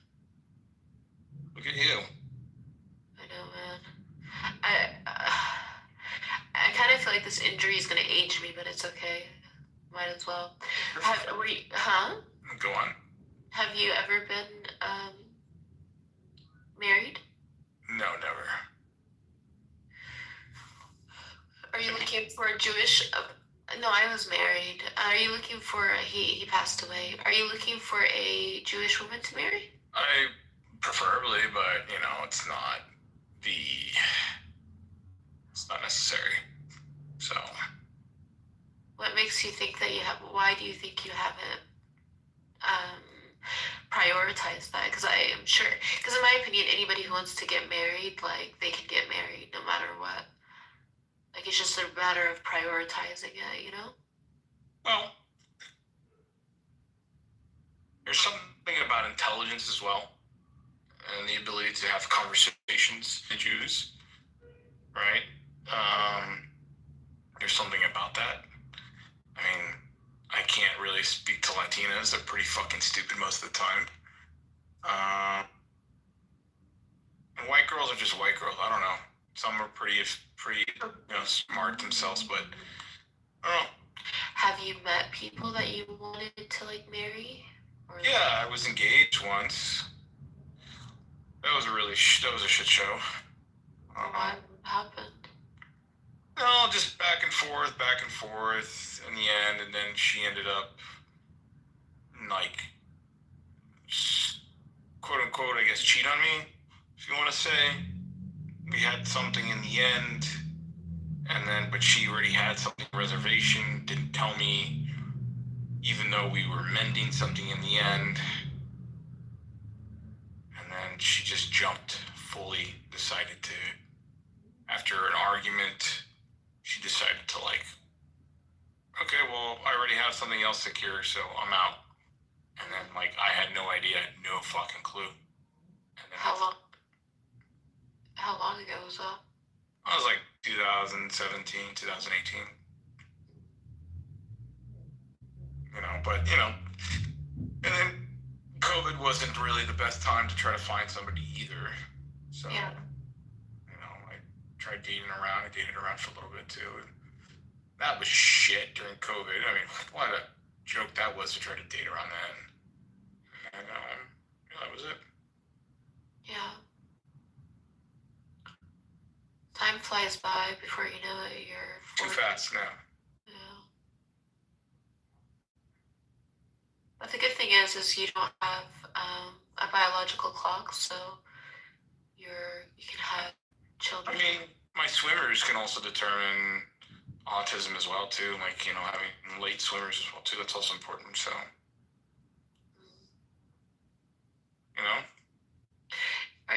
Do you still have your family around? I do. Very fortunate for that. That's good. Yeah, that's good. But I agree with you what you said earlier about the pillars. I feel like I don't have that anymore. So it's hard. Assessment. That is so so important to have even for your mental health. You say you gotta have these certain pillars in your life. The way I conceptualize it in my head is you have certain things and foundations of your morality and your intelligence and your livelihood and your mental health and all these little things that get to prop you up as a human, and it's pivotal to have parents in your life because they are also they provide that stability, they provide that clarity for you, people you can go back and fall back on your parents for. Yeah, for sure. You don't have that.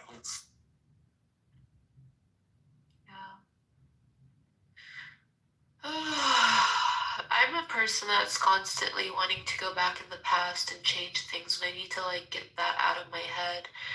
Be you know what happened happened. You cannot go back. You cannot change things. Just let it go. I really need to implement that in my life. I think that would help me a lot.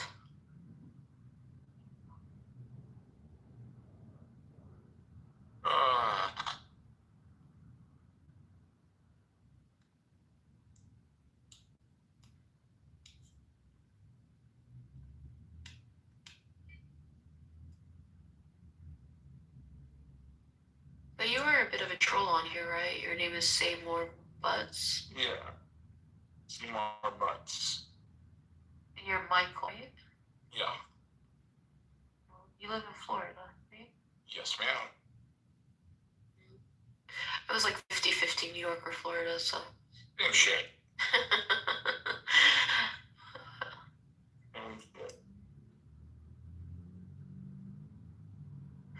Even laying down, like the gravity pulls on my face. It's so crazy.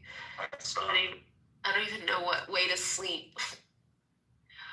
I couldn't fall asleep last night because I drank so much caffeine. So now I need to sleep. Like when I was in California, I was sleeping at 9 p.m. every day. I was so healthy there, but I was so tired. Here I can be lazy, which is not good.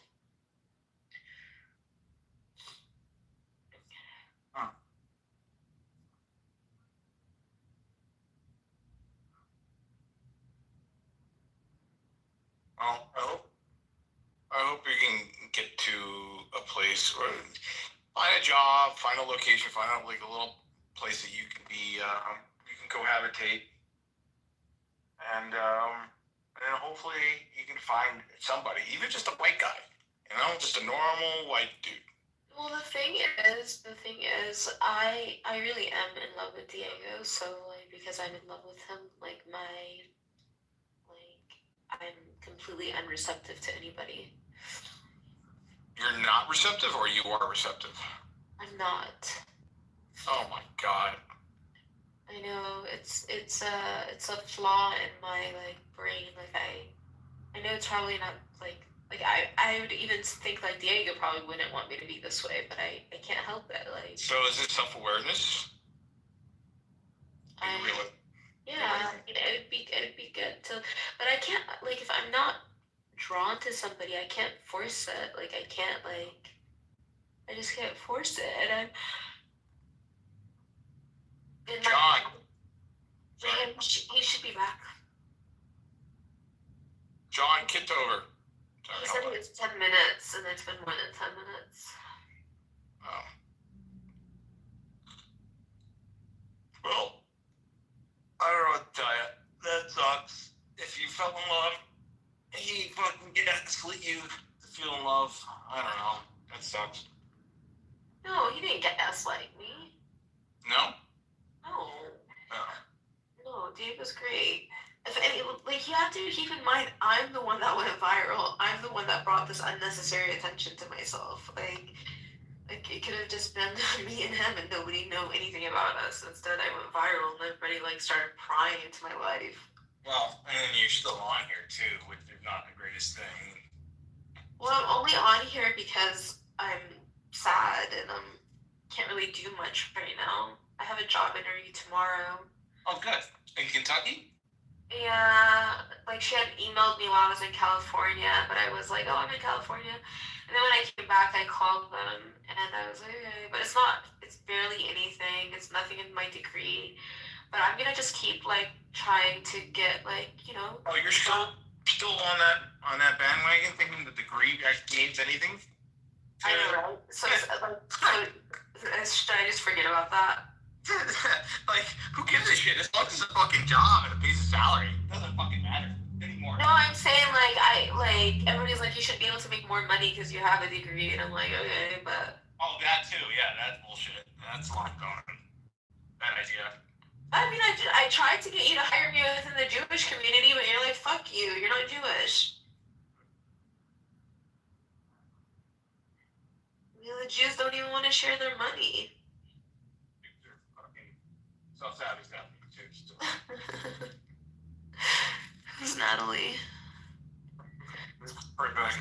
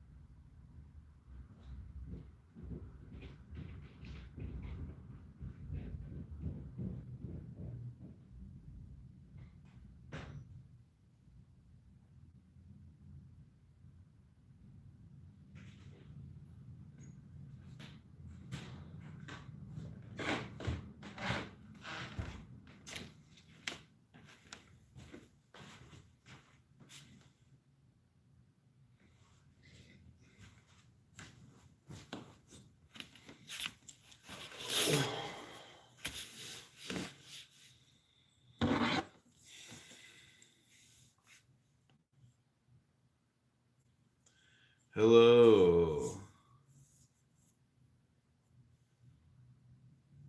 Nora, are you there? Earth to Nora. Yeah. Yeah. Sorry, I was upstairs eating. What are you doing? Oh no. I see Beeb chat. What? It's like, damn, what happened to Noodle? Oh, I don't know.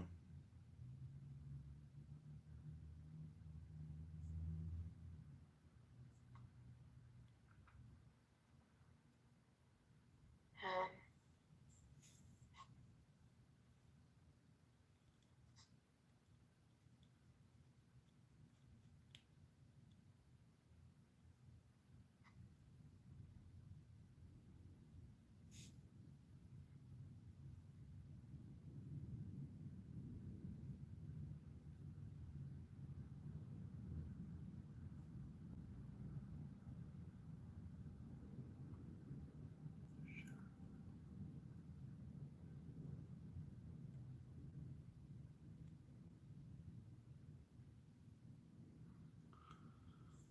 Okay, so I'm gonna read a little more Dao De Jing. Okay. Hope you enjoy. Maybe that'll help me fall asleep because I'm screwed. Yeah, this will definitely help you fall asleep.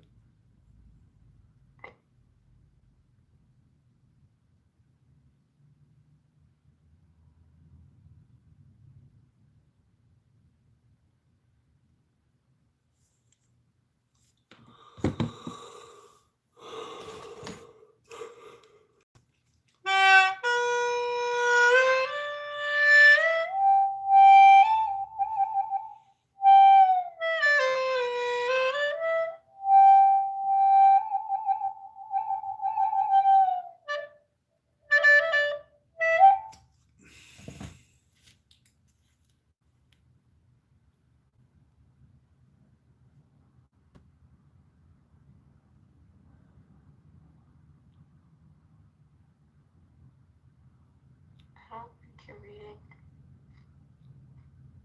I'm about to.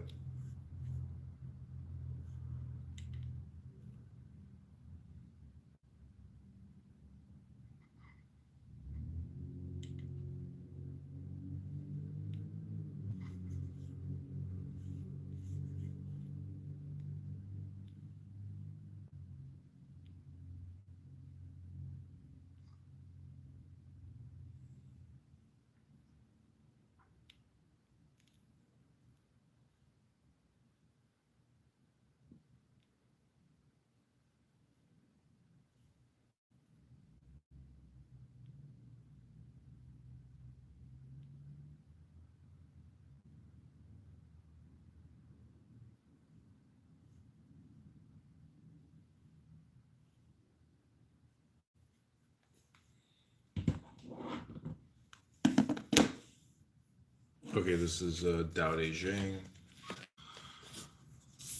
This is the 51st verse. This is called natural breathing.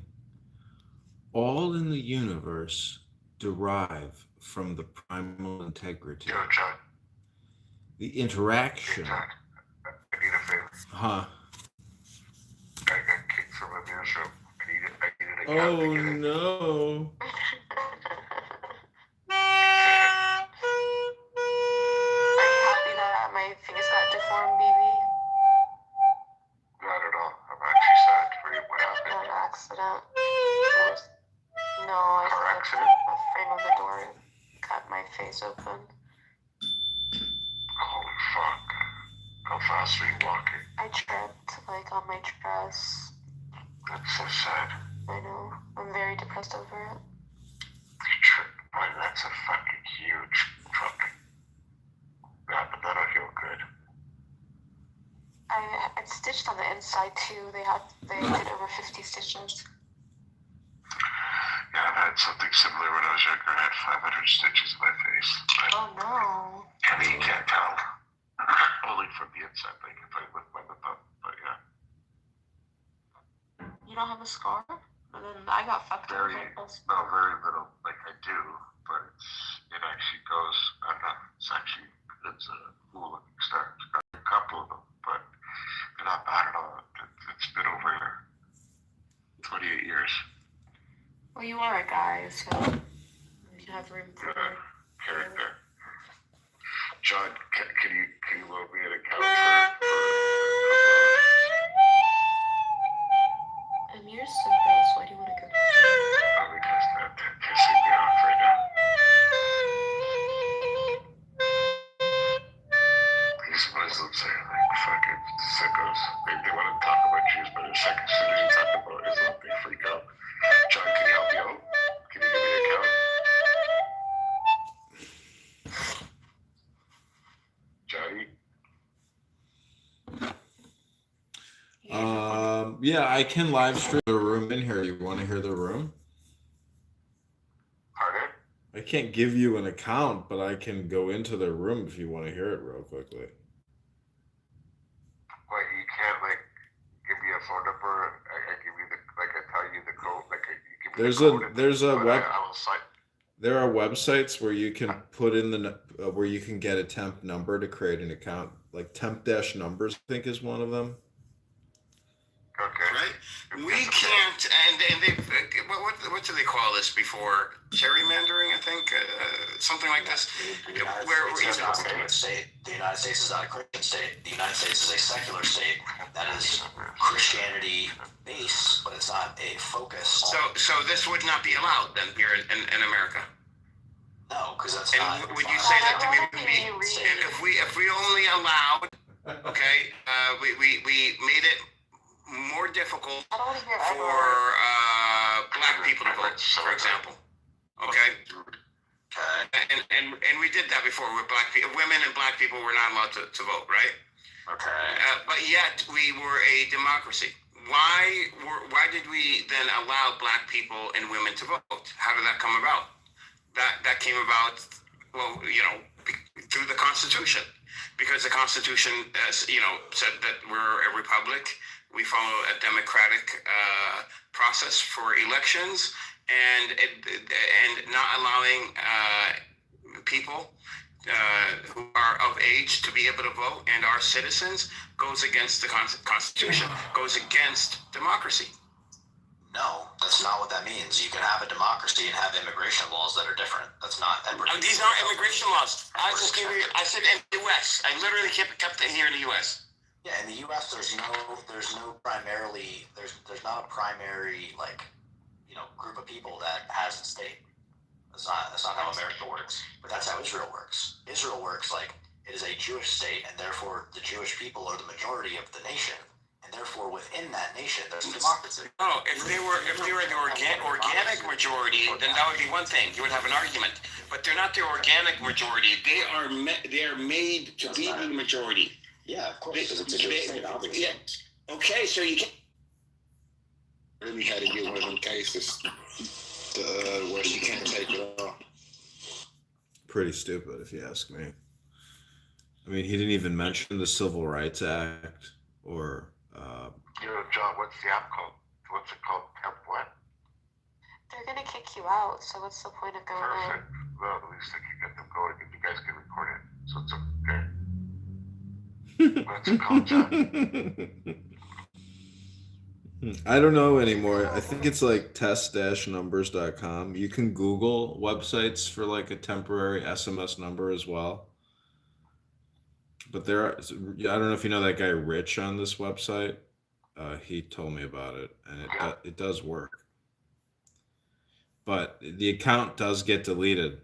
Like Clubhouse has a way to determine that it is like a number that is not like, an actual number. Somehow Clubhouse can, or they're reporting your account. I don't know, but sorry, I can't actually give you the link because I don't know what it is anymore. How do you fucking have you just don't turn off your accounts today? Okay, so I was reading the Tao Te Ching. I'm going to read the 51st verse. It's called natural birthing. Okay. All in the universe derive from the primal integrity. The interaction of yin and yang shapes and nourishes them, and evolution ever transforms them in their endless ecological dance.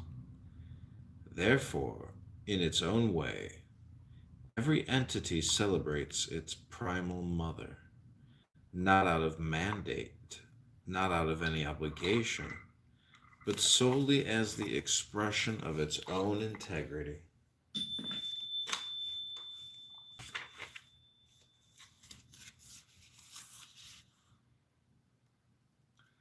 This is the commentary. It says, the way of the Tao, the great undifferentiated universe and mother of all entities, is natural, spontaneous, and unconscious. Contrary to current human relationships, this great integrity is not acknowledged by mandate or obligation, but only as an isness. This verse thereby refers to the integrity of all life, including us human beings, before we left our metaphoric Garden of Eden that was shared with all other life on the planet. We were separated from the universal garden by acquiring knowledge, that is, self-consciousness, differentiating ourselves from all that is not us. By excluding us civilized human beings in this verse, we are reminded how natural and universal is the great integrity when you remove us from the picture. Only we modern Homo sapiens traded the great integrity for its opposite, the great alienation, which has resulted in our victimizing nature, each other, and of course ourselves. It is only we who have brought misery into the world as a product of selling our integrity to the metaphoric devil, who is the incarnation of every form of fragmentation.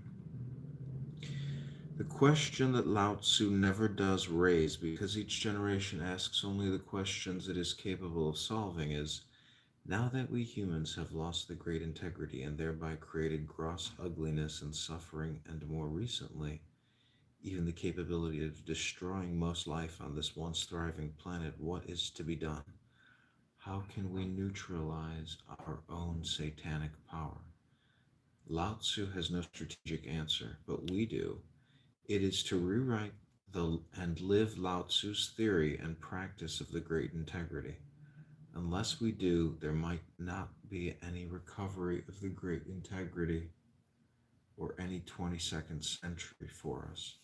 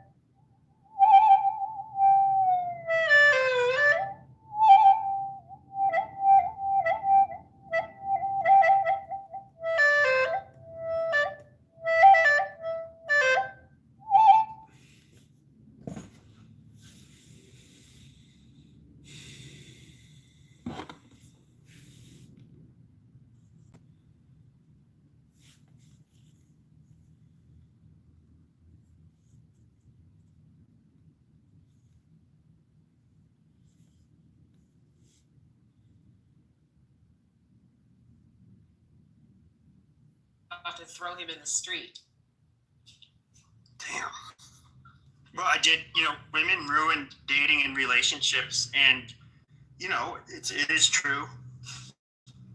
And I don't know why, there's a reason I don't make rooms about women, like, in relationships and stuff, because I think it's gay. Number one, why do you want to sit and talk about women? Like, get a fucking life. Like, they're not even worth talking about usually. And it's just like a girly thing to do, to bitch about women. And, yeah, I don't know, but they are kind of, they suck. So I would love to hear some high value women. Just kidding. But, tell me why they're the prize and, all of that stuff. Because we can bear children. Oh, that's nice. We're carrying on your You can't do it without a penis. Yes, but you can't do it without a vagina either. Well, you can't do it without a penis, so we win. No, you don't. Yeah, well, without penis splooging in your vagina, you don't We get a don't baby. need So. your penis. We can go. You do, go buy actually. the fucking, You need sperm. Well, yeah. Well, we can go buy. Yeah, which requires a male to jerk off. Which male to jerk off in a cup. We don't have to have you putting it's it still, in and fucking up the whole relationship with cheating and see, I won. No. I won. Yeah, shush.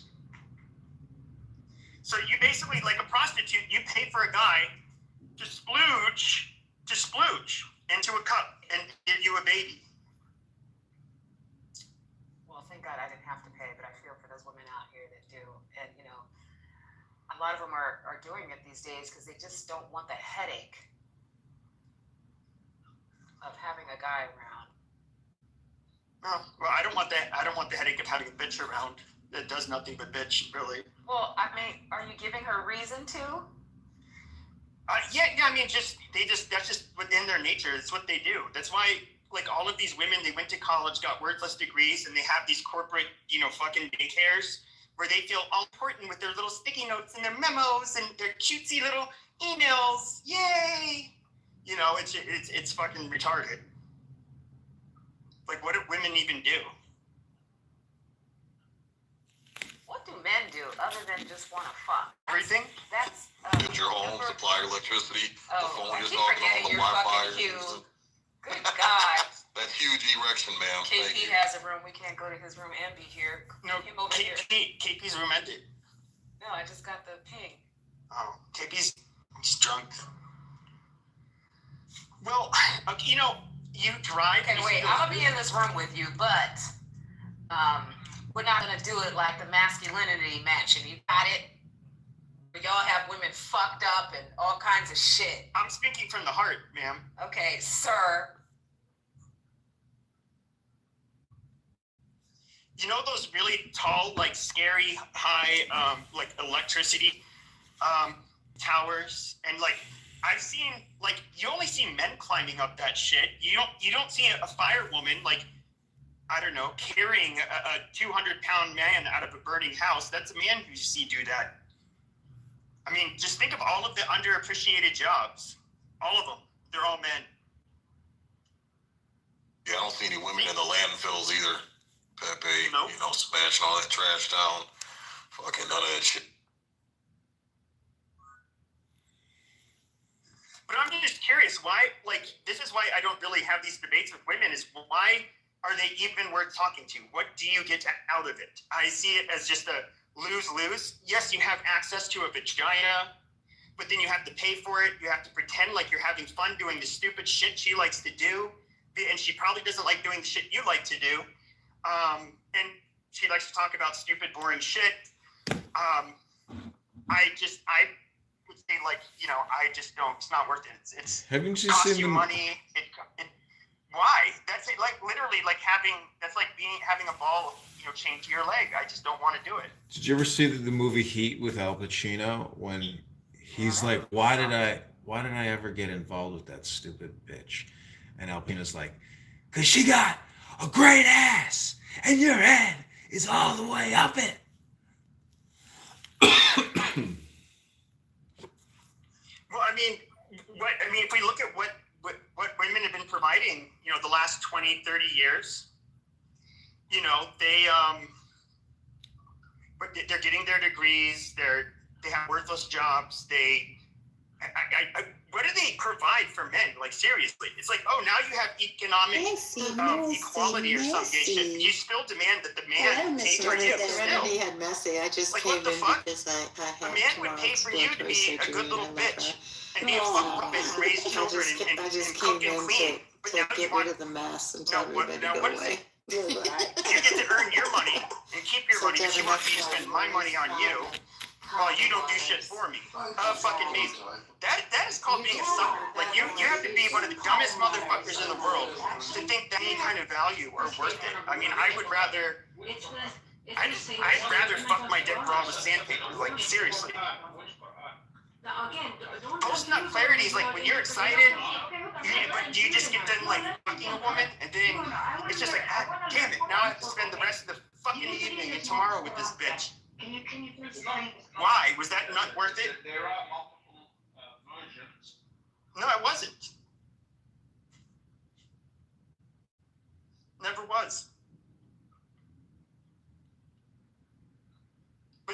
I'm sure a lot of you there's some faggots in here that are simps and they think, oh, but I love women. Oh.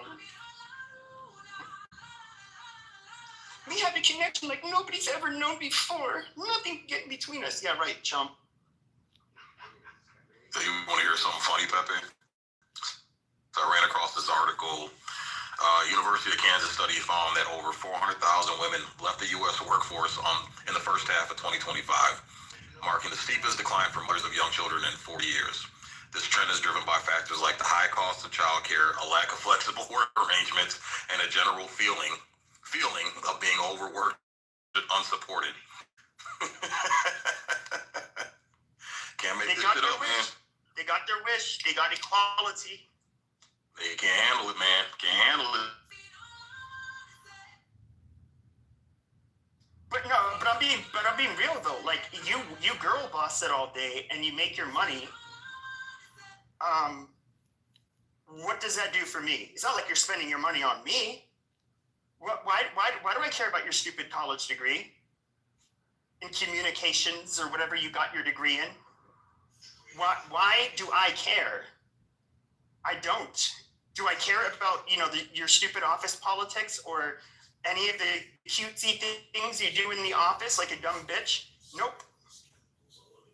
So you work all day to earn money for yourself. It's not like you're spending money on me, but you want me to go out of my way and court you like you're a proper woman when you just work and you do not. It's not like you're giving me some money. Then I could be like, hey, yeah, okay, cool. But nope. You still want me to treat you like you're a princess, but you're not. You're just a filthy whore. You're whoring yourself out to corporate America, being a dumb bitch. You're like, women are boring. Like, you ever notice like all the fun rooms have, it's men in them. Women aren't funny. They're not really that entertaining or interesting.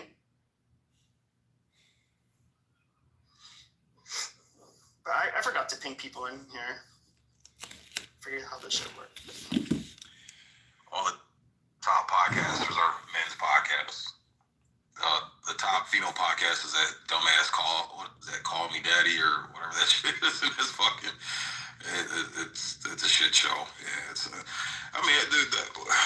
I don't get the ego thing. It's like men don't have a problem. I understand I'm inferior to Michael Jordan. I'm inferior to fucking Mike Tyson. Like, we understand superiority and inferiority, and we don't cry and bitch and moan and complain when we realize we're inferior to another person. We're just like, okay, I can either work my ass off and become superior, or I can just accept my position and keep it moving. But it's crazy.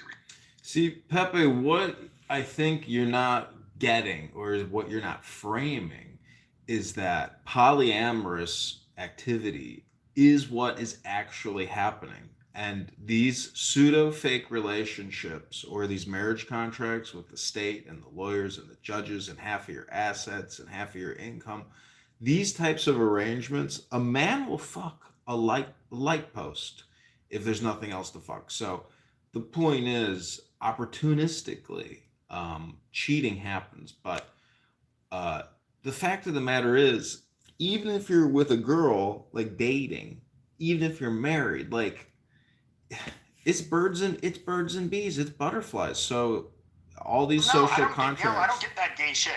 Maybe you're a faggot, and that's why you feel those kinds of feelings. I don't. So I mean, that wore off in my early adulthood. Like, I used to think like, there's somebody out there. I wonder what my future wife is doing right now. Oh, it's gonna be so lovely. We're involved. But then, like, you get in relationships and you realize, like, yeah, like, that's not how life works. And so I personally just don't. And even the sex part. Here's the funniest thing. I could be like, damn, dude, I'm feeling like I'm in the need to, like, I'm kind of in the mood. No, what I can go do is I can just go jerk off. It's free, totally free, and like, I don't have to get ready to go out. I don't have to spend money on anybody. I don't have to pretend like I think you're funny or like you, and I can jerk off, and then a couple hours later, maybe I feel like I need to do it again, and I'll just do it again. And I literally, that is actually, the weird thing is masturbating actually, and I'm not even joking. Like, it actually kind of feels better than fucking women. Like, you usually are the one who has to do all the work. You're the one thrusting, and and it's just like, I don't know. I don't get it. I think even like as somebody who spent like most of my young adulthood like just trying to find women to fuck and fucking them. Like I think it was like the biggest waste of time. That's literally what I think I wasted the most time in my life on, and it's so overrated. So overrated. You really think sex is overrated? Are you being serious right now? Huh? You're saying that sex with a woman is overrated? I can't hear you. I said you think that sex with a woman is overrated? Oh yeah. So like when you bust a nut, it feels pretty much the same whether it's in a woman's vagina or in your hand. I'm just being honest. Not really, because a woman is a fully automated orgasm. Unless you're using a vibrator or some type of stimulant, your hand requires flagellation. So I have to disagree that when you have somebody else do it for you, it's much more pleasurable. I mean, I think like the first few times you do it with somebody, it's like the excitement, it's new. But I'm gonna be honest with you, like a lot of women, it's just like it becomes a chore to fuck them anymore. Like I don't. It's like this nagging bitch. Like if there's anything that's gonna kill my fucking boner, it's this bitch. Have you ever had a? I don't know. Just personally don't want. Have you ever had a woman sit on your face? You eat her out, and then after she gets up, I've done all of them. there's like a river, 69. Yes, amazing. a river on your throat, and you're like, oh, you'll have to get a towel. And you that's a little too you graphic. slimed me. You just ecto slimed me, like This is PG-13, faggot. Stop. Oh, this isn't rated R. My bad. So that's just piss anyways, John. You have a woman piss all over your face. Have fun with that too. She has problems controlling her bladder, so she gets excited and you get pee squirts on your face, and you think it's hot. Amazing. So I had this Tell one. the bitch to wear a diaper next time. I went to this Friends of the IDF event one time, and I meet this girl at the bar, and I invite her back to my place. And we're making love. I'm having sex from behind, and she starts like peeing all over the floor, and I'm like, "Bitch, what the fuck are you doing? Go to the Was she goddamn just like bathroom." a kinky yenta? What kind of person was she? She was a Christian white girl who dirty wasn't little even a bitch. part of the event. She was just at the bar, happened to be there. So, anyways, my point is, she was claiming that she was squirting, and I was like, "You dumb fucking bitch! That is not squirting. You're pissing on my carpet, bitch." I would have at least fucked her before I sent her home, because I would have been like, okay, bitch, I'm gonna fuck you, and all that to at least make cleaning your pee off my floor worth it. No, we were banging. It gets annoying because you constantly gotta change bed sheets, and dude, it's fucking annoying, dude. It's not cute. Are y'all okay in here? What? We're just telling the truth, man. We're just telling the truth. Truth of the earth.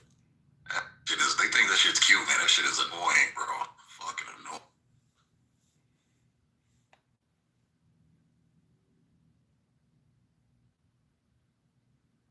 I would just say that. So they have to pee. So they have to pee while you're having sex, and they just go ahead and pee in the bed. Yeah, they call it squirt. It's really piss, man.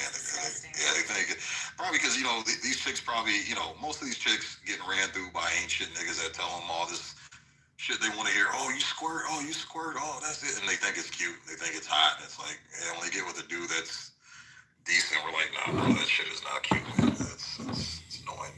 Running up my fucking water bill, having to do fucking wash bed sheets every goddamn night. It's not fun. I told this guy, I have to pee. No, wait, just wait. And so I waited 5 minutes. I was like, get off me. I said I have to pee. So I went and peed, and I came back, but I'm never going to pee in bed. Like, that's disgusting. Man, so I love you. So I want you to tell me, what value does a woman have? You can say presence and pussy. That's about it. I think that's all women can say, like their presence and their vagina. And I mean, see, it's just like the title says. Men have ruined dating and relationships. They're fucked up. I mean. Oh wow, you changed the title. I changed it a long time ago. Women are just, if we let y'all tell it, are good for nothing. Unless you need some Wi-Fi You need that fucking sink unclogged. Need some of your bills paid. You need your engine swapped and your transmission fucking filter changed. Yeah, we're useless up until you need your fucking grass cut, right? What else? You need a house, a roof to live under. You need clean water. What else? And women can't provide that? No, it's all men in those fields. How many women still in the street? Well, oh my gosh. Let me go back to the dark side and get my nerves. You know what? Let me go get the Alabama people and bring them over. Yeah, those dirty little naggers, I'm sure would love this conversation. Oh my gosh, please. I don't feel like dealing with the smoke. That's on my knees. I don't feel like dealing with the truth. No, that's not it at all. He knows what I mean. I mean, I can look at like dating profiles and they all say like the same shit. Like, I just want somebody to feed me tacos and tell me I'm pretty. Oh, I have heard that one before, bitch. What else? What other stupid shit? Fluent in sarcasm. You know, like they're just all unoriginal, like most women are. You know, and it's just like you could tell they'll like try to make it out like they're either like really desired, so they you can tell they kind of like church up what their lifestyle actually is, or they try to like act like they're all humble and that kind of shit, but then like, you know, their pictures say otherwise. They're just like flaunting, you know, you can tell they're very materialistic people. I mean, very worthless. I mean, you know, I actually jerking off to the thought of them dying alone is like that's cool. Pretty hot. It is really hot. Yo, PTR Pepe, check out that dating profile. My buddies are on dating apps and they send me profiles all the time. Check that one out. That's what you see typically on these dating apps. Got me no games. We're all the good men. I'm a single mom to a baby boy who is my world. Amazing. The father is out of our life. I'm ready to settle down with a nice, hardworking man with a good job. You must be white or Hispanic. I know that's not right. be racist. With your black baby. Racist. No druggies. Either. I am a good Christian girl and looking for a good. Oh. I mean, good luck to her. I actually do feel bad. Is this Doctor? Hey Pepe, I've been banned. Yeah, sorry, I'm here. I love you, Ricky. I know, except I let Pepe. You know, he's in control now, but I do still love you. He's part of the Told me throuple. it was you. I would have brought you up a long time ago. Look at everybody. Everybody has gotten banned. Stay away from my bed winch, though. Sorry. Not playing. Hello? I did try and you know, give cover Ricky to was my first boyfriend on this app. Wow, you fucking cheater whore. See, it just proves it. No, that's not true. Before you came around. Wow. Yeah, it was way before that. Yeah, I don't know. There's other people.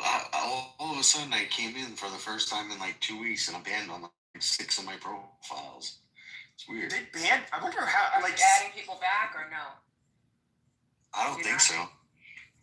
Well, Pepe gets clipped every other day. Well, I haven't lately. I haven't for like a couple of weeks, but we'll see. Yeah, I don't know. Sig, what happened to your account? I tend to go in the Democrat. I'm like Nisa, Lisa 420, and others. So they want to kill me. They just want to kill me. I mean, I'm not a conservative. Roll them. I personally can take them in small spurts of like 5 minutes, and then I'm just done hearing their babbling. Who, the conservatives? No, the fucking Lisa 420. Oh yeah. Politically correct, like I just can't. Those are basically chillism rooms. Those are brain rot rooms. Those go 40 hours a week, 80 hours a week. They do not. They have the morning shift, the night shift. It goes from politically incorrect to Lisa's 420. They are brain rotted out. They have toxic F-word, N-words that, you know, cheered Charlie death's, you know, Charlie Kirk's death. Yeah. Well, let's go back to talking about the women and the men. So men ruin dating and relationships. Amon thinks she's cute, adding that title. Fine. Do any of you dumb sluts in the fucking audience want to come up and tell us how men ruined the dating apps? Like, let's hear it. It's part, you know. You guys never actually have a good point. Yeah, we should. I heard one like in 2023. in the morning time in September of 2020. I heard a good point from one of these women. I just want to say it's not ever, you know, it's not a never thing. I heard one 3 years ago, 2 years ago.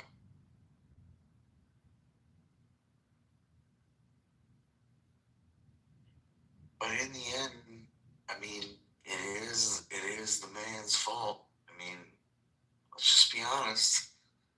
It's our fault. But Doc, even if we admit it, which I do agree, because men have control of everything, so ultimately we do have to take responsibility. But when we acknowledge the fact that, hey, you know what?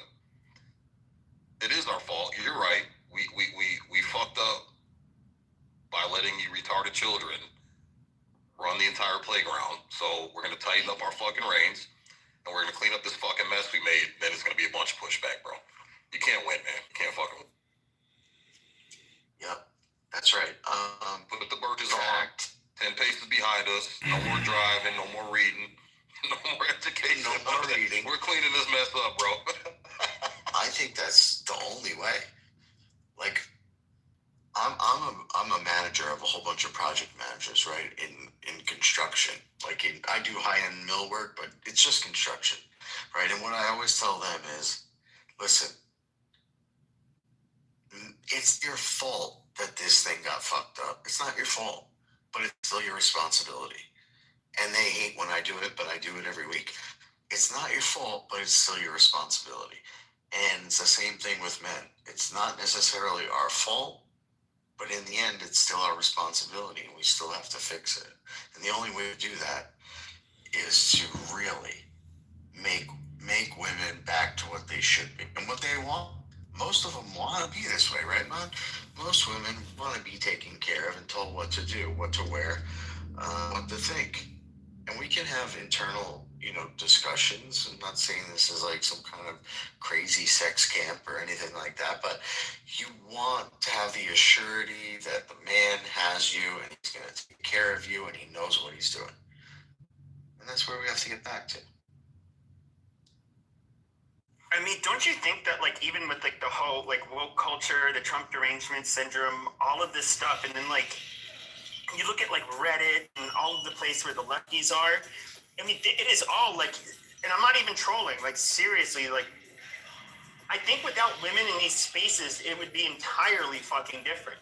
Like, women do have an absolutely toxic influence on, many parts of our society. I would say in academia, the media, social media, it's like even in politics, like it's a fucking clown show. Well, I've been pushing. At first, I fought the original Groiper that came to these streets like 3 years ago. I was like, dude, you're such an asshole, such and such. His name was Groiper. I forget what his real name was, but I fought him on it. And then he actually, this 21-year-old kid, actually explained to me and made me think about my own thoughts. And I've been fighting the 19th Amendment since. It is bad for our country. You can see it in the graphs. Real women like Mon and my wife and girlfriend Mon, they understand that we should get rid of women's voting rights. They understand it. They're okay with it. And they say, hey, we understand. We trust you. We got you. We don't need the rest of these women to be voting because it's always destructive. It's been destructive since the 50s, and it destroys this country. And that's why we should get rid of women to vote. I don't have a problem with black men voting. I have a problem with black women voting. But I don't think we vote just like women. Wyatt, take niggas' rights away. I'll be the first one to hand my vote over, man. Yo, can we do like a 5-year differential or something like that? Because take it all the way. Take it all the way, man. If your IQ is in the double digits, bro, you can't vote. Just take it off. Take it all. Yeah, but we can't deny that black men literally saved this country 8 months ago, 10 months ago. They saved the whole fucking country, so we have to give them at least the opportunity, right? Maybe we should take away their right to vote for a year or so, but they did save the country. Did black men have that much of an impact on last election? I know they switched over. Absolutely. Okay, I didn't know it was that big. I think it was Hispanic men. and they had they were the ones that the Hispanic men, the majority of them voted for Trump, whereas their bitches, like they voted for Kamala. That's true. It's true that black men are not even a consequential voting group. But when the Democratic Party thought, and they thought for a good reason, for over 50 years that they had this demographic in the bag, every vote not only is the vote that it brings black men, but it's symbolic because, we're all racist and we want to kill black men, we want to hunt them down and all that. So, like, they do have a disparate impact on the voting population because it goes by feelings a lot of the times, and I will always say that they saved the country. I'll give it to black men. I won't give them anything else until they do more, but they saved the country. You gotta give the shit. We're gonna steal it anyways. Why? Bro, I'm so much less racist than you. I'm not even joking. I'm really thankful to them. All the ones that turned their head around and did the right thing. I have to be thankful. And, to all of you EBT queens that are sitting there listening in the audience, let me mod some people up. Make moderator. Oh, fuck. Let me get out of here. Why? Stay here, man. You need to hear Come on. this. In fact, I can say, don't you fucking move your ass at all, woman. Wow. I didn't want to be mod, but I wanted to ask the doctor if this is a white man. This is a white man, conservative white man space. But we have some token Negroes up here too, but they're white. At least here. That's right. So, doctor, Donald Trump in 2024 won 53% of white women's vote. Does that make you reconsider your thoughts on the 19th Amendment? Maybe it's not just women in a whole when Trump is able to win a majority of the white women vote. No, I don't think it changes my mind. I think that the only reason that his presidency was in jeopardy was because of women in the first place. So I'm glad that a portion of them, because a portion of white women and Hispanic women did turn the page and do the right thing, and I have to give them credit for that. But if you look at the statistics and the charts from 1930 to 2024, and you watch the hockey stick of destruction that women having the right to vote has caused, I'm not saying it's all women. I'm just saying that good women should probably give up their right to vote because of the evidence and the statistics. And I think a lot do. My wife is okay with it. I had that conversation with my wife too, Wyatt, and she's like, "Yeah, fuck it." She's like, "I'll give up my vote." She said the same thing. Women don't need to fucking vote. They're too stupid. That's a good woman. No, I'm not saying. Well, she got a ring on her finger, nigga. Congratulations. Congratulations. I don't think they're stupid. I think that they have a different attitude statistically than men, where they really feel bad for certain things. They let their empathy and their sympathy get in the way of their brain. And there's a lot of them that have a brain, but it doesn't matter because their emotions are the ones that rules the vote button. So, I don't think they're stupid. I just think they shouldn't be allowed to vote at all.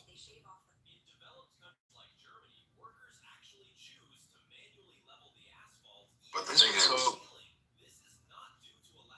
go ahead, King.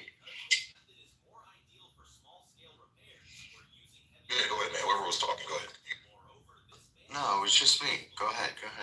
Oh, okay. My bad. I thought it was somebody else.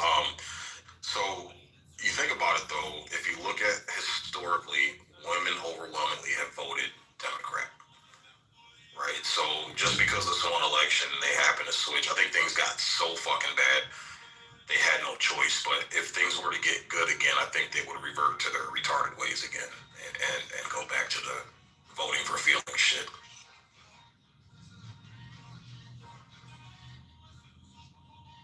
Absolutely. They can't help it. And by the way, this is one of women's great qualities, right? watch. I have a wonderful wife who's extremely brilliant, smart. But if you watch the way she interacts with our children, sometimes I'm like, bitch, why do you care what this motherfucker wants for lunch? Like, I don't understand it at all. But children need that nurturing side as well, and they need that. That's why God created us to have a man and a wife, a husband and a wife, a mother and a father. Like, they have extremely important things to do. And I 100% believe that. That is not a troll. But voting is not one of them. Voting. You're 100% correct. You're 100% correct. And here's the thing. There's actually, like, they did, there was a study that came out, like, I don't know, a few months ago, but kind of examining, and then there was a couple of academics that were kind of, they were talking about the phenomenon of, like, right-wing e-girls. And they were, so one of them is, like, he goes by the Jolly Heretic, I forget, is it Dr. Sutton, I forget. He was talking about how, like, they are, and this is something I've sensed for years. These right-wing e-girls, they are not mother material. A lot of these outspoken women, they have, like, every single one of the narcissist, or what do you call it, the dark triad traits, like narcissistic, Machiavellian, what the fuck is the other one? I think psychopathy, but it's so unnatural for a woman to want to behave in the way that they're behaving. Now, for a man, it's a much different story, but the reality is, and I've said this for years, I think if I met a woman that is, like, really hardcore conservative, I would be very put by her. Now, I obviously cannot be with, like, you know, some raging liberal, but women, it's not in their, I think for a good woman, it's not in her nature to be, like, quote unquote based, like, you know, a man would how they would feel. That's just my opinion, but maybe you guys disagree. But that's also why we should get them out of, you know, like, politics and everything else.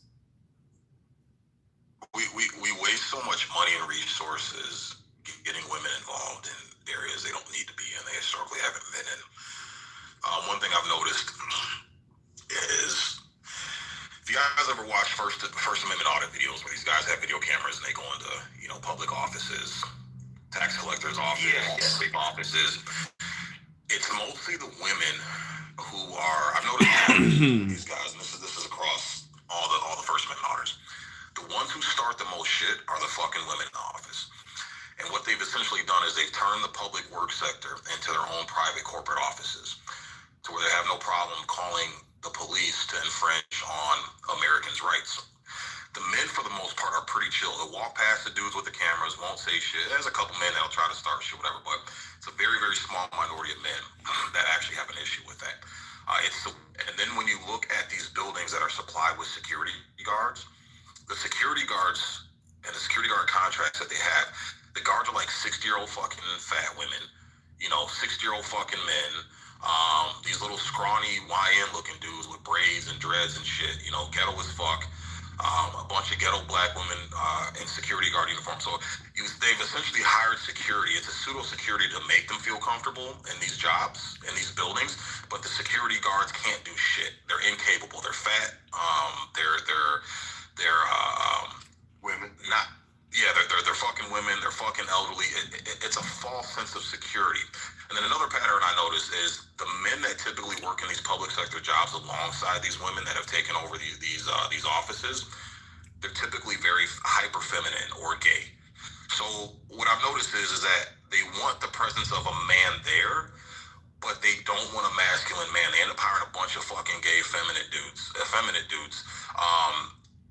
And it's a waste of time. So I'd be curious as to how many billions of dollars a year we're wasting on lawsuits because these women don't understand that they took and uphold rights. Secondly, how many billions of dollars a year are we wasting in security contracts with these pseudo security companies and their pseudo security agents, man?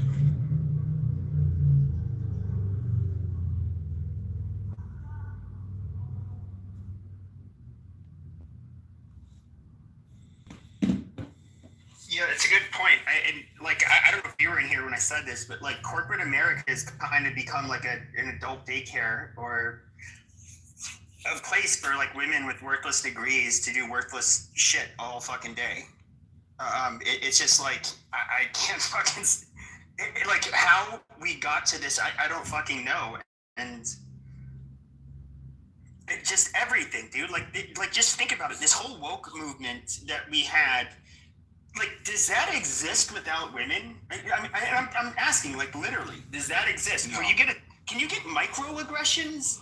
What the fuck is a microaggression? Do you get those without women? Only women are sensitive enough to, like, get that easily offended. It is so fucking cringe. And then you have, yes, like the effeminate and faggot males that push this shit along, and the simps that will play along, and, you know, it's embarrassing. And and when it comes to relationships, look, yes, women are difficult. Now, I would say women are worth it if they were trained well, you know, and so they had proper mothers that raised them well, and then they you know, grew up to be proper women. But women today are just like, they're trash. And I know a lot of these stupid sluts in the audience, you can roll your eyes and be like, oh, you know, Pepe's just trolling. He's not a mean guy. No, you sluts are worthless. And really, what do you have to provide? What do you have to give me? A corporate job? But you're not going to spend any of your money on me now, are you, bitch? But you want me to spend my money on you? Yeah, no, don't care. Dirty coochie. Yeah, and just like dirty stank pussy. You're gay, like.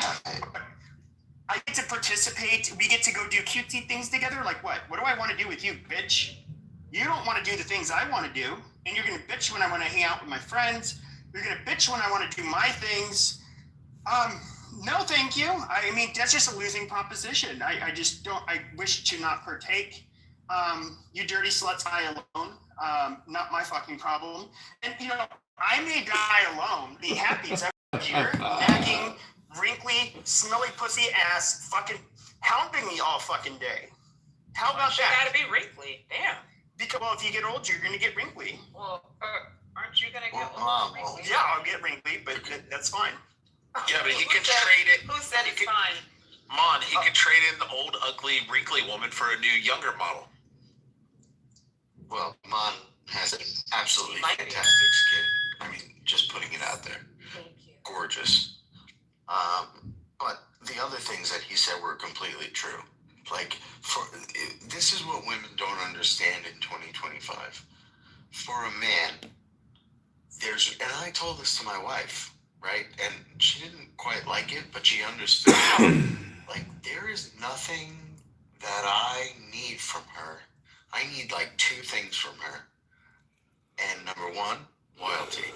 Lockdown. All good. We've discussed it. We've lived for 20 years. We've been together. The furthest it's ever gone is Ann B, sending a text message 3 years ago. That's it. Over my whole relationship. All I really need from her is loyalty and respect. And I'll literally kill myself every day going out to make sure that her and my kids have a better life, right? But what is it that I need from a woman? Not just me, but any man. What do we need from a woman? Loyalty. Children. Just a respect. Pussy. Children. Hold on, no, not even pussy. Respectfully, that's not even a necessity. Children, loyalty, respect. That's it. Now, what does a woman need from a man? I don't know what kind of low-key life you're living, wife, but I have a list. No, hold on. Let him finish. Let him finish. Order. Thank you. Let the white man finish. Let the faggot finish. Thank you. And then whoever that was can go. I'm talking about necessity. Pussy is great, and I love it. We have a great time, etc., etc. But that's not a necessity that we can get from anywhere. What we can't get from anywhere is love, loyalty, respect. But when I go and I look at the imbalance between men and women right now, what does the woman need from me or the man? It's a goddamn laundry list. It is a laundry list. It has nothing to do with providing. Providing is like the simple part. The rest of it, it's like, why do women feel that they are completely fucking entitled to my labor? To when I'm not working, and they're completely entitled to me building them new cabinets and building them this new basement and fucking ripping off the roof and this, like, why, what do we get out of this? And that's what I would like to hear from the men or the women. What do we get out of it? Nothing. Those bitches work for themselves, and yet we're supposed to still work for them now that they have equality. Like, what the fuck is the point? It's a fucking joke. We're so fucking dumb when we do it. I mean, we need to be chivalrous. The man's always supposed to pay. No, these bitches have equality now. They earn money too. Fuck that shit. The fuck are you talking about? Well, why? And these stupid bitches in the audience saying, "Oh, he's just not a real man. He's not the prize. It don't matter what he says." No, you stupid bitches are exactly the reason why there's a fucking problem. That's why you have children and no fucking husband. You stupid whores. See, that's why nobody wants to fuck with these sluts. See, the problem with that, Pepe, is as a man, we like variety. Wyatt is a little tied down because he's in a marriage contract, and so thus he's a little more disgruntled. I like that contract. Yeah, variety gets old, dude. I've told you. Yeah, I'm a male whore like most of my life. I don't think variety gets old. I think variety is the spice of life. Yeah, but it gets really old. Okay, once you've done it, and I would say there's probably a prime age for it. Because I remember that my coworker was from Ghana. I was like 27. And he was probably like 35-ish. And he was saying how he's like, oh, okay, having a family and kids is a beautiful thing. Like, it'll get boring after a while. And I started thinking to myself, like, yeah, right, faggot. And like, you're just a pussy. Yeah, but then, like, boring. I then, like, by the time I was even in my early 30s, I was kind of like, I met my ex at that point, and we were together for almost a decade, but, it does get, like, super fucking boring, and you end it, it's like, you pursuing, like, these fleeting pursuits where it's like, oh, it's kind of like you're hunting, that's the exciting part about it, and then, like, oh, are you gonna be able to do it? Oh, you're gonna get in your pants, aren't you? Yeah, you are. Okay, play your game, just do your thing. And then, like, you're about to fuck, and then you fuck, and then it's just like, okay, I just wasted, like, how many days, hours, how much money just to be able to get that to have that little 5 minutes, hour, or, a few hours of fun. 3 to 4 minutes. Oh, sorry, go ahead. But then you end up, it's just like, oh, but what do I get out of it at the end of the day? That's a real question to ask yourself. And the question is, you felt pleasure for a short time span. Now, you can also do drugs. You can do a lot of things to get this high, but it does not serve a purpose. And I guess it just, you grow older and wiser, and of course your hormones. Like I'm sure I don't have like the raging hormones I did when I was like in my early 20s that probably drove a lot of that. But yeah, it's just stupid, dude. And to another thing, candidate, is what I'm learning too. Once you find that woman that just gets it, you don't have to explain shit 10 million fucking times. You don't have to deal with the attitude. Because, you said something that's true, but it broke your fucking ego, and you got to deal with that whole fucking jungle gym of emotions and bullshit. Like, the variety thing gets old quick, bro, because now you're looking at all these other bitches like, goddamn, like, fuck no, dude. Like, it's not even fucking worth the hassle. It's not even worth the fucking mental gymnastics, bro, to fucking even try to go through it, man. I can concur with Pepe. It does get old. I want to hear what you have to say, because I know that you understand this on an intellectual level, and I'm the same thing. Like, I have no issue. My wife is the least annoying woman that I know, that I've ever met, right? So that's why she's wifed. But still, she is a pain in my fucking ass because she's a woman. It has nothing. She's the best one out there for me. I never even look at other women. But I want to hear how you went from single player And I know that is empty, right? We all men of a certain age know that going and conquesting women is empty because we've all got 20, 30 bodies under us. It's not worth talking about. But I want to know why you, knowing all that you do, because I know you know everything that I'm talking about, why you decided to put a ring on the finger. Please explain. Because it is nice having a good woman around, right? I do like the element of a nuclear family. It's a great thing. It's a beautiful thing. I guess, Ricky, I don't know, man. I've always had it in me to be a husband, right? I don't know, man. Maybe it's some shit from my childhood, not having my dad around the way that I needed to have him around. So like, I'm like, I want that essence of family. I want that essence of a husband, of a wife, of children. That's something that's very. Do you think you can achieve it? What's that? Do you think that you can achieve it? Oh yeah, 100%, brother, 100%, yeah, 100%. And I actually like going to work, and when you go to work and you grind, bro, and you're busting your fucking ass and breaking your back and grinding your fingers to the bone, and every time you feel that pain jolt through your body, every time you feel that tired sensation come over you, and you want to fucking give up, but then you think about your kids, you think about your wife, and it just drives you to just be stronger and work harder and work faster and make more fucking money to take care of them. And then when you produce that money and then you're able to see how happy they are and the lifestyle you provide them, man, it's a great thing. It's like a fucking high to me, man. I get high off that shit. So, that's why I like it. That's why I like it. But, we have these conversations with these women, and they constantly push back and, oh, you guys hate women and you must have been hurt and oh my gosh. But I'm like, bitch, when I did it your way, I was losing. Ever since I started doing it my way, I've been fucking winning. So why would I switch to your fucking way? Why would I switch to your fucking way? I know the former this is the thing. That's really, I love the fact that you just said, I'm in the same boat, bro. I love grinding my fingers to the bone and handing my wife a giant paycheck at the end of 2 weeks. I love it. I know it's screwed up, but I don't care.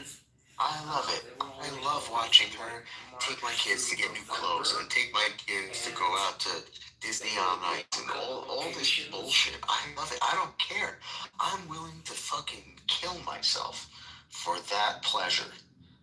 And that doesn't mean I'm a good person. It means I have a mental problem, but I'm okay with it, just like you just described. But the problem is, we've tried it your way, ladies. Your way sucks. Your way does not take into account reality almost ever. And so, even though we're willing to do this is the way God made us. God made man to be willing to do anything for his family. God made women to be able to do anything to protect their kids and husband. That's it. That's it. And when we stray from anywhere negative of that, when we stray from anywhere left or right of that, that's where you get the most dysfunctional, fucked up, completely homosexual that have made up almost a majority of this country, and that's why we're in complete, total failure. And there are men who feel the same way as you and I, or even Pepe, but I feel like we've been marginalized, and we need to, while we have the chance now that Papa Trump is in office, while we have the chance to shit on DEI, to shit on the gay family, while we have this moment, we should shit on it, not because we want to be mean to human beings, because I don't ever want to do that, but while we can shit on those type of family situations because not the right thing to do. It doesn't have a benefit for the country or for the family. We should shit all over it and get as much out of this 5 years as we possibly can, is my perspective. And judging on the last 10 years, and then Democrats have to fix it, right? In this next 5 years. That's the direction to start going to. Oh, go ahead, Ray. What's going on, brother? How are you gonna fix 60 million brainwashed Americans? It's not gonna. How can you do it? Say that again. I said 60. Oh, Ray, you're in the Matrix. You're in the Matrix, dude. Yeah, real bad. Sounds like a Bluetooth connection. See if you can disconnect your Bluetooth and reconnect it. So, yeah, it's chopped.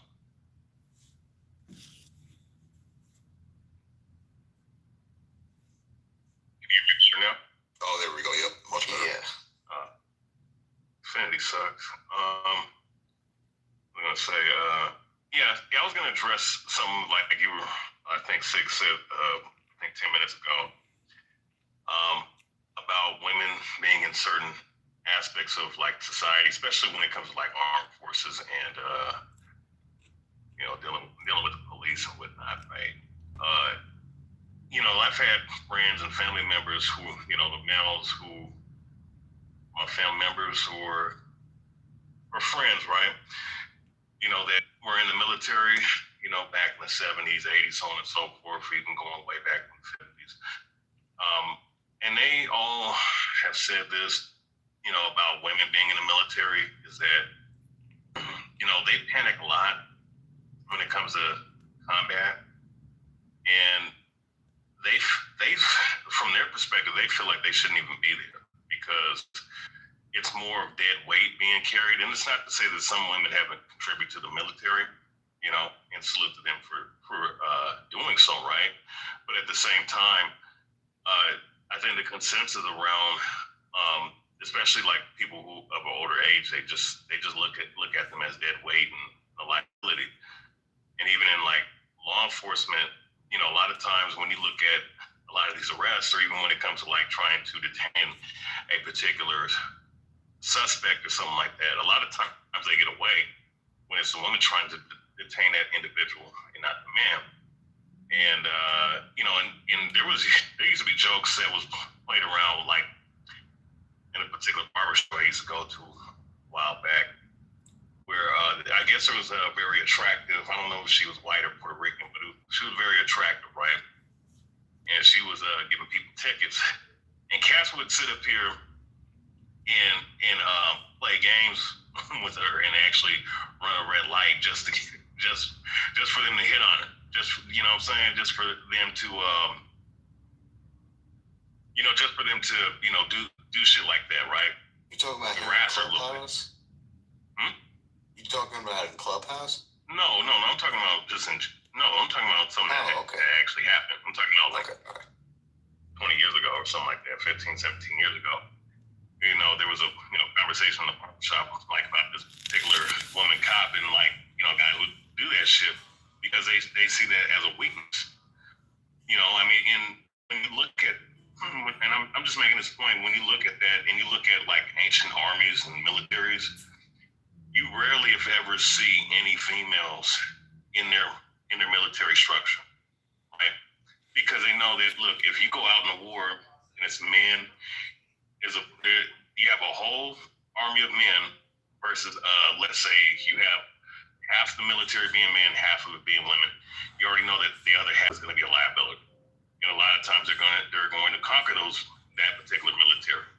So that's why you never saw that shit in the ancient world. What we're seeing now is something entirely different. We're seeing submarines and shit getting sunk, you know, from women being in the military, not being, you know, being in higher rankings in the military, you know, and people trying to overcompensate for that, specifically in the American military, but also too, I mean, it's also in other, you know, Western military as well. So it's just, you know, it's not something that's beneficial. And to me, like when it comes to that, like that's a huge problem, and you know it's going to take a long time for them to fix it if they want to. Speaking of the people that control the society.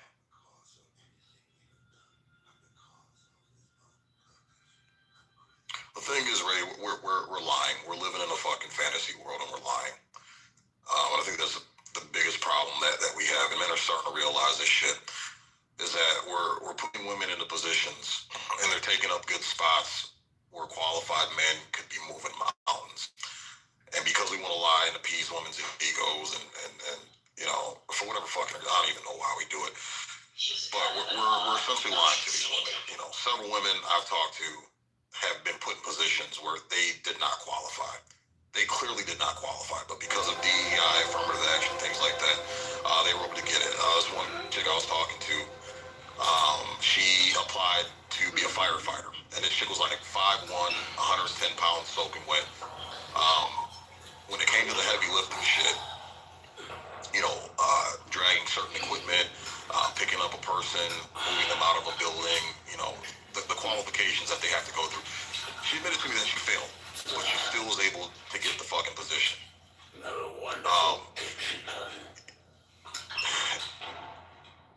I think it just needs to come to the point, brother, where we're just being 100% fucking honest, man. We need to be dead honest. We need to quit wasting fucking valuable resources. We need to quit wasting fucking valuable time. Same thing with the police officers. I mean, every single time, 100% of the time, we stick these women in uniforms. We send them out on the streets, and they have to rely on a male backup to apprehend a suspect. I have yet to see a female yank a man out of a fucking car when he refuses to get out of the fucking car upon a lawful command. She always sits there and fucking argues with him until a male comes in, and then she steps to the fucking side, and the man has to do the fucking dirty work. Oh god, dude, it just gets frustrating. It gets annoying because you sit here and you have to play a part in this fucking line. You have to act like this woman is moving mountains and she's at the capacity she needs to be, and you can clearly see with your own eyes that she's fucking not.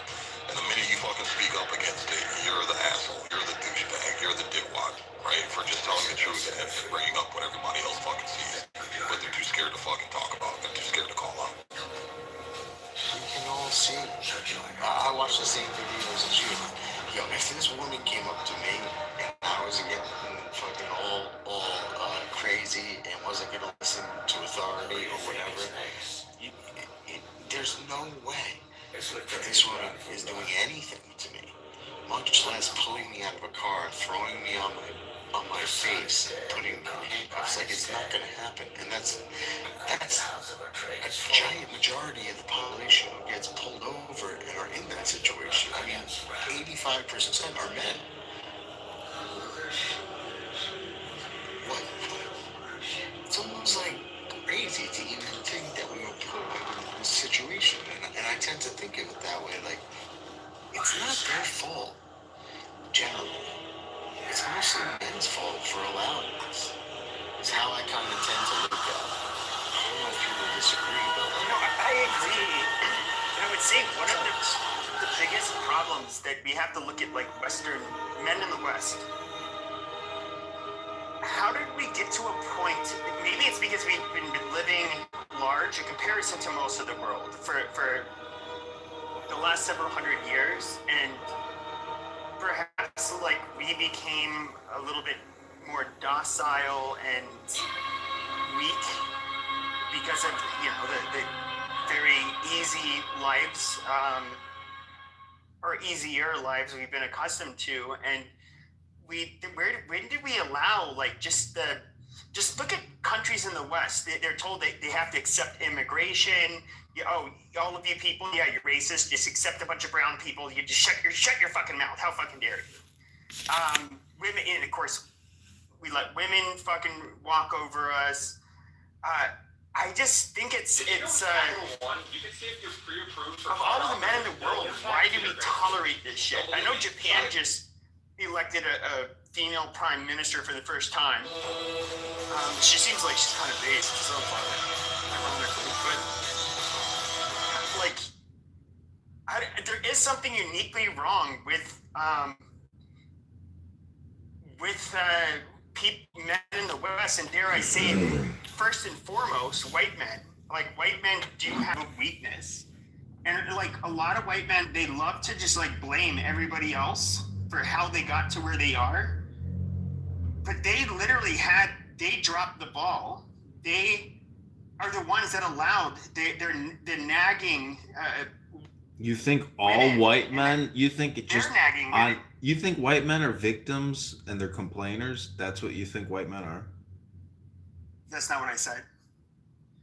I said, but there are white men that will bitch about, absolutely. They'll bitch about like the immigration. They'll bitch about, they'll focus on the result of the problem, but they don't, a lot of, and like even like Richard Spencer, who, you know, I talked to, he would kind of really point to this.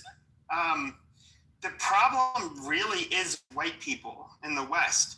Why is it that we take any of these people seriously? No other group would allow themselves to be treated the way we are treated. They would not buy into any of that bullshit. Like we should take, like, I think with the generation after World War II, yes, some men in America served in Vietnam, not a huge percentage, but the World War II generation was pretty hardened. And they created like a really nice, soft life for Americans. And then their kids ended up rebelling, being a bunch of hippies and yada, yada, yada. And I know it's a lot, that's a very reductionist take, because obviously we weren't competing with like Germany and Japan economically at a scale that we are today. But Pepe, over enough time, and society becomes liberal. Shut up, faggot. God damn. Are you projecting? I hate it when people do that, because I lose my train of thought. I have bad ADHD. You're such a goddamn nigger, dude. Holy shit. Did you just hard R me? But yeah, so I was going. Oh yeah, so yeah, creating like the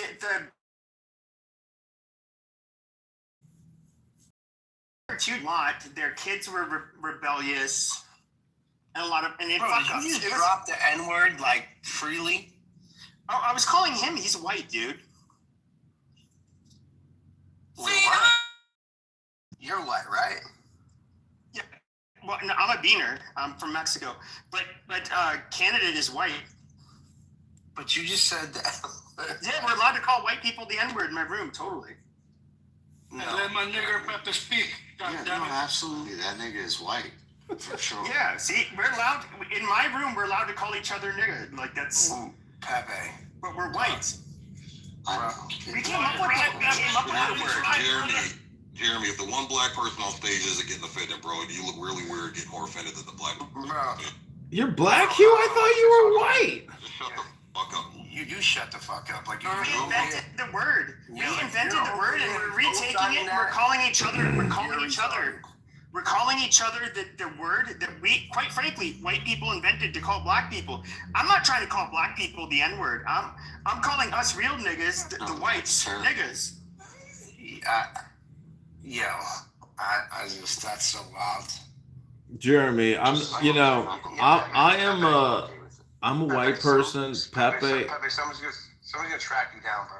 Pepe's got brain damage, Jeremy. You didn't know he was a boxer? He's got TBI, dude. Because, bro, you can't, like, I'm just being honest, you can't. But I'm a Mexican. Do you know where the word comes from? Negro.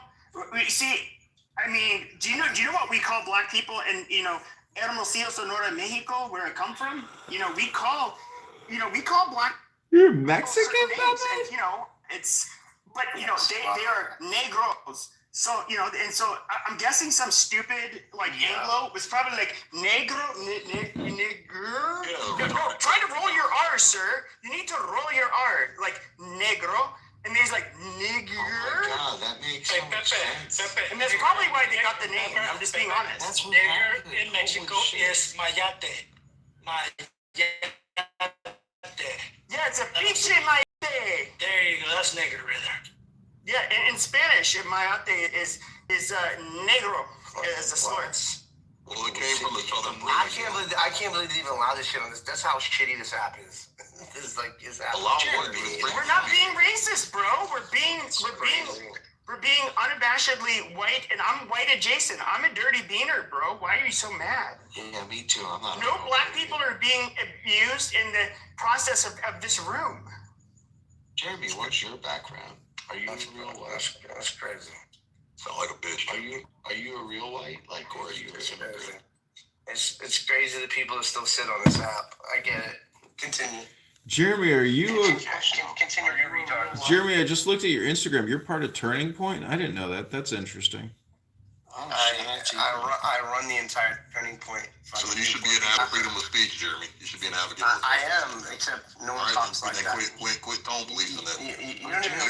Yeah, but Jeremy, you're trying to police our speech. Dude. We're not even being racist towards people. Pepe, hold on. Whoever that dude is up there, I don't know you, but let me be very clear to you. I actually have a real following, my G. A real following. I don't pretend to have a following on Clubhouse. Let me explain to you. If you keep talking reckless on the top corner and talking reckless to me, I'm gonna record this shit and I'm gonna make it do 10 million views and fuck your whole life up. So don't invite me to your platform. I'll say it myself. Invite me to your fucking platform and I'll say it myself. You gotta record shit. Invite me and I'll say it myself, Jeremy. I'll say it my fucking self. Because you probably gotta have a lot to lose, brother. Because you ain't got a lot to lose. Loud and fucking you ain't got a lot to lose. Loud and fucking clear. I ain't got shit to lose, motherfucker. Hey, you got shit to lose. Okay, don't fuck with these dummies. Well, no, you see, the thing is, I'm for freedom of speech. Shut the fuck up. Freedom of speech, I get that. Come on, bro. Okay, but you guys don't. But Jeremy, you don't even understand me and my actual racial outlook. See, I'm a beaner that cosplays as a white person. Okay, I'm all about brown pride. I'm for the reconquista of the United States. Because I think you guys, all you pinche gringos. Like with everything that's going on in the world, all the hate and all the fucking crazy shit that's going on, to get up here and just use that word freely, like, bro, I'm like, and like, it's not. I'm not trying to be care and offensive. I'm saying like. It is just like this nigga Pepe's bitch ass. I just want to say all of this brown pride worldwide, La Raza, we are going to overtake your pinche country. Fuck you, fuck all of you gringos, fuck all the miates, fuck all of you people. That's all I gotta say. Brown pride worldwide. Go home and peg himself. Get out of here. This is why you're losing your country, white man. This is exactly why. That's all. I can't wait to make the greatest content. Continue. I cannot wait. Because, dog, I'm not just good at throwing shit on Instagram. I'm really good with content. Dude, you can invite me. I will say it. By the time I'm done, you ain't got to record it. Invite me and I will say it. You will be working at fucking beta, bro. Here's the deal. Let me explain something to you, Jeremy. I served 8 years in the fucking military, doing my part to defend the 1A.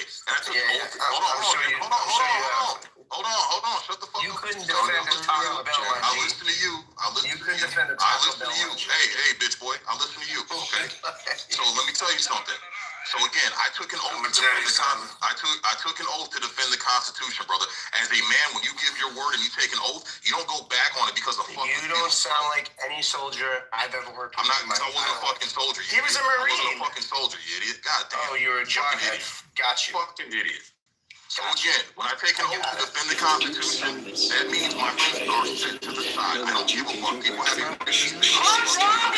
We have real genuine Chinese egg roll on the stage. Hello, you stupid egg roll. What do you have to say? Marines are better than soldiers. You know that you got your voice. And then Jeremy, it's KK. You know what I find on during Clubhouse season 1, we've been knowing each other since that time period. The dark side of Clubhouse was trying to slam you, get rid of you, because they said you said the N-word, and you were like, free speech, free speech. So what if I did? Why did they stop? That's why I'm trying to This company is going viral. This is exactly why you should have me ever using the N-word ever. Jeremy, I've heard it too, so stop. Well, it's not that I've heard it as well. Jeremy, you said it on multiple occasions. You guys are It's not the point. It's not the point if you said it or not. You said it was your freedom of speech to be able to say it. But now here you are. You KK, real quick question for clarification. You are retarded. What did he say? Did he say nigger? No, Pepe did, and he was talking to an Pepe. Yeah, no, we but us, okay, as part, even though I'm part. I've never been like Pepe, go ahead, say that one. Even though I'm part Aztec, I understand, I am at least part Spaniard, which means, shut your fucking mouth. Nigga, stay on code. Shut the fuck up, bitch. Sorry, sir. Now, like I said, I'm for the reconquista of the United States of America.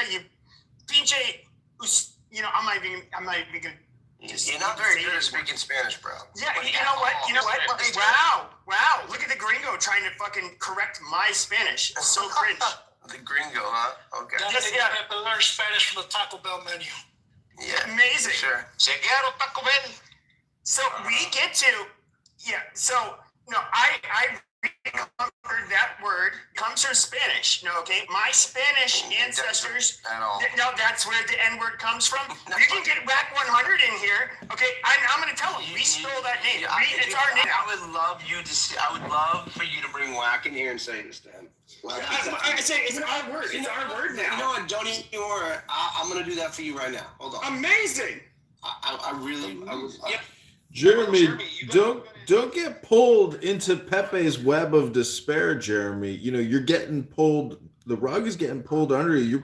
You're falling for the game, dude. What are you doing, Jeremy? He's Look, Jeremy, are you trying to tell me that blacks like to steal? They can steal our word and say it's only theirs? Why is that allowed? Why is that allowed? It's goofy. These guys. Give the Spanish their name back. Let the Spanish have their word back. Like, seriously. Crazy. It's the cracker calling the kettle black. Ain't that some shit? It is wild. The black man steals everything, including culture. I don't know if you have your question, Jeremy, but Pepe's talked to Whack plenty of times. He's been in his spaces. So you can go ahead and call him. This nigga lives a virtual land. I got 2 million followers. I'm touching grass.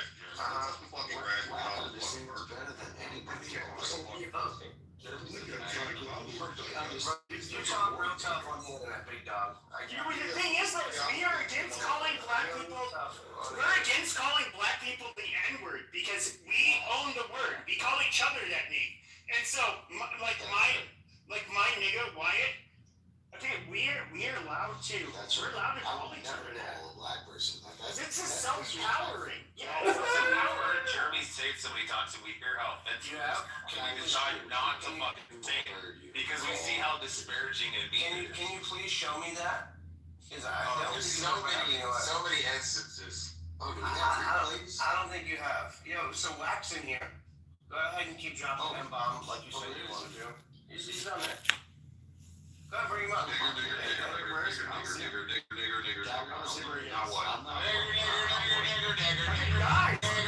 Guys, you're only allowed to call each other that. Okay, we own the fucking word now. What's up, Jeremy? Yo, Whack, this dude's in here telling me that he like. Jeremy says the N-word all the time. No, never. Yeah, all the time. Anyway, in front of me, in the back channels, everything. So this dude Pepe is in there dropping the N-word like crazy. I'm like, yo, bro, what are you doing? Pepe is a troll, bro. I'm like, what are you doing? My Spanish ancestors, okay, they used to say negro, and then you'd have these stupid Anglos that would say, they'd say like, roll the R, negro, and they'd have to go, nigger, I can't do it. And then, so I'm just reclaiming the word. All us white people are allowed to call each other that. Am I wrong? That's the thing, right? We understand like what shit is and what it ain't. And I will only respect it. This is the time I will respect it. When I see the white dudes in prison, or I see the white dudes on the street voluntarily walking up on groups of black people saying it, then I respect it. I'm gonna respect it. They ain't doing that. I'm gonna respect it, but if you on the app, whatever, I don't let it too much get to me because at the end of the day, it's like, you know, you standing behind the keyboard, but if you come out and y'all outright doing that, hey, whether you get your ass whooped or not, Black, you're a truck driver. Shut the fuck up. Wow. Shut up. Whoever's saying that to us, shut up. I'm just being real. Then I would respect it, but I don't. That word has been kind of like commercialized, right? Nigga. That's true. The hard ER word. Yeah. The hard ER word is, you know, people gonna hear that. What if we call each other? What if us whites only call each other that? Like, I mean, I'm gonna be real. Like when you really think about it, right? It's a word. It's a word that should have never been taken disrespectful. Period. Because it was just a description of where a motherfucker came from. Now, Hey, watch out. You want to know what Pepe looks like in real life and where he's at? Look, over time, people have taken the word and said it means a disrespect, right? Okay, cool. Me personally, bro, it's really a word of ignorance.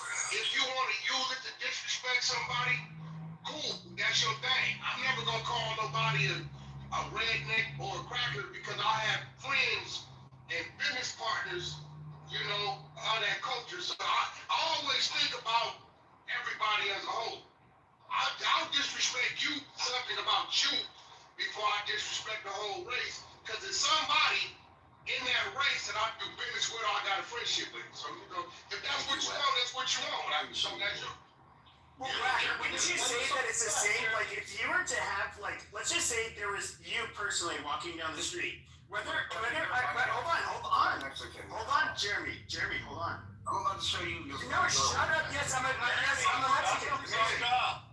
Jeremy, he might not have signal. Shut up, Sean. So I would say this: if I call, let's say, a black person the N-word, I'm like, Jeremy, shut the fuck up. I'm trying not to mute. Just shut up and let me fucking finish. No, you shut up. Okay, goddamn, I'm trying not to mute you, dude. Just shut up and let me ask my question. So let's just say if we leave race out of it, if I call somebody a pussy, if they're with their children, and I talk shit, say something nasty about one of their kids, say something nasty about their wife, say, any kinds of shit. There's like fighting words. If I walk by a group of black people and call one of them the N-word, it's kind of like, oh, he wants something. He wants to fight. Like there's words, I think, like it's gonna lead to violence. Exactly. Yeah, because you wouldn't. That's why you hide behind a fake name. And you hide. I don't go out starting shit with people. Now listen, hey, listen to the dude down here who keeps mentioning truck driving. I've been having a Class A license for 26 years. I still have a Class A license. At one point in time, I owned the fleet of trucks. I did all the logistics. Look, I did all the logistics. I still own my long-nose Pete enclosed car haulers parked in one of my yards. I was very successful at it. Our first $5 million came from the trucking industry. So I don't understand why you keep saying that like that's something I hide. These guys have never touched $5 million in their life. He kidding me? Sean is a shit talker. I think he was like a crane operator. No, I'm saying, like, I still have my long-nose Pete today, still is at my yard. These guys haven't touched a boob, let alone $5 million. Are you joking? Look at these guys. Yeah, I'm saying he keeps saying it as if. Now watch this though, Jeremy. While I was operating and had a fleet under me, I was managing artists, hitting records, touring. I did it all because I own my company.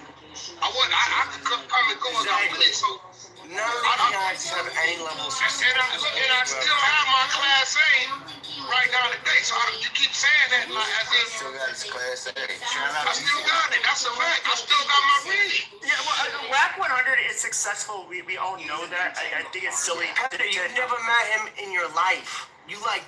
No, but we know he's successful because we know he's shut up. We know that he's worked with these. Okay, we know he's worked with these artists, so we know that. Hey, I'm curious how you can get on the internet and say the shit you say. What did I say? What did I say? Hold on. I'm not talking to you, fucking do-boy. Go carry a bag. And why are you trying to be a white savior? Like, this is weird. A white savior? Yes, like a fucking Karen. Like, it's so cringe. What I'm curious, the dude who would get on the internet. Do you understand that most of the people that would go into my rooms are black, you fucking retard? I don't barely open up rooms anymore. Nobody fucking cares. Yo, dude. You don't even know what it is that I do on here. I do fucking satire, you dipshit. Bro, nobody takes me seriously. But then you being a savior, you take me seriously. It's pretty obvious. Jeremy, you're a fucking clown. What's up, bro? Call off the dog. Call off the dog. Cam Capone interview. I just did it. Yeah. Make sure you go grab it because I had on your merch. Oh yeah. And I talked about your company. What was that? Booby tassels and a fucking bra? Look at this. You guys. Like, what's crazy is that The only time that you guys think you are popping is when there's 10 of you in a room. None of you. None of you. Why are you none of you have any Okay, I don't think, like, when I used to, I don't think you remember, like, a few years ago when I had rooms every day, my rooms were fairly big. Like, what are you talking about? No one gave a fuck about your rooms, bro. Yes, but no. Protect themselves. Yes, but at the end of the day, okay, you can say all you want. Hold on, Jeremy. You can say that all you want. Okay, there's people like me who were not on social media then during the pandemic. We worked from home and we were doing this shit. And then it's just like, okay, that's what we did. We were not trying to make money doing it. We are not influencers. Like, we did our shit online. You've been trying to be popping forever. You've been doing this. Popping where? I haven't made anything outside of Clubhouse. Outside of Discord and Clubhouse. Outside of Discord and Clubhouse, I have not tried to make shit popping. What are you talking about? I don't make rooms now. Like, you see, this is one of the few times you see me make a room. It's fucking stupid. Trying to be popular is hilarious. We all know it. First of all, Clubhouse is a dying app. Clubhouse is a dying app. Everybody knows that. People come on here largely to talk to people they already know. There's no any of the influencers that had a large following largely went to other platforms. Like, that is a fact. Because social audio is dead with other retards like you who think they should deserve a megaphone. Shut up. You're not interesting. You're not interesting. You can say that, but you're such a whiny little bitch. So you call back in here, Jeremy. What did you get from it? I wouldn't. You say I wouldn't talk to you like that to your face. I'm pretty sure I would. You show your. Why? What is your? Okay. Why is that? Why should I fear you? Pepe, show about your face right now. You won't. You've been hiding. I can show everybody my face. My face was shown on my PTR forever. We've already seen his face. It's quite All right, I'll go ahead and post my face. Hold on. No, Jeremy, go touch the grass, nigga. Life's bigger than a hair. Yeah, why don't you chill out in your one-bedroom apartment, big dog? But Jeremy, like you're here. Are you kidding me? This thing is getting. Then why are you here? What do you do? If we're losers and whatnot, then why are you here? Okay, the fact that you're still on this app, you fucking alcoholic, is insane. Nigga, you're here. Like, You're here on this app. crazy What are you that your talking drunk about? ass is still up on here on this app. It's funny. And you're here with us, you fucking retard. You're fucking here with us. And you tried to fight my little wagon here. You got look like you got your ass all over your face. Go wipe the What do you want to say it again? Say it again. Take your ass to an aim is what you need to do, to be honest. Me, really? You want to talk about your wife? What about my wife? Your wife? What about my wife? Oh, okay. How many times did she say she was going to divorce you because you wouldn't get off the fucking ass? Never. You're retarded. How many times do you want to talk about? Do we want to go back to Clubhouse season 1? Go ahead, pull it up, KK. That. KK, pull it up. Pull it up, KK. It's like you're drunk on the app half the time. No, just follow Jeremy. JJ doesn't get drunk on this app. Like, I've never heard her drunk. You aren't even around me anymore. Oh, and what did I do? I helped you. What did we do? Get out of Did you here. forget? We called out all the scammers. We revealed all the people. We You can't revealed get all standing on stage with this. that What you is wrong with paid you? big money for. Why are you trying to be a white savior? This is so cringe. This is so Yes. Why are you trying to? Yes. Are you negating Yo, that? you're crazy. Y'all, you know what? You have like a savior complex where you think you're gonna be the white god who comes in and like saves the day. At the end of the day, we all of us here in this room know each other. There's no clout chasing. There's nothing. We all know each other. Oh, did Jeremy leave? Oh no. See, this is how. Look, but this is a good example. This is a good example of how to dick fucking weak white motherfuckers, man. This is why America's going down the toilet because of weak white men like that. That's how you deal with them. You just stick it to them, bro. No, they'll lose every time. Doesn't matter if you're black or white. But you know what's really cringe? And like I was talking about this earlier, how I said like white people are part of the problem. Here you have Wax, you know, he's a self-admitted gangster, gang member. He has money, he has all that stuff. He's got 10 million followers on Twitter, Pepe. Oh my gosh.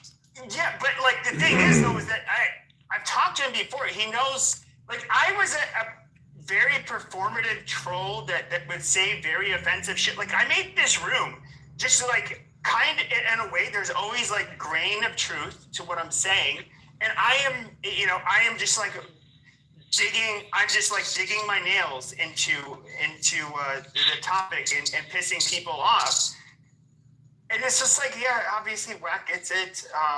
He didn't even take Jeremy seriously. So shouldn't you of course, no. And that's the thing, is that like he would like invite, he'd be like, my trolling. And he's like, okay, there's like a really big difference. I don't think people get this.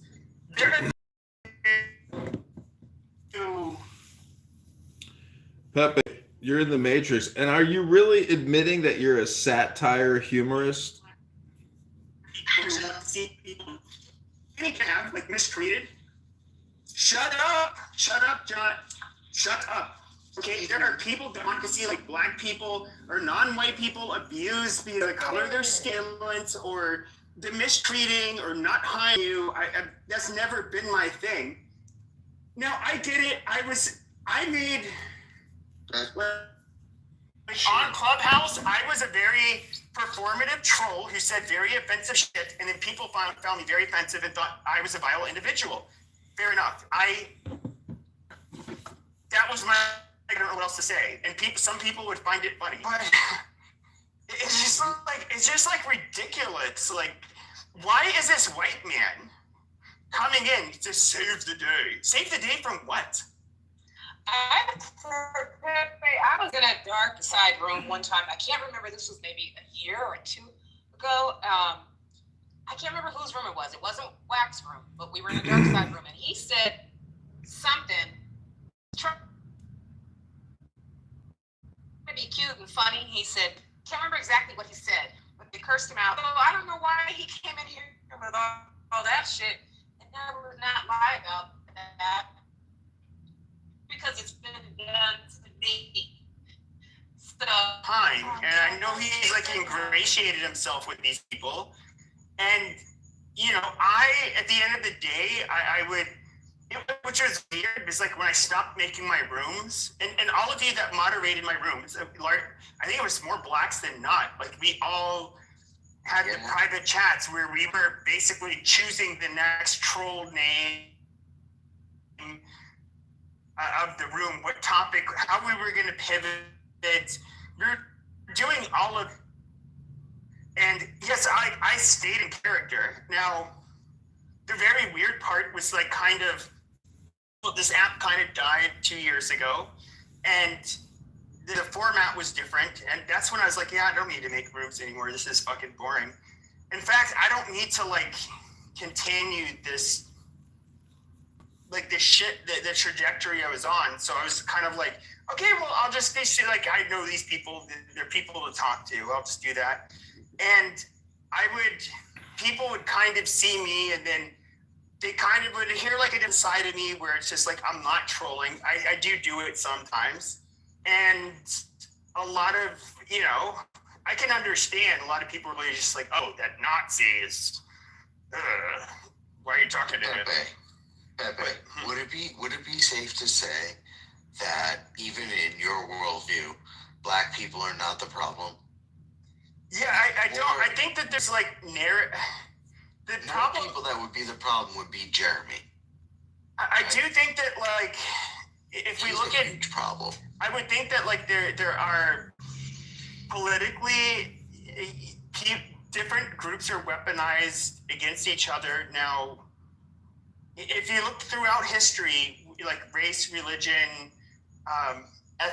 your ethnicity, those have always been the largest fault lines for the most part. Even within Europe, where you have people that are ethnically like extremely similar, they will basically they'll go to war and fucking slaughter each other over their differences. And we see it in Africa.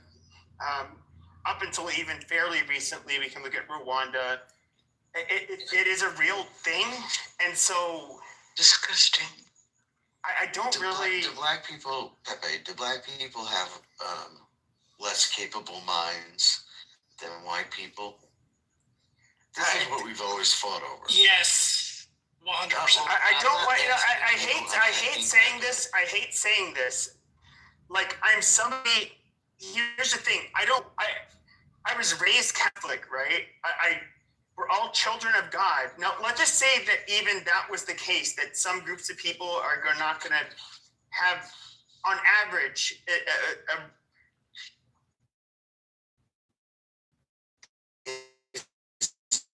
There's anything real term. Ever say that again? Yes, it's a real. No, but I would say I that. don't believe there is, but. No, I don't think. Yeah, I don't think human beings have monkey minds. Now, do I think that there are? That's good. I don't know how else to put this, and it's not because I want to believe it. Like, I'm actually somebody who's always wanted to believe that every group of people is as capable as others. I don't think whites are necessarily the most gifted. I can't. Because of the Jews? Well, no, there's others. There's others that outperform us in certain areas as well. Like chinks or. Like East Asians, you know, I do understand there's cultural differences. East Asians, both in East Asia and in the United States, there's still a cultural difference where even if we look, some people might even consider it child abuse, how forcefully make their kids study in Eastern Asia, but here in the United States, East Asians study twice as many hours in comparison to their white peers. Blacks study also. No, I'm not saying that. It's beating your white ass in all educational records. Yes, East Asians are literally beating white Americans' clock educationally in the United States. In every school district, and when it comes to getting into elite universities or just graduating from a university, East Asians are absolutely, on a per capita basis, dominating white Americans. So you cannot deny that. Now, if you're to look at the difference between, they study roughly twice as many hours per week as white children on average. These are only averages. And the averages. But if we look at black students, for example, black children, they study far less on average than white children. So this is where it starts to become a problem. It's just so there are people that they're hereditarians that are going to say like, oh, it's because they have low IQ chimp brains or some shit like that. But is it possible that culture plays a significant role in the difference between the outcomes? Yes, of course. I would say, like, even my first job out of college, I'll get into it, but like, especially on Native American reservations, you would have intergenerational poverty where you would see drug paraphernalia, all of this shit out in the open with the children. These are just like non-functional people. And it's just like, you think, like, how the fuck are these kids gonna even fucking survive? And no, the kids turn out to be fuck-ups, kind of like the parents. And so, it's kind of like, how much of it is genetic versus how much of it is cultural? That is, I'm not somebody who will make the claim that it's not partially cultural. And a lot of people understand this. Partially what? Or not partially genetic, but I would say this: if you were to look at, okay, imagine you're a woman who's doing drugs. You're pregnant. You're still doing drugs. You're still drinking alcohol. When it comes to like the prenatal care, it's probably non-existent. And then, as soon as you raise the baby, you're going to be not the most attentive mother. You're going to be doing your usual shenanigans when it comes to being like rugged and doing whatever you have to do to get drugs. All all of this shit. Like you're just almost at that point asking for a child that's very atypical, and that is going to be problematic. And so it's very. I do think means play a role, but I do think especially when it comes to like intergenerational distinction, that is very new. It's great. It's one of this Indian reservation. Really, they're rich, and they have, as of at least the last 20 years, have become rich because of casinos. They get large per capita checks, and they ended up wisening up to the fact that, like, oh, once these people got their per cap checks, they were gonna just go on like get a bunch of drugs, booze, do a bunch of horrible shit. And so they put a huge chunk of reservation on forced payees, where basically they get the money's gonna be given to them to pay for necessities. They're not. They're leaving no wiggle room for them to get drugs. Amazing. He's the worst commentator of all time. and you came back and you fucking fuckery. Let's hear what Jeremy has to say. What are we talking about? Let's hear what you have to talk about. Who's that? Michael Jackson? Holy shit. Is there... What's happening, Michael? It did sound like that. Are you wearing a blouse? Jeremy, besides the blouse, do you think it's possible... Do you think it's possible that the statistical differences we see between people groups is because of race or because of culture? It's both. Elaborate. When you say statistical differences, which one are you referring to? So Pepe was just bringing up the fact that even though I doubt Pepe's been around black people ever, like in his life. Or any people. Right, I was born in Washington, D.C. Let's pretend he has. Michael, quiet. Let's pretend he has, and let's say that there's these societal problems, and they happen to be, in this case, American Indians and black people, right? And there's a question of whether it's cultural, because we see the Asians, they're killing it all the time. Or if it's racial, or does some people have smaller brains than each other? What do you think? I think that there's, some democratism that have been taught. And, I mean, if you look at, have you ever been to the hood anywhere? Honestly. I have. I grew up in the hood. Okay, so what's I would have to work in the hood all the fucking time. So what's on the corner of every hood? It's a fucking church, a liquor store, fried chicken, check cash. Liquor store, whatever. Check Okay, cash. cool. Hold on, let me finish. Have you ever been to, Just like you can say that, bro, there's a corner store in almost every like suburban neighborhood. There's a corner store. There's a corner store. So what do you do? Why do y'all be using these stupid ass analogies? These are not analogies. What are you talking about? I live in one of the most successful fucking neighborhoods in the country. Is there not liquor stores near every suburbs?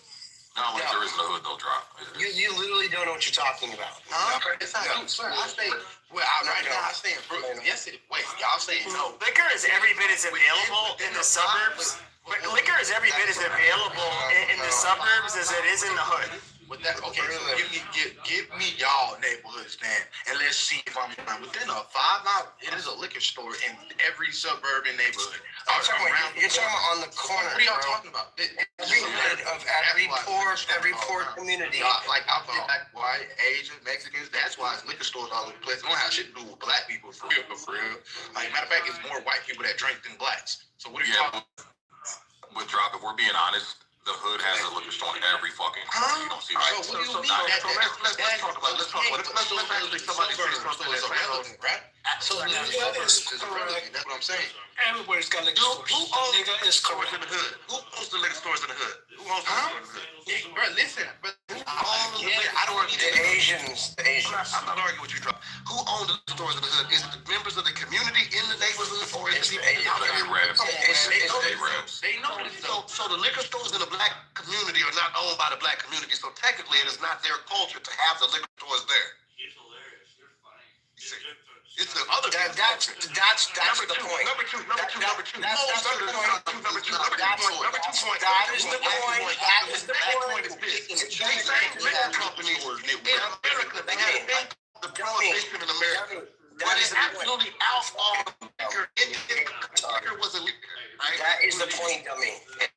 So the point is this: is that liquor allowed Jews in this country to create a thing called Canadian whiskey. They ain't have a goddamn thing called Canadian whiskey. All whiskey started as Irish whiskey. So this thing called Canadian whiskey helped the Yo, bro, you totally just fucked the whole conversation. So the point is that I don't want to get too intelligent in a dumbass room like this full of dummies. But the bottom line is this: is that those liquor stores that you ridiculous white idiots claim are the culture of black. We don't make the liquor. We don't make the drugs. We don't make the guns. Unfortunately, we don't manufacture any of the death-destroying things that destroy our people in our community. Where we get they just drink too much. We're not out here trying to figure out how to make some shit to get us drunk, right? Mike, did I accidentally kick you? Trying to figure out how to get Oh, okay. I meant to make you a moderator. That's what I was trying to do. Have not through cooperative economics or culture. You've only gone around the world, murdered and destroyed, and let the blood of the people who land you confess. So you can't do anything. And I want to ask everything on the backs of other people. But I want to ask you. The bottom line is this: is I just want to tell you that I'm praying for you, good white people, that these Jews don't absolutely eat your lunch, because they're cleaning your motherfucking clock. And if I could ask my white friends one thing, if you could please make America the 110th nation that these people got kicked out of, then we can deal with our shit on the side. Hey, I want to ask you a real question. Pepe, I want to ask you a real question because you're acting like black communities that got liquor stores and all this stupid ass shit that people went around about. And Bel Air, is there not a place, what is it called? 315 South Main Street, Bel Air. Called Bel Air Liquor. Like, I'm talking about right there. Just have the richest neighborhood. The richest neighborhood in LA. He taught me about black people.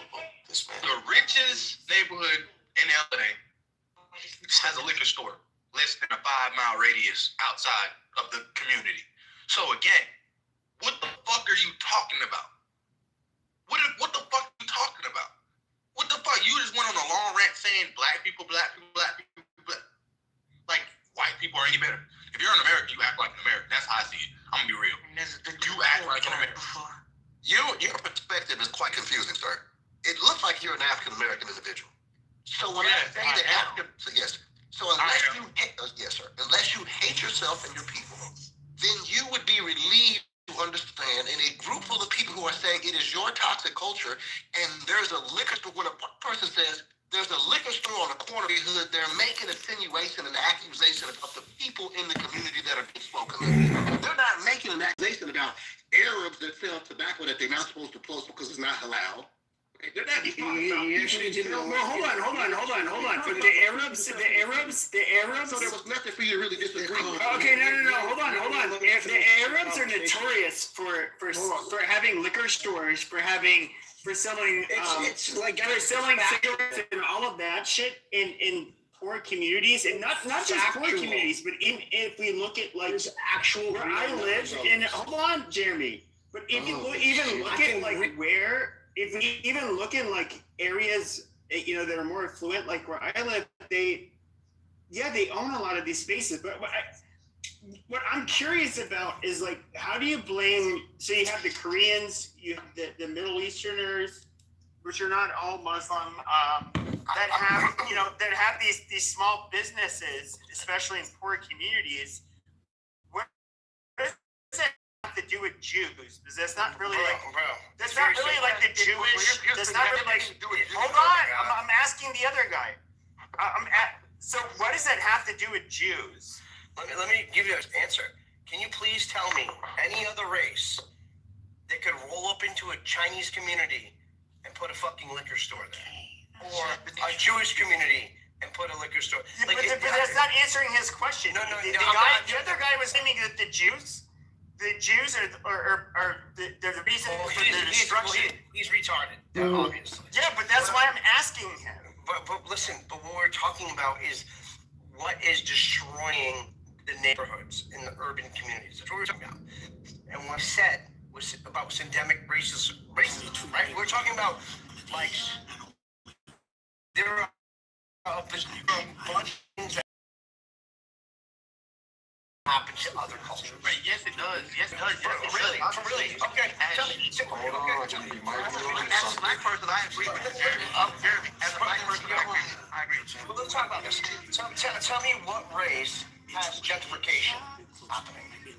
Are there gentrifications happening in Chinese neighborhoods or white neighborhoods? No.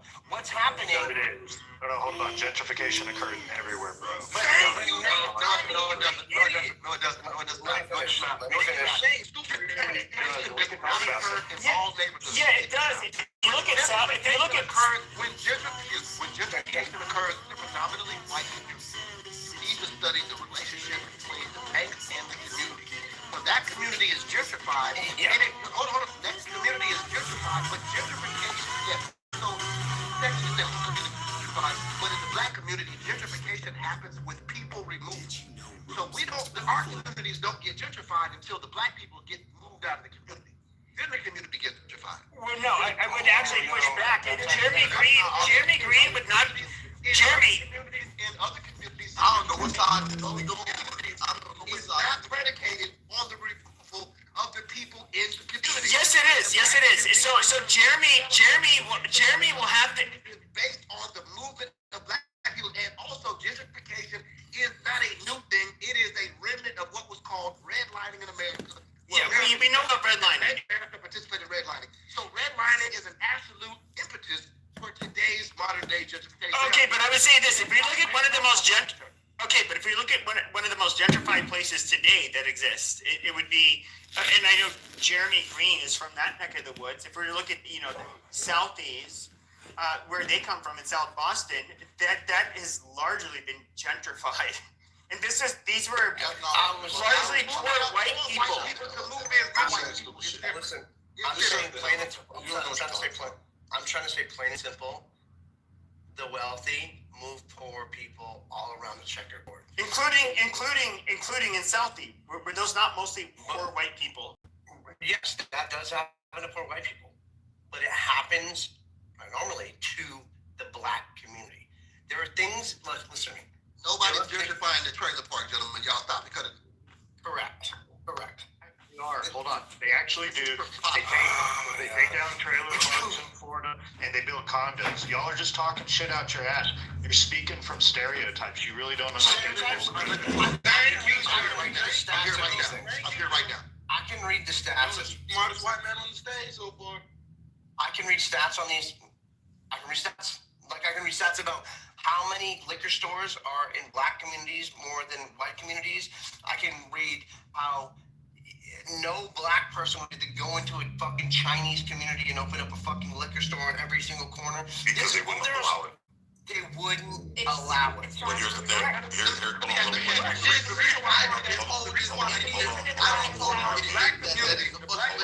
on.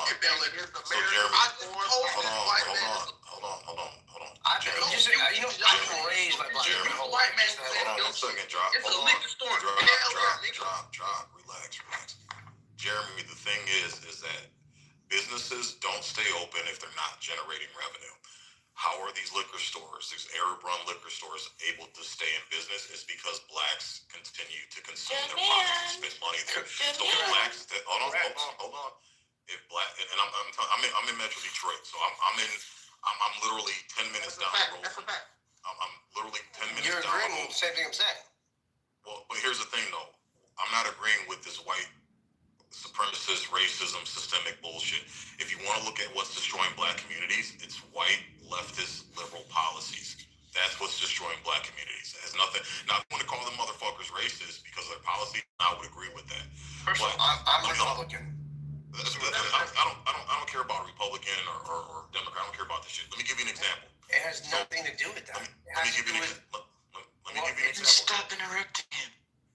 I'm gonna let you go. I'm gonna let you go, Jeremy, because I want to hear what you guys say. But just let me give you this example, and I'll let you go.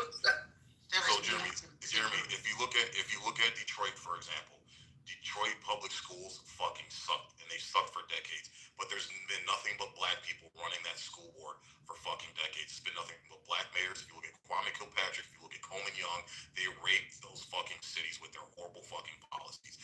There's not been one white leader in the city of Detroit in fucking decades. I understand that, but I also understand that Detroit fell apart because automotive crashed there. That's not true. Right. That's If you go to the let me tap. Every time I speak, can I fucking talk? You guys ask me 20 questions. What happened in New York City? Let Jeremy. I'm just talking. Every time I'm trying to say something, y'all fucking just talk over each other. It's crazy. There's statistics you can go look up. Just grab your chat GPT. Since you guys can't, some people they can't read or fucking understand anything. Go to chat GPT and just ask chat GPT. Tell what is the amount of liquor stores in urban communities compared to white? Just start there. What is the point of that question? What is the point of Guys, everybody shut the fuck up. Everybody. We keep going down the liquor store road. What? No, you stupid. I'm supposed to be the idiot because I'm black. He used ChatGPT to say it. Let Jeremy finish. Yo, everybody. I'm the fucking idiot here. Nigga, they ain't gonna keep telling y'all to shut the fuck up. They go on crib. Okay, guys, nobody make anybody else a moderator. Okay, look, let Jeremy finish. I use ChatGPT because I build products with AI all the time and understand how valuable AI is with answering specific questions. AI is not that, sir. Okay. Let Jeremy finish this fucking point, y'all. Shut the fuck up. Go ahead, Jeremy. You got the mic. Anyways, again, I build product. I do understand how good. Doesn't matter. Look, the plain and simple is that I grew up extremely poor. Right? My mom was an alcoholic. She grew up on food stamps, and her mom before that grew up on food stamps. It's like a revolving fucking door, right? I was the only one in my family to break that generation curse and go and do something with my life, right? If you go ask any drug dealer who's hustling right now, do you want to be selling drugs? The answer is no. They don't want to be selling drugs. This is the shit that they know. Right? And when you've been taught generation after generation of generation of shit you know, you're just going to keep doing the same things over and over. It's like, black people don't really do heroin. That's a white person drug, right? It really is. Right? It's like, there's all of these stereotypes, and they're not stereotypes, and most of them are accurate, right?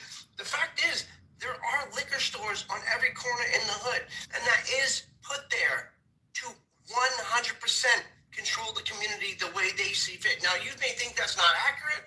You may think that's not fair. You may think all bullshit, but it is a fucking fact, dude. It is a fact. Somebody pours the liquor down and pours the liquor down their throat. So, Jeremy, no, that's Hold on, Jeremy, I got a question for you. All right, so is it a cynical approach just to hold the black man down, or is it done for profit? That's ultimately the argument here. I think it's a little bit of both, to be honest. Oh, come on, bro. But I You think there are racists? Hold on, I want to be clear what you're saying. There are racist liquor store owners that say, I'm just going to open up a store in a black area because I'm going to hold those black people down. That's what you're I don't think that's it. I don't think that's it. I think the people that go in that community, most of them are either Chinese or Arab, and they don't give a fuck about the urban community. They're just there to make their bread. Your money. Your money. We don't give a fuck. Right, they're there to make their bread. They don't care. But the problem is a higher level of understanding where, as a government, as a city, as a specific spot, you should be very careful on how many liquor stores you should allow into a certain area that is poverty stricken. If you notice, how come in the really nice areas there's no crime? And how come in the really poor areas there is crime? called culture, Jeremy, and that's the thing. It's not a culture. It's not a culture. It's a lack. Respond to your question, Jeremy. Let me respond to your question, bro. Let me respond to your question. Sure. So it's culture, and one of the things you just brought up is this thing called no snitching. So white people's neighborhoods have things called Karens, where Karens watch everything that happens in that neighborhood, and they'll call the cops the minute something's out of line. That's what helps keeps crime down. In our community, in the black community, we have this no snitch policy. So if you tell them, tear each other down, though. Here's the thing, Jeremy. If you see something wrong, you're Let me ask you this. You're a black. Can I finish? Can I finish? Sure, go ahead. Sure. I'll let you go. So in the black community, Jerry, we have this no snitch policy. So when we see something wrong, we're encouraged not to get the police involved. We're encouraged You're not not talking about the that's not the black community. White boys, white fathers, Can you guys shut the fuck up for 2 seconds and be civil? Can you be civil for 2 seconds, please? No, you should say more than what you're saying. Okay, and you should shut the fuck up. That's how we'll do this. So Jeremy, so the thing is, I'm just gonna move people to the audience if you guys don't shut the fuck up. Like seriously, this is getting so annoying. So like, I have my eyes on some of you. Literally, just shut the fuck up. Just let him finish, please. He's the moderator. Yeah, so Jeremy, it has 100% to do with culture. If blacks in the urban areas adopted the Karen policy, crime would go down drastically. If we got rid of the anti-police attitude, crime would drop drastically. And I'll give you proof. Look at where Trump has activated the National Guard in these black neighborhoods. Memphis, for example. You have black people that live in Memphis coming out and thanking President Trump, saying, thank you. I haven't been able to walk down the streets to the store with my wife in 20 fucking years because we would have got shot. We would have got mugged. We would have got jacked. Now it's the first time I'm able to walk down the street in peace. There's no gunshots going off every single night. The kids are out in the streets playing again. So it's 100% culture. But Jeremy, go ahead. You can respond. Hey, hold on 1 second. I wanted to make sure that we put some historical context. I clearly just said Jeremy can respond. Yeah. Thank you. So, if that's the case, then if that is the case with the no snitching policy, right? Why is the community tear each other down, and why are more people killed with violent deaths by the black community than any other community ever? It's because I could better answer the question than what we have before. Nobody's asking you. Nobody's asking. Nobody's asking you. So, Jeremy, that's a really good question. It's because of our culture. And if you look at I'll give the music industry. Look at the difference between the rap culture versus country versus rock and roll versus these other genres. Hey, man. God damn, you got, and this when we're talking about culture, observe the stage right now. This is what the problem is. So again, Jeremy, when you look at our top rappers, it's YoungBoy NBA. Look at the crowd that shows up to a YoungBoy NBA. NBA YoungBoy, whatever the fuck. I agree. It's all about shooting other black people, killing other black people, harming other black people, just because we don't like what they say. Well, let me ask you that. Okay. So the labels that sign these artists are primarily like a white Jewish person or a Russian, right? They take that music, knowing good damn well that it's going to incite violence, and they make money for it, and they don't care, right? It's just like a whole bunch of things that are happening, and if you actually did like a Google search on how many deaths happen on homicide, it is actually. It's the African American community. It is, right? But it's because of lack of resources. Do you think if you took that same community, right, and you put them in a really nice community and had no guns and no liquor stores and everybody had money in their pocket, would those same things occur? Is a question. Yes. Yes, they would. Because it's a shitty culture over dozens of decades. Right? It doesn't mean they're bad people. It means they've learned the wrong thing for a long time. And white people do this too. But yes, 100%. So you think if you took a bunch of hood people and put them, you think it would just be chaos? Yeah, well, I'm a hood person, right? I come from the same exact shit as these people. But where do you come from? I live in New York. I'm part of a shitty culture of Right, but where do you live in New York? No, you need to answer the fucking question, you liar. Where do you live in New York? I live with shitty white people and shitty black people. But where? But hold on a second, because Jeremy, there is this, like I said, like within the Native American community where I have to work with, you have this level of intergenerational dysfunction where basically it is having a shitty culture. Yes, and so like you can give them. Hold on. You can give them money. But what they do with the money, and this is what the reservation ended up, figuring It out. has to do with money, It's not the education. same. Yeah, sure. But once when it comes to intergenerational dysfunction, what can you do with money once you're already raised in a very dysfunctional environment? You're going to do dysfunctional shit with the money, and so you had the non-dysfunctional people, the elders of this Native reservation, and they put forced payees on them. They basically made it so they cannot enable their very shitty behavior. And so it's like I do think that like when it comes to money, yes, that is part of it. But to think you can just throw money at the people once they're already. I said education, money. Yes, and that starts when you're young, right? And so like you can't you obviously is very, very young, and so you have to basically try to start anew. Let me ask you something for real. Pepe, have you ever from a really poor background or like know what it's like to starve and like have your family not have food?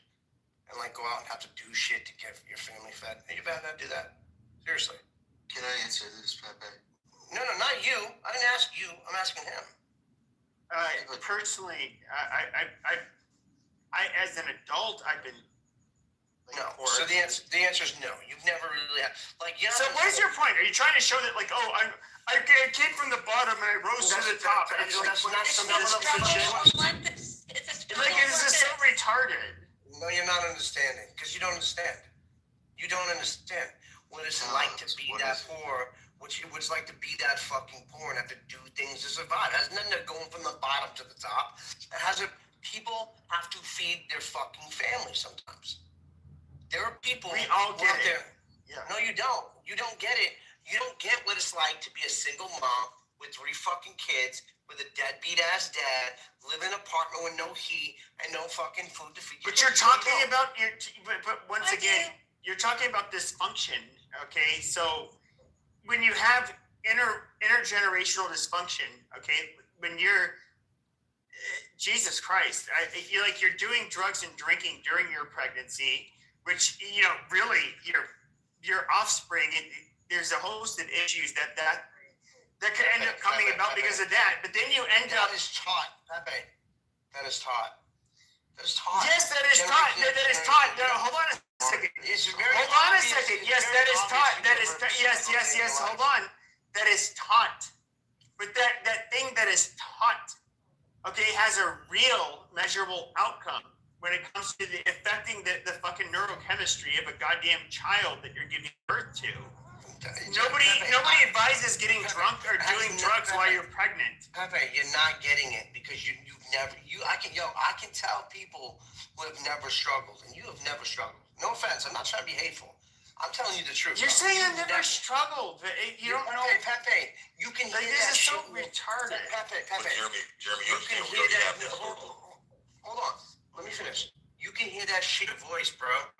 You say you can hear it in the voice, but I mean, what were you like? One of the first people that was like got awarded a live or a recording contract or some shit, on MySpace or some shit, and then you did some shit. But I'm giving you your credit. I'm giving you your credit. Pepe, I'll give my background. Let me give my background.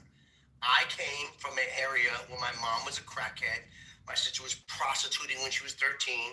My brother was running drugs for the cartel and the fucking Hells Angels through the Arizona pipeline, and the state took me away when I was 12 years old and bounced me into group homes, into kid shelters.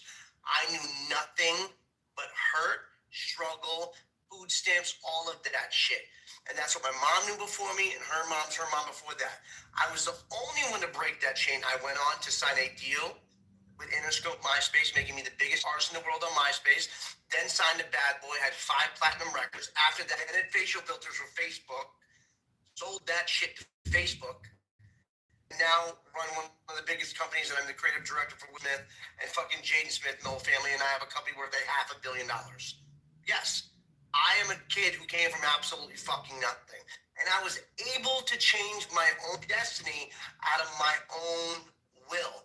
But most people don't make it. Most people aren't strong enough. Jeremy, why don't you identify? Bro, I'm gonna be real. And I got kicked for having my opinion. Hold on, Drop. Are you saying that makes you closer to black? I'm trying to understand that. Like, No. First of all, He's trying to discount Pepe's position because it's not. I'm not trying to discount anything. But I would say this. No, I'm not. But I would say this. Even people. Jeremy won't disagree with this. Even children, okay, that grow up in the perfect background, they're raised. They become fucked up. Yes. Yes, but hold on. Not just that. Yeah. Obviously they can. But Pepe, but Jeremy, my question was, do you not agree that even the children, yes, they're obviously more likely to be successful. They come from an affluent family that is not dysfunctional. Yes, that's obvious. But very few of them are going to be successful in terms of like do something pioneering and different, make money on their own merit. But that is the entire world. That's why we're called 1%. There are very few people in the world. I don't care if you come from a rich family, poor family, do the things I've done. That came from drive. Which makes you an anomaly, which is like, right? Correct. That's why I'm guessing, that's why I'm asking, why are you using like your example, which is an anomaly, as something that should be applied to the rule, where you're actually the exception to the rule, because you're an anomaly. Because you're a musician, Jeremy? Yes. That's not true. I think musicians try to use drive. Not true. Most of musician is not drive. Hold on. You didn't say dude, just answer my shit. It's not just you. Musicians do this dumb shit. Musicians and athletes. Like, y'all, and athletes went harder than y'all. At least they had to train. I didn't start the always act like y'all just did so much other than have a little fucking talent. Bro, it's not the same. It's not as hard as starting a fucking business. You can't just spread it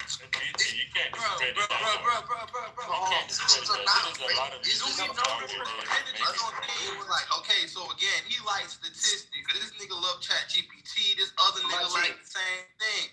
Y'all just talking. Y'all use it for one point, but don't use it for everything. Drop. I asked Jeremy a fucking question.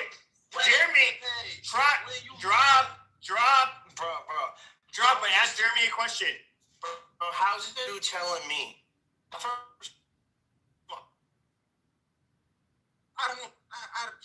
don't know what you wanted the Matrix. Look at that. Thank God.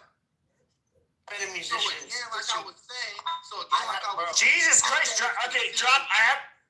Move to audience, because you just won't stop. Go ahead, Jeremy. Bro, I hadn't been a musician since fucking 2013. But just so you know, for the guy who says that I haven't doing 3 billion people a day use the technology I invented out of a fucking trailer park, bro. Don't tell me about drive, my G. So you're more than just a musician then? Bro, I have 150 employees, dude. I'm the CEO of fucking Echo. My creative agency does $50 million a year. And did you get the capital for that from making music? So what happens when he dies? Hell Take any of that with him? I did. You said you were a musician. I was just talking about you were a musician. I didn't do any of that. No, I got very, very lucky. A lot of luck is implied with being successful. Just so you know, luck and drive. Luck and try, but what I was stating is that when you come from dog shit, it's hard to climb out of that. Especially when no one's taught you anything. And unfortunately, the urban community doesn't get a lot of attention or a lot of love or a lot of education to pull this up out of a fucking situation. But Jeremy, do you understand though, with slavery, with Jim Crow, with redlining, you understand blacks were way more poor before the 1960s? I understand that. Hold on, brother, let me finish. What I'm saying is that where you're coming from, nobody's getting by because we saw black people in this country in the most impoverished, poorest, dirt-ridden situations, and yet most black universities and colleges were founded during those times. Black people's families were still together. The black community was as strong as it ever was in the history of this fucking country. So it's hard to make excuses for this generation. No one's making excuses. Hold on, Jeremy, just let me finish and I'll let you go, bro. I'll let you go, I promise. It's hard for us to buy it when we saw the previous generations of black had it 10, maybe 100 times fucking worse, and they still fucking pulled through. They still valued education. They still valued community. They still valued family. So do you know? So let me respond to that because that was really ignorant. No, bro. You do know. No, I'm not responding to that shit. He talking about my people. BT, Jeremy has the mic next. He said that dumbass shit. No. Okay, well then just show some fucking discipline. Let Jeremy go and you can go next. You're talking about black people. The fuck? BT, you can go. Dude, I'll let you speak. So just let Jeremy answer the questions he asked him, and then BT, you can go.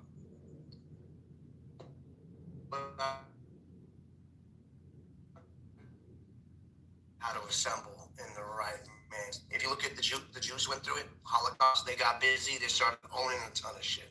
Indians started doing the same shit. Like almost every single race outside of African Americans right now have been able to turn their shit up and turn it into a major profit. Let me ask you this.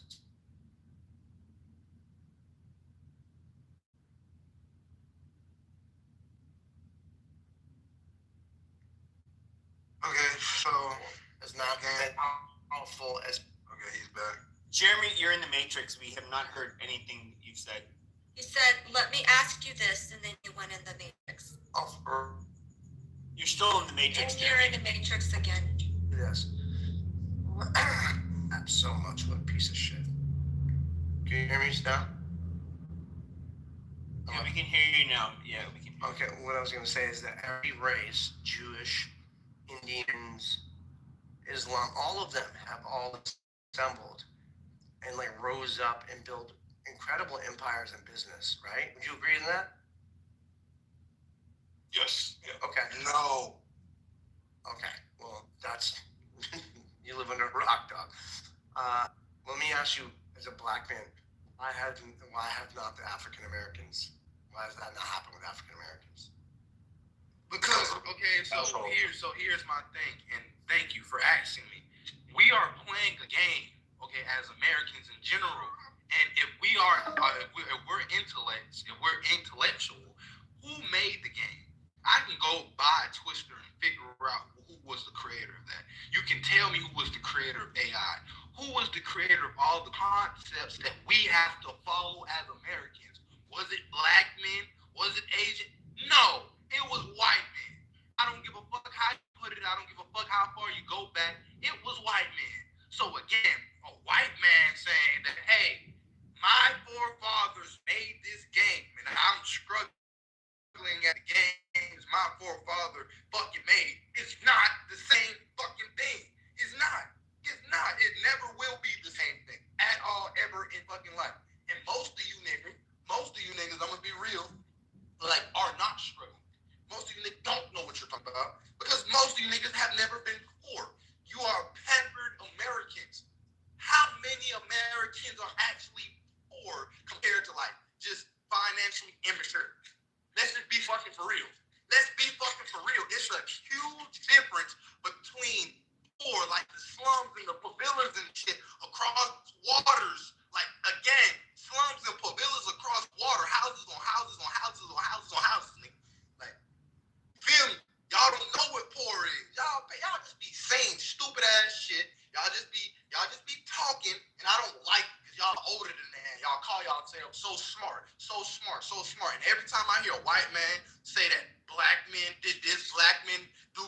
their crime rate is so high. Y'all gotta remember, y'all got 400 years of pure oppression and genocide. Your forefathers did, even if you didn't partake, nigga.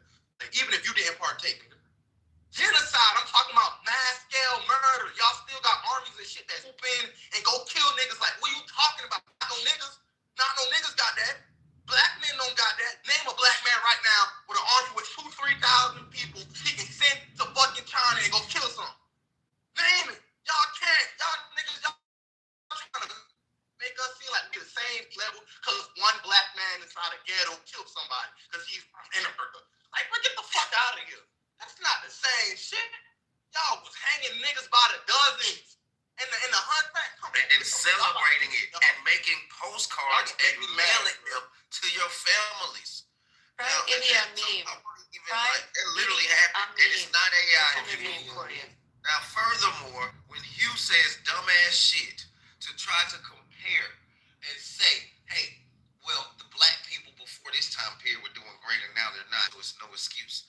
But he doesn't remember what J. Edgar Hoover said and did about Negro unity. And got mad at the Black Panther Party and lied on them for trying to give free breakfast. And trying to, bro, you can wait until I'm fucking done. Because you already been fucking lying, talking about the culture. Well, let BT finish. No, get your cracker ass up while you I'm familiar with BT. Fuck up talking to me. Hold on. Been in here lying. BT, hold on, BT. This is Pepe. Yeah, guys, let BT get off his shit. You can respond afterwards. Please, guys, don't interrupt BT. Go ahead.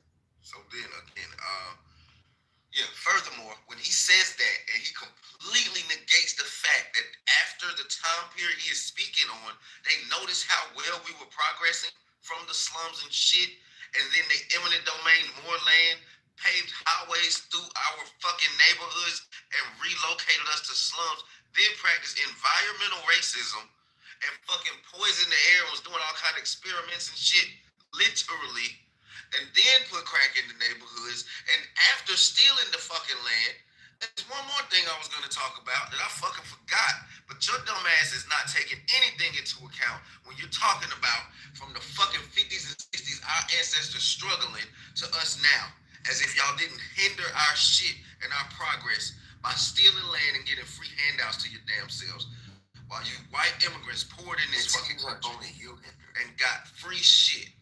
Bro, right now we're all bro. You control yourself. Job. BT, the crazy shit, we're all working a job. Slaves ain't having these arguments about who's poor, who's not, all because a white man made that a rule. Like, this is the crazy shit. You feel me? These niggas be talking about niggas, black people, black. Y'all made it a rule for people to struggle, print off some money. You give them a little bit, and now you take all the shit that you did not fucking create. No one made it a and make a fucking outcome out of it, a profit, a social scale, all types of stupid ass shit that y'all think y'all just sound so amazing and articulate. And then here's the kicker. Then they try to you that they actually believe in a religion that they made up and told us to believe. Where's the Hold on, my boy. Ain't you making white babies go? Believe in that religion and you signed up to go kill people in Mexico. Oh my. Hold on, Drop. Ain't you making white babies go? Oh my, don't say no, that, answer my question. How do you believe in that no. religion I and know you you signed said you up to got all go this kill hate against people in white Mexico? people, but ain't you making white How babies? much do you niggas deploy? How much do you niggas he don't want to answer that. Y'all single in there. Y'all niggas believe in this Bible. Y'all believe in murder, man. Earmuffs on, buddy. He got them white earmuffs on. He ain't got my laptop. Hold on, Drop. I thought ain't you making white babies, brother? Bro, I'm making American children because I'm American. My wife is an American. Like, bro, I don't know about all that. I know right from wrong though. I mean, having a kid, being here with the kid that I produced and I made, you feel me? Marrying the woman that I did it with. Now that ain't shit wrong with it. According to your like Mike, the man who wanted to ask me the question with my skin tone. According to the niggas that you sucking they dick for validation right now, according to their scales, I'm doing the right thing. I have my own validation. I'm doing the right thing according to their scales. The scales that they created for us to follow. Remember, nigga? What you talking about? Babies. Okay. Y'all saying? Like, y'all gotta stop this shit. I gotta stop this shit. That's what I'm saying, Mike.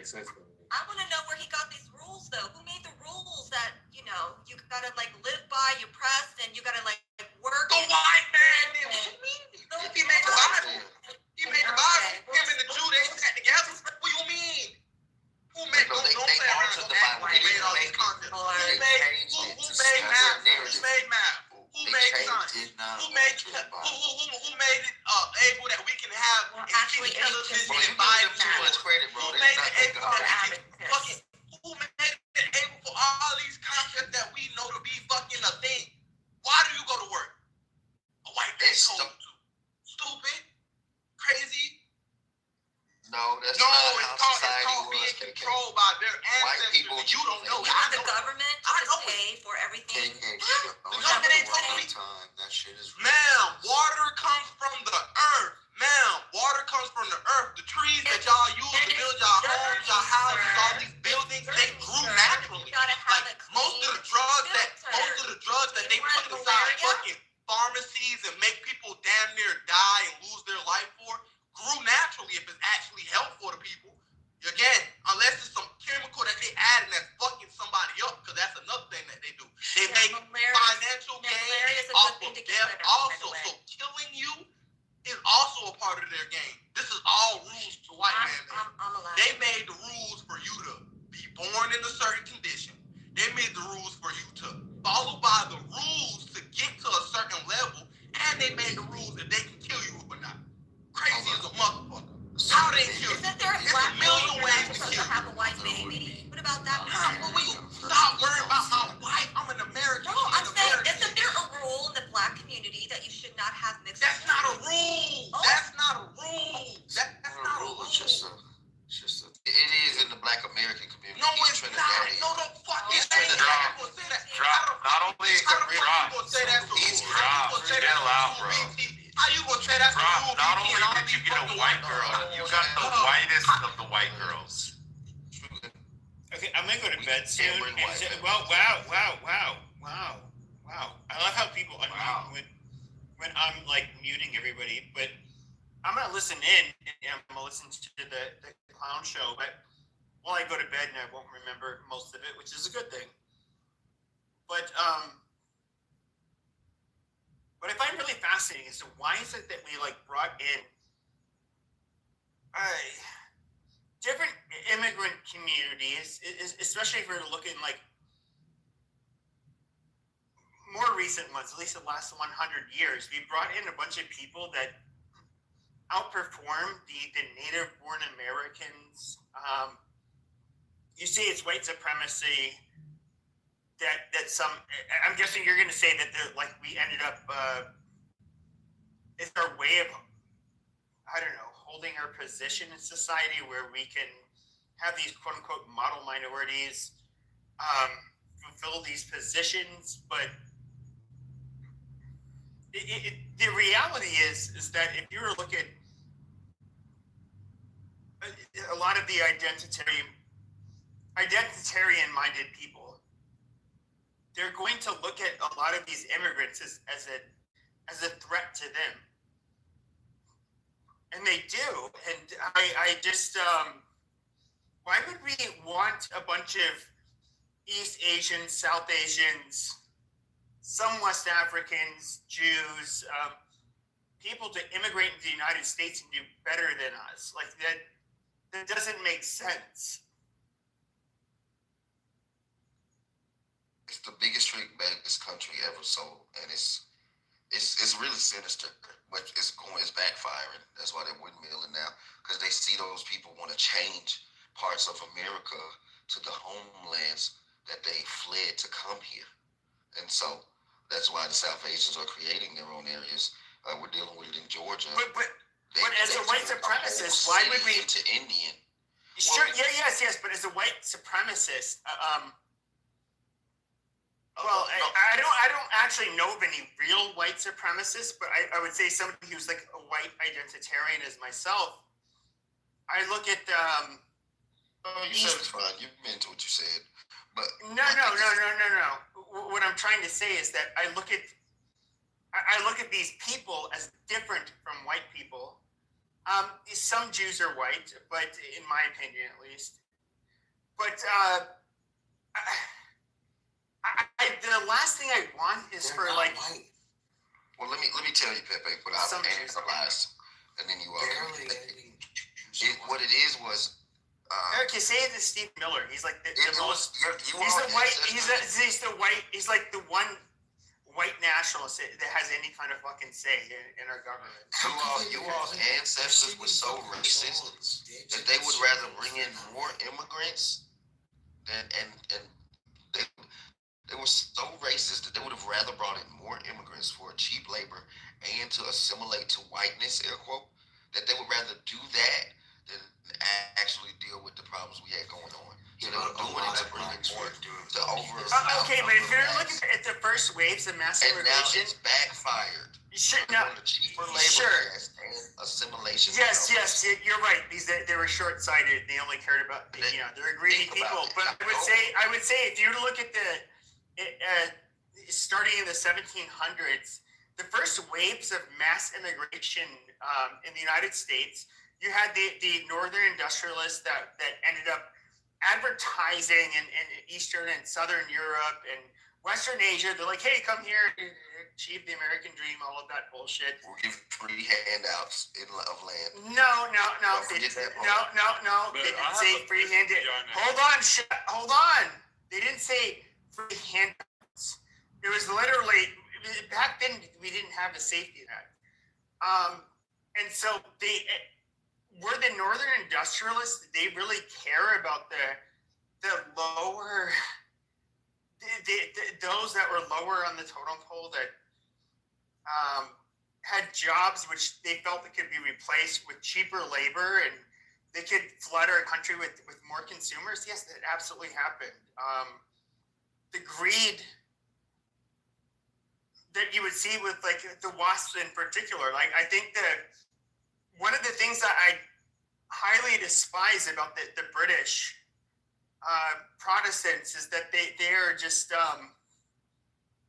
there's like so many memes that go around about Jews, but like in reality the British WASPs have always been like really just so disgusting towards their lower classes. I mean, the South, yes, we all think of like how mannerly they are, how hospitable they are, but they are really some of the most classist and disgusting people. Can I ask you a question, brother? What? Okay, the immigration part. When did people start migrating to America? When has it stopped? It came in ebbs and flows. Starting in the 1700s. Starting with the founders, right? Oppression. Go ahead. Those were not immigrants. Those were. There was not indigenous. Everybody you know. No. They're not immigrants. They are literally. They were fucking pioneers. They came here. No, they were not indigenous. But when it comes to, they came here. The Europeans saw. You have to understand, there was a race to conquer the world. They brought their papers, right? Pepe, you're really slipping here, allowing these. I'm not. I'm about to kick her because. Okay, this was not a. Shut up. This is not a country. When we ended up coming here, or I shouldn't say we, but when these Europeans ended up coming here, there were no national borders. There were natives that lived on the land, and some of them had boundaries, and they were fucking pillaging each other, just like the Europeans did a couple thousand years ago. It's fun. So they came over here and made their own rules and then kicked the indigenous people off their property. Yes. Basically, I mean, to a large extent, yes, that's what they did. And so they're not immigrants. Immigrants mean, to be an immigrant means you immigrate to an existing place, like a country that already exists. this is a piece of land. To America. What the fuck are you talking about, Pepe? No, You're settlers, they're founders, you fucking retard. Okay, so are immigrants to America. How the fuck are they? Okay, you dumb goddamn. Wasn't Columbus a Spaniard? No, well, he's Italian. Fucking idiots. But when it comes to, first of all, for fuck's sake, if we were to look at the term or the name America, if we were to look at the people that. Jesus Christ! This is such a low IQ conversation. Black to Mexican, the people that was on this land spoke the black. The third grade. Mexicans. It was not white men. No, Mexicans. You're having a third grade civics and fucking. I know. I get it. Like, let me shut up. Mexicans did not exist before Spaniards. Okay, Mexico, for example, is a blended group of people. You have the Spanish and the different indigenous groups. Some to this day are still purely Amerindian, indigenous people of Mexico. Who made that rule, Pepe? Let me ask you that. It's not a rule. It's a Who made that fact. rule, Pepe? God, the blacks are dumb. A white man. A white man made that rule. Okay, you are such a goddamn low IQ retard that I have to move you to the audience. Like, the indigenous people in Mexico do not consider themselves the same as the other people in Mexico. They look at themselves as members of a tribe. Like, Jesus goddamn Christ. Much in the same way that You can't even explain these lies. Go ahead, I'm gonna listen. but just as like Native Americans, they look at themselves as, yes, they're American, but they don't necessarily consider themselves to be one of us. They have their own nation here in the United States. Said this is mine. And entitlement for me, like it's entitlement. Well, look, Pepe. I mean, you have so it's like this, right? When you deal with Mexicans, right? If you're interacting with a lot of them, which I have, right? So you have the Aztecs, you have the Toltecs, you have the Hopi Indians, and you have different variations of what we call Mexicans, and you also have some what they would call mestizos, people that are mixed with blacks and whatnot. Shut your fucking ass But mestizos, Who the fuck is talking crazy? Like, dude, bitch ass up, man. It's a listener guy. who is that? I don't know. It's A listener. Okay, listener. Okay. Yeah, the overwhelming majority of Mexico, for example, is mestizo. They're a mix of European and Amerindian. You have a minority that is purely Amerindian. They even, a lot of them speak their native languages. Guatemala, right to the south of Mexico on their border, very Amerindian. So you have a lot of these people that are not mixed. They speak their own little native languages. I don't quite like when it comes to Latin America. I get it. There was this leftist movement when it comes to La Raza. They wanted to consider them all like the same race, like, which is bullshit because they're not. It's literally a blended race of different Europeans, Africans, and Amerindian people. They're not. It's not a racial category. It's distinctly an ethnic category. I don't like, what the fuck is even your point? Oh, I can speak now. I'll tell you what the point is. The point is what I think he was saying. Bring my boy back up on stage. The point of this is No, you're gonna make somebody. No, hold on. But let this dumb bitch speak. Like, just go ahead. You will not disrespect me. You will not disrespect me. And I am disrespecting you already. No, so go ahead. I'm gonna ask you to go ahead and apologize right now because I never came at you that way. No, go ahead. Say what you're gonna say. Say what you're gonna say. No, Right. you don't apologize first. Okay. All right. Okay, I'll tell you what. That's fine. I'm standing on that. Yeah, that's fine. Yeah, I apologize for you being born a dumb bitch. So go ahead, next speaker.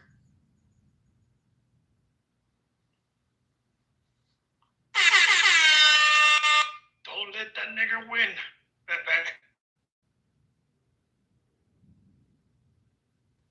A nigga will smack the shit out of you, though. Yeah, I mean, we're not even having like a. We're not even. Who's saying this? Who's saying that? It's Chorizo. Like he like that. He not even like that. Okay, Chorizo, stop. Like I'm not. This isn't like a black. God damn it. We weren't even really having a debate about black people. This is fucking retarded. But they made it one. You know, what's ironic is Jeremy Green came in here, and he's the one who wanted to be like the social justice warrior. What's really crazy is that he says he's a Republican. And I bet the fat lesbian's back. Yeah, thank you. Wait on that. Go ahead, fat lesbian. We don't keep bringing that up. So Yeah, come on, go ahead, fat lesbian. Make your I can wait. No, go ahead. The fat lesbian can speak. It's go ahead. I can wait. I ain't like. No, I know. I was not. Other words. Yeah, I was talking about. No. I was talking. We were not on a serious topic. So go ahead. I'm speaking with my mic off now in your room. What? It's still speaking. Intelligence. All right, hurry up, fat lesbian. Let's go. It's still speaking. So I'll just go ahead and let you know. First of all, All right, never be a B word. Go ahead. And yeah, you can make it up how you want to. The point of the room is somebody made up these rules and then enforced them, and now you get mad when it backfires. All right, Pepe. I don't think she can explain or articulate what she wants to say. That's why she wants to bring up the other. Okay, Jesus Christ, just let her. She's got the rope right now to hang herself to. Just let her talk. Just Yeah, so Jesus I'm Christ. wondering. I think somebody explained it perfectly. You create the game of Monopoly, and then you try to buy up everything. Well, you said bring my friend up. And things like that, and print fake money, fake paper, and then try to enforce it on people. Yeah, that makes a lot of sense. And yeah, charge people for natural resources. Rich, we shut the fuck up. After the video. She's not saying it. You own natural resources. I want to own Boardwalk and Park Place. Just How do saying. you We're own talking natural monopoly. resources? Violence. Buy a gold mine. Yeah, somebody explain that. How can somebody own natural resources? They come out of the ground. Okay, Abby, you're a lawyer. Can you describe it? Like I don't want to deal with Mining this. rights. You can definitely create all the paperwork. Whatever your name is. Am I supposed to call you fat? And law enforcement. You have mining rights to land. It's called mineral rights. Let's get it right.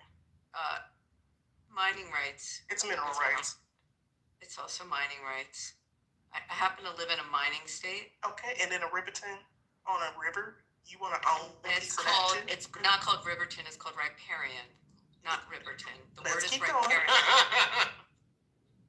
But would you like to talk about riparian rights? No, Let's go talk ahead and about tell us. water Go ahead and tell us. formerly. The Black Queen was already slit.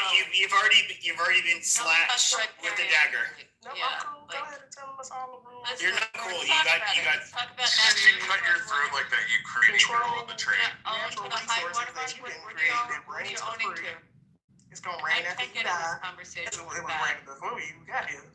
Yeah. Tell me And about made a Tidelands. rule Tell me about the Tidelands it's Resource illegal to Council. collect What is it, rainwater.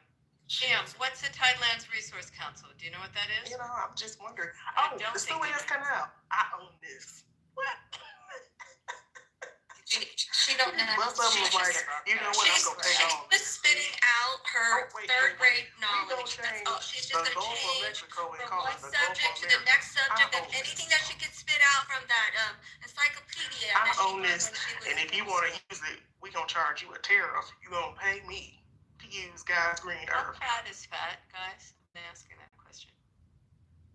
You said, is she a fat lesbian? Yes. Now go ahead so I can hear the rules that were made that oppress people. Go ahead. What's the topic of the room? Riparian rights. That was it. Read Would you the call it title, nigga. Ripian? I think we should go back to the topic that when Pepe was talking about the immigration shit. I think the topic of the room is how dumb are fucking libertarians. Shut up and let him. Goddamn, Rich. Jesus Christ. Well, yeah, I know. Why did you? He just wanted to bring up something. It is very annoying. That's why you need to stop. No, you. So let him. Go ahead and say what he was saying. You were making a point that why do we allow immigration or other societies to come to America and be richer than Americans, right? That's what you were saying, and then I was asking you, when did immigration started? When is it stopped? I think it's I think it's a unique question. I think that so if you look at the immigrants that we got from Eastern Europe, it was really weird. Because first of all, you had the Red Scare, and so we were really trying at one point to limit Eastern Europeans, but we did allow in enough Eastern Europeans where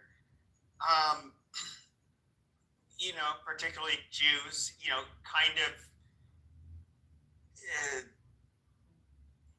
ended up being a large part of our managerial class in the United States. When it comes to fast forward like 150 years later, I would say that East Asians and Indians, it's kind of, we are selecting for their best. They are obviously outperforming native-born Americans. I don't, at the end of the day, I do think that the motivation overall for bringing in immigrants generally is greed. I mean, these H-1B1 visa holders, they want to bring in people that are, I guess capable, but they can pay them a lot less. Okay, so I want to say this is called trying to rationalize for poor behavior. Now, when we as Black Americans, oh my God, you again? When Jesus Christ, I moved you to the. I actually did it this time. Pepe, let me tell you one thing. All right, when America went to war with Somalia, right?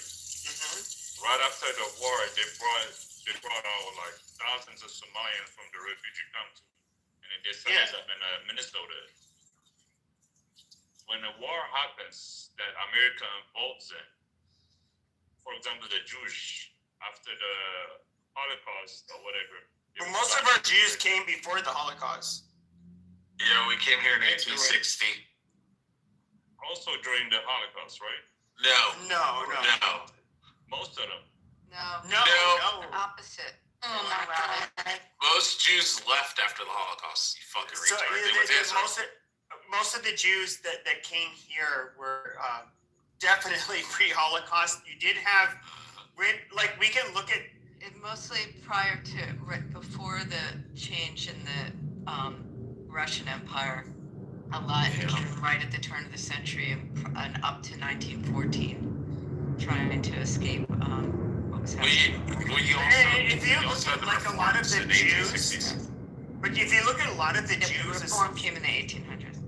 If you look at a lot of the Jews that came here, the German Jews, a lot of them came here with the German. The overwhelming majority of Germans were Christian. But the German Jews were very different because they were so assimilated to the Germans that you could not pick the Jews apart from the Germans. At least that's historically what they say in the United States. Now, when it came to like those that came on, from like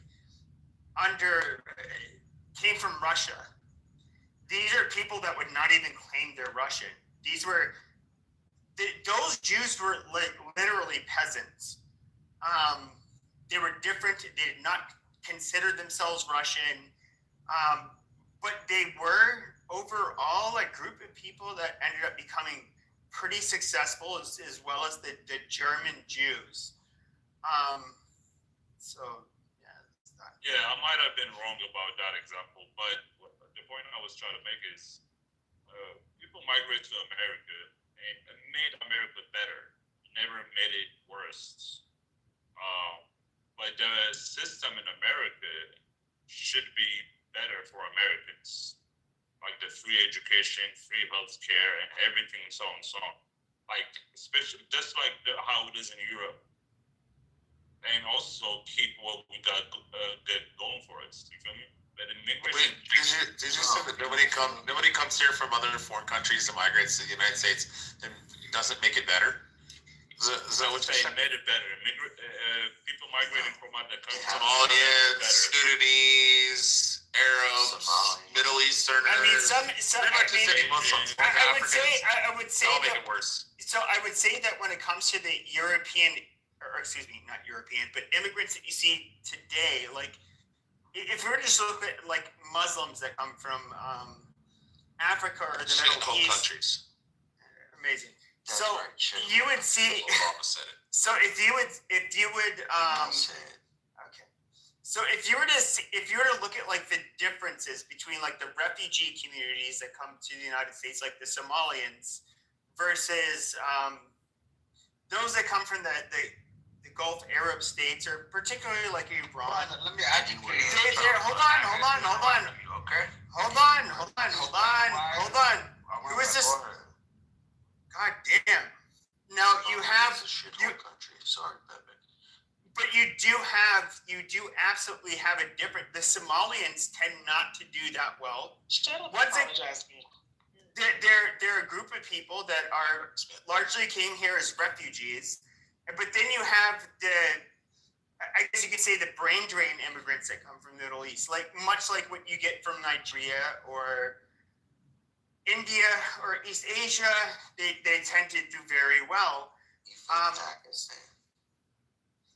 Yes, and so like I would say that like when it comes to when you're talking about immigrants from where that really matters, because like not all immigrants are, I would say, net positive contribution. America birth immigrants. What else can you tell me, brother? What? Can you shut your fucking sharmuta mouth? You can tell me. Shut the fuck up. Bye. Let me just say something real quick. No, let Pepe fucking finish. Shut the fuck up. No, I just finished. Too many people spurting out.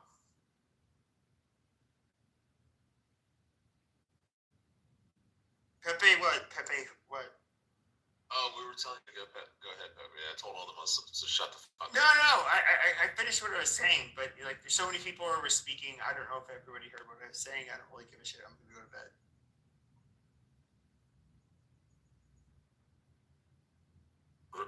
Really, Mike? Well, when it comes to Somali people, they've done a tremendous injury to our country. They came here, especially in Minnesota, and they did a lot of terrible things. Hey, can we let Sean Hickman's friend talk? Oh, he's trying to do a Trump voice. He's fine. I know, it's pretty bad. I thought it was good. Where'd he go? Jay, why y'all moving you down? I didn't move you down. Because you were interrupting. Please let our people finish. Thank you. All right, go ahead, Sean Hickman's friend. So, immigrants coming to America, whichever place they come from, they tend to work and pay taxes, and that helps the system, right? It makes America better. It doesn't make it worse. No, Jesus Christ, that is such a reductionist take. To a large degree, economically, yes, they can provide a shit ton of benefit. I'm not denying that. But they can also cause a lot of problems. And I would say if we were to look at like the immigrants who were bringing in under Biden, it didn't matter who the fuck you were. He just let you into the fucking country. You were sapping up resources. It was much different from like the Mexicans, for example, that would end up coming here. They realized they were going to get a job where they were not going to have benefits, and they still a lot of them, their main goal was to send remittances back to Mexico. They're like, but under Biden, what was he doing? He was obviously trying to import a bunch of new voters. It was so, like, how can you say that these people were the same as the Mexicans who literally were going to only come here to be laborers and send money back home? I don't know. It's fucking retarded.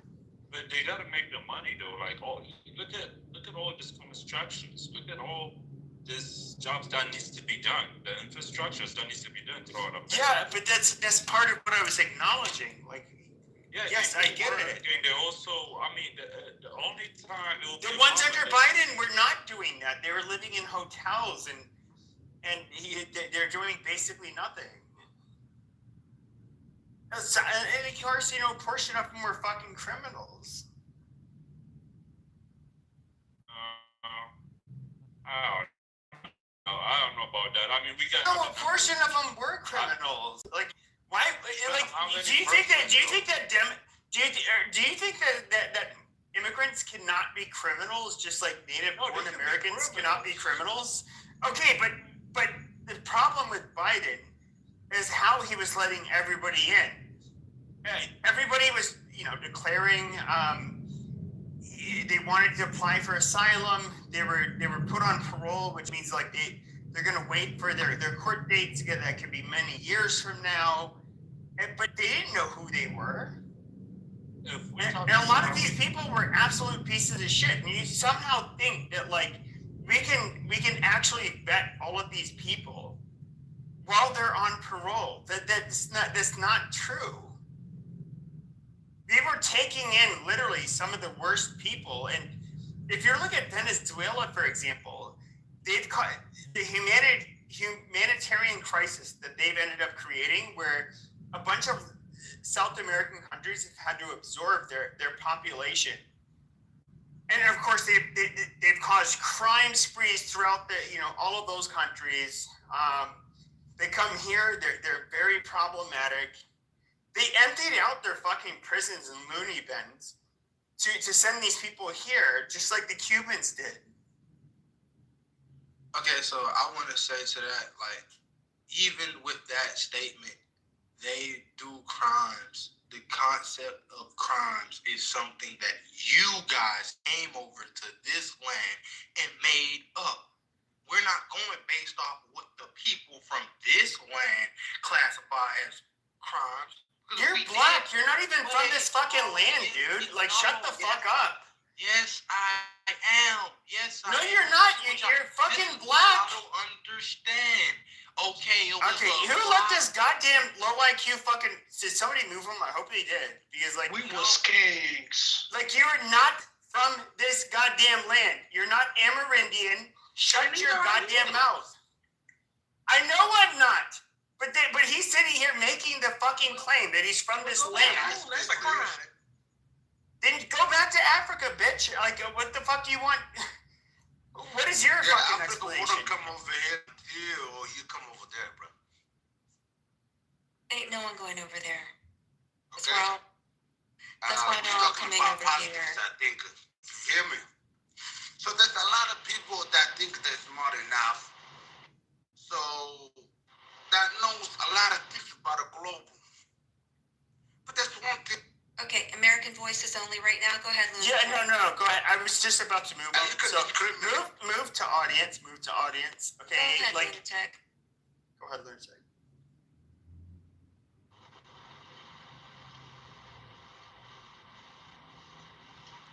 We can't hear you. I Go ahead, would Lunatic.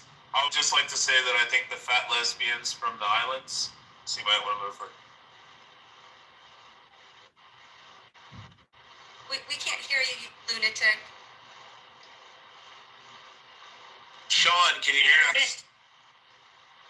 My name's not Sean, but We can okay, can you hear me now? Yes, go ahead. Yes, it's Sean's friend. I think that it's funny that it seems like a lot of this discussion that's happening in the room is who has the superiority pitch of other human beings in this country. I think that when we talk about immigration in the United States, we need to look at the whole picture. Yes, history has shown that people can be nasty no matter where they come from in the world. You have people that are horrible human beings no matter what race they are. I don't think that, we have to disagree on that in order to put ourselves on this pedestal to say that we're more superior than the next human being. I think that that's a lot of what's been programmed into people nowadays, so that we all hate each other.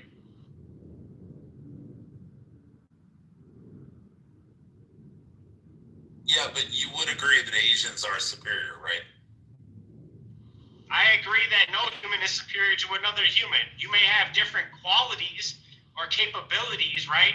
That doesn't mean that you're more superior. If one person can do a math equation better than the next, that doesn't mean they're more superior. They just have a better skill set, right? There's no Renaissance people anymore in the world that have the skill sets of knowing a broad spectrum of knowledge and then being able to apply that. Everybody is now specialist. That's isolated to one specific thought process because that's what society deemed it as, because we need to create economic opportunities for everybody. It's funny that these are all man-made systems that don't really help the fellow man take the next step and next breath in life, because we're all in competition with each other instead of cooperating. Yeah, I would say that this is where it becomes really silly. Okay, I believe there are group differences, but at the end of the day, there are black people that are I guess you could say have personality traits that are far better than the average, let alone the worst of white people, and vice versa.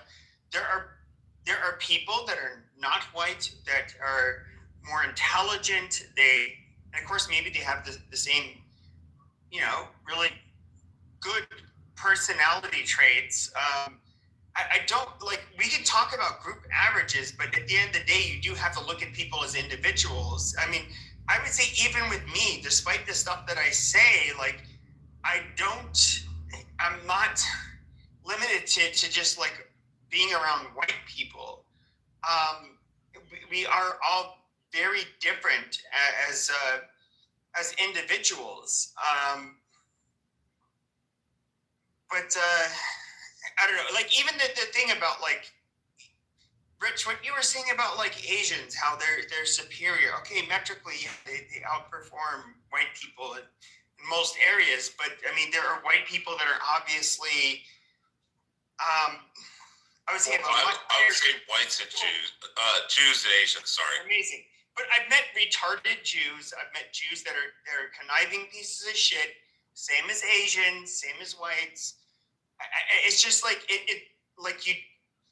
you do have to be mature enough about it to where you realize you do actually have to look at people as individuals. Well, Pepe, I'm not saying that there isn't individuals. I'm just saying if we do go off the majority of the groups. So, I mean, we could just simply figure it out. Okay, we acknowledge the group differences. I was going to finish what I was saying, Pepe, real quick. We acknowledge the group differences. Okay, I get that. Pepe. Calm down. Put a 1 in the chat. Do you believe Asians and Jews, East Asians and Jews are superior, or 2? Retarded. For no. You're so retarded, dude. There's 1. Amazing. We understand group differences, but even with individuals, not even just within a group, but even within a fucking family, there's huge variance. So it's fucking retarded. I would if I had a child with Condoleezza Rice or my sister, which I don't have a sister, Ben Carson or these high IQ black people, it would be an upgrade on their side. And there is a where it does become toxic is we can talk about the group differences and explaining why the grievance narratives they have is it's kind of stupid, but wait. When it comes to the differences in outcomes, but when it comes to individuals, we do have to be charitable enough to where we realize, despite your race, there are people that are highly competent. And who do you really want in charge? Who do you really want? Jews and Asians.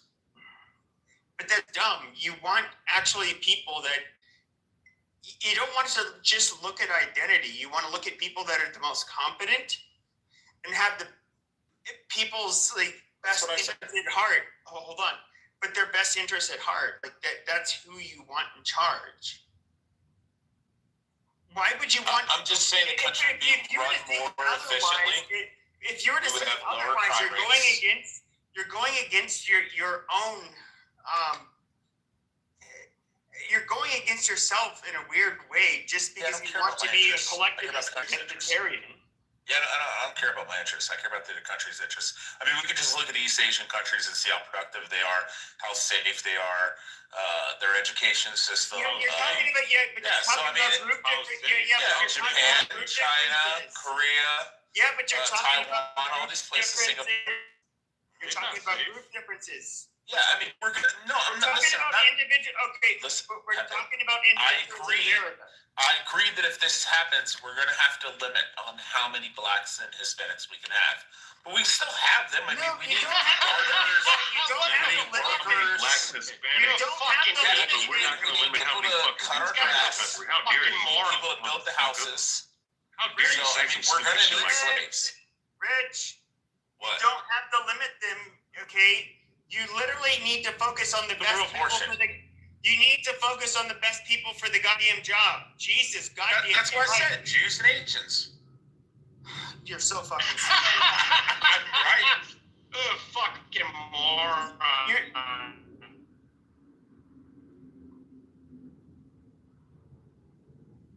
You can't apply the law of large numbers to individuals. What of that? You literally can't. We'll see. You know, you're fucking stupid. Like, the law of large numbers shows that there's probability within large numbers of what the First, wait. Let me ask you something. So, if the white people that were here are the best workers, probably highest IQ, whatever the case may be, why? Oh, we're going to use them too. Why do you need to import African American people, Asian people, use Native American? Oh no, we're importing the smart Africans, the Igbos. Yeah, we're Who is we and who are you? Hey, who is we and who are you? Oh, we're importing the Yorubas and stuff, but they mostly come through like doctoral, master's programs and stuff. So, yeah, I mean, answer your we're bringing in the smart ones. We don't need any more like slaves anymore. We need the master's program Nigerians. So like if you were to look at us as a country, or actually as a globe, we have billions of people. Now the talent that we get. Now I understand. I'm somebody who does not. I'm against demographic change, but with that being said, do you have to have the leeway to where you can import the brightest and most talented people in the world to your country?